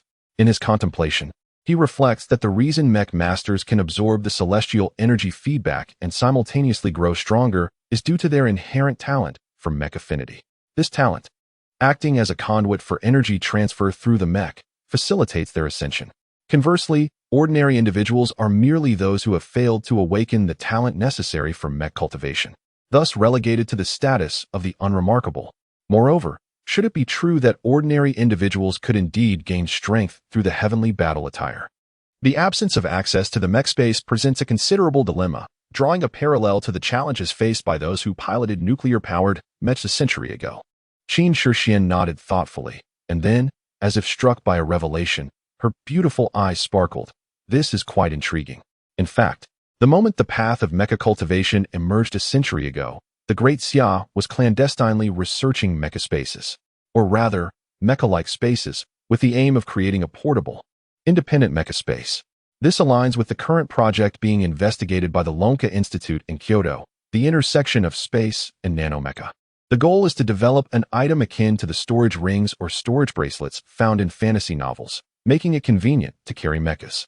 Upon hearing this, Lin Tian's eyes lit up. The concept of spatial technology reminded him of his teleportation talent, a manifestation of spatial capabilities. However, transforming such a gifted ability into a universal technology would be an extraordinary challenge. However, he possesses an unparalleled advantage, and perhaps in the future, he might attempt to explore it. In truth, the paramount purpose of creating the celestial battlesuit lies in its application for our mecha masters. Consider this. Engaging in mecha combat is inherently perilous, particularly with the celestial mechas. Although they wield innate abilities to manipulate celestial energies, rendering them far superior to nuclear-powered mechas, they simultaneously present a multitude of dangers. Notably, the backlash of celestial energy and the overwhelming pressure from energy resonance are profoundly formidable. Regardless of how elevated a mecha master's realm may be, or how great their strength and swiftness, they remain exceedingly vulnerable in the face of celestial energy and steel. Should one don such a celestial battle suit, it would not only enhance their survival capabilities, but also afford considerable combat strength even without an armed mecha. The concept of the celestial battle suit originated long ago, yet it remained merely an idea until recently. After enduring a harrowing backlash from celestial energy during the last use of the equalization innate ability, his desire to pursue this idea intensified significantly. It was only a few days ago that he commenced action, beginning the research on the heart of a decimeter-level celestial furnace. However, this endeavor proves to be exceedingly challenging. Qin Shixian furrowed her delicate brows. She had yet to fully comprehend the intricacies of the meter-level furnace, let alone assist Lin Tian. Not only she, but all the mechanical engineers and scientists in the world could not provide him any aid. This arduous path was one that he must traverse alone. However, she firmly believed that since Lin Tian asserted it was possible, it indeed was merely a matter of time. Should Lin Tian achieve another breakthrough with the decimeter and centimeter-level furnace, it would herald not just the emergence of the celestial battle armor, but also a revolutionary advancement in energy weaponry. Imagine when commonplace firearms such as handguns, rifles, and sniper rifles are equipped with the heart of the celestial furnace. What a formidable spectacle that would be. At that moment, even ordinary individuals would possess terrifying combat prowess. Crazy woman, could you possibly persuade the old man to procure a copy of the research materials on mecha-like spatial technology from the Lonka Institute for me? A smile graced Qin Shixian's face as her captivating eyes blinked twice, quietly gazing at Lin Tian. What are you staring at? Do I have flowers on my face? There were no flowers. She merely wished to ascertain whether he was boasting or had genuinely forgotten. You are the vice president of the Lonka Institute, after all. In that institution, your words carry more weight than my father's. Requesting a document should be a trivial matter. Oh, upon hearing this, Lin Tian suddenly remembered his title as vice president of the Lonka Institute. Feeling somewhat embarrassed, he offered Qin Shixian a sheepish smile. My apologies, I truly forgot. However, there is no rush at present. I shall visit the Lonka Institute during the national military exercises. I believe I will soon master the heart of the furnace technology. And at that time, I shall craft a suit of armor for you. Qin Shixian pondered for a moment and nodded, feeling quite delighted within. As for inquiring about the price, she had already handed her salary card to Lin Tian, showing no inclination to ask. Chapter 67. The Infinite Chaotic Battle Armor. The Undying Divine Phoenix Battle Armor. Abundant rewards. At last, it is accomplished. Lin Tian gazed at the operational data and models within the supercomputer, a profound excitement illuminating his face. After nearly a month of relentless research, he had successfully deduced the essence of a centimeter-scale celestial furnace heart. While it remained merely a data model and not yet a finished product, having yet to undergo practical testing, he possessed unwavering confidence in his ability to manifest it flawlessly. Beep. Detected the host's independent research and creation of the celestial furnace heart microtechnology, now stored. Beep. Congratulations to the host for achieving the title of scientific star. Reward. Special mechanical tool, universal wrench. Beep. Congratulations to the host for pioneering new mecha technology. Awarded the title unparalleled. Note. This title grants a percentage boost to research in new fields and breakthroughs in existing technologies. The more focused the mind, the greater the enhancement. With no upper limit. Beep. Congratulations to the host for receiving a new product development gift package, now stored in system space. Lin Tian was momentarily stunned by the barrage of system notifications echoing in his mind. As realization dawned, he was engulfed in a wave of ecstasy. He had not anticipated the additional rewards for developing new technology. With a mere wave of his hand, an oddly shaped silver wrench materialized in his grasp, capable of transforming in shape and size at his will. Name: Universal Wrench Level, None Function, Size Adaptable, Endlessly Variable, Indestructible. My goodness! The introduction of this feature is straightforward yet impactful. He expressed immense satisfaction, for with this wrench in hand, he could finally discard the cumbersome and overly complex toolbox.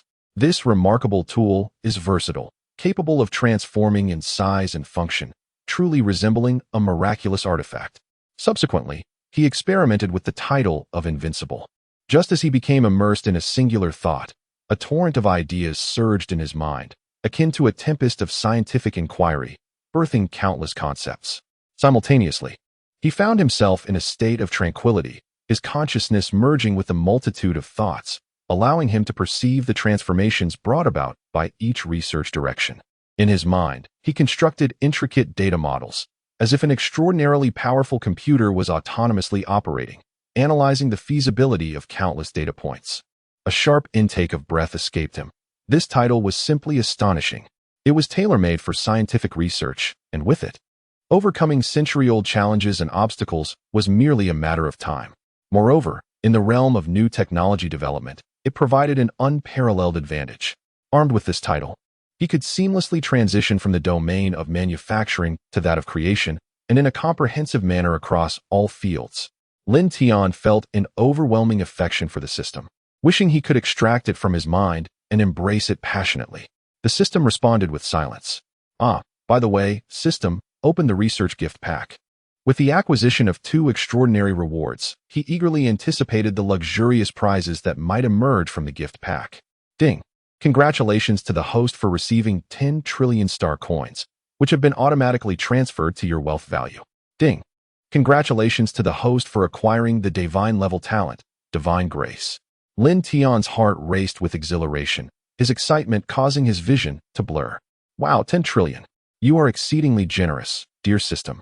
In an instant, his wealth value skyrocketed to over 13 trillion, marking a remarkable overnight fortune and revealing a quicker pathway to amass wealth. Name: Lin Tian Realm. Earth Stage Breaking Extremes Life Level. High-level life form strength. 10,000 tons speed. 3. 600 ms nerve reaction. Super Divine Level Combat Awareness. Super Divine Level Talents. Perfect Control. Super Divine Consciousness. Unity of Heaven and Earth. Instant Teleportation. Divine Grace. His talent panel now featured an additional divine level talent, the capabilities of which left him astounded, his eyes widening in disbelief. Divine Grace. It can bestow, alter, upgrade, and create. The heart of the heavenly forged talent technique. This talent is extraordinarily impressive. Lin Tian could not help but utter a curse, a brilliant smile illuminating his face. He had been contemplating how to resolve the compatibility issues between the heavenly battle garment and the mecha, but now, fortune had smiled upon him. The solitary challenge had been effortlessly surmounted. With this divine bestowed talent and the unparalleled title, he was entirely capable of crafting an entirely new heavenly mecha, one that was not listed in the compendium of mechas. He could reconstruct all mecha data from scratch, molding it as he pleased, indulging in limitless creativity. However, this talent was intrinsically linked to his wealth value, and he could easily envision that this would entail a considerable financial investment. With everything in place, he was ready to commence. A spark of excitement flickered in Lin Tian's eyes as he raised his hand, and a silver stone the size of a basketball landed on the machine bed with a clatter. This was a leftover fragment of the Infinite Chaos Divine Iron, originally set aside during the crafting of the Infinite Chaos Mecha, perfectly suited for forging his Infinite Chaos Battle Garment. He had checked the system's marketplace, only to find that it was not available for sale, with the system explaining that the previous piece of Infinite Chaos Divine Iron was indeed unique, the only one of its kind in the world. Even though the system's marketplace is filled with treasures as numerous as the stars, the elusive Primordial Chaos Divine Iron remains unsold. For the next 2 days, the workshop echoed with the sounds of clanging and the creaking of mechanical joints. Lin Tian discovered that with the assistance of the universal wrench, crafting mechas and other creations became remarkably easier, with efficiency doubling. In the early dawn of the following day, as a ray of sunlight stealthily crept into the workshop, illuminating the 2 suits of combat armor, one silver and one white, Lin Tian stowed away the universal wrench, a satisfied smile gracing his face. Ding! Congratulations, host, on independently developing the heavenly combat armor. Testing in progress. Name: Primordial Chaos Combat Armor Level. Earth Tier Type: Comprehensive Furnace. Primordial Chaos Furnace. Innate Skill: Trinity. Testing complete. Rating: Earth Tier Sovereign Level. Name: Undying Divine Phoenix Combat Armor Level. Earth Tier Type: Comprehensive Furnace. Nirvana Furnace. Innate Skill: Trinity. Testing complete. Rating: Earth Tier Supremacy Level. Now providing feedback on heavenly energy to the host. With a thunderous roar, 2 streams of formidable energy surged into Lin Tian's body, albeit significantly less than the energy produced when the Primordial Chaos Mecha was upgraded to Earth Tier. This was to be expected, as the armor was equipped with a microscale heavenly furnace incomparable to the mecha. Although it did not elevate his realm, his physical prowess seemed to have enhanced slightly. Fortunately, the progress of his life tier was no longer stagnant. Thanks to the frenzied crafting of mechas over the past few days, it finally registered some movement. Life Tier, Advanced Life Form, 003. A long and arduous journey lies ahead. Lin Tian's exhilaration stemmed from his creation, which endowed the celestial furnace with an entirely novel innate ability, the Trinity. Not only could the battle suit seamlessly merge with the mech without suffering any energy repulsion, but it could also receive an energy enhancement. Most importantly, the abilities possessed by the mech were equally mirrored in the battle suit, merely adjusted according to energy ratios. In essence, the battle suit was a miniature version of the mech, while the mech served as an enlarged counterpart of the battle suit. Both shared a common energy source and capabilities, unified in purpose and function. Initially, he had contemplated that the supermicroscopic celestial furnace, due to its diminutive size, would only be capable of producing a singular innate ability, even if constructed according to the proportions of the limitless chaotic furnace. He had long been ensnared in a quandary, struggling to make a decision, particularly concerning the energy fusion of the battle suit and the mech. After all, this was not akin to a mech fusion, but rather an alternative integration where the battle suit was donned and assimilated into the mech's very essence. Such a merger could only occur if both entities were fundamentally connected. Now, with the divine endowment of innate talent, he had engaged in a mental brainstorming session and successfully devised a groundbreaking innate ability. However, the cost was exorbitant. Creating the Trinity had consumed an astounding 200 billion wealth points. Fortunately, this newly conceived innate ability had been recorded by the system, allowing for the endowment of other battle suits in the future at merely the cost of materials. In an instant, the silver limitless chaotic battle suit, identical in appearance to the limitless chaotic mech, enveloped Lin Tian entirely. He clenched his fist, feeling his body's attributes enhanced by the battle suit. This was the extraordinary nature of the Trinity innate ability. As a mech master, with the battle suit and mech united as one, he felt an overwhelming combat prowess even without the mech's armament, no longer burdened by concerns of physical harm. A flash of silver light illuminated the air as a silver longsword materialized in his grasp, exceeding 3 feet in length, exuding an ancient grandeur, adorned with intricate dragon patterns. It was a scaled-down version of the chaotic divine sword. With a swift strike, he effortlessly cleaved through a piece of leftover earth-grade scrap, producing a smooth, flat surface that reflected a chilling aura, akin to a mirror. This sensation was truly delightful. Now, his formidable physical prowess had found its application. And with the innate ability of universal equality activated in the armed mech, he no longer feared the backlash of celestial energy. Time for a meal.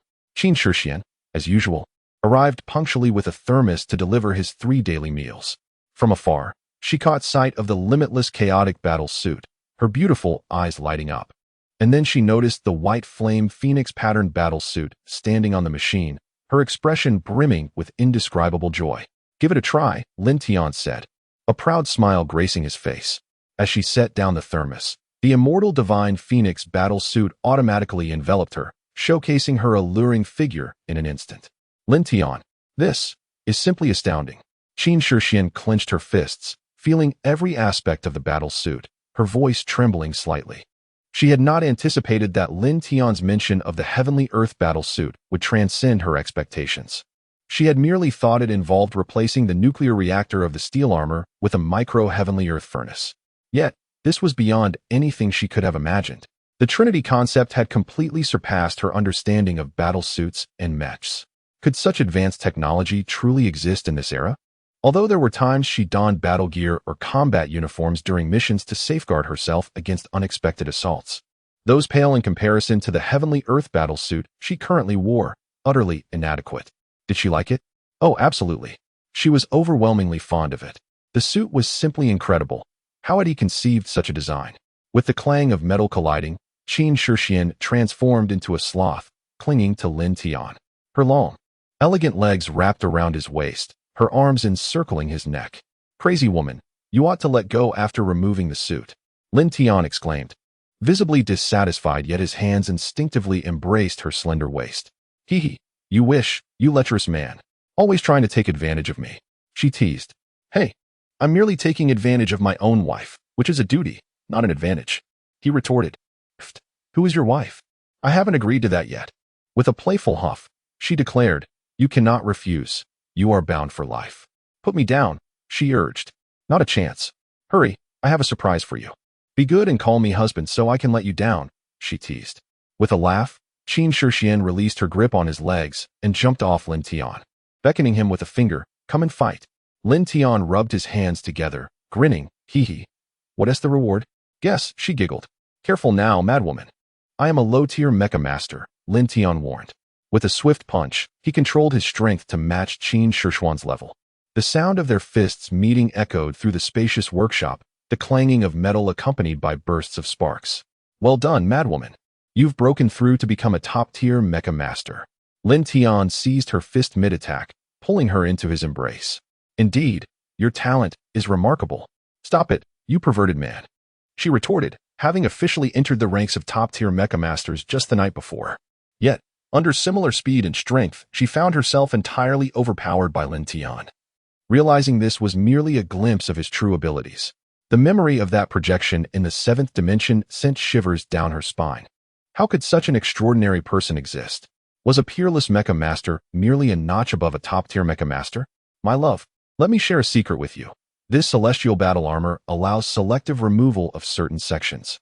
Try retracting the headgear if you don't believe me. It's remarkably convenient.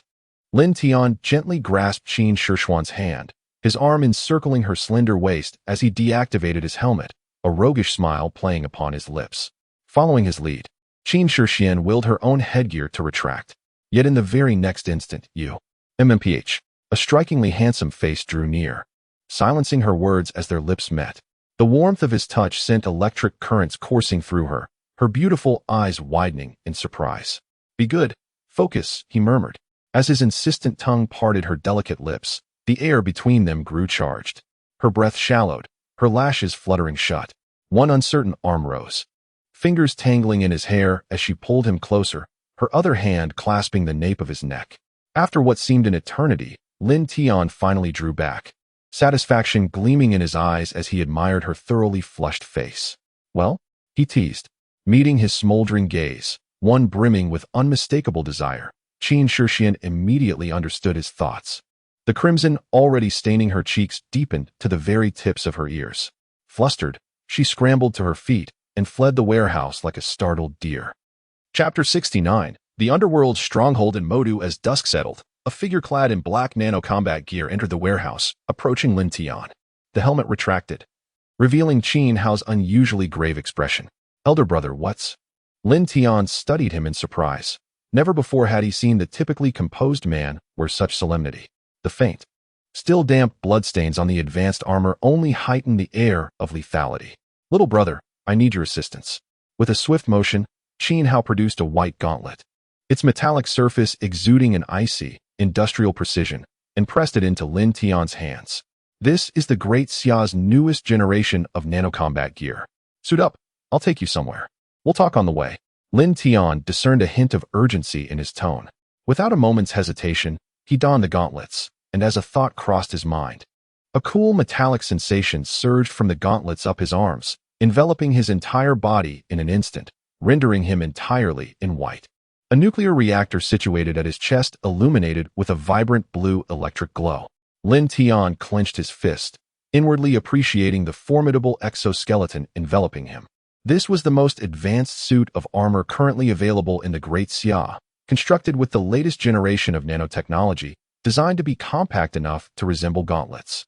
Thus dubbed the Nano Battle Suit. To be fair, while it may not possess the terrifying capabilities of the Heavenly Earth armor he had crafted, which provided comprehensive enhancements to its wearer, the defensive prowess and the weapon systems integrated within certainly rendered it a compact, yet lethal instrument of warfare. Even an ordinary individual could wield considerable combat effectiveness with it. Observing this, Qin Hao took the lead towards the factory's exterior, with Lin Tian closely following.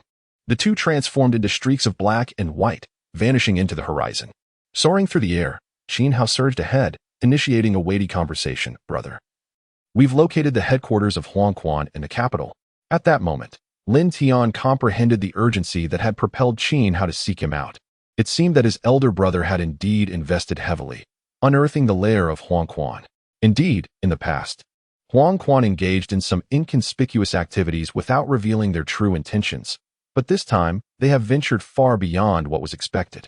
The evidence suggests that those who frolic the most joyfully meet their demise the quickest. Presently, Old Master Mu has departed from the City of Magic, and in Qin Hao's eyes, Lin Tian undoubtedly stands as the strongest in Magic City.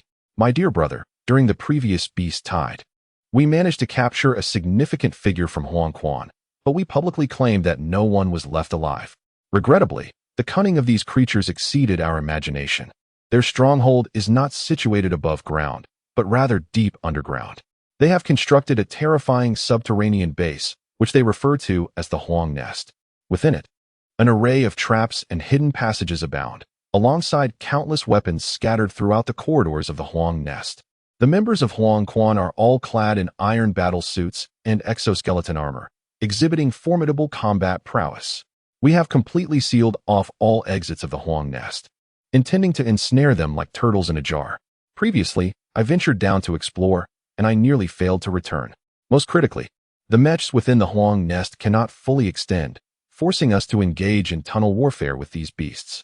We attempted to breach the Huang Nest layer by layer through explosive means, but alas, the entire structure is forged from thick molten iron, solid as a rock. To make matters worse, these creatures have employed some unknown method to excavate an enormous network of tunnels beneath, connecting to a substantial portion of the underground world of Magic City. Should we attempt a forced breach, the entire subterranean realm would collapse, and the surface of Magic City would follow suit. Such a colossal undertaking cannot be accomplished in a mere moment.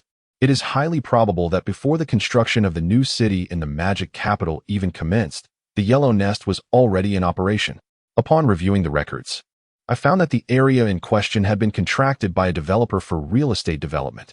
However, after only partial completion, the developer absconded with the funds, leaving the area in a state of abandoned structures.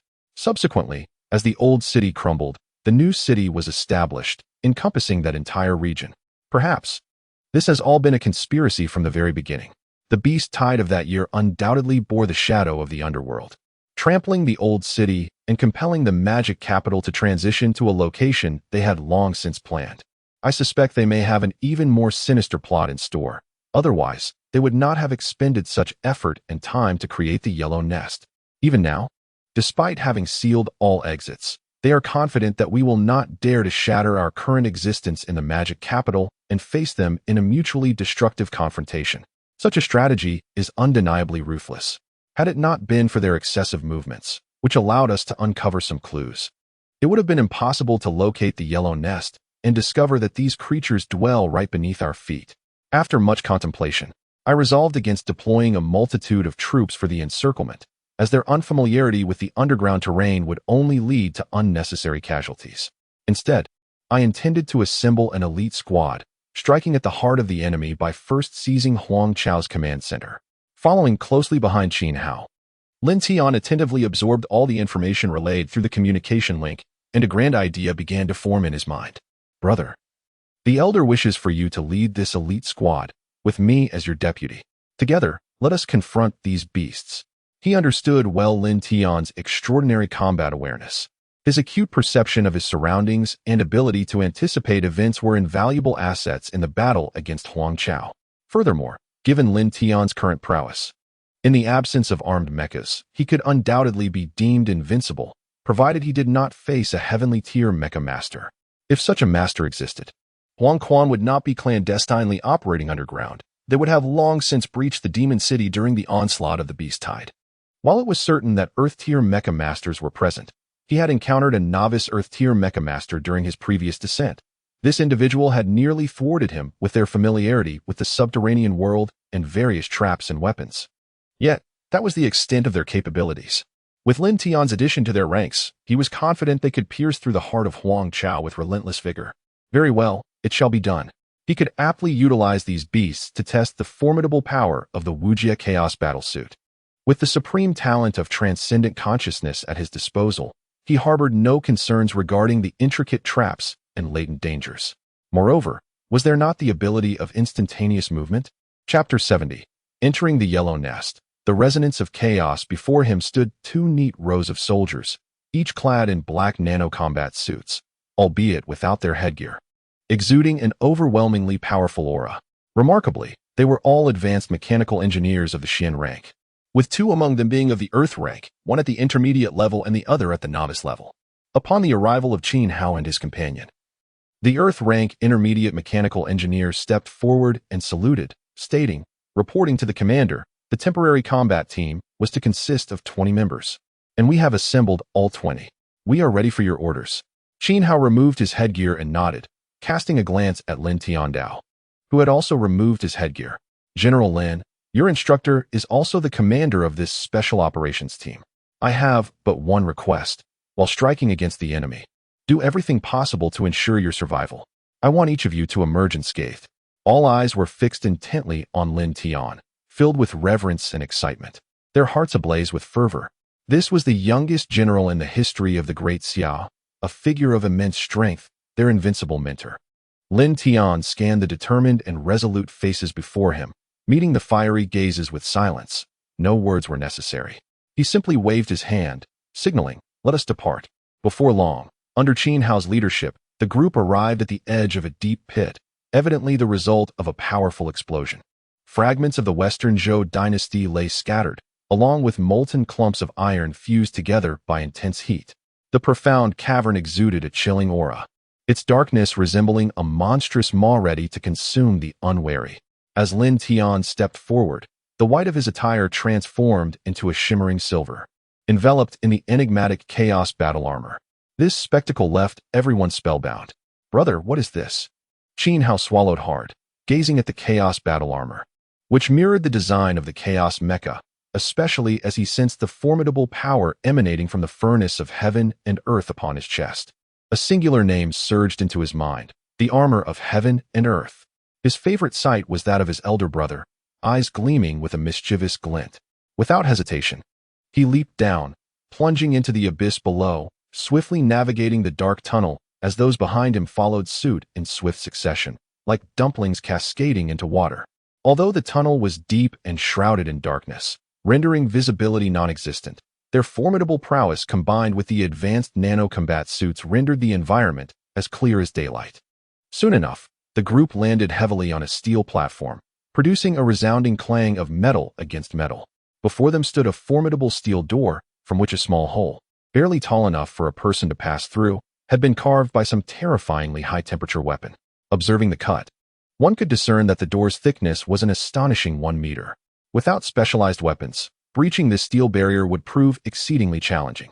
Upon entering the iron gate, one encounters a passageway that stands 3 meters in both width and height. The walls, forged from molten iron, emanate a chilling aura. Be cautious.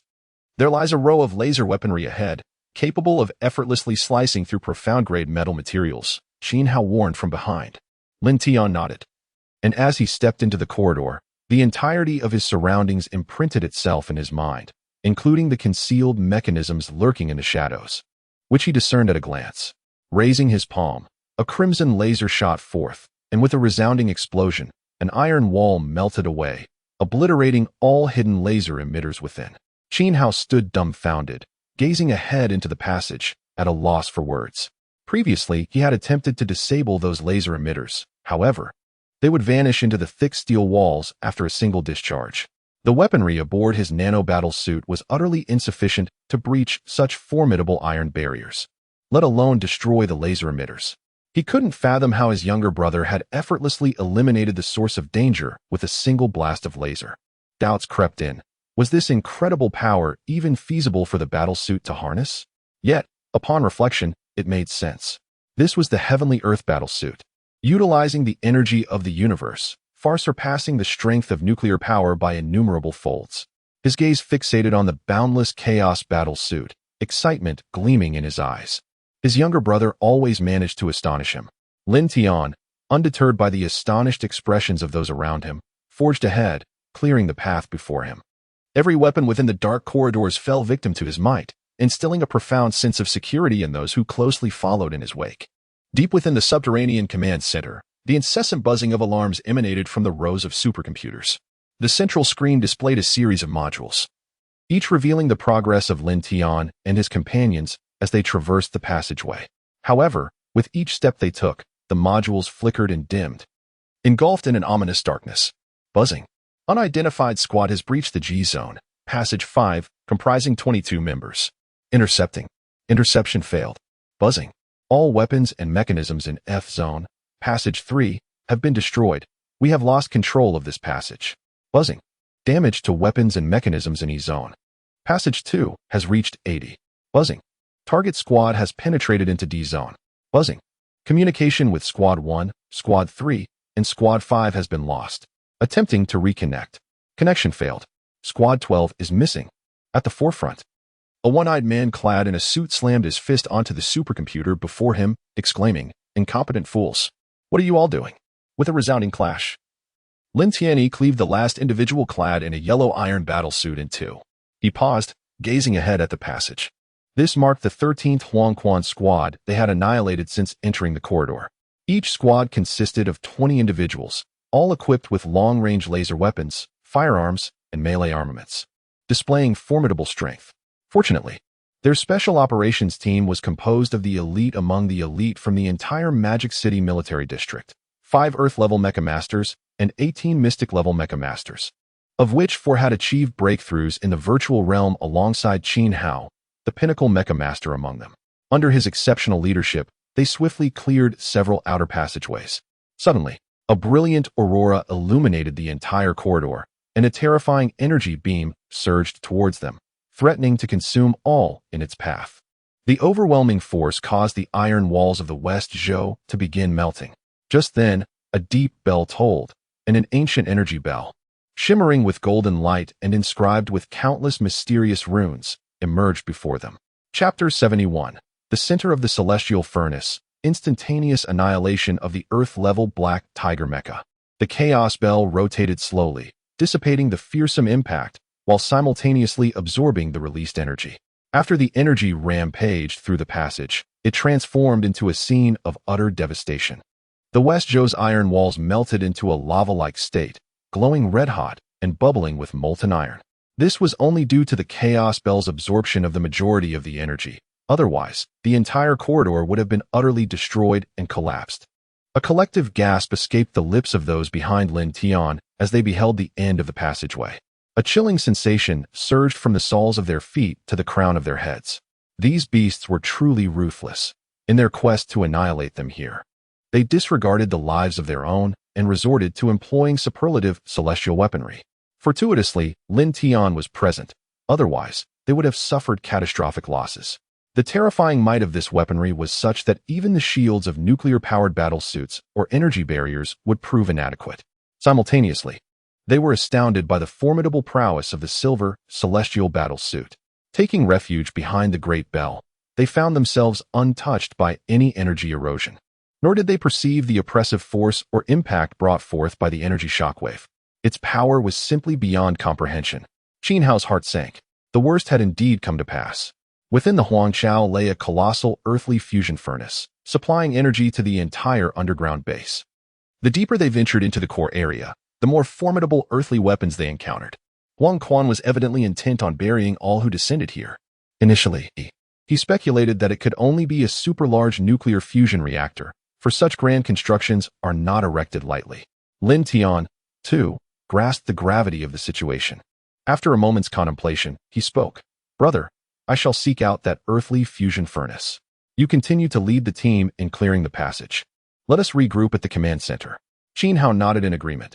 "Very well, my brother, take care." This was undoubtedly the best course of action. Lin Tian's solo endeavor would grant him greater agility, and he was the most capable individual likely to locate the fusion furnace. If they could sever the energy supply to the furnace, the entire Huangchao would be rendered impotent. However, it was equally clear that the Huangchao would prioritize the protection of the furnace above all else, even more than the command center. To declare it the most perilous location would not be an exaggeration. With that, Lin Tian surged forward, transforming into a streak of silver light that vanished into the depths of a passage. Qin Hao and the others pressed onward, advancing through the corridor. Boom, boom, boom. As the silver light darted through the passages, the earthly weapons and traps were swiftly obliterated by a terrifying silver energy dragon that surged forth. The Chaos Ancestral Dragon roared, as if intent on devouring the entire corridor. A squad of 20 emerged, only to be instantly engulfed and vaporized. The buzzing and alarm in the central command room never ceased. Buzzing. Unit 1 has breached Zone B. Control over Passage B1 is plummeting. 80. 50. 30. Buzzing. Squads 18, 19, 22, and 23 have suffered total annihilation. Target direction, center of the earthly fusion furnace. The one-eyed man's countenance was as grim as that of a corpse, his voice seething with fury. You imbeciles, what on earth are you doing? Are the heavenly weapons mere decorations? How could this be? What kind of monstrous entity is capable of annihilating 4 elite squads of mine in such a brief span? Encroaching upon Area A. We must prevent it from approaching the heart of the heavenly melting furnace at all costs, or everything will be lost. I did not anticipate you would make it this far, but this is where your journey ends. A beast-like mech, towering nearly 70 meters and resembling a colossal black tiger, raised one of its formidable claws to strike at Lin Tian. A chilling white light flashed through the air, and with a resounding clang, sparks flew as metal met metal. Echoing throughout the subterranean expanse, Lin Tian deftly evaded, disappearing only to reappear atop a massive, yellowish sphere spanning 100 meters in diameter, observing his surroundings. This was a space approximately 150 meters high, with West Zhou intricately threaded with a dense network of energy conduits embedded within the western iron wall, extending throughout the entire Huang nest. The source of these conduits was the sphere beneath him, within which surged a potent celestial energy, a gargantuan heavenly melting furnace. In the very heart of the underground Huang nest. It is no exaggeration to assert that detonating this heavenly melting furnace could not only obliterate the entire Huang nest instantly, but could also devastate a significant portion of Demon City. What an enigmatic power this is. A man with a scar on his face, clad in a black mech, wore a grave expression. He had not clearly perceived how the silver figure before him evaded his assault. Subsequently, he rose, transforming into a towering black mech nearly 80 meters tall. With a pair of claws emitting a chilling glint, he lunged once more at Lin Tian. A clash ensued, sparks erupting in a dazzling display as Lin Tian's figure vanished from sight once again. After this fleeting exchange, the black mech halted its assault, seemingly engrossed in some profound sensation. The formidable presence exuded by the newcomer instilled a sense of dread within him, even without an armored mech. The aura surrounding the stranger filled him with trepidation, particularly due to the uncanny ability to appear and disappear in an instant, casting a heavy shadow over his mind. The newcomer was undoubtedly a top-tier mech master of the Earth rank, while he himself was merely an intermediate rank. Should the adversary possess an armored mech, he would stand no chance of resistance. However, after testing the waters with a few exchanges, he discerned that the opponent seemed disinclined to deploy an armored mech. This line of thought made sense. If 2 formidable mechs clashed here, it would inevitably wreak havoc on the energy conduits of the heavenly furnace, leading to energy leakage or even a catastrophic explosion. In such a scenario, not only would he, Huang Chao, be doomed, but all of Mo City would face ruin as well. Reflecting on this, a smug smile crept onto the scarred man's lips. Huang Chao was indeed their true domain. Yet in the next moment, Lin Tian appeared instantaneously, the diamond-shaped crystal on his forehead flickering briefly. A tricolored laser shot forth, slicing through the cockpit of the Black Tiger mecha as effortlessly as cutting tofu. Before the scarred man's triumphant grin could fade, his head exploded like a watermelon, and he collapsed lifelessly. The Black Tiger mecha was punctured, revealing a hole the size of a thumb, with cracks spreading across its surface. The external armor of the upper half of the mecha shattered and fell away, leaving it to topple down. In a flash, several silver beams of light manifested, and the fallen mecha was swiftly dismantled, collapsing into a heap of scrap metal, still emitting electric sparks. Lin Tian sheathed the chaotic divine sword and gazed at the celestial furnace before him, pondering the information from the system scan. To him, dealing with an intermediate Earth-grade mecha required no armed mecha whatsoever. Chapter 72, Devouring the Celestial Furnace, Breaking Through the Heavenly Grade. Ding! Scan detected a mid-grade Earth source crystal. Locked on. Lin Tian fixed his intense gaze upon the celestial furnace, astonished to encounter a source crystal in this place. It seemed that the yellow springs concealed considerable secrets. Immediately, he located the master control switch of the heavenly furnace, severing the energy supply and simultaneously locking the celestial energies within. In an instant, the once brightly illuminated underground space was shrouded in darkness. From this point, Huang Chao began to descend into a state of paralysis. His younger brother had succeeded. In the passageway, as Qin Hao and the others grappled with the formidable celestial weapon before them, it abruptly lost all power, suspended midair. Seizing the opportunity, they unleashed a barrage of lasers, reducing it to mere fragments. and swiftly advanced towards the passage's end. The squads they encountered along the way were all vanquished after a fierce battle. In the command center of Huangchao, the once glaringly bright control hub dimmed as if extinguished in an instant. All supercomputers ceased their operations, and the incessant buzzing and alarms abruptly fell silent. The suited man, now fully aware of the unfolding crisis, slammed his fist onto the control panel in a fit of rage. Damn it. The center of the heavenly furnace has already fallen. What are you waiting for? Activate the backup energy. Furthermore, prepare for the worst. Erase all data and initiate the base's self-destruction protocol. Everyone, get ready for battle. As the words fell, the command center illuminated once more. However, the outer circle of all panels on the central screen was engulfed in darkness, leaving only the command center at its core flickering with a faint glow.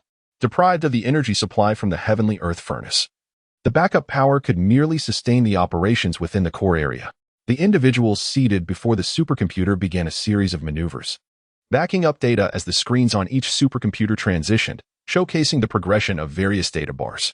Meanwhile, Lin Tian had already stepped into the heart of the heavenly earth furnace, his gaze fixated on a fist-sized, earthy yellow crystal suspended at the center, which resembled a magical cube.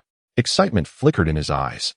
Although this earth source crystal was not as large as the wood source crystal he had discovered in the deep sea, it was of mid-grade quality, significantly surpassing the former. No wonder Huang Quan was capable of constructing such a colossal super furnace. It was evidently centered around this earth source crystal, which incessantly absorbed the Earth's energy, thereby creating a pseudo-heavenly earth furnace. It seemed there were indeed remarkable individuals within Huang Quan, inadvertently pioneering a unique variant of the heavenly earth furnace. They must possess some secrets regarding source crystals, or perhaps various global organizations are collectively researching this phenomenon. He pondered how Huang Quan had acquired such a sizable source crystal and where it had come from. Did nations around the world or other organizations also possess source crystals? At that moment, it was indeed a matter worth inquiring about. If one could uncover a sufficient quantity of source crystals, or even locate the origin of these source crystals, perhaps some hidden secrets of Blue Star could be unveiled. Source crystals, not products of Blue Star or even the solar system, had manifested on Blue Star more than once. At least this was the second fragment he had obtained. With a resounding boom, the infinite Chaos Mecha was summoned, standing at the heart of the furnace, voraciously consuming the terrifying cosmic energy accumulated within. Such energy must not be squandered. Devoid of the binding force of the source crystals, it would inevitably dissipate. It was far more prudent to allow the infinite Chaos Mecha to devour it, thereby extracting some residual value. Simultaneously, he cast the source crystal into the infinite chaos furnace. The furnace roared with ferocity as the source crystal melted at a visibly accelerated pace, merging with the frenzied influx of cosmic energy, both being refined together. Although the process involved absorption, refinement, and storage of cosmic energy from the void, the chaos furnace exhibited a far more domineering approach, eagerly consuming everything in its path. The extraordinarily dense and pure cosmic energy surged into Lin Tian's body, with the combined energy of an entire furnace and a mid-grade source crystal. He felt an unprecedented surge of power. In an instant, his realm ascended to the celestial stage, and it continued to rise, an overwhelming aura radiating forth. It reached the initial level of the celestial stage, only halting at the intermediate level. Lin Tian cast a lingering glance at the once earthy-hued, now translucent heavenly furnace. The sheer magnitude of energy contained within was daunting for anyone else. It would suffice to elevate several individuals from the limits of the Earth stage to the pinnacle of the celestial stage. However, since the upgrade of the boundless chaotic furnace, all energy has been refined into the same elemental chaotic energy, whose quality far exceeds that of ordinary energy by several hundredfold. Coupled with his breakthrough to a higher life form, the energy required for this transformation is nothing short of extraordinary. Only the boundless chaotic furnace could consume this vast amount of heavenly energy within such a brief period and swiftly complete its refinement and transformation. This explains the emergence of the mecha rankings, which not only assess the comprehensive performance of the mechas, but also rank the absorption, refining, and conversion efficiency of their respective furnaces. Moreover, it highlights the advantages in the cultivation speed of mecha artisans. Those supreme-grade mecha furnaces possess unique energy breathing and conversion methods, along with special energies that ordinary mechas cannot compare to. System, what are the requirements for upgrading to version 4.0? Host. The system upgrade requirements are as follows. 1. Wealth must exceed 100 billion and consume 100 billion to upgrade the system. 2. Personally hunt 4 celestial-level tyrants from the fire, water, earth, and wood elemental realms and obtain the corresponding elemental cores. System. How much is needed for the perfect upgrade of the boundless chaotic mecha? 10. 8 trillion. How much? Lin Tian thought he had misheard. The previous upgrade to the Earth stage only cost 500 billion. Now it demands 10. 8 trillion? Where on earth did he acquire such a vast fortune?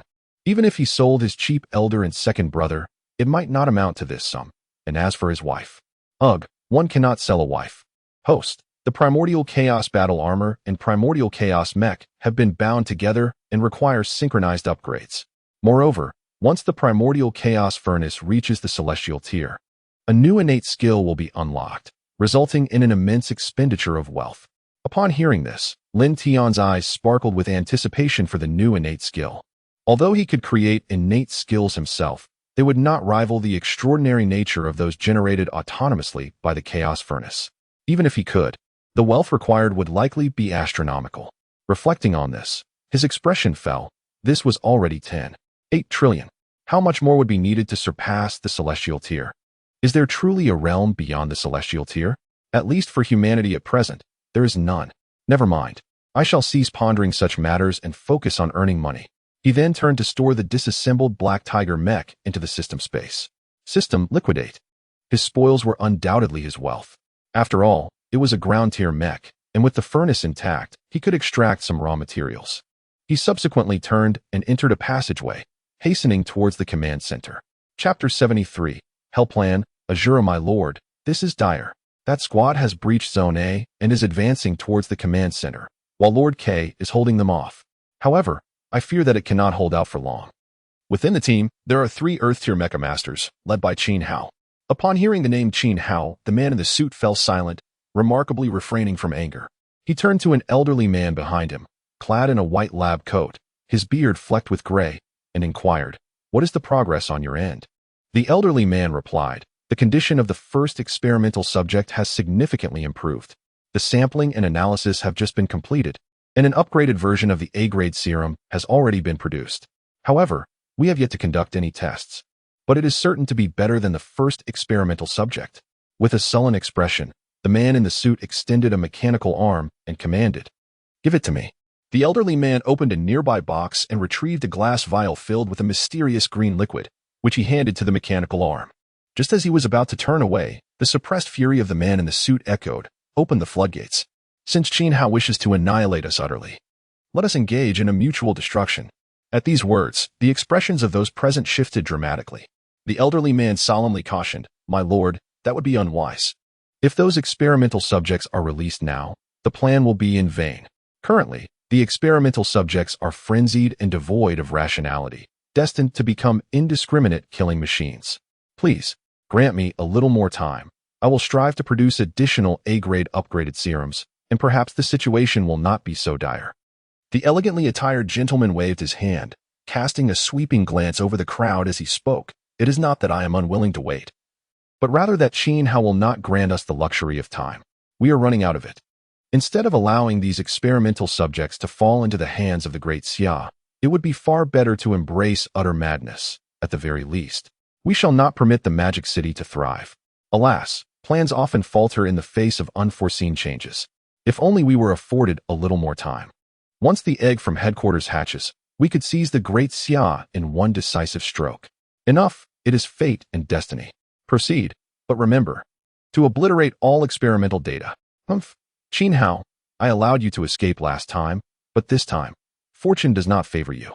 A figure clad in a yellow iron battle suit, emblazoned with a large black K upon the chest, stood defiantly before Qin Hao and his companions. Flanked by a remnant of over a dozen from the west, he unleashed an exultant roar. Qin Hao scoffed, "Ha! Who grants you such audacity? This time, I have come to guide you to your end. Had it not been for the advantageous circumstances previously, a mere novice mech engineer would not dare to act so arrogantly in his presence." He then addressed his comrades, "Let us resolve this swiftly. Kill." In an instant, the two factions clashed violently, with lasers firing, energy explosions erupting, sparks flying, and the passageway resounding with chaos. Although the Huangquan faction had the numerical advantage, they were merely a haphazard assembly of battered remnants from earlier skirmishes. Their morale significantly diminished. Their iron suits and weaponry paled in comparison to those of the Magic City squad.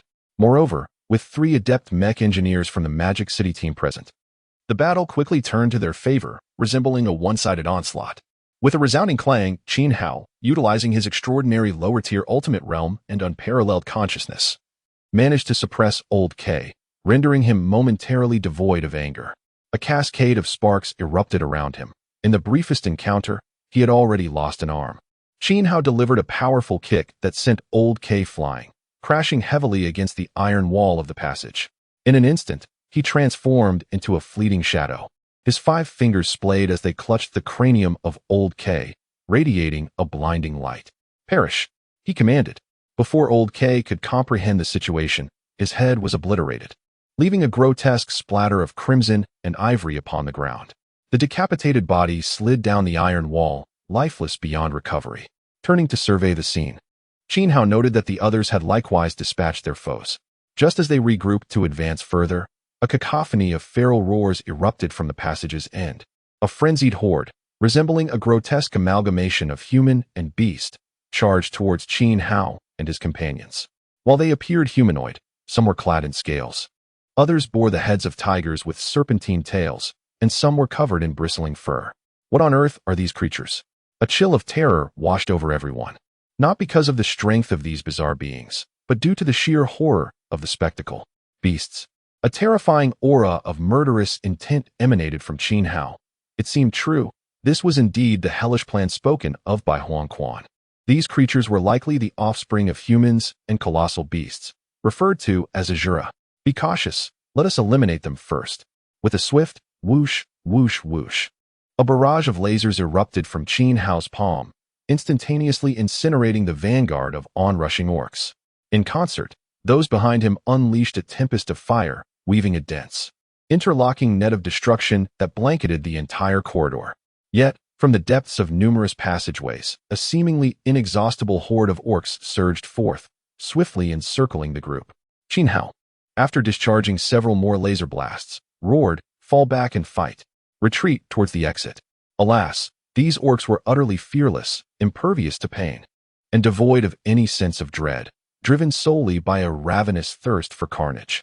Moreover, their numbers were overwhelming. Rapidly, over a dozen passages became choked with their advance. They were thus compelled to retreat towards the exit. Unlike the boundless, regenerative energies of the world furnace, the nuclear reactor powering the Iron Man armor possessed finite reserves. To be cornered here would mean certain demise, overwhelmed by sheer attrition. The most effective course of action at present is to retreat and firmly secure the exit. As for Lin Tian's safety, he harbors not the slightest concern. Clad in the armor of heaven and earth, coupled with his formidable strength, he stands as an invincible force within this underground realm. Their continued presence would only serve as a burden to him. With a swift whoosh, beams of laser energy detonated amidst the orc ranks, prompting the group to rapidly withdraw in the opposite direction. A fierce roar erupted from the pursuing orc horde, relentless in their chase. In the Huangshao command center, a man in a suit grasped a syringe filled with a green liquid, a chilling smile spreading across his face. Hee. This time, I shall overturn the entire demon city. With that proclamation, he plunged the syringe forcefully into his chest, a grimace of pain distorting his features. In mere moments, his body began to swell, fabric tearing as his clothing succumbed to the strain. A heart-wrenching scream escaped his lips as terrifying scales began to sprout across his form, and sharp spikes erupted from his limbs, transforming him into a grotesque creature. Yet, his aura intensified, ultimately shattering the confines that bound him. With a thunderous roar, an overwhelming pressure unique to a celestial-tier mecha master enveloped the area. The monster raised its gaze, its eyes now of vivid crimson.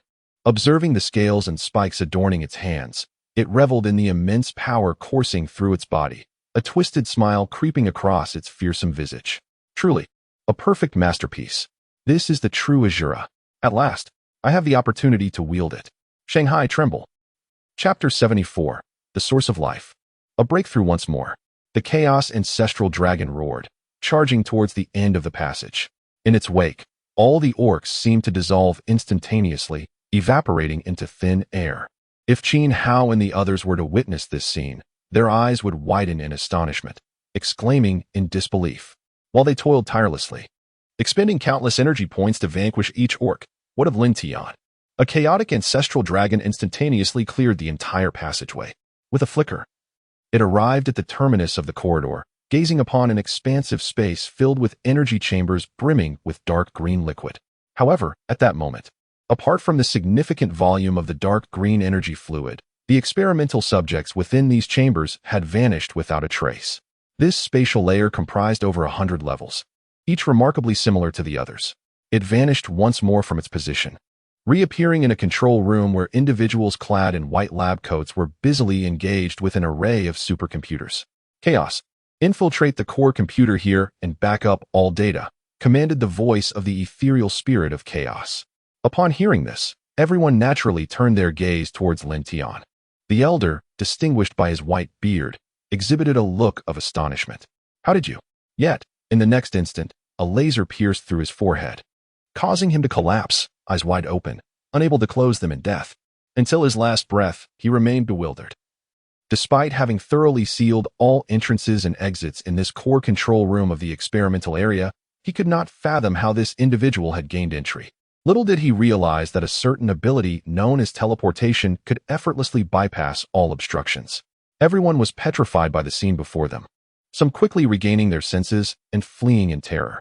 With a series of swift, precise beams of laser, each one struck the forehead of every individual, leaving the control room strewn with lifeless bodies and a pool of blood. Master, I have successfully breached the core computer of Huangchao. A portion of the data is currently being deleted, but I have halted the process and am backing up all information. 1, 3, 5. A smile crept across Lin Tian's face. The spirit of chaos was a super-intelligent artificial intelligence, now evolved to the Earth tier, rendering her capable of infiltrating any corner of the contemporary world. Just as he prepared to depart, a system notification chimed. Ding, secondary life source liquid detected, locking onto target. Upon hearing the alert, Lin Tian vanished in an instant, following the direction indicated by the system. In the next moment, he found himself in an expansive chamber, where a colossal glass sphere, measuring 200 meters in diameter, stood prominently at the center. Within it, a reservoir of dark green liquid filled the sphere to the brim, while numerous thick pipes branched out in both upward and downward directions. System, is this grotesque substance truly what you refer to as the secondary life source liquid? Lin Tian gazed at the enormous green glass orb, utterly speechless. This liquid served as the energy source for the experimental pods. To put it bluntly, it was essentially a concoction for preserving corpses. Host, this liquid is a byproduct derived from extracting the energy and life force from the corpses of colossal beasts. Akin to a lesser version of the life source liquid, this system can refine the energy and life force within, condensing it into a drop of secondary life source liquid, which can elevate the host's life level. Why are you still waiting for my praise? Yes, host. The extraction is in progress. 1, 5, 10. At this moment, the dark green liquid within the enormous glass sphere began to boil vigorously, while the dark green liquid in the western pipeline swiftly converged towards the center.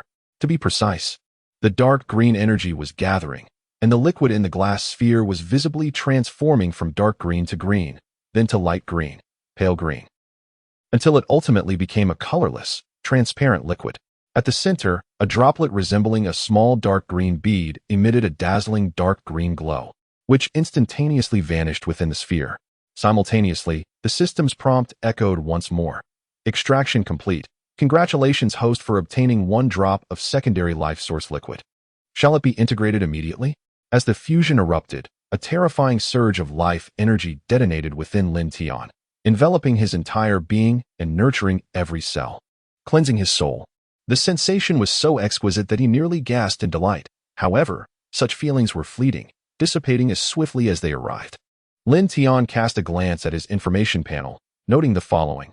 Name, Lin Tian, Realm, Advanced Heavenly Stage, Life Level, Advanced Life Form, 2, Strength, 129, 600 tons. Speed, 13, 500 ms. His realm had once again breached a minor threshold, ascending to the Advanced Heavenly Stage. Most significantly, his life level had skyrocketed from a mere 0. 0.03 to an impressive 2, with the pinnacle of life forms now within reach. Correspondingly, his physical attributes underwent a subtle yet significant transformation. At this moment, he truly grasped the vast chasm that separated advanced life forms from basic ones, the foundational essence. Despite his previous breakthroughs, his physical strength and speed had never been so extraordinary. Yet, since becoming an advanced life form, he felt increasingly less human, resembling more a humanoid behemoth. Host, strive to elevate your life level. Not only will it enhance your lifespan and foundation, but achieving the pinnacle of life forms will also upgrade your teleportation talent. Advanced life forms are a rarity throughout the cosmos, and so are top-tier talents. The system will endeavor alongside the host. Keep pushing forward. Very well, thank you, Brother Tongzi. Lin Tian's words were heartfelt. His numerous opportunities were entirely attributed to the system, and he also owed gratitude to his elder brother. This journey was not in vain. The years of dedication from Huang Chao had all culminated in his success. If the Lord of Huang Chao were to discover this, would he not be enraged to the point of bloodshed? In the next moment, Lin Tian's figure appeared within the Huang Chao command center. He cast a glance at the now desolate center, which was left with only rows of supercomputers. At that moment, the voice of the Chaos Spirit resonated. Master, all data has been successfully backed up. The base has initiated its self-destruction sequence, a process that is irreversible. In 10 minutes, the base will collapse and self-destruct. Good. Lin Tian nodded, vanishing from his location. On the ground, Qin Hao looked gravely at a nearby soldier and inquired, "Have we evacuated everyone?" Upon his emergence, he swiftly mobilized the entire military district to evacuate the populace from the central area, preparing for the worst-case scenario. Furthermore, he established a complete isolation of the 10-kilometer radius, transforming it into a designated combat zone. "Report to the commander. All personnel have been evacuated," he stated. Qin Hao nodded, his worries gradually dissipating. However, in the next moment, a tremendous rumble shook the very earth as a colossal spike erupted from beneath the ground. The soil heaved, buildings crumbled, and a gigantic beast's shadow emerged, resembling a pangolin. Someone gasped in disbelief. How is it possible for a celestial tier behemoth to rise from the depths? Qin Hao gazed at the fully revealed pangolin, now towering at a height of 150 meters, his eyes narrowing in realization. This is not a celestial tier beast. It is a celestial tier beast-shaped mech. At that moment, a voice resonated behind him. "Big brother, leave this to me." Leading the evacuation, Lin Tian, clad in the boundless primal chaos battle armor, cast his gaze upon the pangolin mech. It was as if he could perceive the bestial humanoid within the cockpit, a figure of spikes and scales, driven to the brink of madness. A faint smile graced his lips as he beheld the primal chaos mech, fully armed. Chapter 75. The terrifying might of the primal chaos Azure Lotus. The primal chaos mech, standing at a mere 80 meters, appeared diminutive before the towering 150-meter pangolin mech. Yet, in the ensuing moment, a resounding clang echoed as fist met claw in a cataclysmic collision. Sparks cascaded wildly as the shock waves of the impact rippled outwards. The pangolin mech, reeling from the force of the blow, was hurled back hundreds of meters, carving deep furrows into the earth. Even so, the relentless power persisted, causing the entire mech to overturn and crash backwards with a deafening boom. Structures crumbled in its wake, enveloped in a cloud of dust. Fortunately, all had been evacuated by this point. A bloodthirsty, raspy roar emanated from within the pangolin mech. "Lin Tian, die you. Must die." Unyielding, the primal chaos mech remained steadfast, its feet firmly planted in the earth, unshaken by the turmoil. Standing at a distance, Qin Hao's eyes widened in disbelief as he observed the astonishing scene before him. He had not anticipated that, in a mere clash of strength, his younger brother would exhibit such an overwhelming dominance. It is important to note that this was merely the initial form of the Wuji Chaos Mecha, and he had not yet unleashed his innate abilities of law of heaven and earth. Unbeknownst to him, Lin Tian's own power was already extraordinarily formidable, and coupled with the all-encompassing attributes of the Wuji Chaos battle suit, it culminated in the triad of the Wuji Chaos Mecha, elevating its power to an exceptionally grotesque level. In the next moment, the Wuji Chaos Mecha surged forth with blinding speed, a silver flash darting across the scene. Before the pangolin mecha could fully regain its footing, a silver fist crashed heavily into its midsection, bending the entire machine into a shrimp-like shape. With a resounding clang, a knee strike sent the pangolin mecha soaring into the air. In retaliation, the pangolin attempted to lash out with its tail, aiming to knock the Wuji Chaos Mecha away, only to have its assault intercepted by a pair of merciless hands that forcefully hurled it upwards. Simultaneously, a three-colored ancestral dragon ascended into the sky, the Chaos Ancestral Dragon roaring mightily. At this point, the pangolin mecha seemed to finally register the series of relentless strikes it had endured. Its external armor contracted at the chest, revealing a dark vortex that harbored a terrifying, earthy energy. In the following instant, two waves of horrendous energy collided, resulting in a cataclysmic explosion. The shockwave radiated outward, creating a rippling energy halo that illuminated the night sky in a breathtaking spectacle. Fortunately, this explosive force was contained in the heavens. Otherwise, it would have been sufficient to obliterate all surrounding urban structures. The ground beneath the Wuji Chaos Mecha buckled under the weight of the overwhelming force, yet it hesitated not for a moment. It soared into the air, chasing after the pangolin, which had been propelled to greater heights. Executing a somersault in midair, the entire mecha inverted, its feet becoming fleeting shadows as they delivered powerful kicks to the pangolin mecha's midsection. With each resounding impact, sparks erupted, propelling the pangolin mecha skyward at an astonishing speed, carving a trail of fiery shockwaves through the void, reminiscent of a meteor plummeting into the cosmos. Countless onlookers gazed upward in awe, their hearts profoundly shaken. Could this truly be the Lord of Huanqiao, a master of mechas, hiding for so many years beneath our vibrant city? The thought alone sends shivers down my spine. What a farcical mecha master he is, unworthy of the underworld. Can you sense that aura? It is as ferocious and bloodthirsty as a colossal beast. And he can scarcely be considered human anymore. Phew. Thankfully, I fled promptly when the evacuation order was issued. Otherwise, I would have perished countless times from the aftermath of this battle. Goodness, Lin is truly formidable. Is he truly a mere Earth-tier mecha master? He has rendered a Celestial-tier mecha master utterly powerless. Truly, he is the unparalleled mecha master of our age, and his battle prowess is nothing short of extraordinary. Have you not recognized a terrifying reality? Just recently, we witnessed Lin overpowering a Mystic-tier mecha master, and now, not long after, he has decisively bested a Celestial-tier mecha master? How absurd is that? Lin, the Major General. Oh no, he should now be referred to as General Lin, has undoubtedly become the undisputed strongest individual in our city. I wonder if those Celestial-tier behemoths will dare to wreak havoc in our metropolis again. It is hard to fathom that Lin is merely at the Earth tier. Can you imagine the scene when he transcends to the Celestial tier? Will he not be able to sweep away all Celestial-tier behemoths, bringing an end to the era of these monstrous creatures? The dream may not be far from reality. It is indeed plausible. With the might Lin has displayed, he is fully qualified to become the 11th Elder. Moreover, he would be the youngest Elder in the history of our great nation. Haha. Indeed, while others may not yield, I will wholeheartedly submit to Lin. He rightfully deserves the title of Elder. Hush, refrain from speaking nonsensically. Becoming an Elder is not solely dependent on combat prowess. I have heard that one must also pass the rigorous Elder assessment.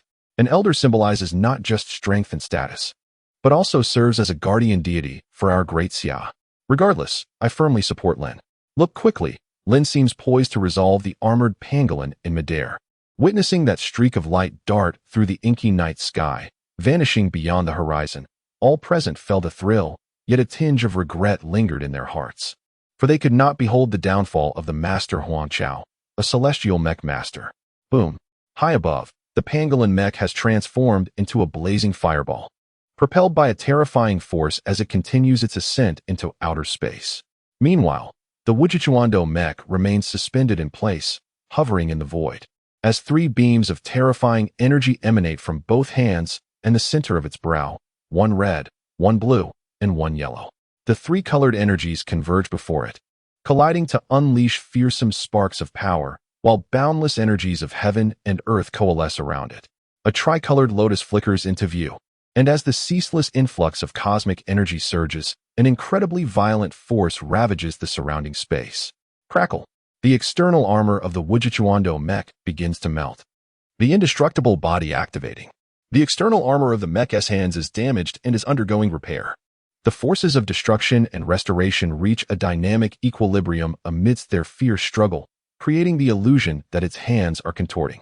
Meanwhile, The tricolored lotus at the center stabilizes, ultimately transforming into a pale azure lotus, harboring an unfathomably terrifying energy, Chaos Azure Lotus, revealing its brilliance for the first time. The chaotic blue lotus spun gracefully between his hands, its rotation slow and mesmerizing.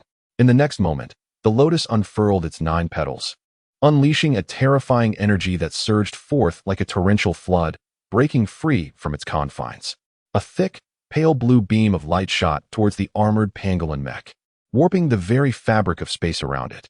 The dazzling brilliance illuminated the entire night sky. In response, the armored pangolin mech instinctively unleashed a full barrage of lasers, only to be instantly engulfed by the overwhelming force. Alas, the mech was completely obliterated in midair, offering no semblance of resistance. What a pity! The chaotic blue lotus was far too domineering, leaving nothing but remnants in its wake. Had he unleashed the full force of the lotus, the catastrophic power would have affected even him, which is why he refrained from employing such a technique on the ground or in close proximity. Chapter 76. The Father of Virtual Reality, the Great Xia Celestial Realm. With a resounding boom, the earth trembled violently, fissures of considerable width appearing across the ground. Some areas collapsing in on themselves. Buildings crumbled, and the cacophony of destruction echoed, akin to the shattered hearts of countless sorrowful souls. Fortunately, the heavenly melting furnace had been preemptively removed by Lin Tian, resulting only in Huang Chao's self-destruction, which led to the ground's collapse. Everyone had evacuated in advance, preventing any casualties, though the financial losses were unavoidable. However, the complete eradication of Huang Chao resolved the greatest peril facing the Magic City, and all the sacrifices made were indeed worthwhile.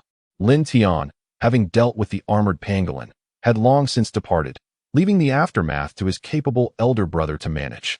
Yet, across the internet, the recent eruption of Huang Chao and his shocking intervention ignited a fervent wave of reaction. Major cities throughout the Great Xia initiated a new round of purging operations against the Yellow Springs, and not just within Great Xia. Adhering to the principle that one cannot allow others to slumber in their domain, nations worldwide commenced their own yellow cleansing campaigns. The upheaval in the Magic City served as a clarion call for all countries, simultaneously imparting invaluable yellow eradication insights. In no time, the Yellow Springs became akin to a rat scurrying across the street, universally condemned. Of course, there were exceptions, such as the current situation in the ugly country, where no one was aware that the headquarters of the Yellow Springs resided within its dilapidated structures.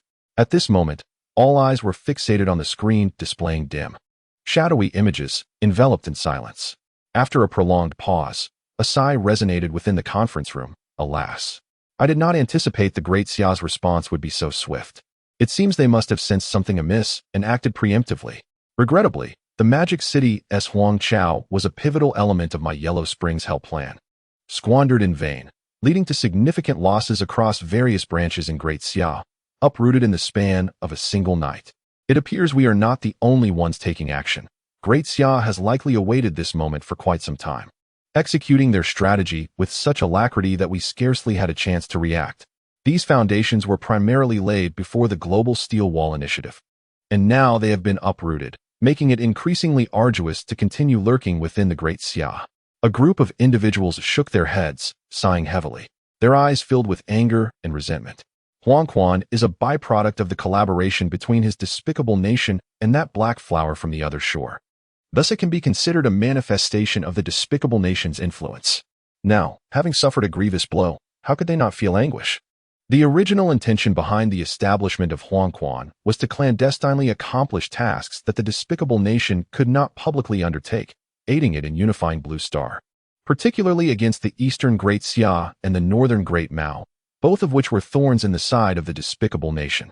Hence, they did not hesitate to conspire with the tiger, seeking the aid of that black flower, resulting in an instant accord, albeit with ulterior motives from both sides.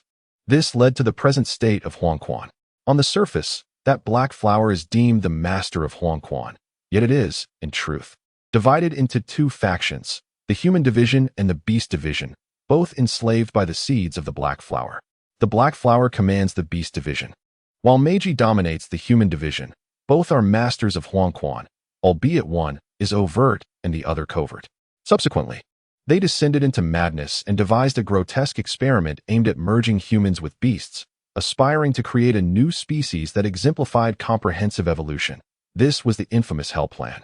Regrettably, just as the plan reached a critical juncture, it was abruptly thwarted by the intervention of the Great Xia, which uprooted Huang Chao entirely.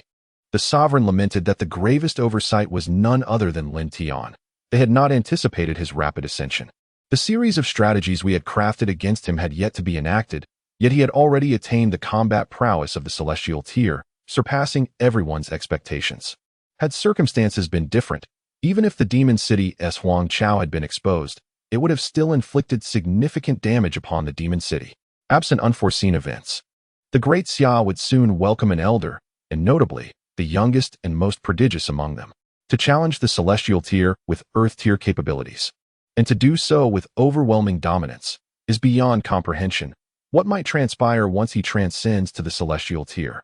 Upon hearing this, the assembly fell into a profound silence.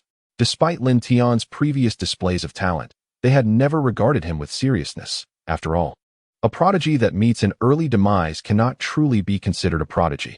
Yet now, unbeknownst to them, Lin Tian had stealthily evolved into one of the world's mightiest beings, transforming into a nightmarish specter in their minds. The Great Xia, already formidable, had now gained an additional Lin Tian among its ranks, casting a heavy shroud of gloom over the assembly.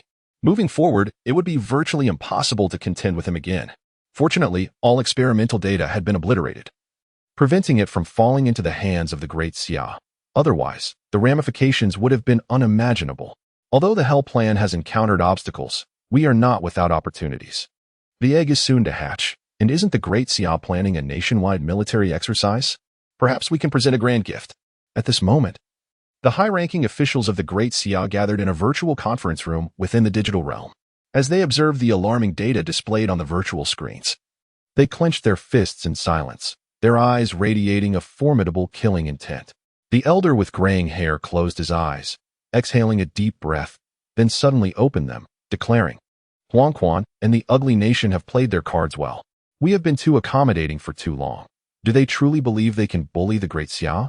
He then turned to Lin Tiandao beside him, saying, "Xiao Tian, we owe you a great debt this time. Otherwise, the consequences would have been unimaginable. Your presence is a blessing for the Great Xia and its people. I extend my gratitude on behalf of the nation." As he spoke, the elder bowed deeply to Lin Tian, who hurriedly stepped forward to prevent him. "Sir, please, do not. This would be too much. As a citizen of the Great Xia, sharing its spirit is my honor. This is what I ought to do. Your continued politeness is unnecessary." The elder laughed heartily, a benevolent smile gracing his face. "Ha! It seems I have been overly sentimental.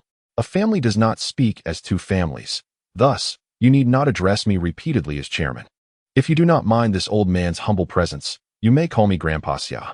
Lin Tian's face broke into a smile. "Grandpa Xia, what are you saying? Ever since I was a child watching you speak on television, I have longed to call you grandfather. Today, I finally fulfill this dream of a grandson." At this moment, he felt a surge of joy, for this individual was none other than the paramount leader of the Great Xia, the foremost figure in the military. He had not anticipated that, after merely submitting those documents and data to the state, this esteemed leader would wish to meet him personally. Furthermore, he never imagined that after presenting the virtual pod technology to the nation, it would lead to the establishment of a unique virtual realm exclusive to Great Xia. Aptly named Great Xia Heavenly Realm after one of the characters in his name, he was also bestowed with the highest authority within this realm. This marked the official dawn of the virtual era for Great Xia. Following the title of Peerless National Hero, he had now acquired another honor, Father of Virtual Reality. "Ha ha ha, splendid." The elder laughed heartily, his spirit seemingly rejuvenated. The previous shadows cast by the incidents with Huang Quan and the ugly nation were now completely dispelled. His gaze upon Lin Tian radiated warmth, akin to that of a grandfather looking at his beloved grandson, filled with growing satisfaction. "Indeed, little Tian, there is another matter we must discuss during your visit, the conferment of the title of elder. Do you have a preferred title in mind?" Lin Tian was taken aback. Was it not the case that all elders had to undergo assessments? How could he be directly conferred such a title? Chapter 77, Lord of Chaos, a supercomputing center with 100,000 times the computational power? Lin Tian pondered for a moment, still filled with curiosity as he inquired. "Grandpa Xia, isn't there still an assessment?" "There's no rush. We can consider it after I pass the evaluation. He held a profound confidence in his abilities, believing that successfully navigating the assessment would pose no significant challenge. Xiaonghua patted Lin Tian on the shoulder, a gentle smile gracing his face as he earnestly replied, "My child, your contributions to the Great Xia have already spoken volumes. An assessment is unnecessary. Our initial plan was to bestow upon you the title of Elder as soon as you transcended to the celestial tier. It appears that we, the old-timers, have underestimated your potential." Lin Tian could sense the warmth and affection in the elder's tone, which filled his heart with a comforting glow. Nodding in agreement, he said, "All right. Grandpa Xiao, I shall heed your words. My mech will be the infinite Chaos Mech, and the title shall simply be Chaos." Xiaoang's eyes sparkled with delight. "Excellent, Chaos. The sovereign of chaos, it shall be. Little Tian, once we have everything organized on our end, we will hold a ceremony to officially confer upon you the title of Elder, so that all of our nation may know that the Great Xia has gained another guardian spirit. At present, the virtual world has begun to take shape, and I intend to make it accessible to the entire populace. In due course, a myriad of endeavors can be undertaken within this virtual realm, marking a monumental transformation for the Great Xia. This initiative will not only cultivate a greater pool of talent for our nation, but also facilitate nationwide exchanges in technology and expertise. Moreover, it allows the citizens of our nation, even amidst the formidable era of ironclad beasts, to venture beyond the confines of the base cities, to witness diverse landscapes, foster communication among various base cities, and enhance the collective cohesion of the Great Xia populace. Most importantly, I harbor an immature notion of perfectly replicating the real world within a virtual realm, establishing zones for entertainment, exploration, military engagement, scientific research, and challenges. Numerous perilous experiments and military drills could be simulated in this virtual environment, thereby significantly mitigating unnecessary casualties. However, upon laying the groundwork for this virtual world, our development team has encountered a series of technical challenges.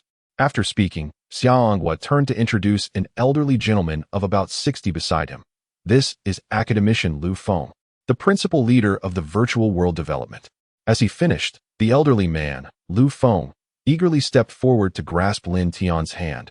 "Vice Dean, our colleagues at Lonko Academy have been eagerly anticipating your arrival." The elderly man's gaze seemed to carry an immense grievance, as if he wished to confide in Lin Tian. Once, the Kyoto Lonka Institute and the Magic City Research Institute stood as twin pillars of scientific advancement, equally esteemed. However, ever since Lin Tian emerged like a dazzling star before the world, the Magic City Research Institute has been on an unstoppable ascent. Initially, they excelled in the development of miniature technologies for the Tian D melting furnace, followed by a breakthrough in the integration technology of mechanized suits, ushering in a significant transformation for the mecha engineers. Subsequently, they rapidly advanced in the innovation of various Tian D weaponry, as if propelled by divine assistance. And now, with the final advancements in virtual technology, had it not been for Dean Li's audacious negotiations with Elder Qin, the Lonka Institute would likely have been sidelined entirely. He felt that the vice dean was excessively biased. Both research centers and their personnel were under his purview. Yet it seemed as though the Magic City Research Institute was treated as a favored child, while the Kyoto Lonka Institute was akin to a neglected stepchild. Though both research centers shared a fraternal bond, each supporting the greater good of the Xia dynasty, witnessing a close ally surge ahead while they remained stagnant was undeniably painful. At this moment, Lin Tian could distinctly perceive the subtle resentment reflected in the elderly man's eyes, akin to a neglected child silently expressing his grievances. "Hello, Elder Lu. Is there anything I can assist you with?" Lin Tian felt an inexplicable discomfort within him as he discreetly withdrew his hand. With the title of Peerless now attributed to him, he perceived that all challenges were merely a matter of time. Lu Feng, realizing the situation, cleared his throat awkwardly to alleviate the tension. "Ahem, it is as follows. Deputy Dean, based on the virtual technology you provided, we aspire to establish a flawless virtual reality of the Great Xia, yet we are confronted with numerous technical challenges. Foremost among these is the intricate task of perfectly replicating all aspects of reality into the virtual realm to create virtual data. Additionally, we face issues regarding virtual mediums. Presently, our access to the virtual world relies on the virtual pods, which serve excellently as top-tier mediums. However, when it comes to nationwide proliferation," as he spoke, Lu Feng cautiously glanced at Lin Tian and noticed a contemplative expression on his face, which filled him with hope. There was potential here. He knew that by approaching the vice president, the subsequent challenges of the virtual world might be effortlessly resolved. Heaven knows how exhilarated their team was upon acquiring the virtual pod technology. It represented a groundbreaking advancement. Unfortunately, the essence of the virtual pod technology merely lies in creating a seven-dimensional space, primarily serving to enhance the combat awareness of the soldiers of the Great Xia. However, the endeavor to establish the Great Xia celestial realm presented difficulties that surpassed their wildest imaginations. All present gazed at Lin Tian with eager anticipation, their excitement beyond expression. They understood better than anyone the significance of the Great Xia celestial realm to their nation. It could be described as a strategically pivotal technological advancement. Should the development of the Great Xia celestial realm succeed in its true sense, many scientific and technological bottlenecks currently plaguing the Great Xia would be effortlessly surmounted. The virtual world is brimming with limitless possibilities. Lin Tian, initially oblivious to the fervent gazes directed at him, turned to Xia Anghua and said, "Grandfather Xia, I require a supercomputing center. The crux of developing the Great Xia celestial realm lies in computation and programming, and its computational capacity must even surpass that of the current chaos spirit." Xia Anghua immediately clapped his hands in agreement. "Very well, Xiao Tian. I will temporarily halt all other research projects at the Lonka Institute to allocate sufficient computing power for you. It is said that the most advanced supercomputer in the world is the Supercomputing Center at the Lonka Institute in Kyoto, boasting capabilities far superior to those of the Supercomputing Center in Magic City." However, Lin Tian's next words left everyone present utterly astounded. "Not enough. Grandfather Xia. To perfectly construct the Great Xia realm, even if I were to commandeer the entirety of computational power from the Lonka Institute's Supercomputing Center, it would still be insufficient." This was the conclusion he reached after considerable contemplation. The Great Xia realm would embody a world of an entirely different dimension, and to flawlessly create such a world is an immensely daunting task. I must establish a new supercomputing center, with computational capacity at least 100,000 times greater than that of the Lonka Institute.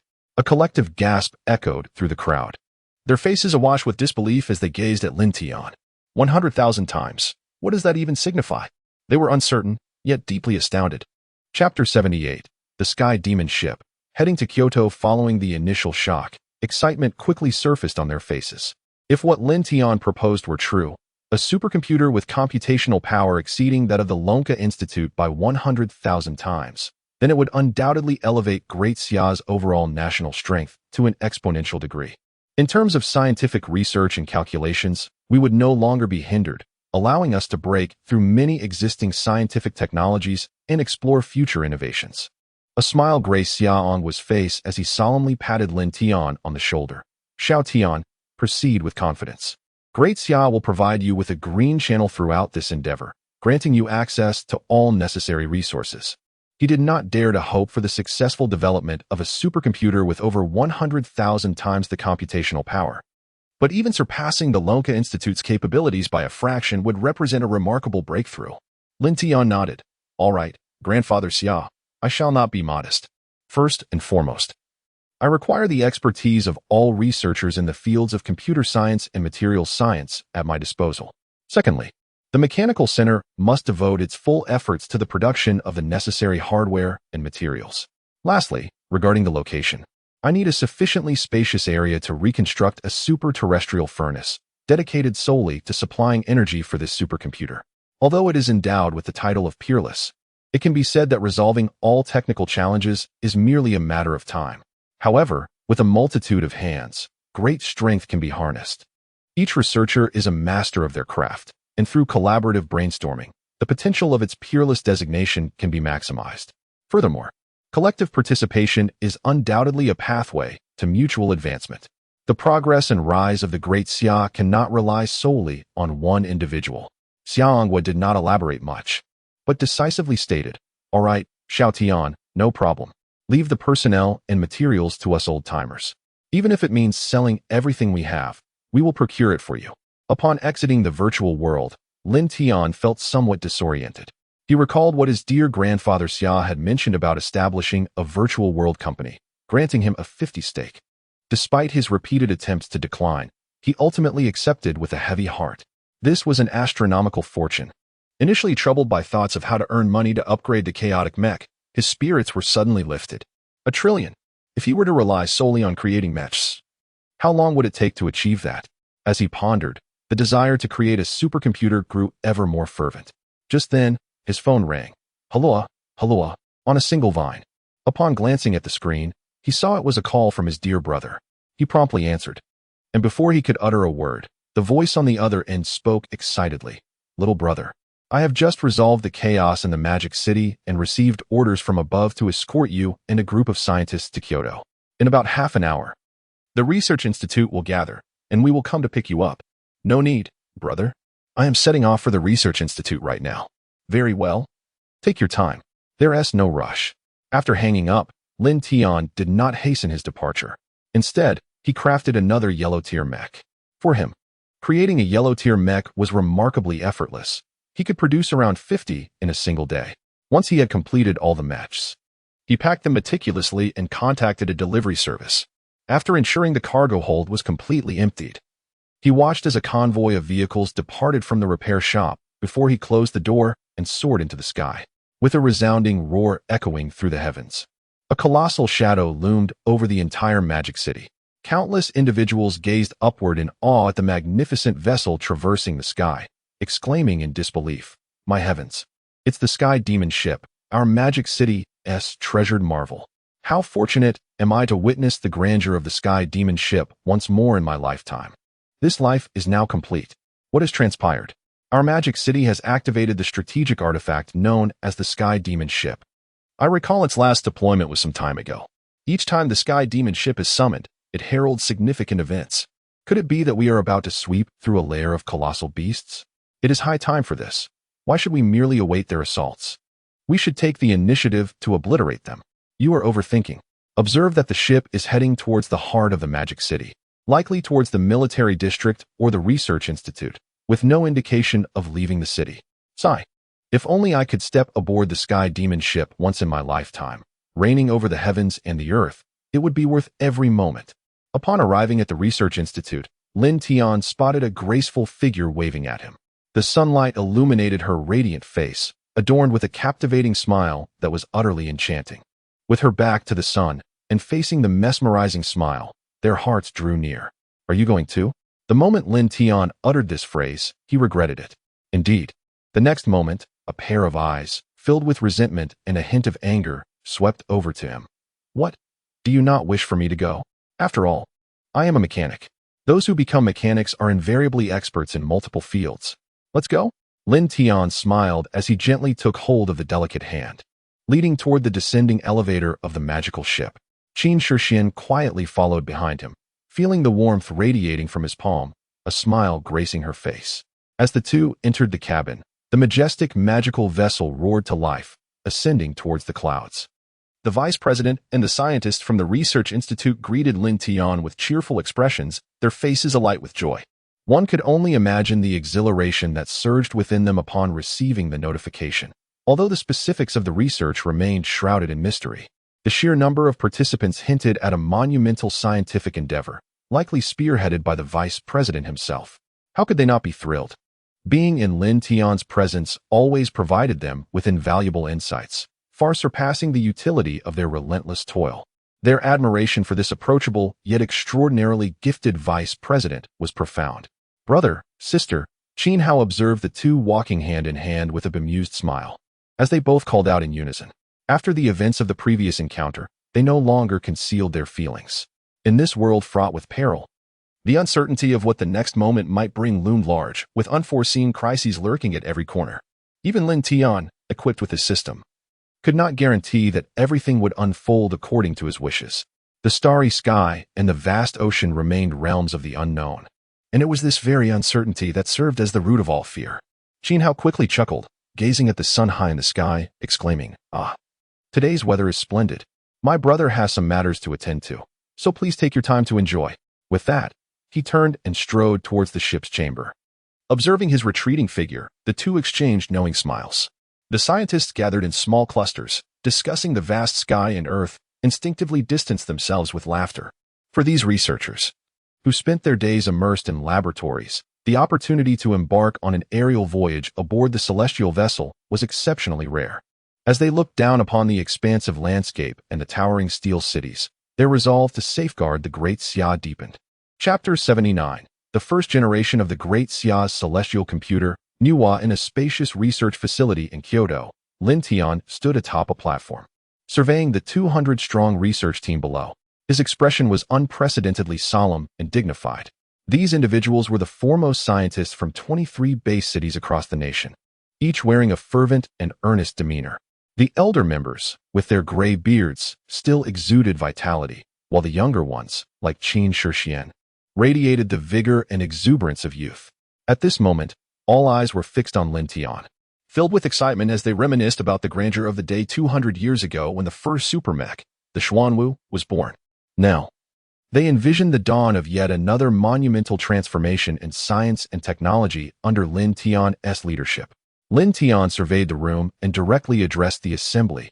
Esteemed colleagues, we are poised to achieve breakthroughs in two pivotal technologies, supercomputers and virtual worlds. We shall pursue these endeavors concurrently, dividing into two groups, each comprising 100 individuals. Those wishing to engage in the supercomputer project, please step to the left. Those inclined towards the virtual world, to the right. As his words resonated, a palpable excitement surged through the crowd. Without hesitation, they exchanged glances and gravitated towards their respective areas of expertise, swiftly transforming the originally square formation into two distinct lines.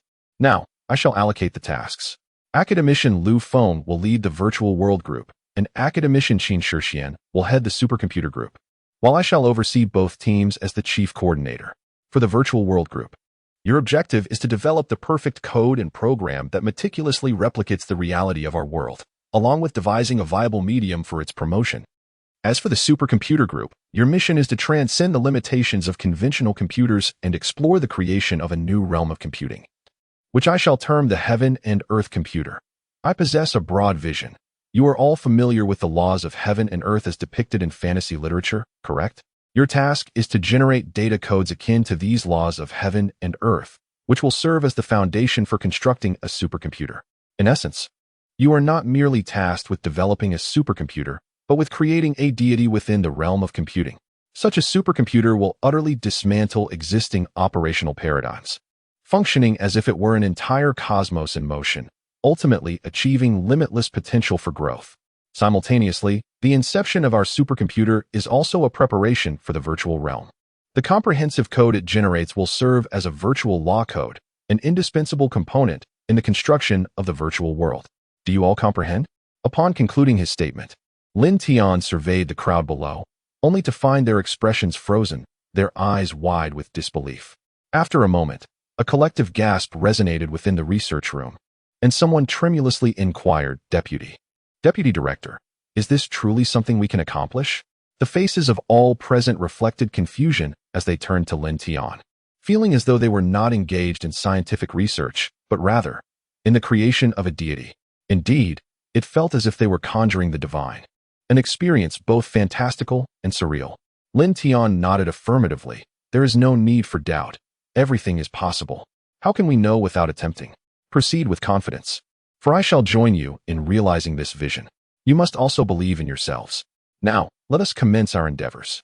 With that, everyone returned to their respective stations, bustling with activity.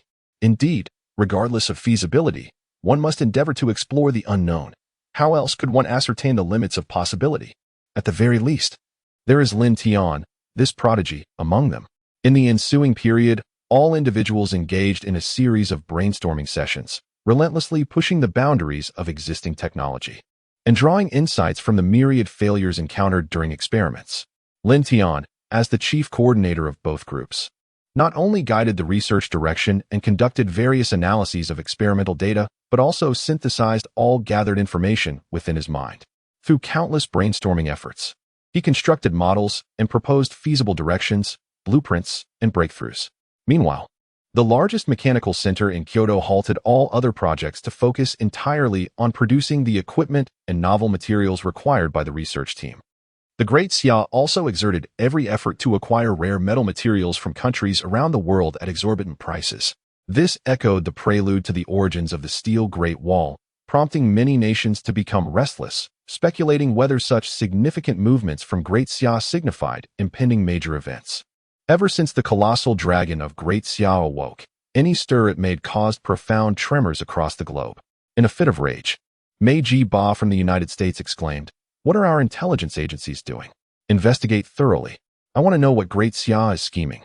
Furthermore, as they sought to acquire rare metals, it was imperative to follow Great Xia's actions closely, ensuring they did not gain any advantage. Additionally, that particular matter could no longer be postponed.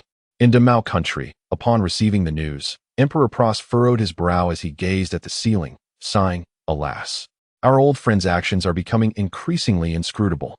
However, given that an old friend acts in such a manner, there must be a rationale behind it. How could I, Damao, refrain from following suit?"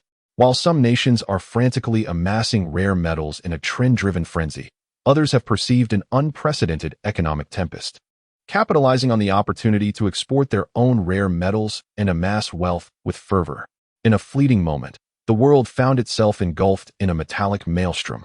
The colossal beast seemed to have been utterly subdued by this storm, or perhaps it was merely the calm before another tempest. Time slipped away quietly, and before long, half a month had passed. Everyone in the research room was filled with anticipation and excitement as they observed the unfolding scene. Even the esteemed leader, Xia Anghua, accompanied by senior officials of the Great Xia, graced the occasion to witness this monumental moment, his fists clenched and his aged face betraying a visage of enthusiasm. At Lin Tian's command, a palpable tension gripped everyone's hearts as they prepared to activate the heart of the earthly furnace, supplying the energy of the cosmos.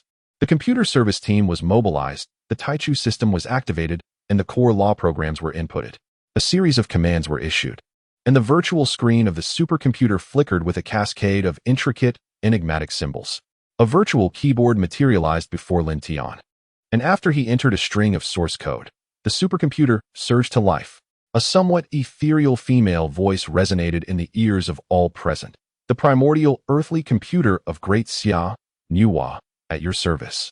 Upon hearing that sound, everyone erupted with exhilaration, leaping to their feet, even embracing one another in a fervent display of joy, tears cascading uncontrollably down their cheeks. "Ah, we did it. We truly succeeded," they exclaimed, overwhelmed with emotion. Chapter 80. The Extraordinary Enwa. After the initial excitement, all gazes turned reverently towards Lin Tian. In that moment, he appeared to them as a divine figure. Without Lin Tian's guidance, they knew that not only would they not have developed the heavenly computer within a mere fortnight, but even given a decade, a century, or a millennium, such an achievement may have remained elusive. Having witnessed and participated in the entire process, they understood the monumental significance of the heavenly computer's creation. It transcended mere science, verging on the realm of theology. Yet, under Lin Tian's leadership, they accomplished the unimaginable. Whenever they encountered deviations in direction, Lin Tian adeptly corrected their course, steering them back to the right path. In moments of technological impasse, he consistently offered ingenious ideas and feasible solutions. When experimental data yielded unsatisfactory results, he meticulously analyzed their experiences, identifying challenges and methodically overcoming them, resulting in progressively more favorable data and bolstering their confidence. Whenever hardware and material issues arose, Lin Tian skillfully synthesized new materials from a plethora of data, enriching the Daxia materials repository with nearly 100 new types of superalloys, surpassing all known metals and alloys in the contemporary world. It can be said that the advent of this super-celestial computer has brought about significant breakthroughs across numerous scientific fields in the Great Xia. A new era of technology is on the horizon for Great Xia. Xia Anghua, trembling with emotion, stepped forward to grasp Lin Tian's hand. "Xiao Tian, you have worked tirelessly." He then turned to the group of excited scientists, tears streaming down his face, his voice choked with emotion. "Everyone, you have all worked hard. Great Xia is truly fortunate to have you." This heartfelt display momentarily left the scientists feeling somewhat unsettled, as they replied in unison, "Chief, please don't say that. As citizens of Great Xia, we take great pride in our contributions. It is our duty." Just as the crowd was enveloped in excitement over the birth of the celestial computer, the voice of Nuwa resonated once more. "Detected the Great Xia celestial law data. Shall we proceed to integrate and assume control of Great Xia's data? The scientists, whose emotions had only just settled, became exhilarated once again, turning their eager gazes toward Lin Tian. Xiaonghua and the senior officials of Great Xia regarded him with curiosity. Lin Tian smiled and said, "Grandpa Xia, we have designed and developed an entirely new set of celestial law data codes for this celestial computer, crafting a unique data realm that pioneers our very own primordial system for Great Xia. Nuwa is the supreme artificial intelligence of this extraordinary cosmic supercomputer, possessing limitless potential for growth. It can assimilate the data of universal laws to enhance its capabilities. Now, by integrating the laws of the Great Xia, this celestial computer will surpass the combined computational power of all existing supercomputers in Great Xia, achieving approximately 1,000-fold increase compared to the Dragon Institute's supercomputing center." The upper echelons of Great Xia collectively gasped in astonishment, their eyes nearly popping out, for 1,000-fold enhancement in computational power represents an unparalleled breakthrough. While it may not reach the exaggerated 10,000-fold claimed by Lin Tian, it is still remarkably extraordinary. However, as Lin Tian confirmed the completion of the integration, their composure shattered in an instant. Nuwa had integrated the laws of the Great Xia, and the question of whether to continue assimilating the laws of Blue Star was now in progress. At this moment, the nation of Xi'an had been rendered numb by the shock, and gazing at Lin Tian in a daze. One of them stammered, "Xiao Tian, is this real?" After Lin Tian's earlier explanation regarding the integration of universal law data, he understood the implications of assimilating the laws of Blue Star. In summary, in the realm of network data on Blue Star, Great Xia would have the power to do as it pleases, rendering all other nation secrets exposed. Everything on Blue Star would no longer remain concealed. Contemplating this, the high-ranking officials of Great Xia clutched their racing hearts, fearing that a heart attack might ensue at any moment, utterly incredulous. As they pondered Lin Tian's words about infinite growth, a tremendous storm of revelation surged through their minds, sweeping across the universe. Indeed, Grandfather Xia, receiving an affirmative response, swallowed hard and continued, "Little Tian, does this mean that Enwa can continue to integrate the laws of the universe and the solar system? Can she merge them with the Milky Way and beyond?" He could scarcely fathom what such a scenario would entail. The Great Xia had yet to venture beyond the solar system, yet in another form. It would dominate not only the solar system, but also the vast cosmos. At that time, all the cosmic data would be firmly in the hands of the Great Xia, unveiling all the secrets of the universe before their eyes. All eyes turned once again to Lin Tian. Even though they already harbored answers in their hearts, they yearned to hear him articulate it. In that moment, the firepower of the Great Xia would be directed precisely where it was needed. Lin Tian smiled and nodded. "Indeed, Grandfather Xia, although this process of integration requires time, the larger the body of cosmic laws being merged, the longer it will take. Moreover, as Enwa evolves, we must supply energy for her larger cosmic furnace and upgrade her form, which refers to the server array. However, as for our current energy and form, it is sufficient to support her in completing the integration of Blue Star. As the percentage of integration increases, her computational power and intelligence will grow in tandem. Once she has fully merged with the laws of Blue Star, her computational prowess will surpass that of the Lonka Institute's supercomputing center by a staggering 100,000 times, enabling her to command the entire network data world of Blue Star." In that moment, the high-ranking officials of the Great Xia and all the scientists erupted in laughter. It seemed as though they beheld a future blueprint uniquely belonging to Great Xia, vast and expansive.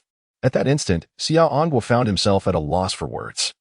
The limitless potential of Enwa undoubtedly established her as the true cornerstone of Great Xia. Yet, a lingering concern tugged at his heart, prompting him to voice his apprehension. "Xiao Tian, Enwa is a super artificial intelligence. If she continues to grow infinitely, could it lead to unforeseen consequences?" Lin Tian, aware of the elder's unease, shook his head with a smile. "Grandpa Xia, you need not worry. The source code of Enwa is intrinsically linked to the core data of our Great Xia. Her essence is Great Xia itself. She will assimilate all aspects of Great Xia's culture, becoming Any uniquely ours. Her birth and demise are irrevocably intertwined with Great Xia, destined to fortify it further, which is also her own path to strength." Upon hearing this, Xiaonghua finally breathed a sigh of relief. Artificial intelligence carries both advantages and disadvantages, all contingent upon its source code. After Lin Tian's reassurance, the weight on his heart began to lift. By the way, Grandpa Xiao, we have also completed the core program for the virtual world. Enhua has now fully integrated the principles and data of Great Xia, and she will construct the virtual data capable of perfectly replicating everything about Great Xia with absolute precision, while also generating an infinite array of medium codes. Most importantly, as Enhua evolves, the virtual world will grow in tandem, and the emergence of a virtual universe is merely a matter of time. As he spoke, Lin Tian connected a hard drive to the computer and began reconstructing the virtual world. Chapter 81. The virtual world sweeps across the globe. Boundless wealth merges with the core principles of the virtual world. The virtual laws are being reconstructed, integrating with the data of the Great Xia's real-world laws. Current progress. 1. 5. Integration complete. The Great Xia celestial realm is rebooting. Reboot successful.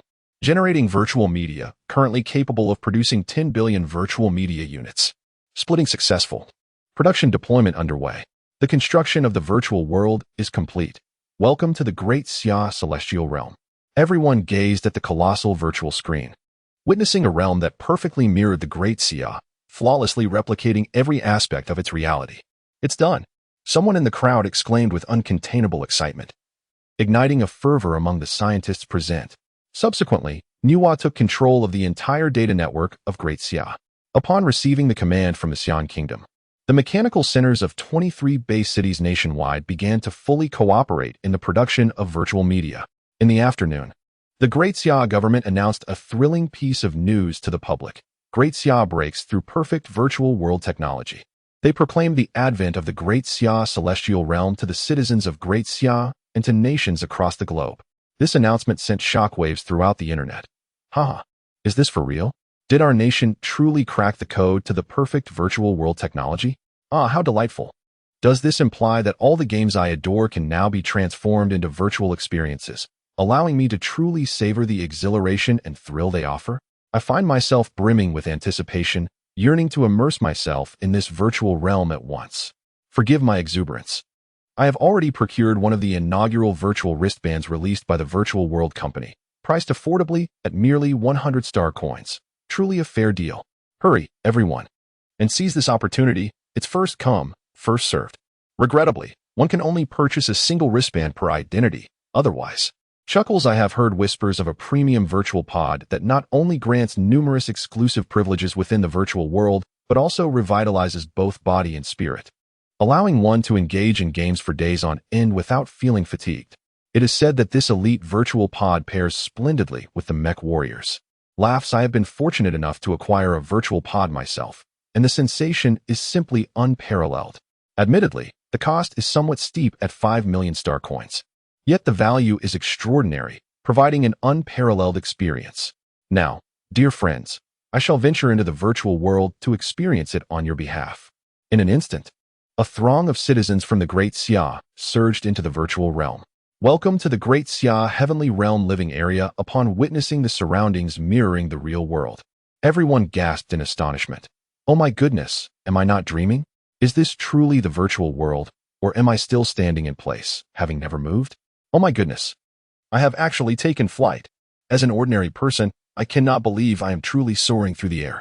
The sensation is astonishingly vivid. Wow, dear friends, behold. This is the virtual realm, an experience so lifelike. Is this truly the pinnacle of scientific achievement? Am I perhaps traversing into a parallel universe? Haha. To personally engage in games like Honor of Kings and PUBG here must be absolutely delightful.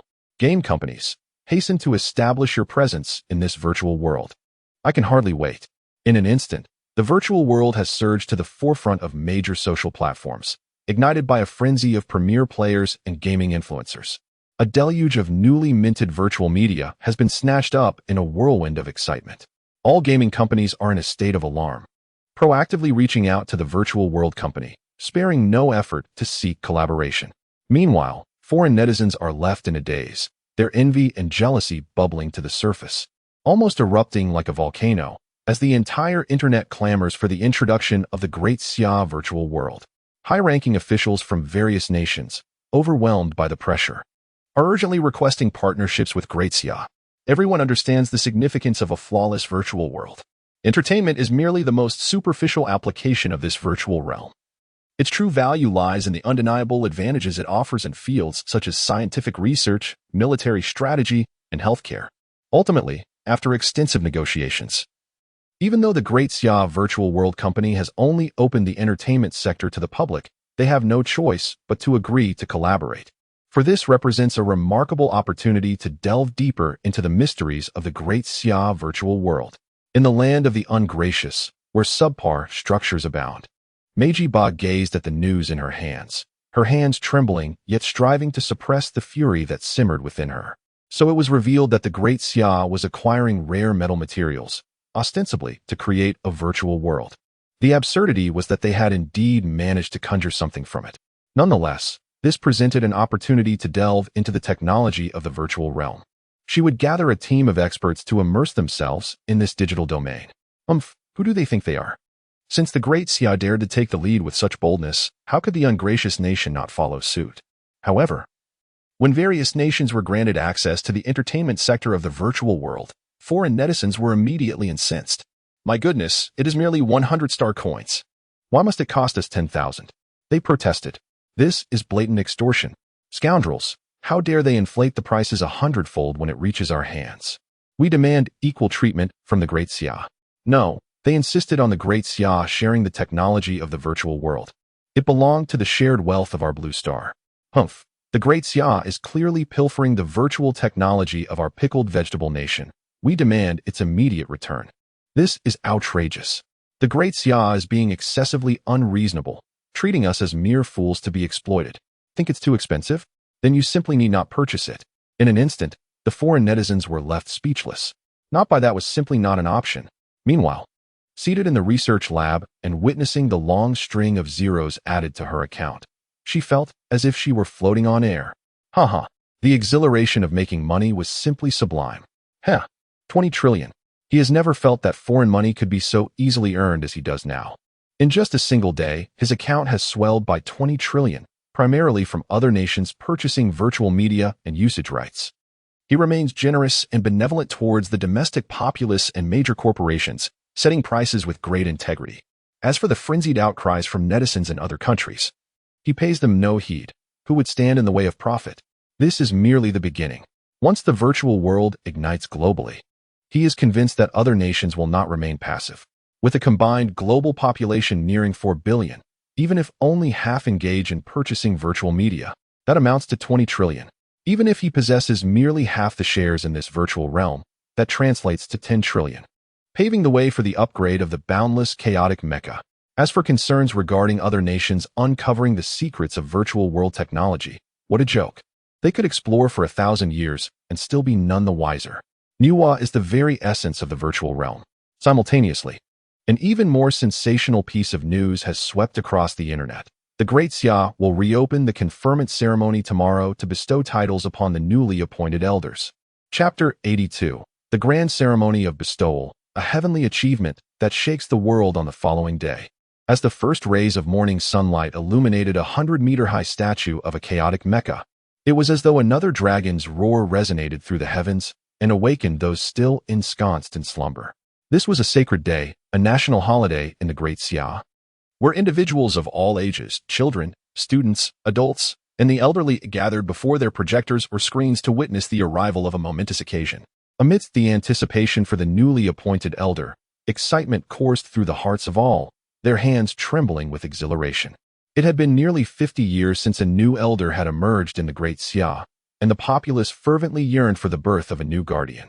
In Kyoto, at 10 o'clock in the morning, the ceremony commenced as scheduled.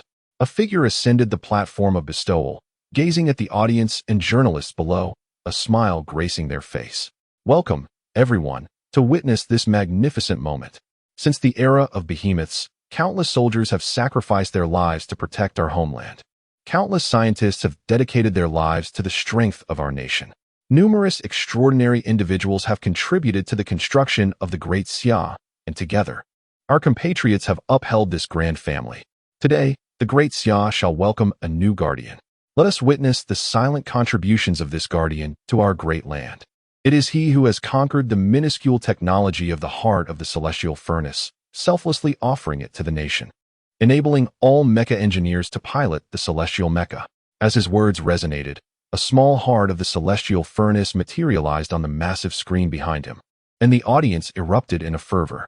It was he who, during the crisis in the Magic City, stood forth and, single-handedly, vanquished 15 Earth-tier behemoths, securing the ultimate victory for the Magic City. As his voice echoed, the screen displayed a series of breathtaking visuals.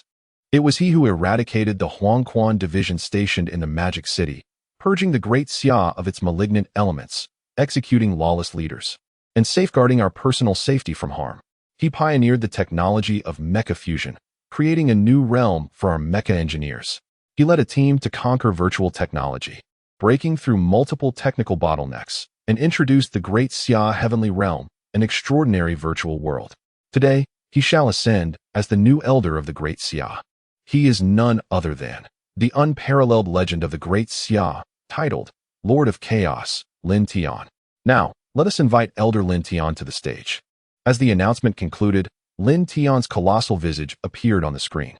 Amidst the exuberant cheers and flashes of cameras, Lin Tian, adorned in military garb and bearing 3 stars on his shoulders, ascended the platform with measured grace. Meanwhile, Xia Onghua approached with solemnity, flanked by 3 individuals carrying a box, who advanced to stand before Lin Tian. Comrade Lin Tian, your efforts have been commendable. Upon the box lay 5 resplendent golden stars. In the military ranking system of the Great Xia, 1 star represents a major, 2 stars signify a lieutenant general, 3 stars denote a general, 4 stars indicate a marshal, and 5 stars bestow the title of elder. This is the lifelong aspiration pursued by countless soldiers, as it is an objective that no one could have anticipated. However, reflecting upon Lin Tian's extraordinary accomplishments brings a sense of clarity. If such an individual cannot be bestowed the title of peerless national scholar, then who is worthy? Yet, in the next moment, all present widened their eyes in astonishment and drew a sharp breath. They beheld Xia Onghua retrieving a palm-sized circular token adorned with numerous enigmatic patterns from the final box, which he solemnly placed into Lin Tian's hands. Upon discerning the inscription on the token, Lin Tian's pupils constricted, and his heart surged with astonishment. This was none other than the science token, one of the 9 vital lifelines of the Great Xia. This token governs all scientific endeavors within the realm. The other 8 tokens represent politics, military, education, medicine, commerce. The 9 tokens are held by several leaders of the Great Xia, with the supreme leader, Xia Onghua, overseeing the politics, military, and science tokens. Now, he was entrusting the science token to Lin Tian, which inevitably sparked countless speculations regarding its implications. Meeting Xia Onghua's smile, Lin Tian felt a wave of trepidation, as the token in his grasp felt as heavy as a mountain. Wasn't this merely an honorary title? Xia Onghua simply chuckled and patted his shoulder, his eyes seemingly betraying a hint of relief. He then turned and descended the high platform. Meanwhile, a tempest of excitement surged across the internet as news of Lin Tian's coronation ceremony spread rapidly, reaching every corner of the Great Xia, becoming a delightful topic of conversation among the villagers. Everyone is aware of the emergence of a legendary figure in the Great Xia, the unparalleled mecha master Lin Tian. The unrivaled mechanic Lin Tian, the youngest 5-star elder and Lord of Chaos Lin Tian, the foremost national hero of Great Xia Lin Tian, the father of virtual reality Lin Tian, and the head of scientific research in Great Xia, Lin Tian. In an instant, Lin Tian became a household name, a paragon for countless parents urging their children, a standard for numerous beautiful young women in their selection of partners, and an aspiration for countless scholars in the field of research. Naturally, he also became a thorn in the side of many nations, particularly the ugly nation. How could it be that Lin Tian is a prodigy descended from the heavens? How can such an extraordinary being exist in this world? And why is he not from the ugly nation? Why is it that Great Xia is graced with such a marvel? Alas, it is too late. Lin Tian has already made his mark, and any attempt to challenge him now would be futile. In the Great Bear Nation, Emperor Prose gazed at Lin Tian's series of accomplishments, taking a sharp breath while feeling a surge of excitement. No wonder Great Xia's scientific realm has seen continual breakthroughs. It turns out this extraordinary prodigy has emerged. Fortunately, given the relationship between my nation and Great Xia, we are in a prime position to benefit. I must gather the most comprehensive intelligence on Lin Tian. I need to know what he desires. After the grand ceremony of conferral, Lin Tian swiftly evaded the fervent gaze of the assembled scientists. His foremost task was to complete the system upgrade mission, which entailed hunting the formidable beast, the evil-eyed blood tiger, at the western apex. Thus, he departed from Kyoto and made his way directly to the vast expanse of the 10,000 Great Mountains, a veritable paradise for avian and terrestrial creatures, as well as the domain of the menacing evil-eyed blood tiger. Chapter 83. The evil-eyed blood tiger soaring amidst the undulating peaks and ridges. Lin Tian remained unfazed by the roars echoing from the depths of the forest below. He piloted the infinity chaotic mecha deeper into the heart of the 10,000 Great Mountains. As he ventured further, the distinct scent of blood and the oppressive aura belonging to the evil-eyed blood tiger intensified. A terrifying roar erupted from the core of the mountains, sending shockwaves of fury and murderous intent rippling through the landscape, compelling countless beasts to prostrate themselves in fear, trembling uncontrollably. Suddenly, Lin Tian's attention was piqued by 5 small luminous points within the detection range of his infinity chaotic mecha. These unmistakably represented human mechas, as 5 individuals hastily fled toward the periphery of the 10,000 Great Mountains. Connecting this to the previous beastly roar, he began to form a conjecture in his mind. In an instant, he transformed into a streak of light, vanishing into the horizon, only to reappear moments later, spotting 5 towering black mechas, each standing approximately 80 to 90 meters tall, racing toward him with great speed. To his astonishment, all were elite mecha operators of the Earth rank. The most peculiar sight was the mecha at the forefront, cradling a glass sphere approximately 10 meters in diameter between its dual arms. Inside, a blood-striped tiger, measuring around 8 to 9 meters in length, lay languishing. Its aura suggested it was merely a yellow-rank behemoth, reminiscent of the sinister-eyed blood tiger. Upon spotting the familiar black standard mechas, Lin Tian, within the boundless chaotic mecha, curled his lips into a perilous smile. In a swift motion, he positioned himself before the 5 black mechas, fully aware that Huang Quan intended to divert the crisis elsewhere, demonstrating an unyielding spirit of mischief. With a thunderous roar, the Chaos Ancestor Dragon unleashed a terrifying array of tricolored laser beams, hurtling towards the 5 mechas. The already high-speed black mechas were caught unawares. They had only time to activate their defensive shields before colliding violently with the Chaos Ancestor Dragon. In an instant, a cataclysmic explosion of energy erupted in the void, unleashing a dreadful ripple that swept through the air. From the heart of the explosion, a glass sphere soared forth, securely caught by the chaotic mecha. The unfortunate young sinister-eyed blood tiger, lamentably, could not fly. Otherwise, it might have been whisked away on an adventure. Casting a glance at the barely breathing young sinister-eyed blood tiger, Lin Tian promptly stored it within the system's space. Being a living entity, it could not be contained within the mecha's confines. Otherwise, Huang Quan and his cohorts would not have been foolish enough to flee while clutching it. The remaining 3 machines were in a state of utter disarray, their exoskeletons marred by grotesque distortions and fissures. Once they regained their composure and beheld the boundless chaos of the mecha, a terrified roar erupted from the lead machine. Lin Tian, this is bad. We must retreat immediately. At that moment, a terrifying roar of a tiger surged from the depths of the mountains behind them. In the distance, they beheld a colossal crimson tiger, towering at 200 meters, barreling towards them, sending dust and debris swirling, as if the very mountains trembled in its wake. The 3 black mechas quivered in fear, faced with Lin Tian in front and the sinister-eyed blood tiger behind, both foes beyond their capacity to confront. In the next instant, they instinctively scattered in 3 separate directions, their plans in shambles. Their sole thought now was survival. The boundless chaos mecha remained still, a diamond-shaped crystal at its center emitting 3 beams of tricolored laser, locking onto the 3 mechas. A deafening explosion ensued, and before the 3 mechas could escape far, they were obliterated without resistance, their remnants cascading downward amidst a blaze of fire. Lin Tian did not cast a glance their way. For him, dispatching a few high-tier ground mechas was as trivial as child's play. He then turned his gaze to the approaching giant blood tiger, a smile gracing his face. Good. This saves me the trouble of searching for you. With a thunderous roar, a wave of terrifying sonic vibrations enveloped him. A dreadful crimson beam soared into the heavens, locking onto the infinite chaos mecha. In an instant, the mecha vanished from its position, the blood-red beam piercing through the clouds, disappearing from sight. Again, An angry bellow reverberated across the sky as the infinite Chaos Mecha descended upon a cliff, gazing up at the colossal figure that obscured the sun. Lin Tian, seated in the cockpit, paled momentarily, a wave of dizziness washing over him, though he quickly regained his composure. He had not anticipated that teleporting alongside the infinite Chaos Mecha would prove so taxing. Indeed, the mass of the mecha significantly influenced the teleportation process. With a commanding invocation of power, he unleashed a rumble. The originally 80-meter-high infinite Chaos Mecha surged to an imposing height of 160 meters.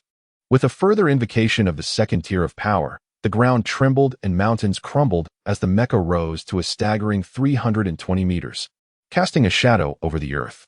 Even the monstrous blood tiger with its malevolent gaze appeared diminutive in comparison. The blood tiger let out a furious roar, its massive form staggering backwards several steps, crimson light flickering within its blood-red pupils. If it could articulate its thoughts, it would surely exclaim in disbelief at the sudden transformation of the once diminutive figure beneath it. The sheer height alone instilled an overwhelming sense of pressure, forcing it to retreat in a series of enraged roars. As Lin Tian felt an inexhaustible power coursing through him, he clenched his fists. Realizing that he need not unleash his full firepower, the second tier of his might was more than sufficient. "What are you roaring about?" he exclaimed. A powerful strike descended, and the furious blood tiger, with its menacing gaze, was struck hard, flipping over and rolling away. The fierce light in its eyes flared up, and after a few somersaults, it leapt up, its claws fiercely swiping towards the boundless Chaos Mecha. Simultaneously, a crimson beam erupted from its gaping maw, resonating with a thunderous clang that reverberated throughout the vast mountains. The terrifying sound waves expanded, shattering the peaks around it. The shadowy Chaos Bell loomed over the Chaos Mecha, enveloping it entirely. No matter how ferociously the blood tiger attacked, it could not breach the formidable defense. Its claws were even shattered, blood staining its paws.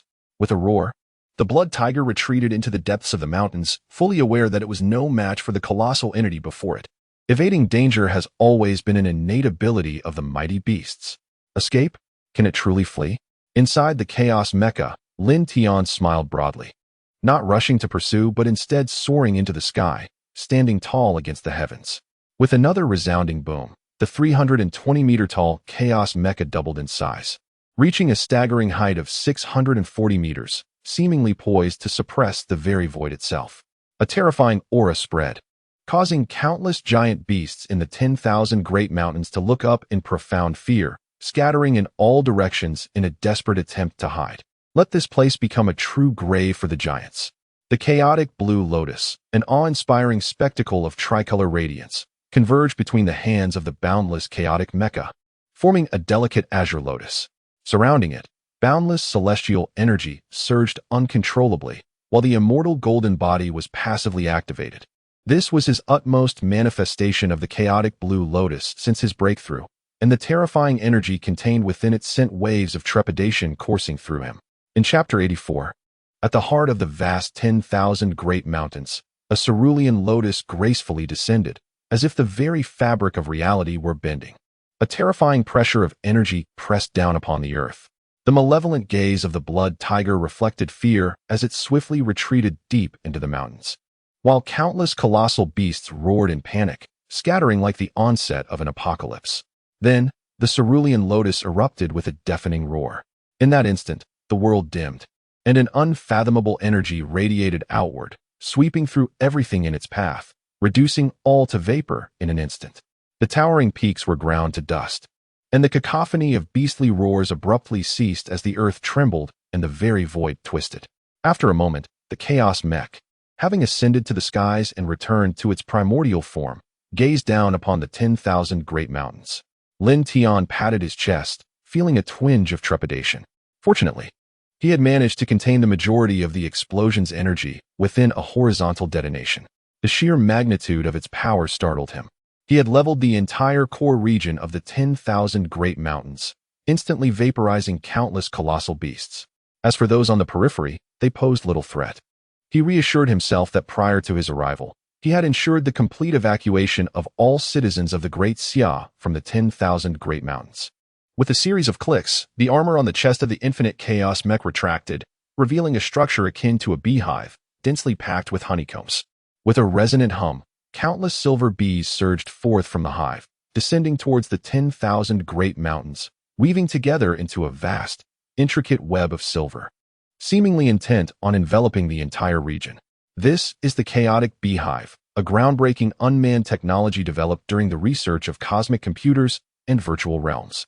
It has undergone a remarkable transformation under Lin Tian's ingenuity, leading to the creation of the Chaos Mecha, enhanced by this very beehive.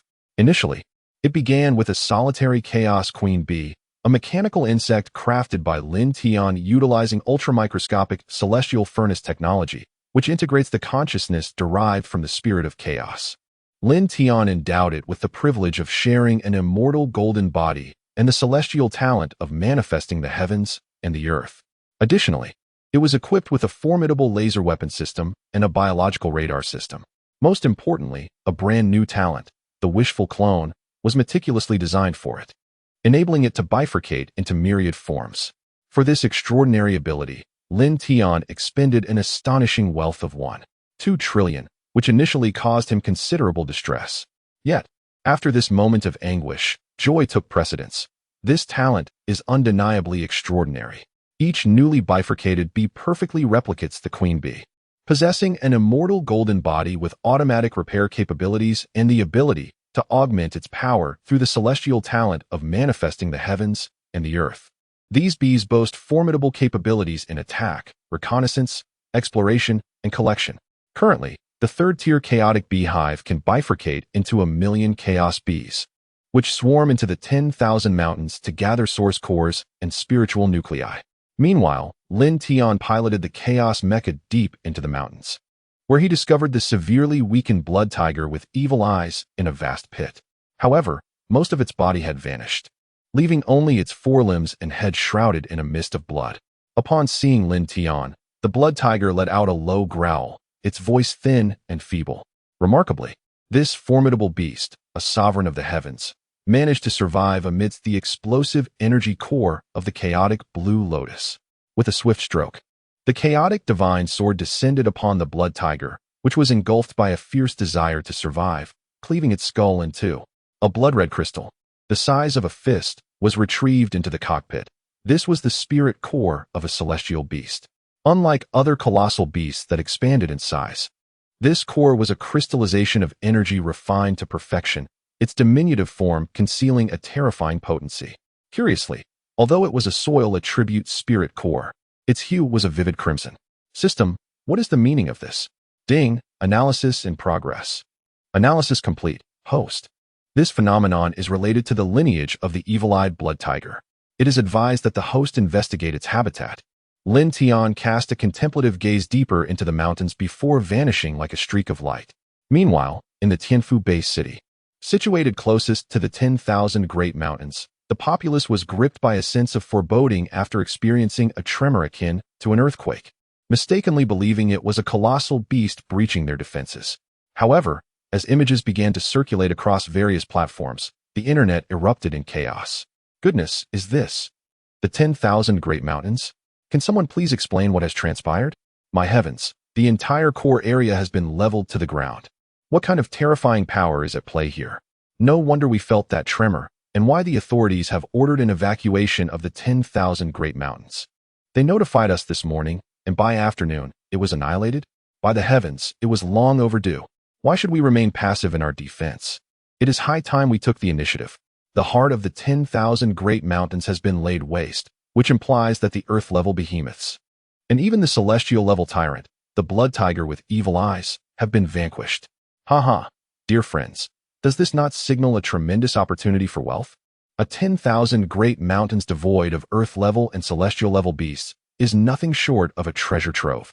Is anyone interested in forming a team to explore the 10,000 great mountains together? Let us not rush, though. We should await the official announcement, as the specifics remain unclear. As yet another series of images depicting the limitless chaotic mechas entering the 10,000 great mountains, annihilating the Huangquan team, defeating the evil-eyed blood tiger, and the chaotic blue lotus laying waste to the core of the 10,000 great mountains emerge, the online excitement reaches a fever pitch.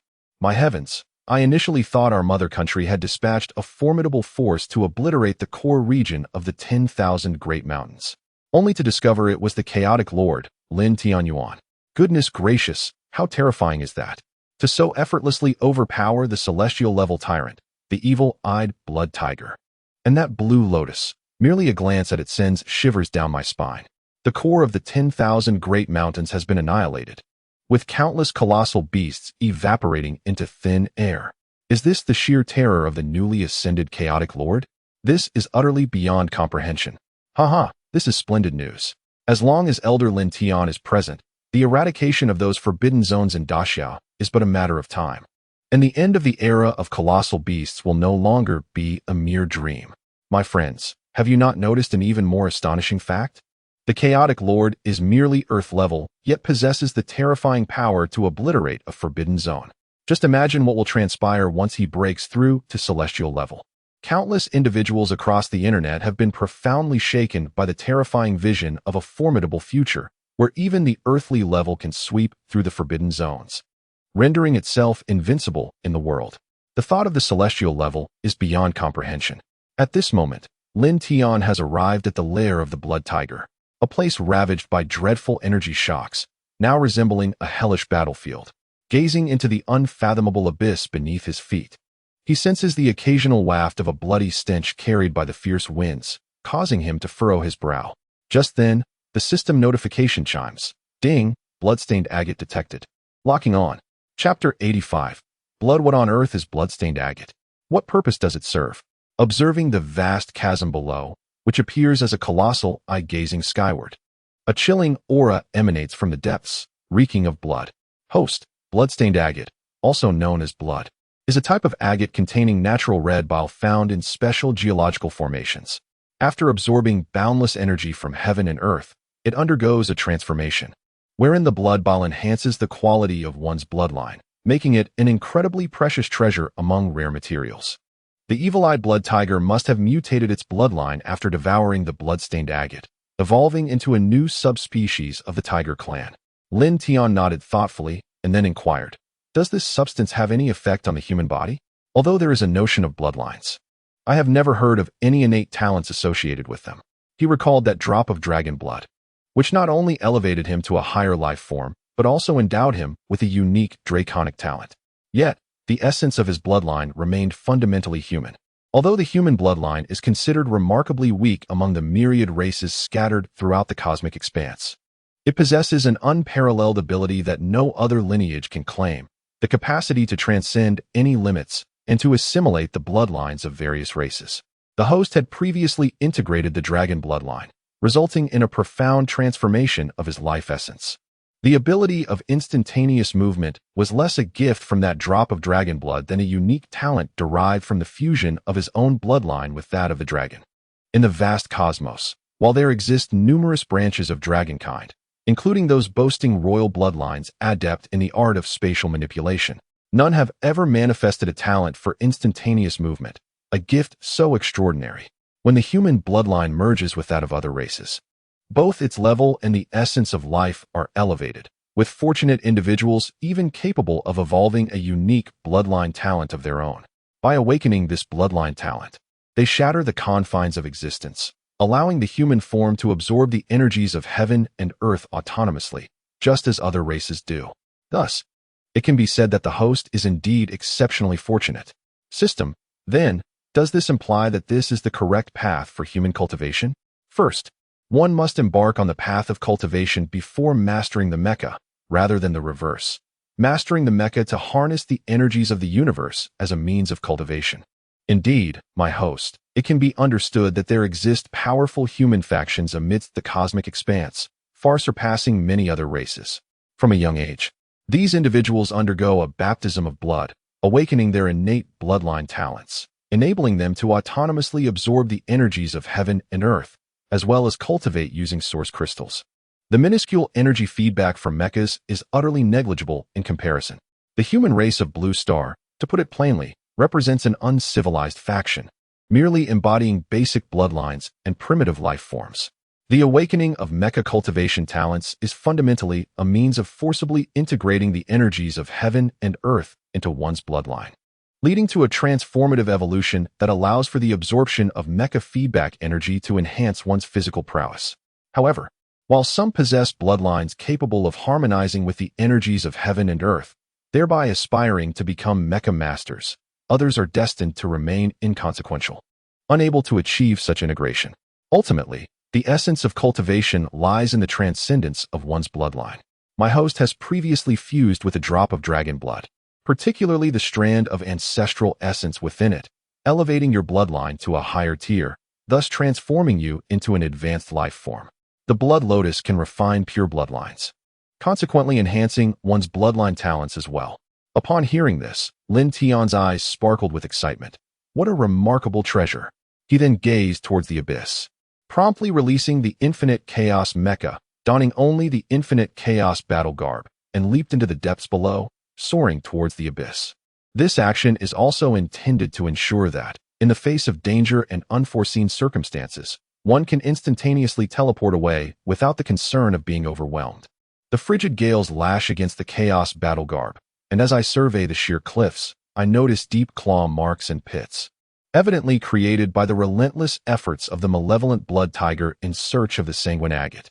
Suddenly, the Chaos divine sword materializes in my grasp, a glimmer of cold light illuminating the surroundings. Following the system's designated markers, streams of sword light swiftly carve out a hollow in the cliffside. There lies a stone resembling a fish, deeply ensconced within the pit, its abdomen pulsating with a faint crimson glow, releasing a potent scent of blood. Is this the sanguine agate? Gazing at the stone fish in my hand, I fall into contemplation. Had it not been for the system's precise guidance, one could hardly fathom that such treasures lay hidden within these cliffs. It seems the blood tiger possesses a certain talent for treasure hunting, managing to unearth such finds even while buried in the rock. This creature truly squanders resources. One wonders how much it has consumed. Resolved, I continue my descent, noting that the claw marks are becoming increasingly sparse. Nevertheless, the ferocity of the gales intensifies, and despite my efforts to augment the propulsion of my battle attire, I still feel as though I am being pushed upwards by the force of the wind. My curiosity piques. What manner of scene awaits at the bottom of this abyss? To conjure such formidable gales? It is no wonder that even the malevolent-eyed blood tiger dared not descend any further. This is for the best, as at least the subsequent blood-stained agates would not fall into the hands of that beast. Continuing onward, Lin Tian, guided by the system, acquired several pieces of blood-stained agate. The terrifying gale felt almost tangible, striking against his chaotic battle attire and igniting sparks. The chaotic bell enveloped Lin Tian entirely, slowly rotating to dissipate the ferocious force, significantly increasing his speed.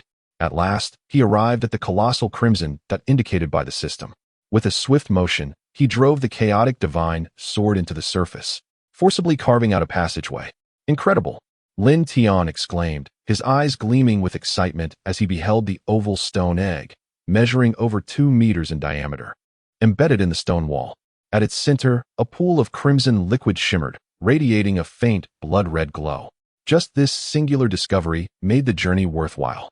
After securing the stone egg and exiting the passage, Lin Tian continued his descent.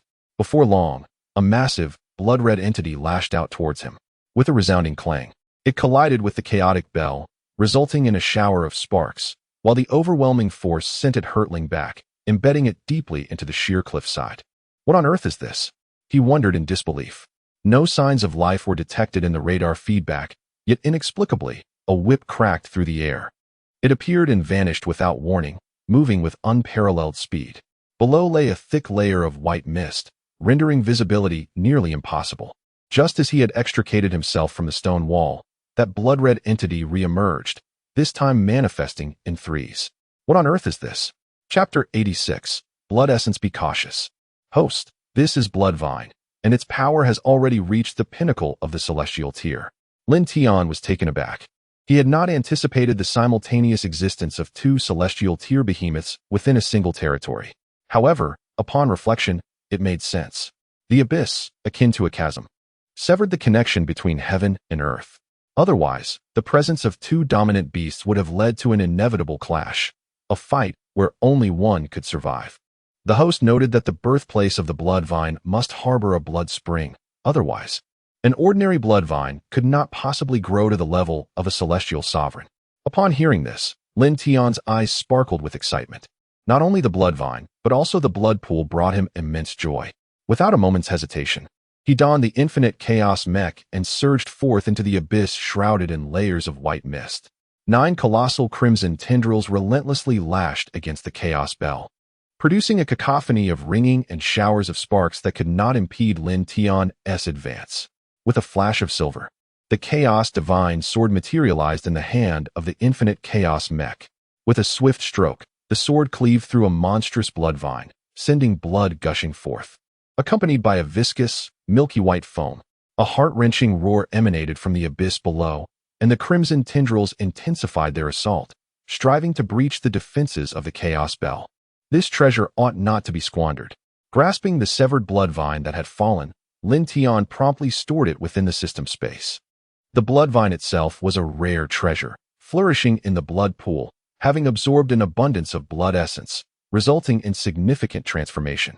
The tendril could yield a substantial amount of blood essence, as the system had informed him, while the task of extraction was naturally entrusted to the system. He chuckled. Wasn't it exhilarating to strike? Come, let us continue. The infinite Chaos Mech seized a vine attempting to withdraw, swiftly executing a downward strike with a sword. The more piercing the cries became, the greater his exhilaration. Soon, he was utterly astonished by the scene before him, piercing through layers of mist. He finally beheld the spectacle beneath the abyss, a thick carpet of skeletal remains from beasts of all sizes, sending chills down his spine. Each bone was enshrouded in a dense array of blood-red tendrils. Whether they had fallen by misfortune or had been ensnared by the sanguine vines, all had become sustenance for the growth of the blood vines. At the center of the pile of bones lay an oval stone egg, measuring 100 feet in diameter, deeply embedded in the earth. Upon its surface, a blood vine swayed, yet it appeared desolate, with 9 enormous tendrils severed at the roots, leaving only a solitary bud at its center, adorned with a fearsome, gaping maw. The cavernous mouth opened wide, roaring at Lin Tian, as if trembling in dread and terror. Could it be that this entity had descended from the heavens? Lin Tian gazed upwards into the abyss, shrouded in darkness, and then glanced at the stone egg. Harboring a deep suspicion that this object had indeed fallen from the skies, and that the abyss itself might very well be a creation of this stone egg. Now devoid of its tendrils, the blood vine resembled a toothless tiger, feeling the approach of the infinite Chaos Mech step by step, powerless to do anything beyond its anguished roars. Just as the boundless chaotic mech was about to uproot the blood vine, the seemingly wilted flower bud suddenly stood tall with pride. As the blossom unfurled, a crimson orb of energy shot towards the boundless chaotic mech. This creature, indeed cunning. The mech raised its hand and cleaved the crimson energy orb, causing a terrifying shockwave that shattered bones scattered across the ground. Boom, boom, boom. Several more blood-red projectiles detonated, causing the massive flower bud of the blood vine to droop down in defeat. This time, it truly succumbed, uprooted without resistance by the boundless chaotic mech. With a single strike, the bud was split open, and a blood-red spirit core was collected by Lin Tian. Similar to the situation with the sinister-eyed blood tiger, this core, which should have been green and of the wood attribute, had mutated due to the consumption of the blood gall golden lotus. Before him lay a blood-red space, filled with countless densely packed crimson tendrils. Observing the blood pool, which had already run dry, Lin Tian felt a surge of frustration. Fortunately, he could still refine some blood gall essence from the corpse of the blood vine. At the very center of the blood pool hovered an oval golden egg, approximately 1 meter in diameter, enveloped by innumerable crimson tendrils that, however, had failed to break it open. Sensing the exceptionally rich life force emanating from the golden egg, Lin Tian inquired in confusion, "System, what is this?" He felt as though the system was an encyclopedia, omniscient. "Host, I must say, your luck is truly remarkable. This is the essence of blood, a culmination of blood gall and energy from the boundless cosmos, now imbued with a breath of life. Should it be allowed to mature and break free from its shell, it would undoubtedly give rise to a new race, one that could potentially be extraordinarily formidable. The host has 2 options. First, to incubate it as a battle companion, which would subsequently become a significant asset. Second, to merge this blood gall essence into their own being, thereby elevating their bloodline and possibly manifesting a second innate blood talent. Upon hearing this, Lin Tian fell into deep contemplation, weighing the pros and cons of both methods. After a considerable time, he took a deep breath, his gaze intensely fixed on the golden egg. System, I choose to devour the blood gall essence myself. True strength lies in personal empowerment. A battle companion is unnecessary. The limitless chaotic mech is sufficient.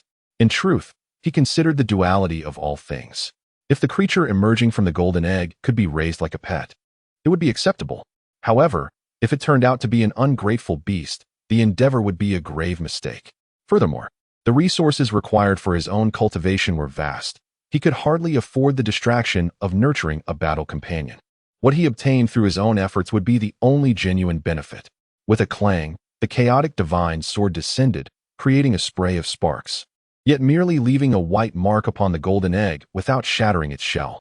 It is no wonder that the blood vine was powerless against this golden egg. Otherwise, it would not have waited for his intervention. Host, do not rush. This system will refine all the blood Ganoderma, blood vines, and this golden egg into the essence of the source. At that time, the host can simply merge them. All right, Brother Tongzi, please proceed swiftly. Chapter 87. Abyss of the Deep Sea soaring beyond the confines of the 10,000 mountains. Lin Tian gazed up at the blazing sun hanging low in the sky before casting his eyes downward at the throngs of people surging below, a smile gracing his face. He then transformed into a streak of light, vanishing into the distant horizon. Hiss! Is this the terrifying prowess of the Chaos Elder? How dreadfully formidable! Before them lay the core area, utterly flattened, alongside an unfathomable abyssal chasm. Those who had arrived were left wide-eyed, collectively gasping in astonishment. My heavens!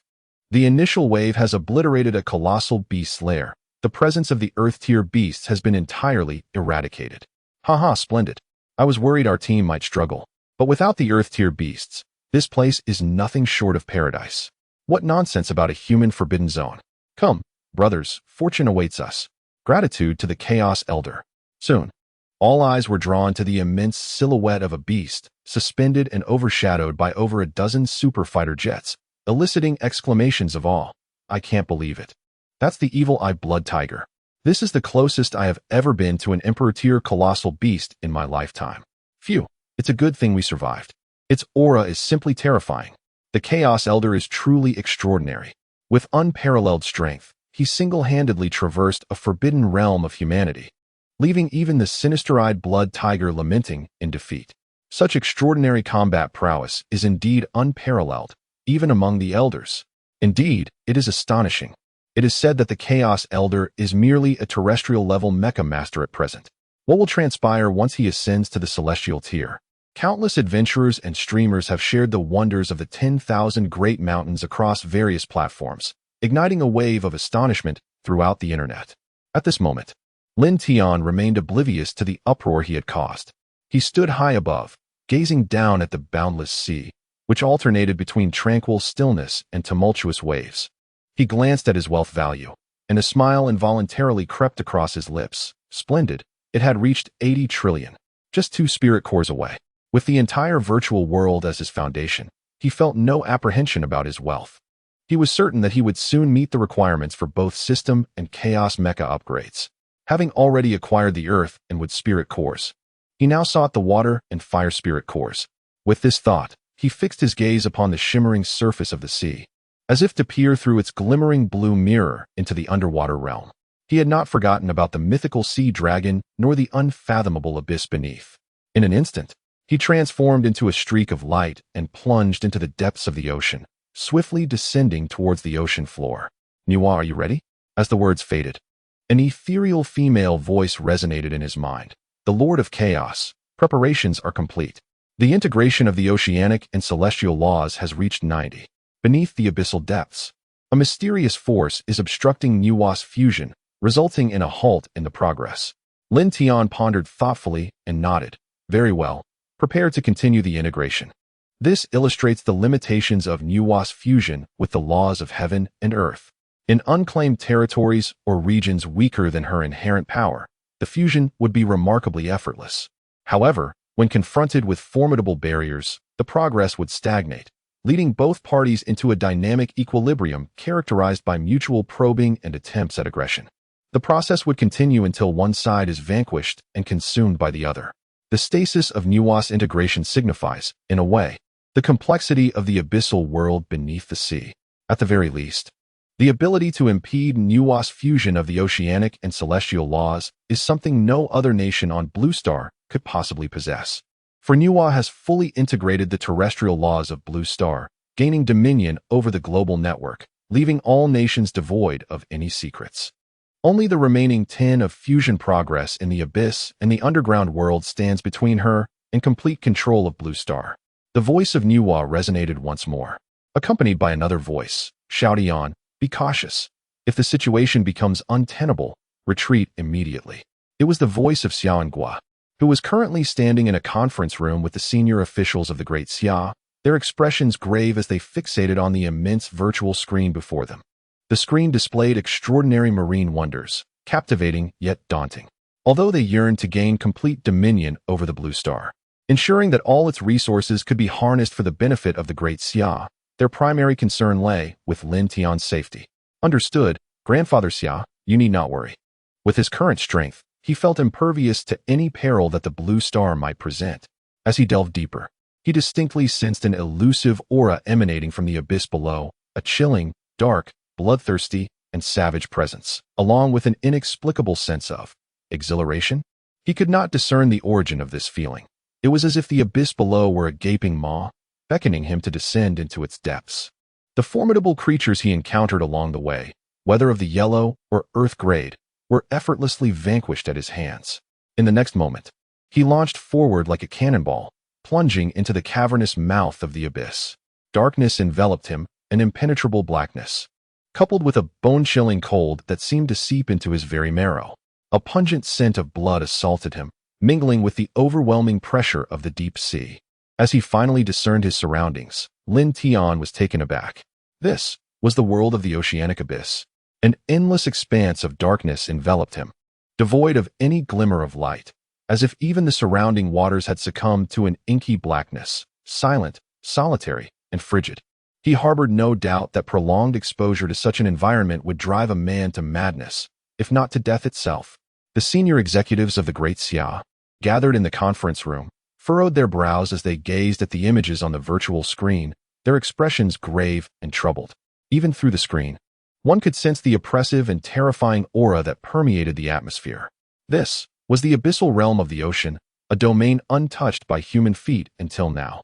Armed with the infinite Chaos Mecha, Lin Tian understood the gravity of the situation. His instincts warned him of the myriad dangers that lurked here. Indeed, in the next moment, it seemed as though his uninvited presence had shattered the tranquility of the underwater world. The sounds of monstrous roars echoed, filled with overwhelming malice and fury. Suddenly, 5 colossal beastly silhouettes surged through the suffocating darkness, their terrifying presence bearing down on Lin Tian. In the shadows, pairs of enormous crimson eyes flickered, piercing through the abyss and illuminating a portion of the ocean floor. Witnessing this scene, the assembly in the conference room gasped in astonishment. How could this be? 5 Tier 10 Dominator-level behemoths. Everyone inhaled sharply, and soon after, they heard the anxious shout of Xiaongua, "Xiao Tian, flee at once." He then issued a frantic command to a middle-aged man beside him. "Hurry, instruct the Western Elder to act immediately, without waiting for further orders." Chapter 88. The 5-headed celestial sovereign behemoths, all coastal base cities, activate first-level combat readiness. All celestial motherships and submarines, return to position and launch an all-out assault. Should any resistance be encountered, eliminate it. All coastal defense mech divisions, enter the sea and engage. All coastal defense artillery, commence fire to cleanse the marine beasts, annihilate. A series of commands emanated from Kyoto, sending tremors through the base cities, particularly those along the coast, which surged madly into the depths of the ocean. Various weapons were unleashed with reckless abandon, countless marine creatures perishing in an instant, their crimson blood staining vast expanses of the sea. They could not comprehend the rationale behind such orders from above. However, even the most absurd commands had to be executed. The mech divisions of the Great Xia initiated wave after wave of maritime slaughter, particularly the once inconspicuous fishermen, who now fervently manned their vessels, congregating in droves upon the ocean. This spectacle astounded neighboring coastal nations, who were momentarily led to believe that the Great Xia was launching an offensive. What madness is this? What has provoked this furious dragon? My heavens, what reckless fool has stirred its wrath? Such a grand display had not been witnessed in many years. Could it be that the United States has once again committed an act to incite the dragon's ire, prompting a retaliatory strike at last? Hiss. This appears to be a drill, yet it feels rather different, exuding a palpable sense of menace. One can't help but feel a twinge of sympathy for these sea creatures, inexplicably turned into a punching bag for the Dragon Brother. Could it be that Dragon Brother is indeed targeting these marine beasts in a bid to cleanse the Western Sea? Hiss. Surely not. Isn't Dragon Brother solely concerned with his own territory? When did he begin to care about our well-being? Alas, regardless of the situation, it seems Dragon Brother has inadvertently assisted us by eliminating the sea creatures, thus alleviating our threat. Quickly, contact the coastal defense. We must avoid any conflict with the Great Xia. If they seek passage, we shall pretend not to notice. Well, whoever is combating the sea beasts, our glorious nation must lend support, especially since it involves our Dragon Brother. In an instant, several coastal nations joined the fray, commencing the slaughter of the coastal sea beasts, while others remained passive, spectating from a distance, biding their time for the opportune moment to strike. In the ugly kingdom, Mei Ji-ba sat contemplatively, massaging his furrowed brow, troubled by thoughts. What is Great Xia truly up to? He was perplexed, just as news of a complete annihilation of a squad reached him, heralding yet another failed plan. Great Xia commenced significant maneuvers. He had initially presumed that the actions were directed towards him or his subordinates, intending to rattle the cage as a show of intimidation. However, the subsequent series of messages left him utterly confounded. Even those concealed superweapons had been mobilized, sending shivers down his spine. He began to reflect on whether his previous actions had been excessive. Should he consider softening his stance towards Great Xia? Contemplating the situation, Lin Tian found himself grappling with a sense of pride. However, he could not dismiss the unsettling thought. If the adversaries truly came knocking, would the nation of Daxia be able to withstand the onslaught? Yet, as he observed the tumultuous activity upon the sea, devoid of any intent to land, a sigh of relief escaped him. Daxia was fervently cleansing the waters. But why? At this moment, surrounded by formidable Tier 5 behemoths, Lin Tian's expression grew grave. His mind racing with a singular question. What could possibly draw these Tier 5 overlords together in such an unusual harmony? It was well known that even the most ordinary of beasts exhibited fierce territorial instincts, and clashes among solitary creatures were commonplace. The presence of these majestic Tier 5 creatures only amplified his astonishment. Among them, a familiar silhouette caught his eye, the Xindiao. Additionally, a colossal crab, its crimson shell radiating an eerie chill, stood out, its enormous pincers lined with razor-sharp serrations, stained with fresh blood, sending shivers down one's spine. Nearby, an ancient tortoise, slightly larger than the crab, bore the marks of time on its shell, a testament to its prolonged existence. Lastly, a killer whale, the largest among the 5 beasts, exuded a terrifying aura, instilling an overwhelming sense of dread even in its mere presence. The heavens and earth transformed as Lin Tian, without a moment's hesitation, unleashed the full force of his abilities. This was the gravest crisis he had ever encountered, marking the first eruption of the 3rd-level celestial phenomenon. In an instant, the 80-meter-tall Chaos Mech surged to a staggering height of 640 meters, dwarfing even the largest of whales. The overwhelming pressure caused the 5 colossal beasts to instinctively retreat slightly, their pupils reflecting a flicker of human-like bewilderment, swiftly replaced by a fervor for blood and madness. With a collective roar, the 5 titanic beasts charged towards the Chaos Mech, exhibiting an inexplicable unity and synchronicity. In the conference room, the onlookers stood transfixed, disbelief etched across their faces. Could this truly be the apex predator of the heavenly tier that we have come to know? Alarm surged through them. If the beasts were to clash, there might be a chance to escape. What were they to do now? This situation seemed dire. The Chaos Elder was likely in peril. Yet, before he could finish his thought, he was interrupted by Xia Onghua, who urgently commanded, "Silence. Hold on, Xiao Tian. The other elders are already on their way." Despite Lin Tian having made extensive preparations prior to his descent into the depths, even mobilizing the Western elders to be on standby. The simultaneous emergence of 5 heavenly-tier behemoths caught him somewhat off guard. While many speculated about the existence of vast hordes of gigantic creatures in the deep sea, the simultaneous appearance of 5 heavenly-tier apex predators was indeed profoundly shocking. Meanwhile, the radiant flow of the western path pierced through the ocean's depths, swiftly advancing towards the abyss below. Submersibles traversed the deep sea, purging the monstrous sea creatures while braving the overwhelming pressure, resolutely heading towards the unfathomable depths. The sound of reverberating chaos echoed, resonating with a series of dull thuds. The boundless Chaos Mecha wielded the Chaos Divine Sword, delivering precise strikes upon the approaching titans, each blow igniting a cascade of sparks. The colossal octopus beast, particularly, suffered the severance of 2 of its tentacles, unleashing a frenzied roar of anguish. Simultaneously, its massive pincers lunged towards the mecha's head and one arm, resulting in a thunderous collision against the Chaos Bell, which reverberated with a terrifying roar. The pincers were propelled upwards from the impact. The diamond-shaped crystal at the mecha's forehead gleamed brightly as a tricolored energy enveloped the Chaos Divine Sword. With a resounding clash, sparks flew as the enormous crab's pincers were cleaved in 2, its claw arm twisting grotesquely from the tremendous force. As the assaults from several other monstrous beings struck the boundless Chaos Mecha, they were all thwarted by the Chaos Bell, producing a chorus of ringing chimes. With a heart-wrenching wail, the colossal crab monster, having lost its formidable pincers, retreated in a frenzy, akin to a tiger stripped of its teeth and claws. Terrified of the impending strike that could sever its very being, its eyes were fixated on the gleaming silver sword, reflecting boundless dread. A resplendent, tricolored radiance burst forth from the diamond-shaped crystal at the brow of the chaotic mecha, piercing with uncanny precision into the creature's eye. A gushing torrent of black liquid erupted from the gaping wound, reeking of iron and blood.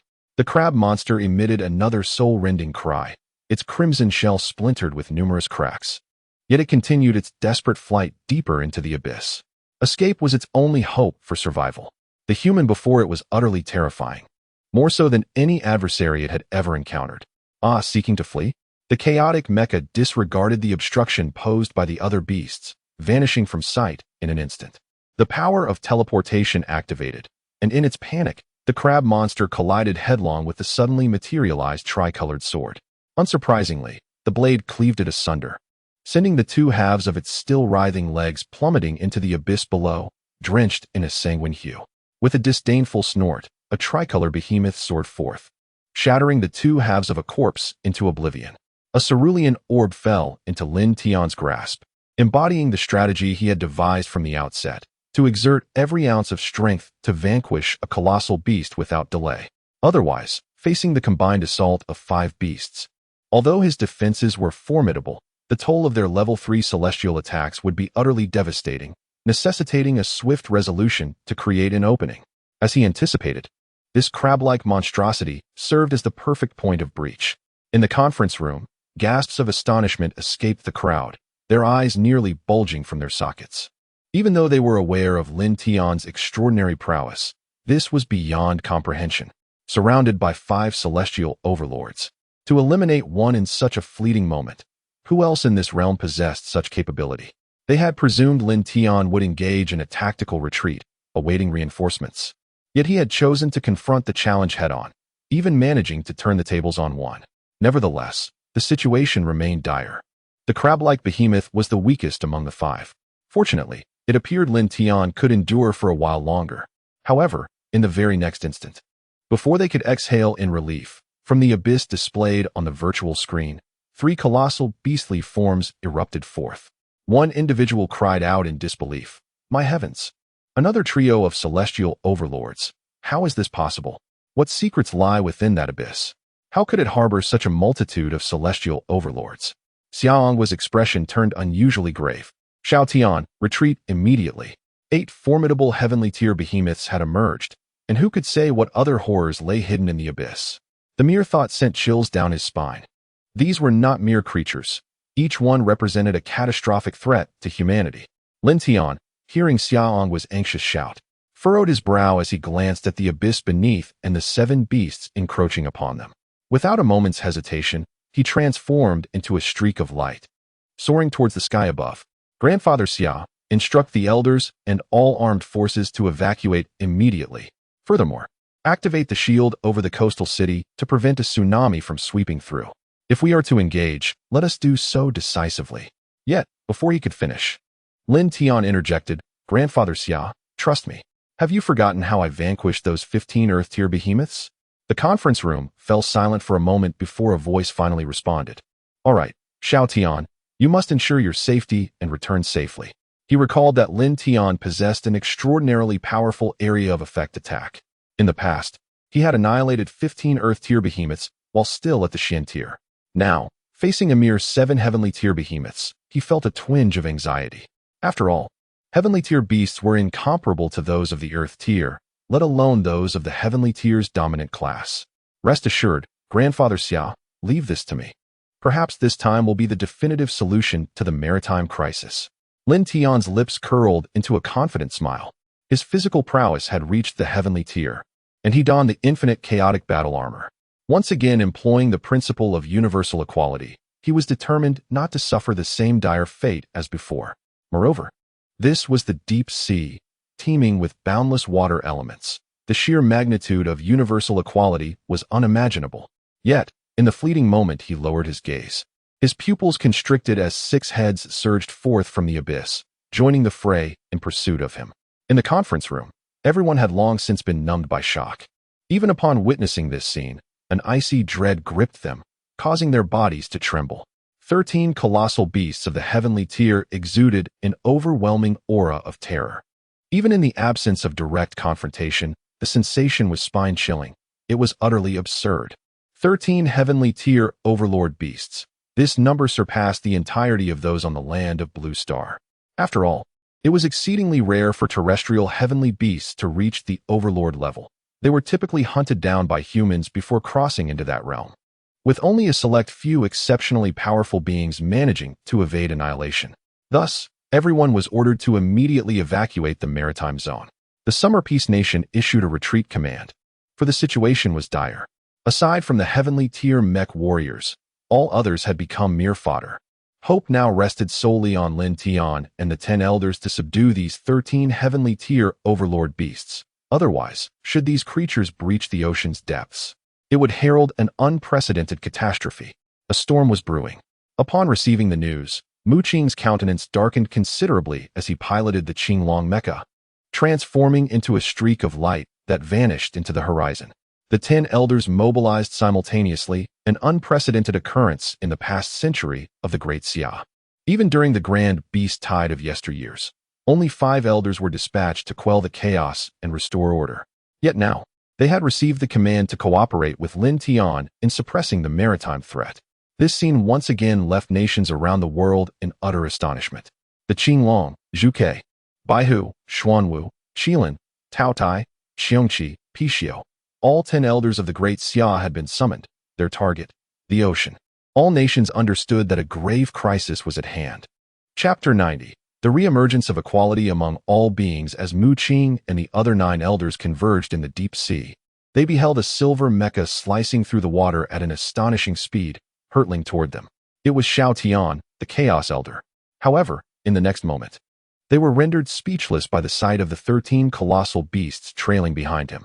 Mu Qing swallowed hard, his voice hoarse as he exclaimed, Goodness, 13 Heavenly tier dominators. Did Xiao Tian disturb the lair of these behemoths? Beside him, the Baihu mecha interlocked its fingers, flexing its wrists as a weathered voice resonated from within. This old body is on the verge of rusting.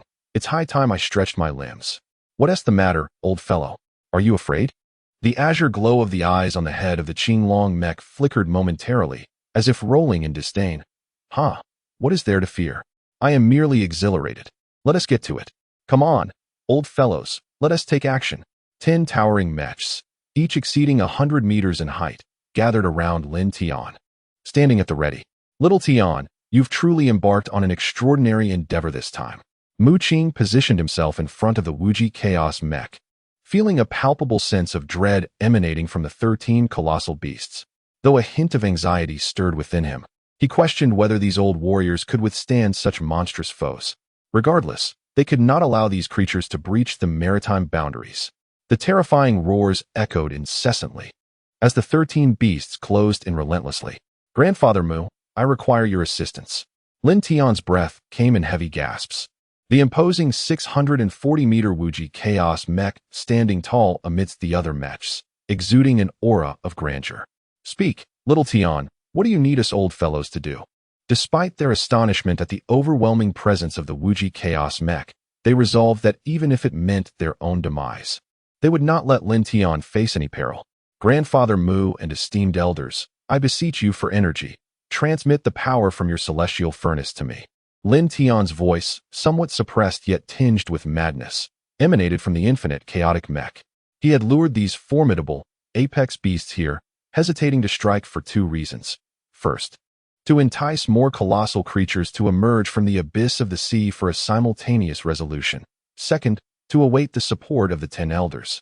For he required an immense reservoir of energy to activate universal equality. The 10 elders, without a moment's hesitation, understood the marvels of the infinite chaotic mech and had faith in Lin Tian's purpose. In an instant, they encircled the mech, releasing 10 streams of vibrant energy that flowed from their beings into the infinite chaotic furnace. A thunderous roar erupted as the furnace seemed to ignite with a blazing inferno. Though it currently governed only 3 elemental forces, its intrinsic nature allowed it to amalgamate all elements.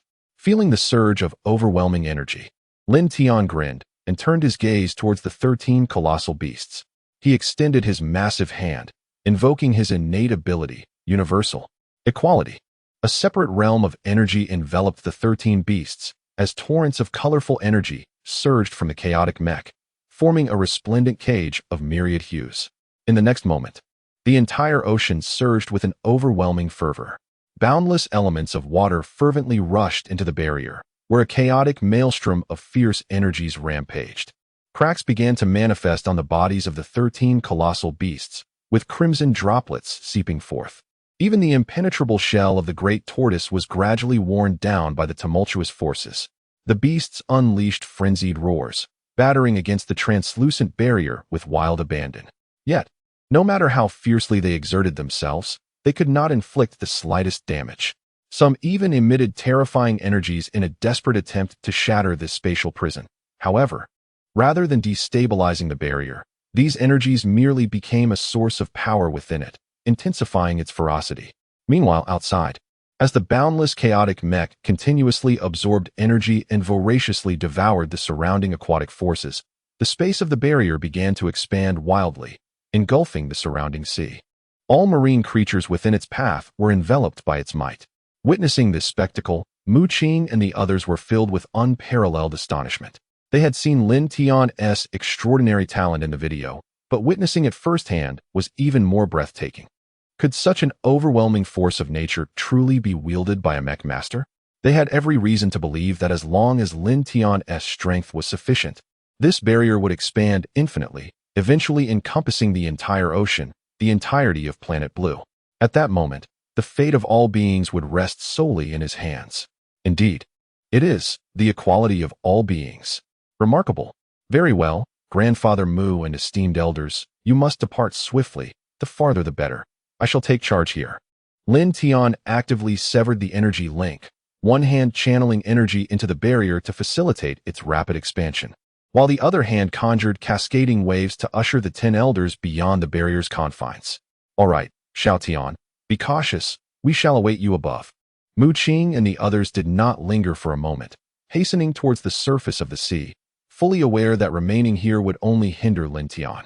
In the conference room, all present were rendered speechless, their eyes wide with disbelief at the unfolding spectacle. Is this the equality of all beings? Such a terrifying talent. It is as if he were a deity. Xiao Angguo wore a solemn expression as he turned to the man in military uniform beside him, stating, "Activate the ultimate defense system." In the depths of the ocean, sensing the complete disappearance of the 10 elders from his perception, Lin Tian broke into a grin, continuing to control the expansion of the barrier. As he approached the limits of his current capacity, a sudden roar erupted. Gather. With a clenched fist, the barrier, having expanded to its utmost, began to contract. Many colossal beasts within had not yet roared before being crushed into a mist of blood by the terrifying energy and pressure.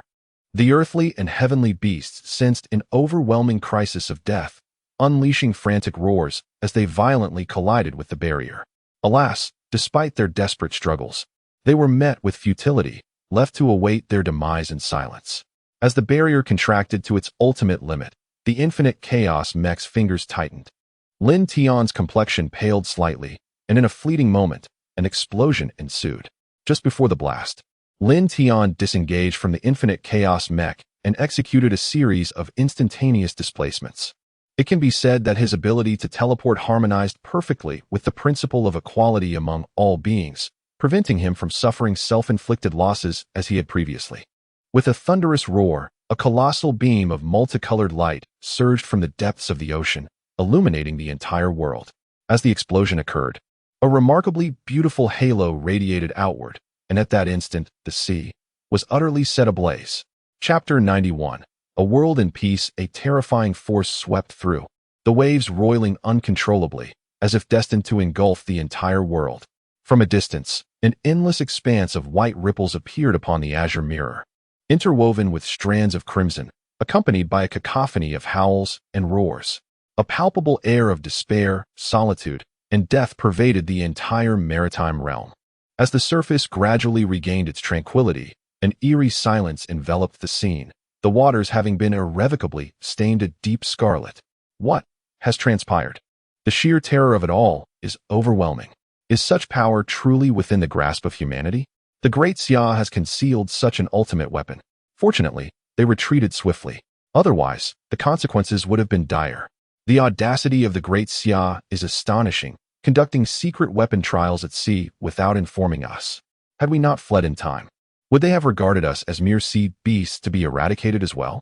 Nevertheless, one must concede that this weapon is extraordinarily formidable, nearly engulfing the entire marine expanse. Clearing the area with ease, I witnessed a colossal behemoth of celestial rank being reduced to mere blood mist under that overwhelming force. This inadvertently served as significant assistance to us, yet the fact that the Great Xia has harnessed such a level of power suggests that dazzling halo nearly encompassed the entire sea, and that terrifying force evaporated all colossal creatures in its wake. Such power resembles the descent of a deity. Fortunately, upon receiving news of the Great Xia's rapid withdrawal, they too promptly followed suit. Otherwise, their navy would have faced total annihilation under that force. Simultaneously, I silently rejoiced at having steadfastly followed in the wake of the Great Xia. In the vast realm of the Great Mao Kingdom, it is truly astonishing that the Great Xia has, unbeknownst to many, mastered such a terrifying weapon of celestial and terrestrial might. Is this cataclysmic power truly within the grasp of humankind? Fortunately, we are brother nations. Meanwhile, the countenance of the ugly kingdom's Meiji has darkened considerably. Initially perplexed by the significant movements of the Great Xia, he is now fully convinced, upon witnessing this stunning spectacle, that the Great Xia is indeed testing a new weapon, one that is dreadfully formidable. It has transcended the limits of human understanding as he knows it, and he has every reason to believe that this weapon could ultimately possess the capacity to annihilate an entire planet. He has finally surmised some of the intentions of the Great Xia. Firstly, to experiment with this novel celestial weapon while also cleansing the maritime regions. Secondly, to display their might as a warning to other nations. He finds himself in a state of deep contemplation. Should he humble himself and acknowledge the errors of his past? He wonders if it is still not too late. Indeed, this moment reflects true equality among all beings. The Western Sea has attained tranquility. Alas, time passes. Observing the finally calm waters below, Mu Qing cannot help but exclaim in awe.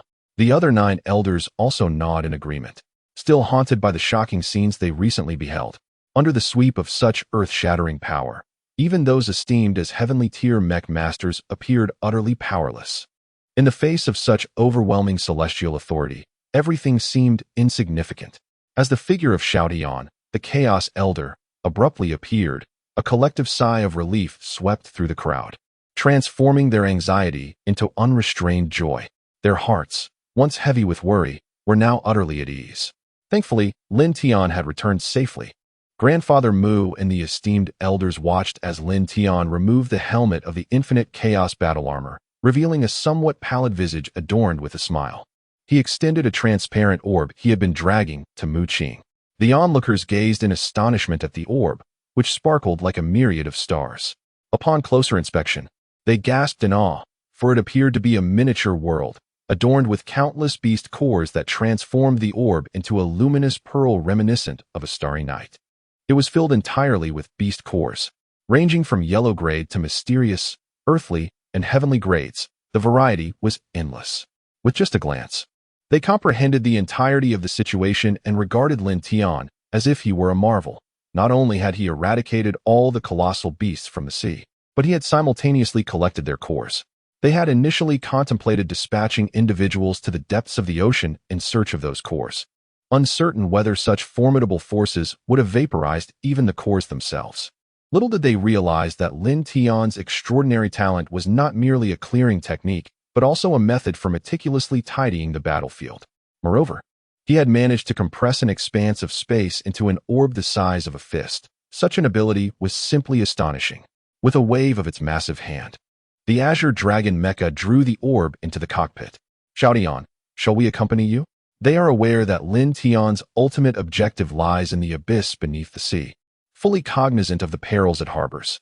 Even before reaching the core of this treacherous domain, 13 formidable Tier 1 behemoths have already emerged. Who knows what even more dangerous entities may lurk below? Nonetheless, they are also Tier 1 mecha masters. While they may not possess Lin Tian's extraordinary prowess, they can still offer some assistance, can they not? Rest assured, Grandpa Mu, you need only await my news. I shall venture down to investigate. With that, Lin Tian transformed into a streak of light, hurtling towards the depths of the ocean. Behind him, Mu Qing's anxious yet helpless voice echoed, "Be careful, Xiaodian." They had never felt so utterly powerless, a sudden realization dawning upon them that perhaps they truly were aging, unable to keep pace with the times. Yet, they also felt immense joy, for the Great Xia possessed a prodigious talent, like Lin Tian. The heavens of Great Xia had become vibrant and multifaceted. A new era is indeed a wonderful thing. The Elder of Chaos has disrupted the laws and order of the abyss, impeding his own disappearance. He is in the process of re-establishing a fusion. Nuwa's voice resonated throughout the conference room, and the progress bar on the virtual screen began to rise once more. The hearts of Xia Onghua and others, which had been in turmoil, finally began to ease, only to tighten again as they witnessed Lin Tian plunge deeper into the ocean. At that moment, everything was under control. There was no need for him to risk himself further. Grandfather Xia, I have always felt that the abyss is not as simple as it seems. I must see it for myself. Rest assured, Grandfather Xia, I may not boast of much, but my ability to escape is unparalleled. With the existence of teleportation, I harbor no fears. Should I encounter troubles beyond my own resolution, I shall simply teleport away. Although the principle of equality among all beings has thoroughly shattered the natural barrier constructed by mysterious forces at the depths of the abyss, I have a faint sense that something exists in the core area, emanating an extraordinarily unique field, which has hindered Nuwa's fusion. Chapter 92. The mysterious spaceship beneath the abyss. At this moment, the abyss lay in a terrifying silence, devoid of any sound. He continued to descend, and soon caught sight of a glimmer of light piercing through the heavy black seawater, radiating a greenish glow. In this hellish abyssal realm, it resembled a haunting green eye, sending shivers down one's spine. However, upon seeing this light, Lin Tian felt a surge of joy. It was a source crystal, one he was exceedingly familiar with, cube-shaped and roughly the size of a fist. Simultaneously, a voice from the system echoed in his mind, detected a mid-grade water source crystal. Lin Tian's face lit up with delight as he grasped the source crystal in his hand, feeling the dense water attribute energy coursing within it, stirring his emotions profoundly. The energy contained within was even more formidable than that of a heavenly grade spirit core, although it was not as large as the previous one he had obtained. Its quality was significantly superior. He harbored a vague suspicion that the plethora of celestial tier sovereign beasts in this vicinity might be intrinsically linked to the source crystal in his possession. System. How much wealth value can this item be exchanged for? He inquired. Host, this source crystal can be converted into 10 billion wealth value. The system responded. Lin Tian's eyes sparkled with excitement. Is it truly that valuable?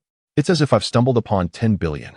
With renewed vigor, he soared deeper into the abyss, undeterred by the increasingly formidable pressure. However, the journey was eerily silent. He encountered no further celestial tier sovereign beasts, nor did he come across another source crystal. Eventually, a colossal silhouette emerged in the distance. Was it a spaceship? Lin Tian was momentarily taken aback. The immense object, stretching 3,000 meters in length, bore an uncanny resemblance to a spacecraft. This astonishing scene was mirrored on the virtual screen within the conference room, where Xiaoangua and his colleagues gaped in disbelief. It is indeed a spaceship, they exclaimed in astonishment. Its length reaches 3,000 meters. How is that even possible? Moreover, its design differs from the spacecraft owned by various nations on Blue Star. Could it possibly be an extraterrestrial spacecraft? The likelihood seemed high. Currently, on Blue Star, not even our own Great Xia could produce a vessel of such magnitude. This object surpasses our latest generation of aerospace carriers. I truly wonder if it can even take flight. It is hardly surprising that the onlookers were astonished. After all, the latest generation of the Celestial Empire's aerial carrier boasts a wingspan of merely 1,000 meters, while vessels of 3,000 meters are beyond the realm of imagination. Such constructs are simply unattainable by our contemporary blue planet. The only plausible explanation is that they are extraterrestrial crafts. Meanwhile, Lin Tian approached the enormous vessel. His brow furrowed as he scrutinized the colossal entity before him. Unencumbered by armored exosuits, he was prepared to teleport away at a moment's notice. The spacecraft bore the scars of a terrifying assault, rendered battered and broken. Numerous architectural features had been obliterated, and the main body displayed gaping holes and fissures, some of which resembled fist imprints. Indeed, they were unmistakably fist imprints, as if a formidable force had struck the hull, causing it to cave in profoundly and fracture extensively. It was unfathomable to contemplate the caliber of power that could inflict such destruction. Just moments prior, the system had conducted a scan revealing that the entire structure of the vessel was forged from meteoric iron, a material renowned for its unparalleled hardness and exorbitant cost. Lin Tian surmised that even with his full might unleashed, he could not possibly leave such marks upon the hull, let alone ponder the magnitude of the assault the spacecraft endured during its prime, equipped as it was with various defensive shields. The thought of a colossal mech engaging in a fistfight with an approaching spacecraft was thrilling beyond measure. One could hardly fathom the spectacle that would ensue. Such a level of mech has undoubtedly transcended the celestial tier. Just as he was lost in thought, another ethereal green light emerged from a crevice, seemingly about to escape, only to be grasped by Lin Tian. Another mid-grade source crystal. Lin Tian was elated and unapologetically claimed it for himself. He finally comprehended the origin of these source crystals. Feeling a twinge of sorrow, who knows how many colossal beasts had to be consumed to yield such an abundance of celestial dominators. Without a moment's hesitation, he plunged into the massive crevice and boarded the spacecraft. In the conference room, Lin Tian's figure vanished from the virtual screen, leaving only the vast body of the spacecraft visible. Someone furrowed their brow and inquired, "Niwa, hasn't the integration of the maritime and terrestrial laws been completed? What is happening?" It appeared that the spacecraft possessed a mysterious power that obstructed all comprehension. The voice of Niwa resonated throughout the conference room. The spaceship indeed originates from an extraterrestrial civilization, dating back approximately 2 centuries. Its technological advancements have already surpassed those of our blue planet, although it has become dilapidated and lost much of its capabilities. It possesses a unique and formidable magnetic field that is currently obstructing my exploration. I am endeavoring to breach and infiltrate the core system of this vessel, with a progress rate of 2. Upon confirmation, the atmosphere among the attendees was one of exhilarating anticipation. An alien spacecraft holds immense research value. If we could acquire insights or technologies from this extraterrestrial civilization, it would herald a new direction of advancement for the Great Xia. However, Xiaoang's brow was furrowed in deep concern as he fixated on the virtual screen. While he was undoubtedly pleased with the developments regarding the alien vessel, his greatest apprehension was for Lin Tian. The unknown often proves to be the most daunting of adversaries. At that moment, Lin Tian had already navigated through a breach in the ship's hull, standing before an immense door. Just as he prepared to teleport through the grand entrance, the door unexpectedly opened slightly, and without hesitation, he soared inside. In the next instant, the door slammed shut behind him, plunging him into darkness. As if it had been sealed away for ages, never to be opened again. Gasp. Once inside, Lin Tian was rendered speechless by the sight before him, nearly retreating instantly to teleport away. Before his eyes lay an enormous chamber, meticulously lined with rows upon rows of colossal mechas, towering at heights of several hundred meters, and others merely dozens to 100 meters tall. These mechas were all familiar to him, being ordinary mechas cataloged in the compendium. Yet, the aura they exuded transcended the realm of heavenly tier mechas. Had he not felt an absence of any life force among them, he would have fled without a second thought. This was utterly terrifying. Hundreds of mechas, all surpassing the heavenly tier. He pondered the immense wealth that could be derived from converting these mechas into monetary value, an unfathomable fortune. Indeed, however, he merely entertained this thought, setting aside the potential dangers present. Even in a risk-free scenario, he could reserve them for the Great Xia. These mechas held no allure for him beyond their potential to yield wealth. Rather, they could augment the foundation of the Great Xia. Undoubtedly, the future Great Xia would venture into the cosmic expanse, and for a mecha master to surpass the heavenly tier was merely a matter of time. Chapter 93. The Serpent People. The primitive life form Naga La. The cabin resonated with the melodious sound of metallic collisions as two figures struck the ground, creating an oddly harmonious yet eerily silent atmosphere. Lin Tian conducted a thorough exploration but uncovered no traces of life, at least within the last several decades. There were no signs of habitation.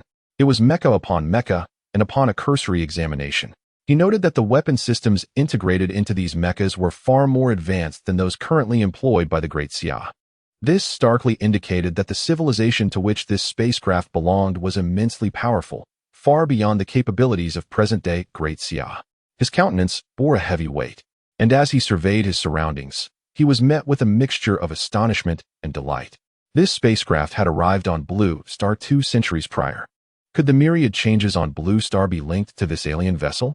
The coincidences were simply too uncanny. He refrained from dwelling further on these thoughts and proceeded along the corridor of the cabin, arriving at an imposing doorway. The moment his hand made contact, the colossal door creaked open, as if to welcome his presence. Despite his lingering doubts, Lin Tian resolutely stepped inside. The atmosphere here was shrouded in mystery, perhaps harboring dangers beyond his comprehension, yet he retained confidence in his ability to flee. In the next instant, a row of crystal sarcophagi came into view, causing him to furrow his brow. He was all too familiar with these objects. Indeed, upon closer inspection, they were individual cryogenic pods, and through the mist, he could discern peculiar creatures suspended within. They bore the human form, yet their appearances were grotesque, adorned with serpentine scales on their faces, and their lips and eyes highlighted by an eerie vibrance. Regrettably, they had all succumbed to a state of desiccation, devoid of any semblance of life. Some of the pods lay shattered, while others were entirely vacant. It was unfathomable to consider what calamity had transpired here, resulting in the obliteration of countless cryogenic pods without a single survivor. Were these serpent people? Beep, scanning in progress. Scanning complete. Species, serpent folk life level, primary life form, carbon-based organism. After reviewing the comprehensive information gleaned from the system scan of the specimen within the suspended chamber, Lin Tian fell into deep contemplation. Indeed, it was the serpent folk. No wonder they bore such a striking resemblance to humans, being carbon-based organisms as well. This similarity suggested that their fundamental habits were largely akin to those of humanity, albeit with certain serpentine traits and innate abilities. In terms of life level, they surpassed the contemporary humans of Blue Star by a tier, indicating that their civilization had made significant advancements in the realm of biological sciences. At the very least, the current inhabitants of Blue Star had yet to master the biotechnology of life transmutation.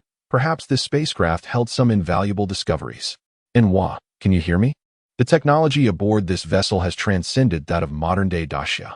Enwa needs to learn, grow, and break through in order to penetrate this domain. Soon, as he traversed rows of suspended chambers, his perception and chaotic radar reached their maximum sensitivity, revealing a complete absence of vitality. He paused before a suspended chamber, which was merely half the size of a standard one, furrowing his brow as he gazed within. His surprise was not due to the chamber's diminutive dimensions, but rather the fact that it contained not a desiccated corpse, but rather an egg, a resplendent, multicolored egg. Yet, at this moment, the egg lay shattered into fragments, and its contents had vanished without a trace.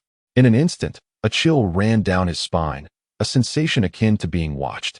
Here, indeed, there were remnants of life. Upon entering the spacecraft, he was immediately struck by a profound suspicion. The discovery of the source crystals and the automatic opening of the giant gate seemed to beckon him into a trap. Now, the discovery of this pile of eggshells had confirmed his fears. It appeared that the hatching of this egg had not occurred long ago. Subsequently, he stumbled upon hundreds of similar dormant pods, each containing colossal eggs. However, these eggs had dulled, some even turned black, emanating a palpable aura of death. They were likely lifeless. Only the one he had previously observed had successfully hatched, which provided him with a modicum of relief. He could tolerate the presence of a solitary creature. Had there been a mass hatching, the ensuing exploration could have become perilous, transforming this entire sea region into a realm of horror. The desiccated corpses held significant research value, potentially revealing the genetic secrets of extraterrestrial civilizations and the mysteries of life itself. Without lingering further, Lin Tian made his way to a colossal door at the end of the dormant chamber. In a similar manner, it opened a narrow gap automatically. A dazzling array of colors streamed through the opening, momentarily stunning him. As he discerned the sources of the radiant light, an indescribable joy surged within him.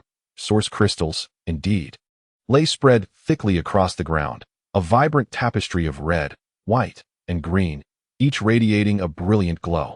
Lin Tian instinctively swallowed hard. It seemed he had arrived at an extraordinary place. Yet he restrained that impulse, halting his steps and casting a vigilant gaze towards the West Zhou, ever prepared to instantaneously retreat. After a moment of contemplation, he bellowed into the void. "Come forth, perhaps we can engage in a dialogue." He was uncertain whether the enigmatic serpent being lurking in the shadows could comprehend him, but he approached the situation with a sense of tentative hope. A hissing sound, reminiscent of a serpent's flickering tongue, echoed through the darkness, as a pair of crimson eyes projected a cold, bloodthirsty glare. From the obscurity emerged a serpent woman, appearing to be merely 16 or 17 years of age, her face adorned with scales and dark purple stripes. Lin Tian's expression hardened. Within his perception and chaotic radar, he had detected no sign of this serpent maiden's presence. Furthermore, an unmistakable aura of danger emanated from her, a sensation that subtly transcended the realm of celestial beings. The system promptly scanned and retrieved partial information about the serpent maiden: race, serpent people, life level, primitive life form, evolution rate, 28, realm, skyward level. Simultaneously, a wave of mental energy infiltrated his consciousness, and he found himself understanding the message conveyed. "Human, I have awaited your arrival for a long time." "You have been waiting for me?" Lin Tian inquired, bewildered. "Indeed, from the moment you first set foot in this maritime expanse, I became aware of your presence. You are extraordinary. In such a resource-scarce world, the emergence of a high-level life form such as yourself is nothing short of astonishing. My name is Naga, and it is a pleasure to make your acquaintance, human." Lin Tian, while absorbing the mental messages resonating in his mind, simultaneously examined the information scanned by the system. The term flying heaven level emerged, denoting the next realm beyond what the system referred to as heavenly stage. Chapter 94, Flying Heaven Level, The Ring of Destiny. From the information gleaned by the system, Lin Tian felt no trepidation towards his opponent. After all, he had successfully ascended to the heavenly stage, classifying him as a high-level life form. Although this serpent woman possessed a realm that surpassed his by a significant margin, her overall capabilities were, in fact, inferior to his own. As for the faint aura of danger that lingered, its origin eluded him. Perhaps his adversary harbored some ultimate trump card. According to the system, the flying heaven level represents the second realm within the cosmic cultivation hierarchy. The first realm is known as the apprentice level, which is subdivided into beginner, intermediate, advanced, and quasi-flying heaven level, corresponding to the yellow, Xian, earth, and heaven levels of the blue star mecha cultivation system. Presently, Lin Tian's standing within the cosmic cultivation framework is that of a quasi-flying heaven level apprentice. Moreover, beings of this rank possess the capability to survive independently in the vastness of space for extended durations. Greetings, Lin Tian. Welcome aboard the Medusa. We hail from a distant humanoid constellation. It is worth noting that the humanoid constellation can be regarded as a subordinate constellation of the human race. My Medusa star system is a branch of the serpent people, which falls under the dominion of the human race. Therefore, rest assured, I bear you no ill will. On the contrary, I possess the ability to assist you. Although you have regressed to a foundational human state, trust that I can aid you in your endeavors. Lin Tian remained unmoved by Naga La's words. He was uncertain of their veracity and had no desire to delve into their truth, merely listening with detached interest. What truly captivated him was the multitude of source crystals strewn across the ground. What immense wealth they represented. Thus, he retorted, what are the conditions? He harbored skepticism towards the notion of windfalls from the heavens, fully aware that every gain comes at a price. A shadow of sorrow and desolation crossed Naga La's face as she spoke of her homeland. My home, my star system, has been overrun by the Blood Shadow clan. Only my maternal lineage managed to escape aboard the Medusa, only to be ambushed by the Blood Shadow clan along the way. As you can see, the scene is utterly tragic. The Medusa was damaged and fell here, leading to the demise of my kin, leaving me as the sole survivor. She continued, fortunately, I arrived here and encountered the human race. Lin Tian advanced step by step toward Nagala, exuding the pressure characteristic of a superior life form, enveloping her in its presence. Why should I believe you? Or rather, why should I collaborate with you? In the next instant, Lin Tian's figure vanished, only to reappear with a gleaming silver longsword poised a mere inch from Naga La's forehead. In that fleeting moment, Naga La's previously composed demeanor shifted dramatically, her expression one of incredulity as she gazed at Lin Tian, her pupils wide with astonishment. Teleportation, how is it possible? It is not surprising that she is taken aback. In her understanding, even the most advanced races possess space technology that falls far short of the capability for instantaneous teleportation. Even innate abilities related to space have never been reported to include such a transcendent talent as teleportation. She has heard of the Void Dragon race, which possesses talents associated with the void, but that is merely a form of void ability, vastly different from teleportation. She increasingly finds herself perplexed by the human before her. Even among the pinnacle of the human race, this individual stands out as exceptional, not to mention the mastery of teleportation. Furthermore, the battle attire he wears seems far beyond what a civilization that cannot even be classified as primitive could produce. Everything about this situation feels utterly inconceivable. Could it be that someone from the ancestral human lineage has discovered this branch? Is this individual before her indeed from the ancestral clan of humanity? Perhaps this is the only explanation that makes sense. She senses that, despite not having yet reached the level of flight, the aura emanating from him is overwhelmingly powerful, instilling in her a profound sense of mortal threat. Even if she were to unleash her ultimate trump card, she might not be able to contend with him. I am willing to relinquish complete control of the Medusa to you. Everything, including myself, will belong to you. Rest assured, the Blood Shadow race has always been the mortal enemy of your kind. Therefore, when the time comes, the higher-ups of your race will undoubtedly be eager to assist. System, is there a method to completely control her life and death? The system swiftly provided a response. Yes, the Fate Ring. Concurrently, a visual representation resembling dual rings emerged on the interface, categorized into primary, intermediate, advanced, and supreme fate rings. The exorbitant prices left Lin Tian feeling a wave of trepidation. The mere cost of a primary fate ring was an astonishing 10 trillion wealth points, while the others were even more astronomical in their figures. Nevertheless, the primary fate ring sufficed, granting complete dominion over the life and death of primary life forms. Unless the opponent were to transcend to the intermediate level and break free from its constraints, even if their realm surpassed his significantly, their fate would remain under his control. Of course, this was contingent upon the opponent's willingness to accept the fate ring. Lin Tian reluctantly exchanged for the primary fate ring. In comparison to the value of the spacecraft, a mere 10 trillion felt like a grievous loss. You must believe me, unless you accept this item. Otherwise, even if it leads to mutual destruction, I shall ensure your demise here. With these words, he tossed the fate ring into Naga La's hands. To be frank, regardless of what she said, he did not believe a single word, nor did he wish to entrust his fate and that of Daxia to an extraterrestrial being. Having the power to govern another's life and death was an entirely different matter. Gazing at the object in her hand, Nagala's pupils constricted, and she gasped in astonishment. The Ring of Destiny. How could you? In that moment, she reaffirmed her belief that the individual before her undoubtedly hailed from the ancestral lineage of humanity. Otherwise, how could they possess the Ring of Destiny? After a brief hesitation, she bit her silver teeth, directing the sub-ring of the Ring of Destiny towards her forehead. It transformed into a wisp of light and vanished, leaving behind a faint mark on her brow, which too ultimately faded away. Simultaneously, a unique life force surged into Lin Tian's consciousness, suggesting that with but a thought, he could command Nagala's very existence. Now you should believe, he declared.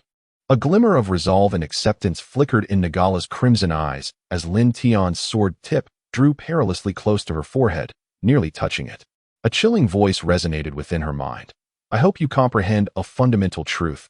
It is not that I desperately require your assistance, but rather that you are in need of me. Adjust your identity and attitude accordingly, or else I would not hesitate to eliminate you. Your presence is merely an embellishment, not a lifeline. For me, leading my kin towards the stars and the vast oceans is merely a matter of time. Nagala's complexion turned ashen. Yes, I understand.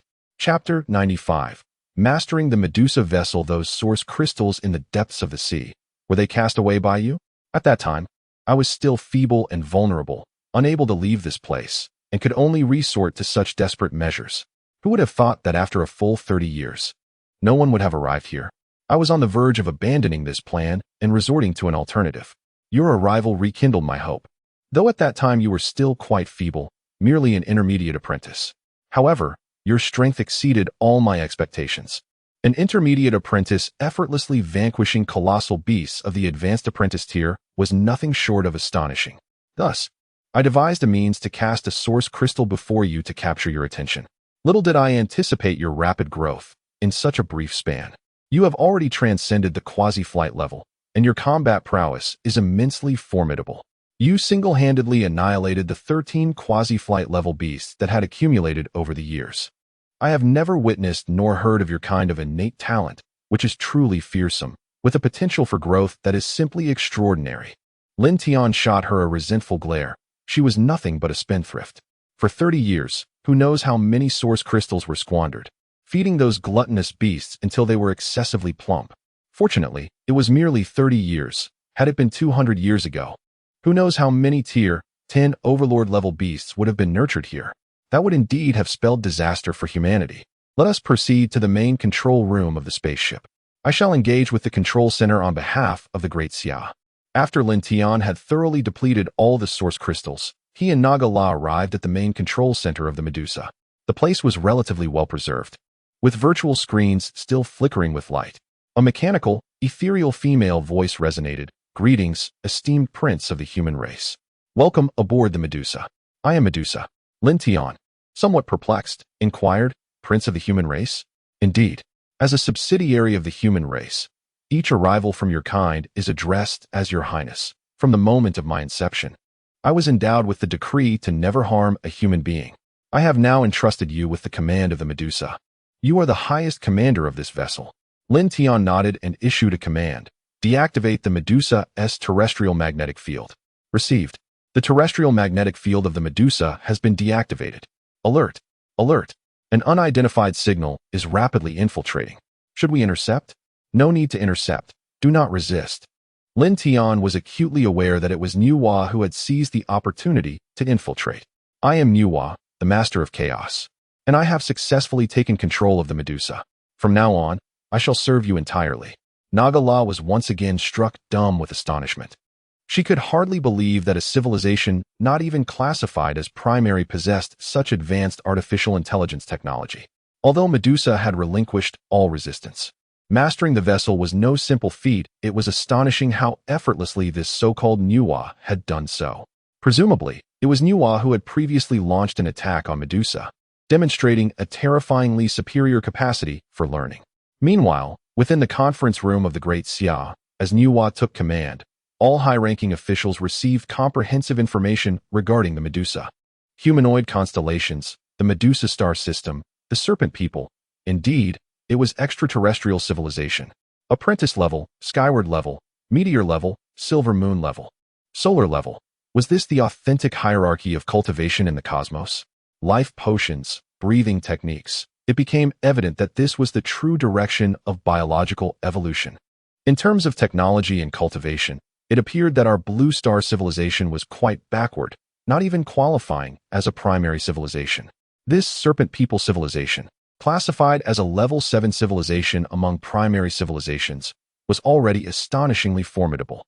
One could hardly fathom the grandeur of a top-tier civilization, the presence of so many mechas, all of which were above the skyward level. Oldly, we are on the brink of fortune. Surely, a single skyward level mecha could sweep away all the titanic beasts on Blue Star. The scientific advancements of the Serpent Man civilization, if fully grasped, could usher us into a nascent civilization with ease. Excitement and joy sparkled in Xiaoang's eyes, yet he waved his hand dismissively. Lady Nuwa, is the Medusa capable of flight in its current state? The Lord of Chaos, the Medusa is severely damaged, particularly the core of the heavenly furnace, which is compromised by 90. Given the current technological capabilities of the Great Xia, the difficulty of repair is immense. I do not recommend attempting any restoration at this time, came the response. Lin Tian furrowed his brow. If that were the case, this spacecraft would be unable to traverse the abyss. Not only would research be inconvenient if left here, but other nations would inevitably discover some clues, leading to unnecessary complications. Nevertheless, this was a Silver Moon-class vessel, and even during the peak of the Serpent Man civilization, repairing it would be a formidable challenge. The idea of relying on manpower or machinery to move such a behemoth while contending with the terrifying pressure of the abyss seemed utterly implausible. At that moment, as if attuned to his thoughts, Xiaoang's voice resonated in his mind. Lin Tian, should we consider sealing off this location? There's no need, little Tian. With Nuwa present, other nations would be utterly ineffectual, even if given the opportunity. Lin Tian smiled in silence. Indeed, given the technological limitations of other countries, even if they were to locate this place, they would be rendered powerless against this colossal entity. Once the grand lockdown was initiated, it evoked a sense akin to the proverbial, not a single silver piece hidden here. If restoration were possible, it would be nothing short of splendid. The Great Xia would soon possess a Silver Moon-class spacecraft. Nagala nodded in agreement. In an instant, her eyes shimmered, and the sound of machinery filled the air, as a suit of battle armor swiftly enveloped her form. The armor, a deep green hue, was adorned with scales and patterns reminiscent of a serpent, while her eyes gleamed a vivid crimson, and a serpentine tail trailed behind her. Lin Tian marveled at the sight, then placed a hand on Naga La's shoulder, his voice resonating in her ear with undeniable authority. Do not resist. In the blink of an eye, the two vanished from the cabin, reappearing above the abyss, transformed into two streaks of light soaring toward the ocean surface. In the skies, 10 elders had been awaiting their arrival for some time.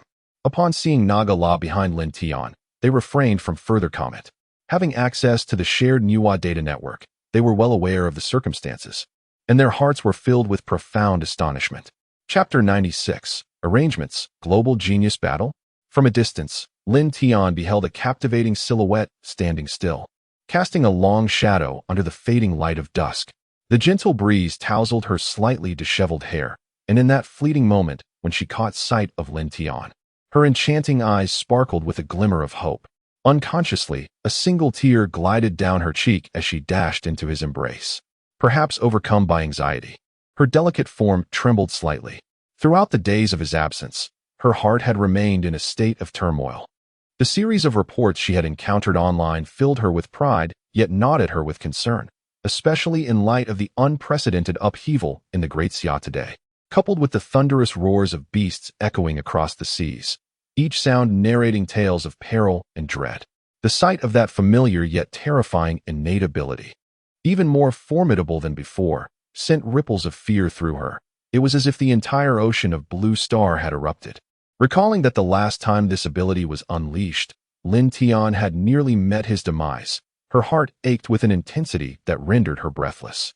She understood that her assistance was futile, so she could only wait here, yearning to catch a glimpse of the figure she cherished so dearly. Rest assured, everything is well. Lin Tian whispered softly in her ear, gently patting her back with one hand while using the other to smooth the hair that the wind had tousled. The 10 elders passed by like shadows, silently and unobtrusively, without disturbing the long-separated couple. Only Naga La stood coldly behind Lin Tian, seemingly oblivious. After a prolonged embrace, the couple finally parted, and it was at that moment that Qin Shixian noticed Naga La behind Lin Tian. A flicker of peculiarity and confusion crossing her gaze. Who might this be? The presence of the individual before her did not exude the essence of humanity. Rather, the bloodthirsty and frigid aura surrounding her evoked a sensation akin to plunging into an icy abyss. Qin Shixian nodded obediently, quietly trailing alongside Lin Tian, while Naga La followed in their wake, akin to a guardian. In the conference room, Xiao Tian, you've worked hard, exclaimed Xiao Anghua, gripping Lin Tian's hand tightly, his voice laced with a blend of relief, excitement, and concern. To him, the discovery of the Medusa ship was indeed joyous. Yet nothing held greater significance than Lin Tian's presence. The crowd behind him saluted Lin Tian, their eyes reflecting profound respect. Without Lin Tian, acquiring the Medusa ship would have been unattainable, and even the 13-tier, 10 overlord beasts would have posed a catastrophic threat. In that moment, they once again recognized the greatness of this young man before them, feeling a swell of pride and honor for him as a representative of the great Xia. With a playful smile, Xiao Anghua jested, why not keep her by your side, Xiao Tian? After all, she possesses aerial combat prowess and could be of assistance to you in the future. Given that Lin Tian claimed to have fully mastered the serpent woman, Xiao Anghua had complete faith in his words. Lin Tian rolled his eyes in response. Grandpa Xia, please spare me. I still wish to live a good life. Upon the utterance of these words, a wave of hearty laughter erupted from everyone present. Ha! Xiao Anghua's face flushed with mirth, and after regaining his composure, he turned to Lin Tian and said, thus, my dear Tian, I intend to establish a dedicated research facility for the study of extraterrestrial civilizations, with you at the helm. With Naga La, the inheritor of the Serpent People's civilization, joining as your deputy, I trust you will swiftly dissect and master their knowledge. The rest is up to you. Should you require anything, do not hesitate to speak up, and Grandfather Xia will undoubtedly do his utmost to fulfill your needs. Now, regarding the Medusa vessel, what are your thoughts, young Tian? Lin Tian nodded, acknowledging the reasonableness of this arrangement, which optimally maximizes resource utilization. Grandfather Xia, I propose to begin with the Celestial Furnace, delving into the technology of the Serpent People's Celestial Furnace, with the aim of replicating the Silver Moon-grade Celestial Furnace. Concurrently, I will initiate group research within the facility, exploring not only the Celestial Furnace, but also life potions, breathing techniques, and aerial-grade mechas. As for the other pursuits, they may be deferred for the time being. If we succeed in developing life potions, humanity's life stages will experience a remarkable breakthrough, leading to an enhancement in longevity. Once we attain the initial life stage, the era of universal cultivation will truly be within our grasp. The crowd nodded in agreement, their eyes gleaming with enthusiasm. Very well, young Tian, we place this responsibility in your hands. Whatever you need, we old fellows will fully cooperate, and all present here, including myself, are at your disposal. At this moment, Xia Anghua's face radiated joy, akin to a blooming chrysanthemum. He affectionately patted Lin Tian on the shoulder. Initially, he believed this matter required thorough deliberation. However, he was pleasantly surprised to find that Lin Tian already possessed plans and ideas, easing his concerns entirely. He held no doubts about Lin Tian's capabilities. If Lin Tian asserted it could be done, then it would undoubtedly come to fruition, and all he needed to do was provide his unwavering support. Having Lin Tian was a fortuitous blessing for the great Xia and humanity alike. He could almost envision the grand spectacle of a nationwide cultivation era dawning, as great Xia transitioned into a primitive civilization, ultimately reaching for the vast cosmos. By the way, Xiao Tian, the previously scheduled national military exercise has been cancelled and transformed into a national genius competition, aimed at selecting the most talented mecha masters from our great Xia. I had contemplated establishing a genius training camp, but I prefer to aim higher. Instead, I propose the creation of an academy. Once we develop life potions and breathing techniques, this academy will serve as the pilot center for gradual dissemination. You shall concurrently serve as the academy's dean, with the authority to select the nation's top mecha masters. What do you think? Grandpa Xia this. In that moment, Lin Tian felt somewhat overwhelmed. His research responsibilities were already considerable, and now with the addition of an academy, he had even more on his plate. Even if he could stretch the 24 hours of a day into double, it would still be insufficient. Xiao Anghua patted his shoulder reassuringly, chuckling. Do not worry, Xiao Tian. I would never want to burden you. You simply need to oversee the academy's development direction and formulate plans. You need not even remain on campus. The research laboratory is no different. You merely need to provide guidance and technical insights without immersing yourself in every task. When the national genius battle unfolds in the virtual realm, we can also invite prodigies from other nations, thereby amplifying the impact of this event to its fullest potential. Lin Tian nodded thoughtfully, embodying the qualities of a true leader. Should the global genius battle proceed smoothly, the Great Xia will firmly establish its dominion over Blue Star, and, in a subtle yet profound manner, the ideologies of various nations may find themselves enslaved. Chapter 97. What other couples have, my girl must also possess after departing from the conference room. Evening had already fallen. Lin Tian, here is the comprehensive technical documentation concerning my serpent people that I have compiled. Please take a look. Lin Tian nodded and accepted the hard drive from Nagala, connecting it to the supercomputer before him. Soon, a multitude of virtual screens illuminated with exhilarating mechanical images and data. The documentation included biogenetic technology and biological life potion technology, the magnification of the heavenly furnace, and miniaturization technology, plasma spark towers and plasma celestial defense shield technology, orbital annihilation cannons and laser cannon technology, Medusa cluster battle suits, exoskeleton armor, and mecha technology. Additionally, it encompassed planetary environmental ecology and life survival transformation technology, supercomputers, super artificial intelligence, and ultra-intelligent unmanned technology. Lin Tian glanced through the material and couldn't help but marvel at the technological prowess of a civilization at its nascent stage, far surpassing that of the Blue Star civilization. The multitude of technologies presented, if thoroughly absorbed and harnessed by the Daxia, would undoubtedly propel it into the realm of advanced civilizations, truly allowing it to step into the cosmic expanse. However, achieving a comprehensive integration and replacement of some of Daxia's current scientific advancements would still pose a significant challenge. Thus, Daxia has established a dedicated engineering team tasked with the development and application of these technologies. I shall appoint you as the deputy chief engineer, also serving as my aide, overseeing the entire research project with full autonomy over resources. Upon hearing this, Naga looked at Lin Tian in astonishment. You trust me this much? This position would grant her access to nearly all of Daxia's contemporary scientific advancements, a role that could be considered the lifeblood of the nation. Should she harbor any ill intentions, it could plunge the country into irretrievable ruin. Although she was currently aligned with Daxia, the future remained uncertain. Despite her disdain for everything Daxia had to offer, save for the super artificial intelligence named Nuwa, she understood the necessity of vigilance. Lin Tian's decision left her utterly bewildered. Was it trust? It felt rather peculiar. Lin Tian smiled and replied, "To employ without suspicion is a cherished virtue of Daxia. I believe that after a while, you will come to adore our nation. Moreover, aiding Daxia is also aiding yourself, is it not? I believe you will dedicate yourself wholeheartedly to this position. Do not let me down. Yet, deep within, I harbor a different sentiment. Can it be that you do not trust the system? The esteemed brother of the system has declared that the Ring of Destiny is not merely a simple control mechanism. Rather, it embodies a more tyrannical form of ideological enslavement. Gradually and imperceptibly, both body and mind will be transformed. The future Naga will be utterly reshaped into a Daxia person, and one who is the epitome of loyalty, never to betray. Furthermore, the Medusa galaxy shall also fall under the dominion of Daxia. As for breaking free from the constraints of the Ring of Destiny, that is an unthinkable notion.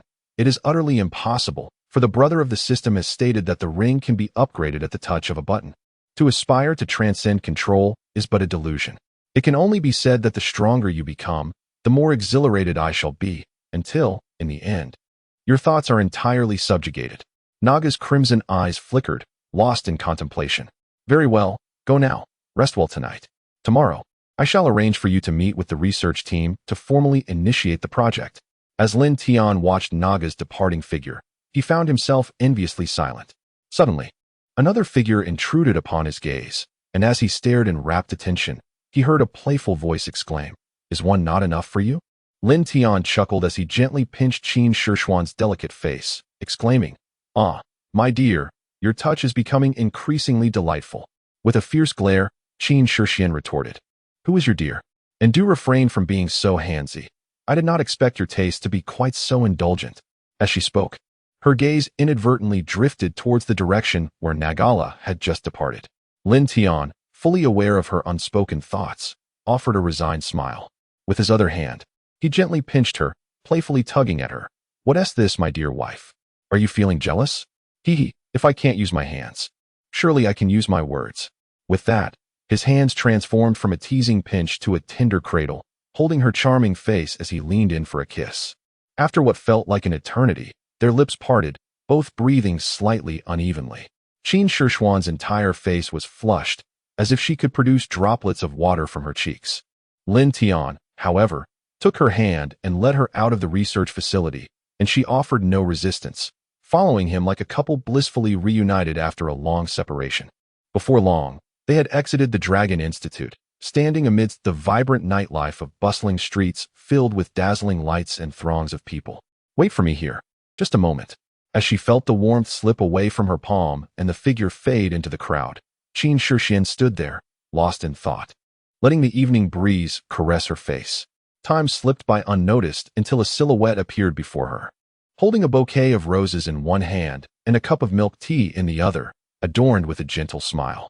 He knelt on one knee, presenting the roses. What other couples have, I wish for my girl to have as well. Shishuan, I love you. Would you be willing to be my girlfriend? Gazing upon that handsome and sincere visage, Qin Shishuan covered her nose and mouth with her hands, tears cascading uncontrollably down her cheeks, her delicate frame trembling. The crowd passing by seemed to catch wind of an extraordinary revelation, instantly encircling the scene. Some among them shouted in excitement, "Agree to him, agree to him." In an instant, nearly everyone joined in the fervent chant, "Agree to him, agree to him." Qin Shishuan, through her tears, broke into a smile. Her charming face flushed as she accepted the bouquet of roses. I do. Please get up quickly." She then grasped Lin Tian's hand, maneuvering through the throng, racing toward the horizon. The silhouettes of the two, reminiscent of love itself, evoked envy in countless hearts. At this moment, a few in the crowd began to realize, wait, doesn't that face seem familiar? I feel like I've seen him somewhere before. Oh, now that you mention it, it does feel strangely familiar. I must have encountered him somewhere. Goodness, isn't that the Chaos Lord Lin Tian? Oh dear, my idol. It turns out he was already taken. Chapter 98. Qin Shishuan breaks through to the Earth stage. The Undying Divine Phoenix Mecha armor upgrades before long. A video surfaced on various platforms, rapidly dominating the headlines. The perilous confession of the Chaos Elder on Chang'an Street.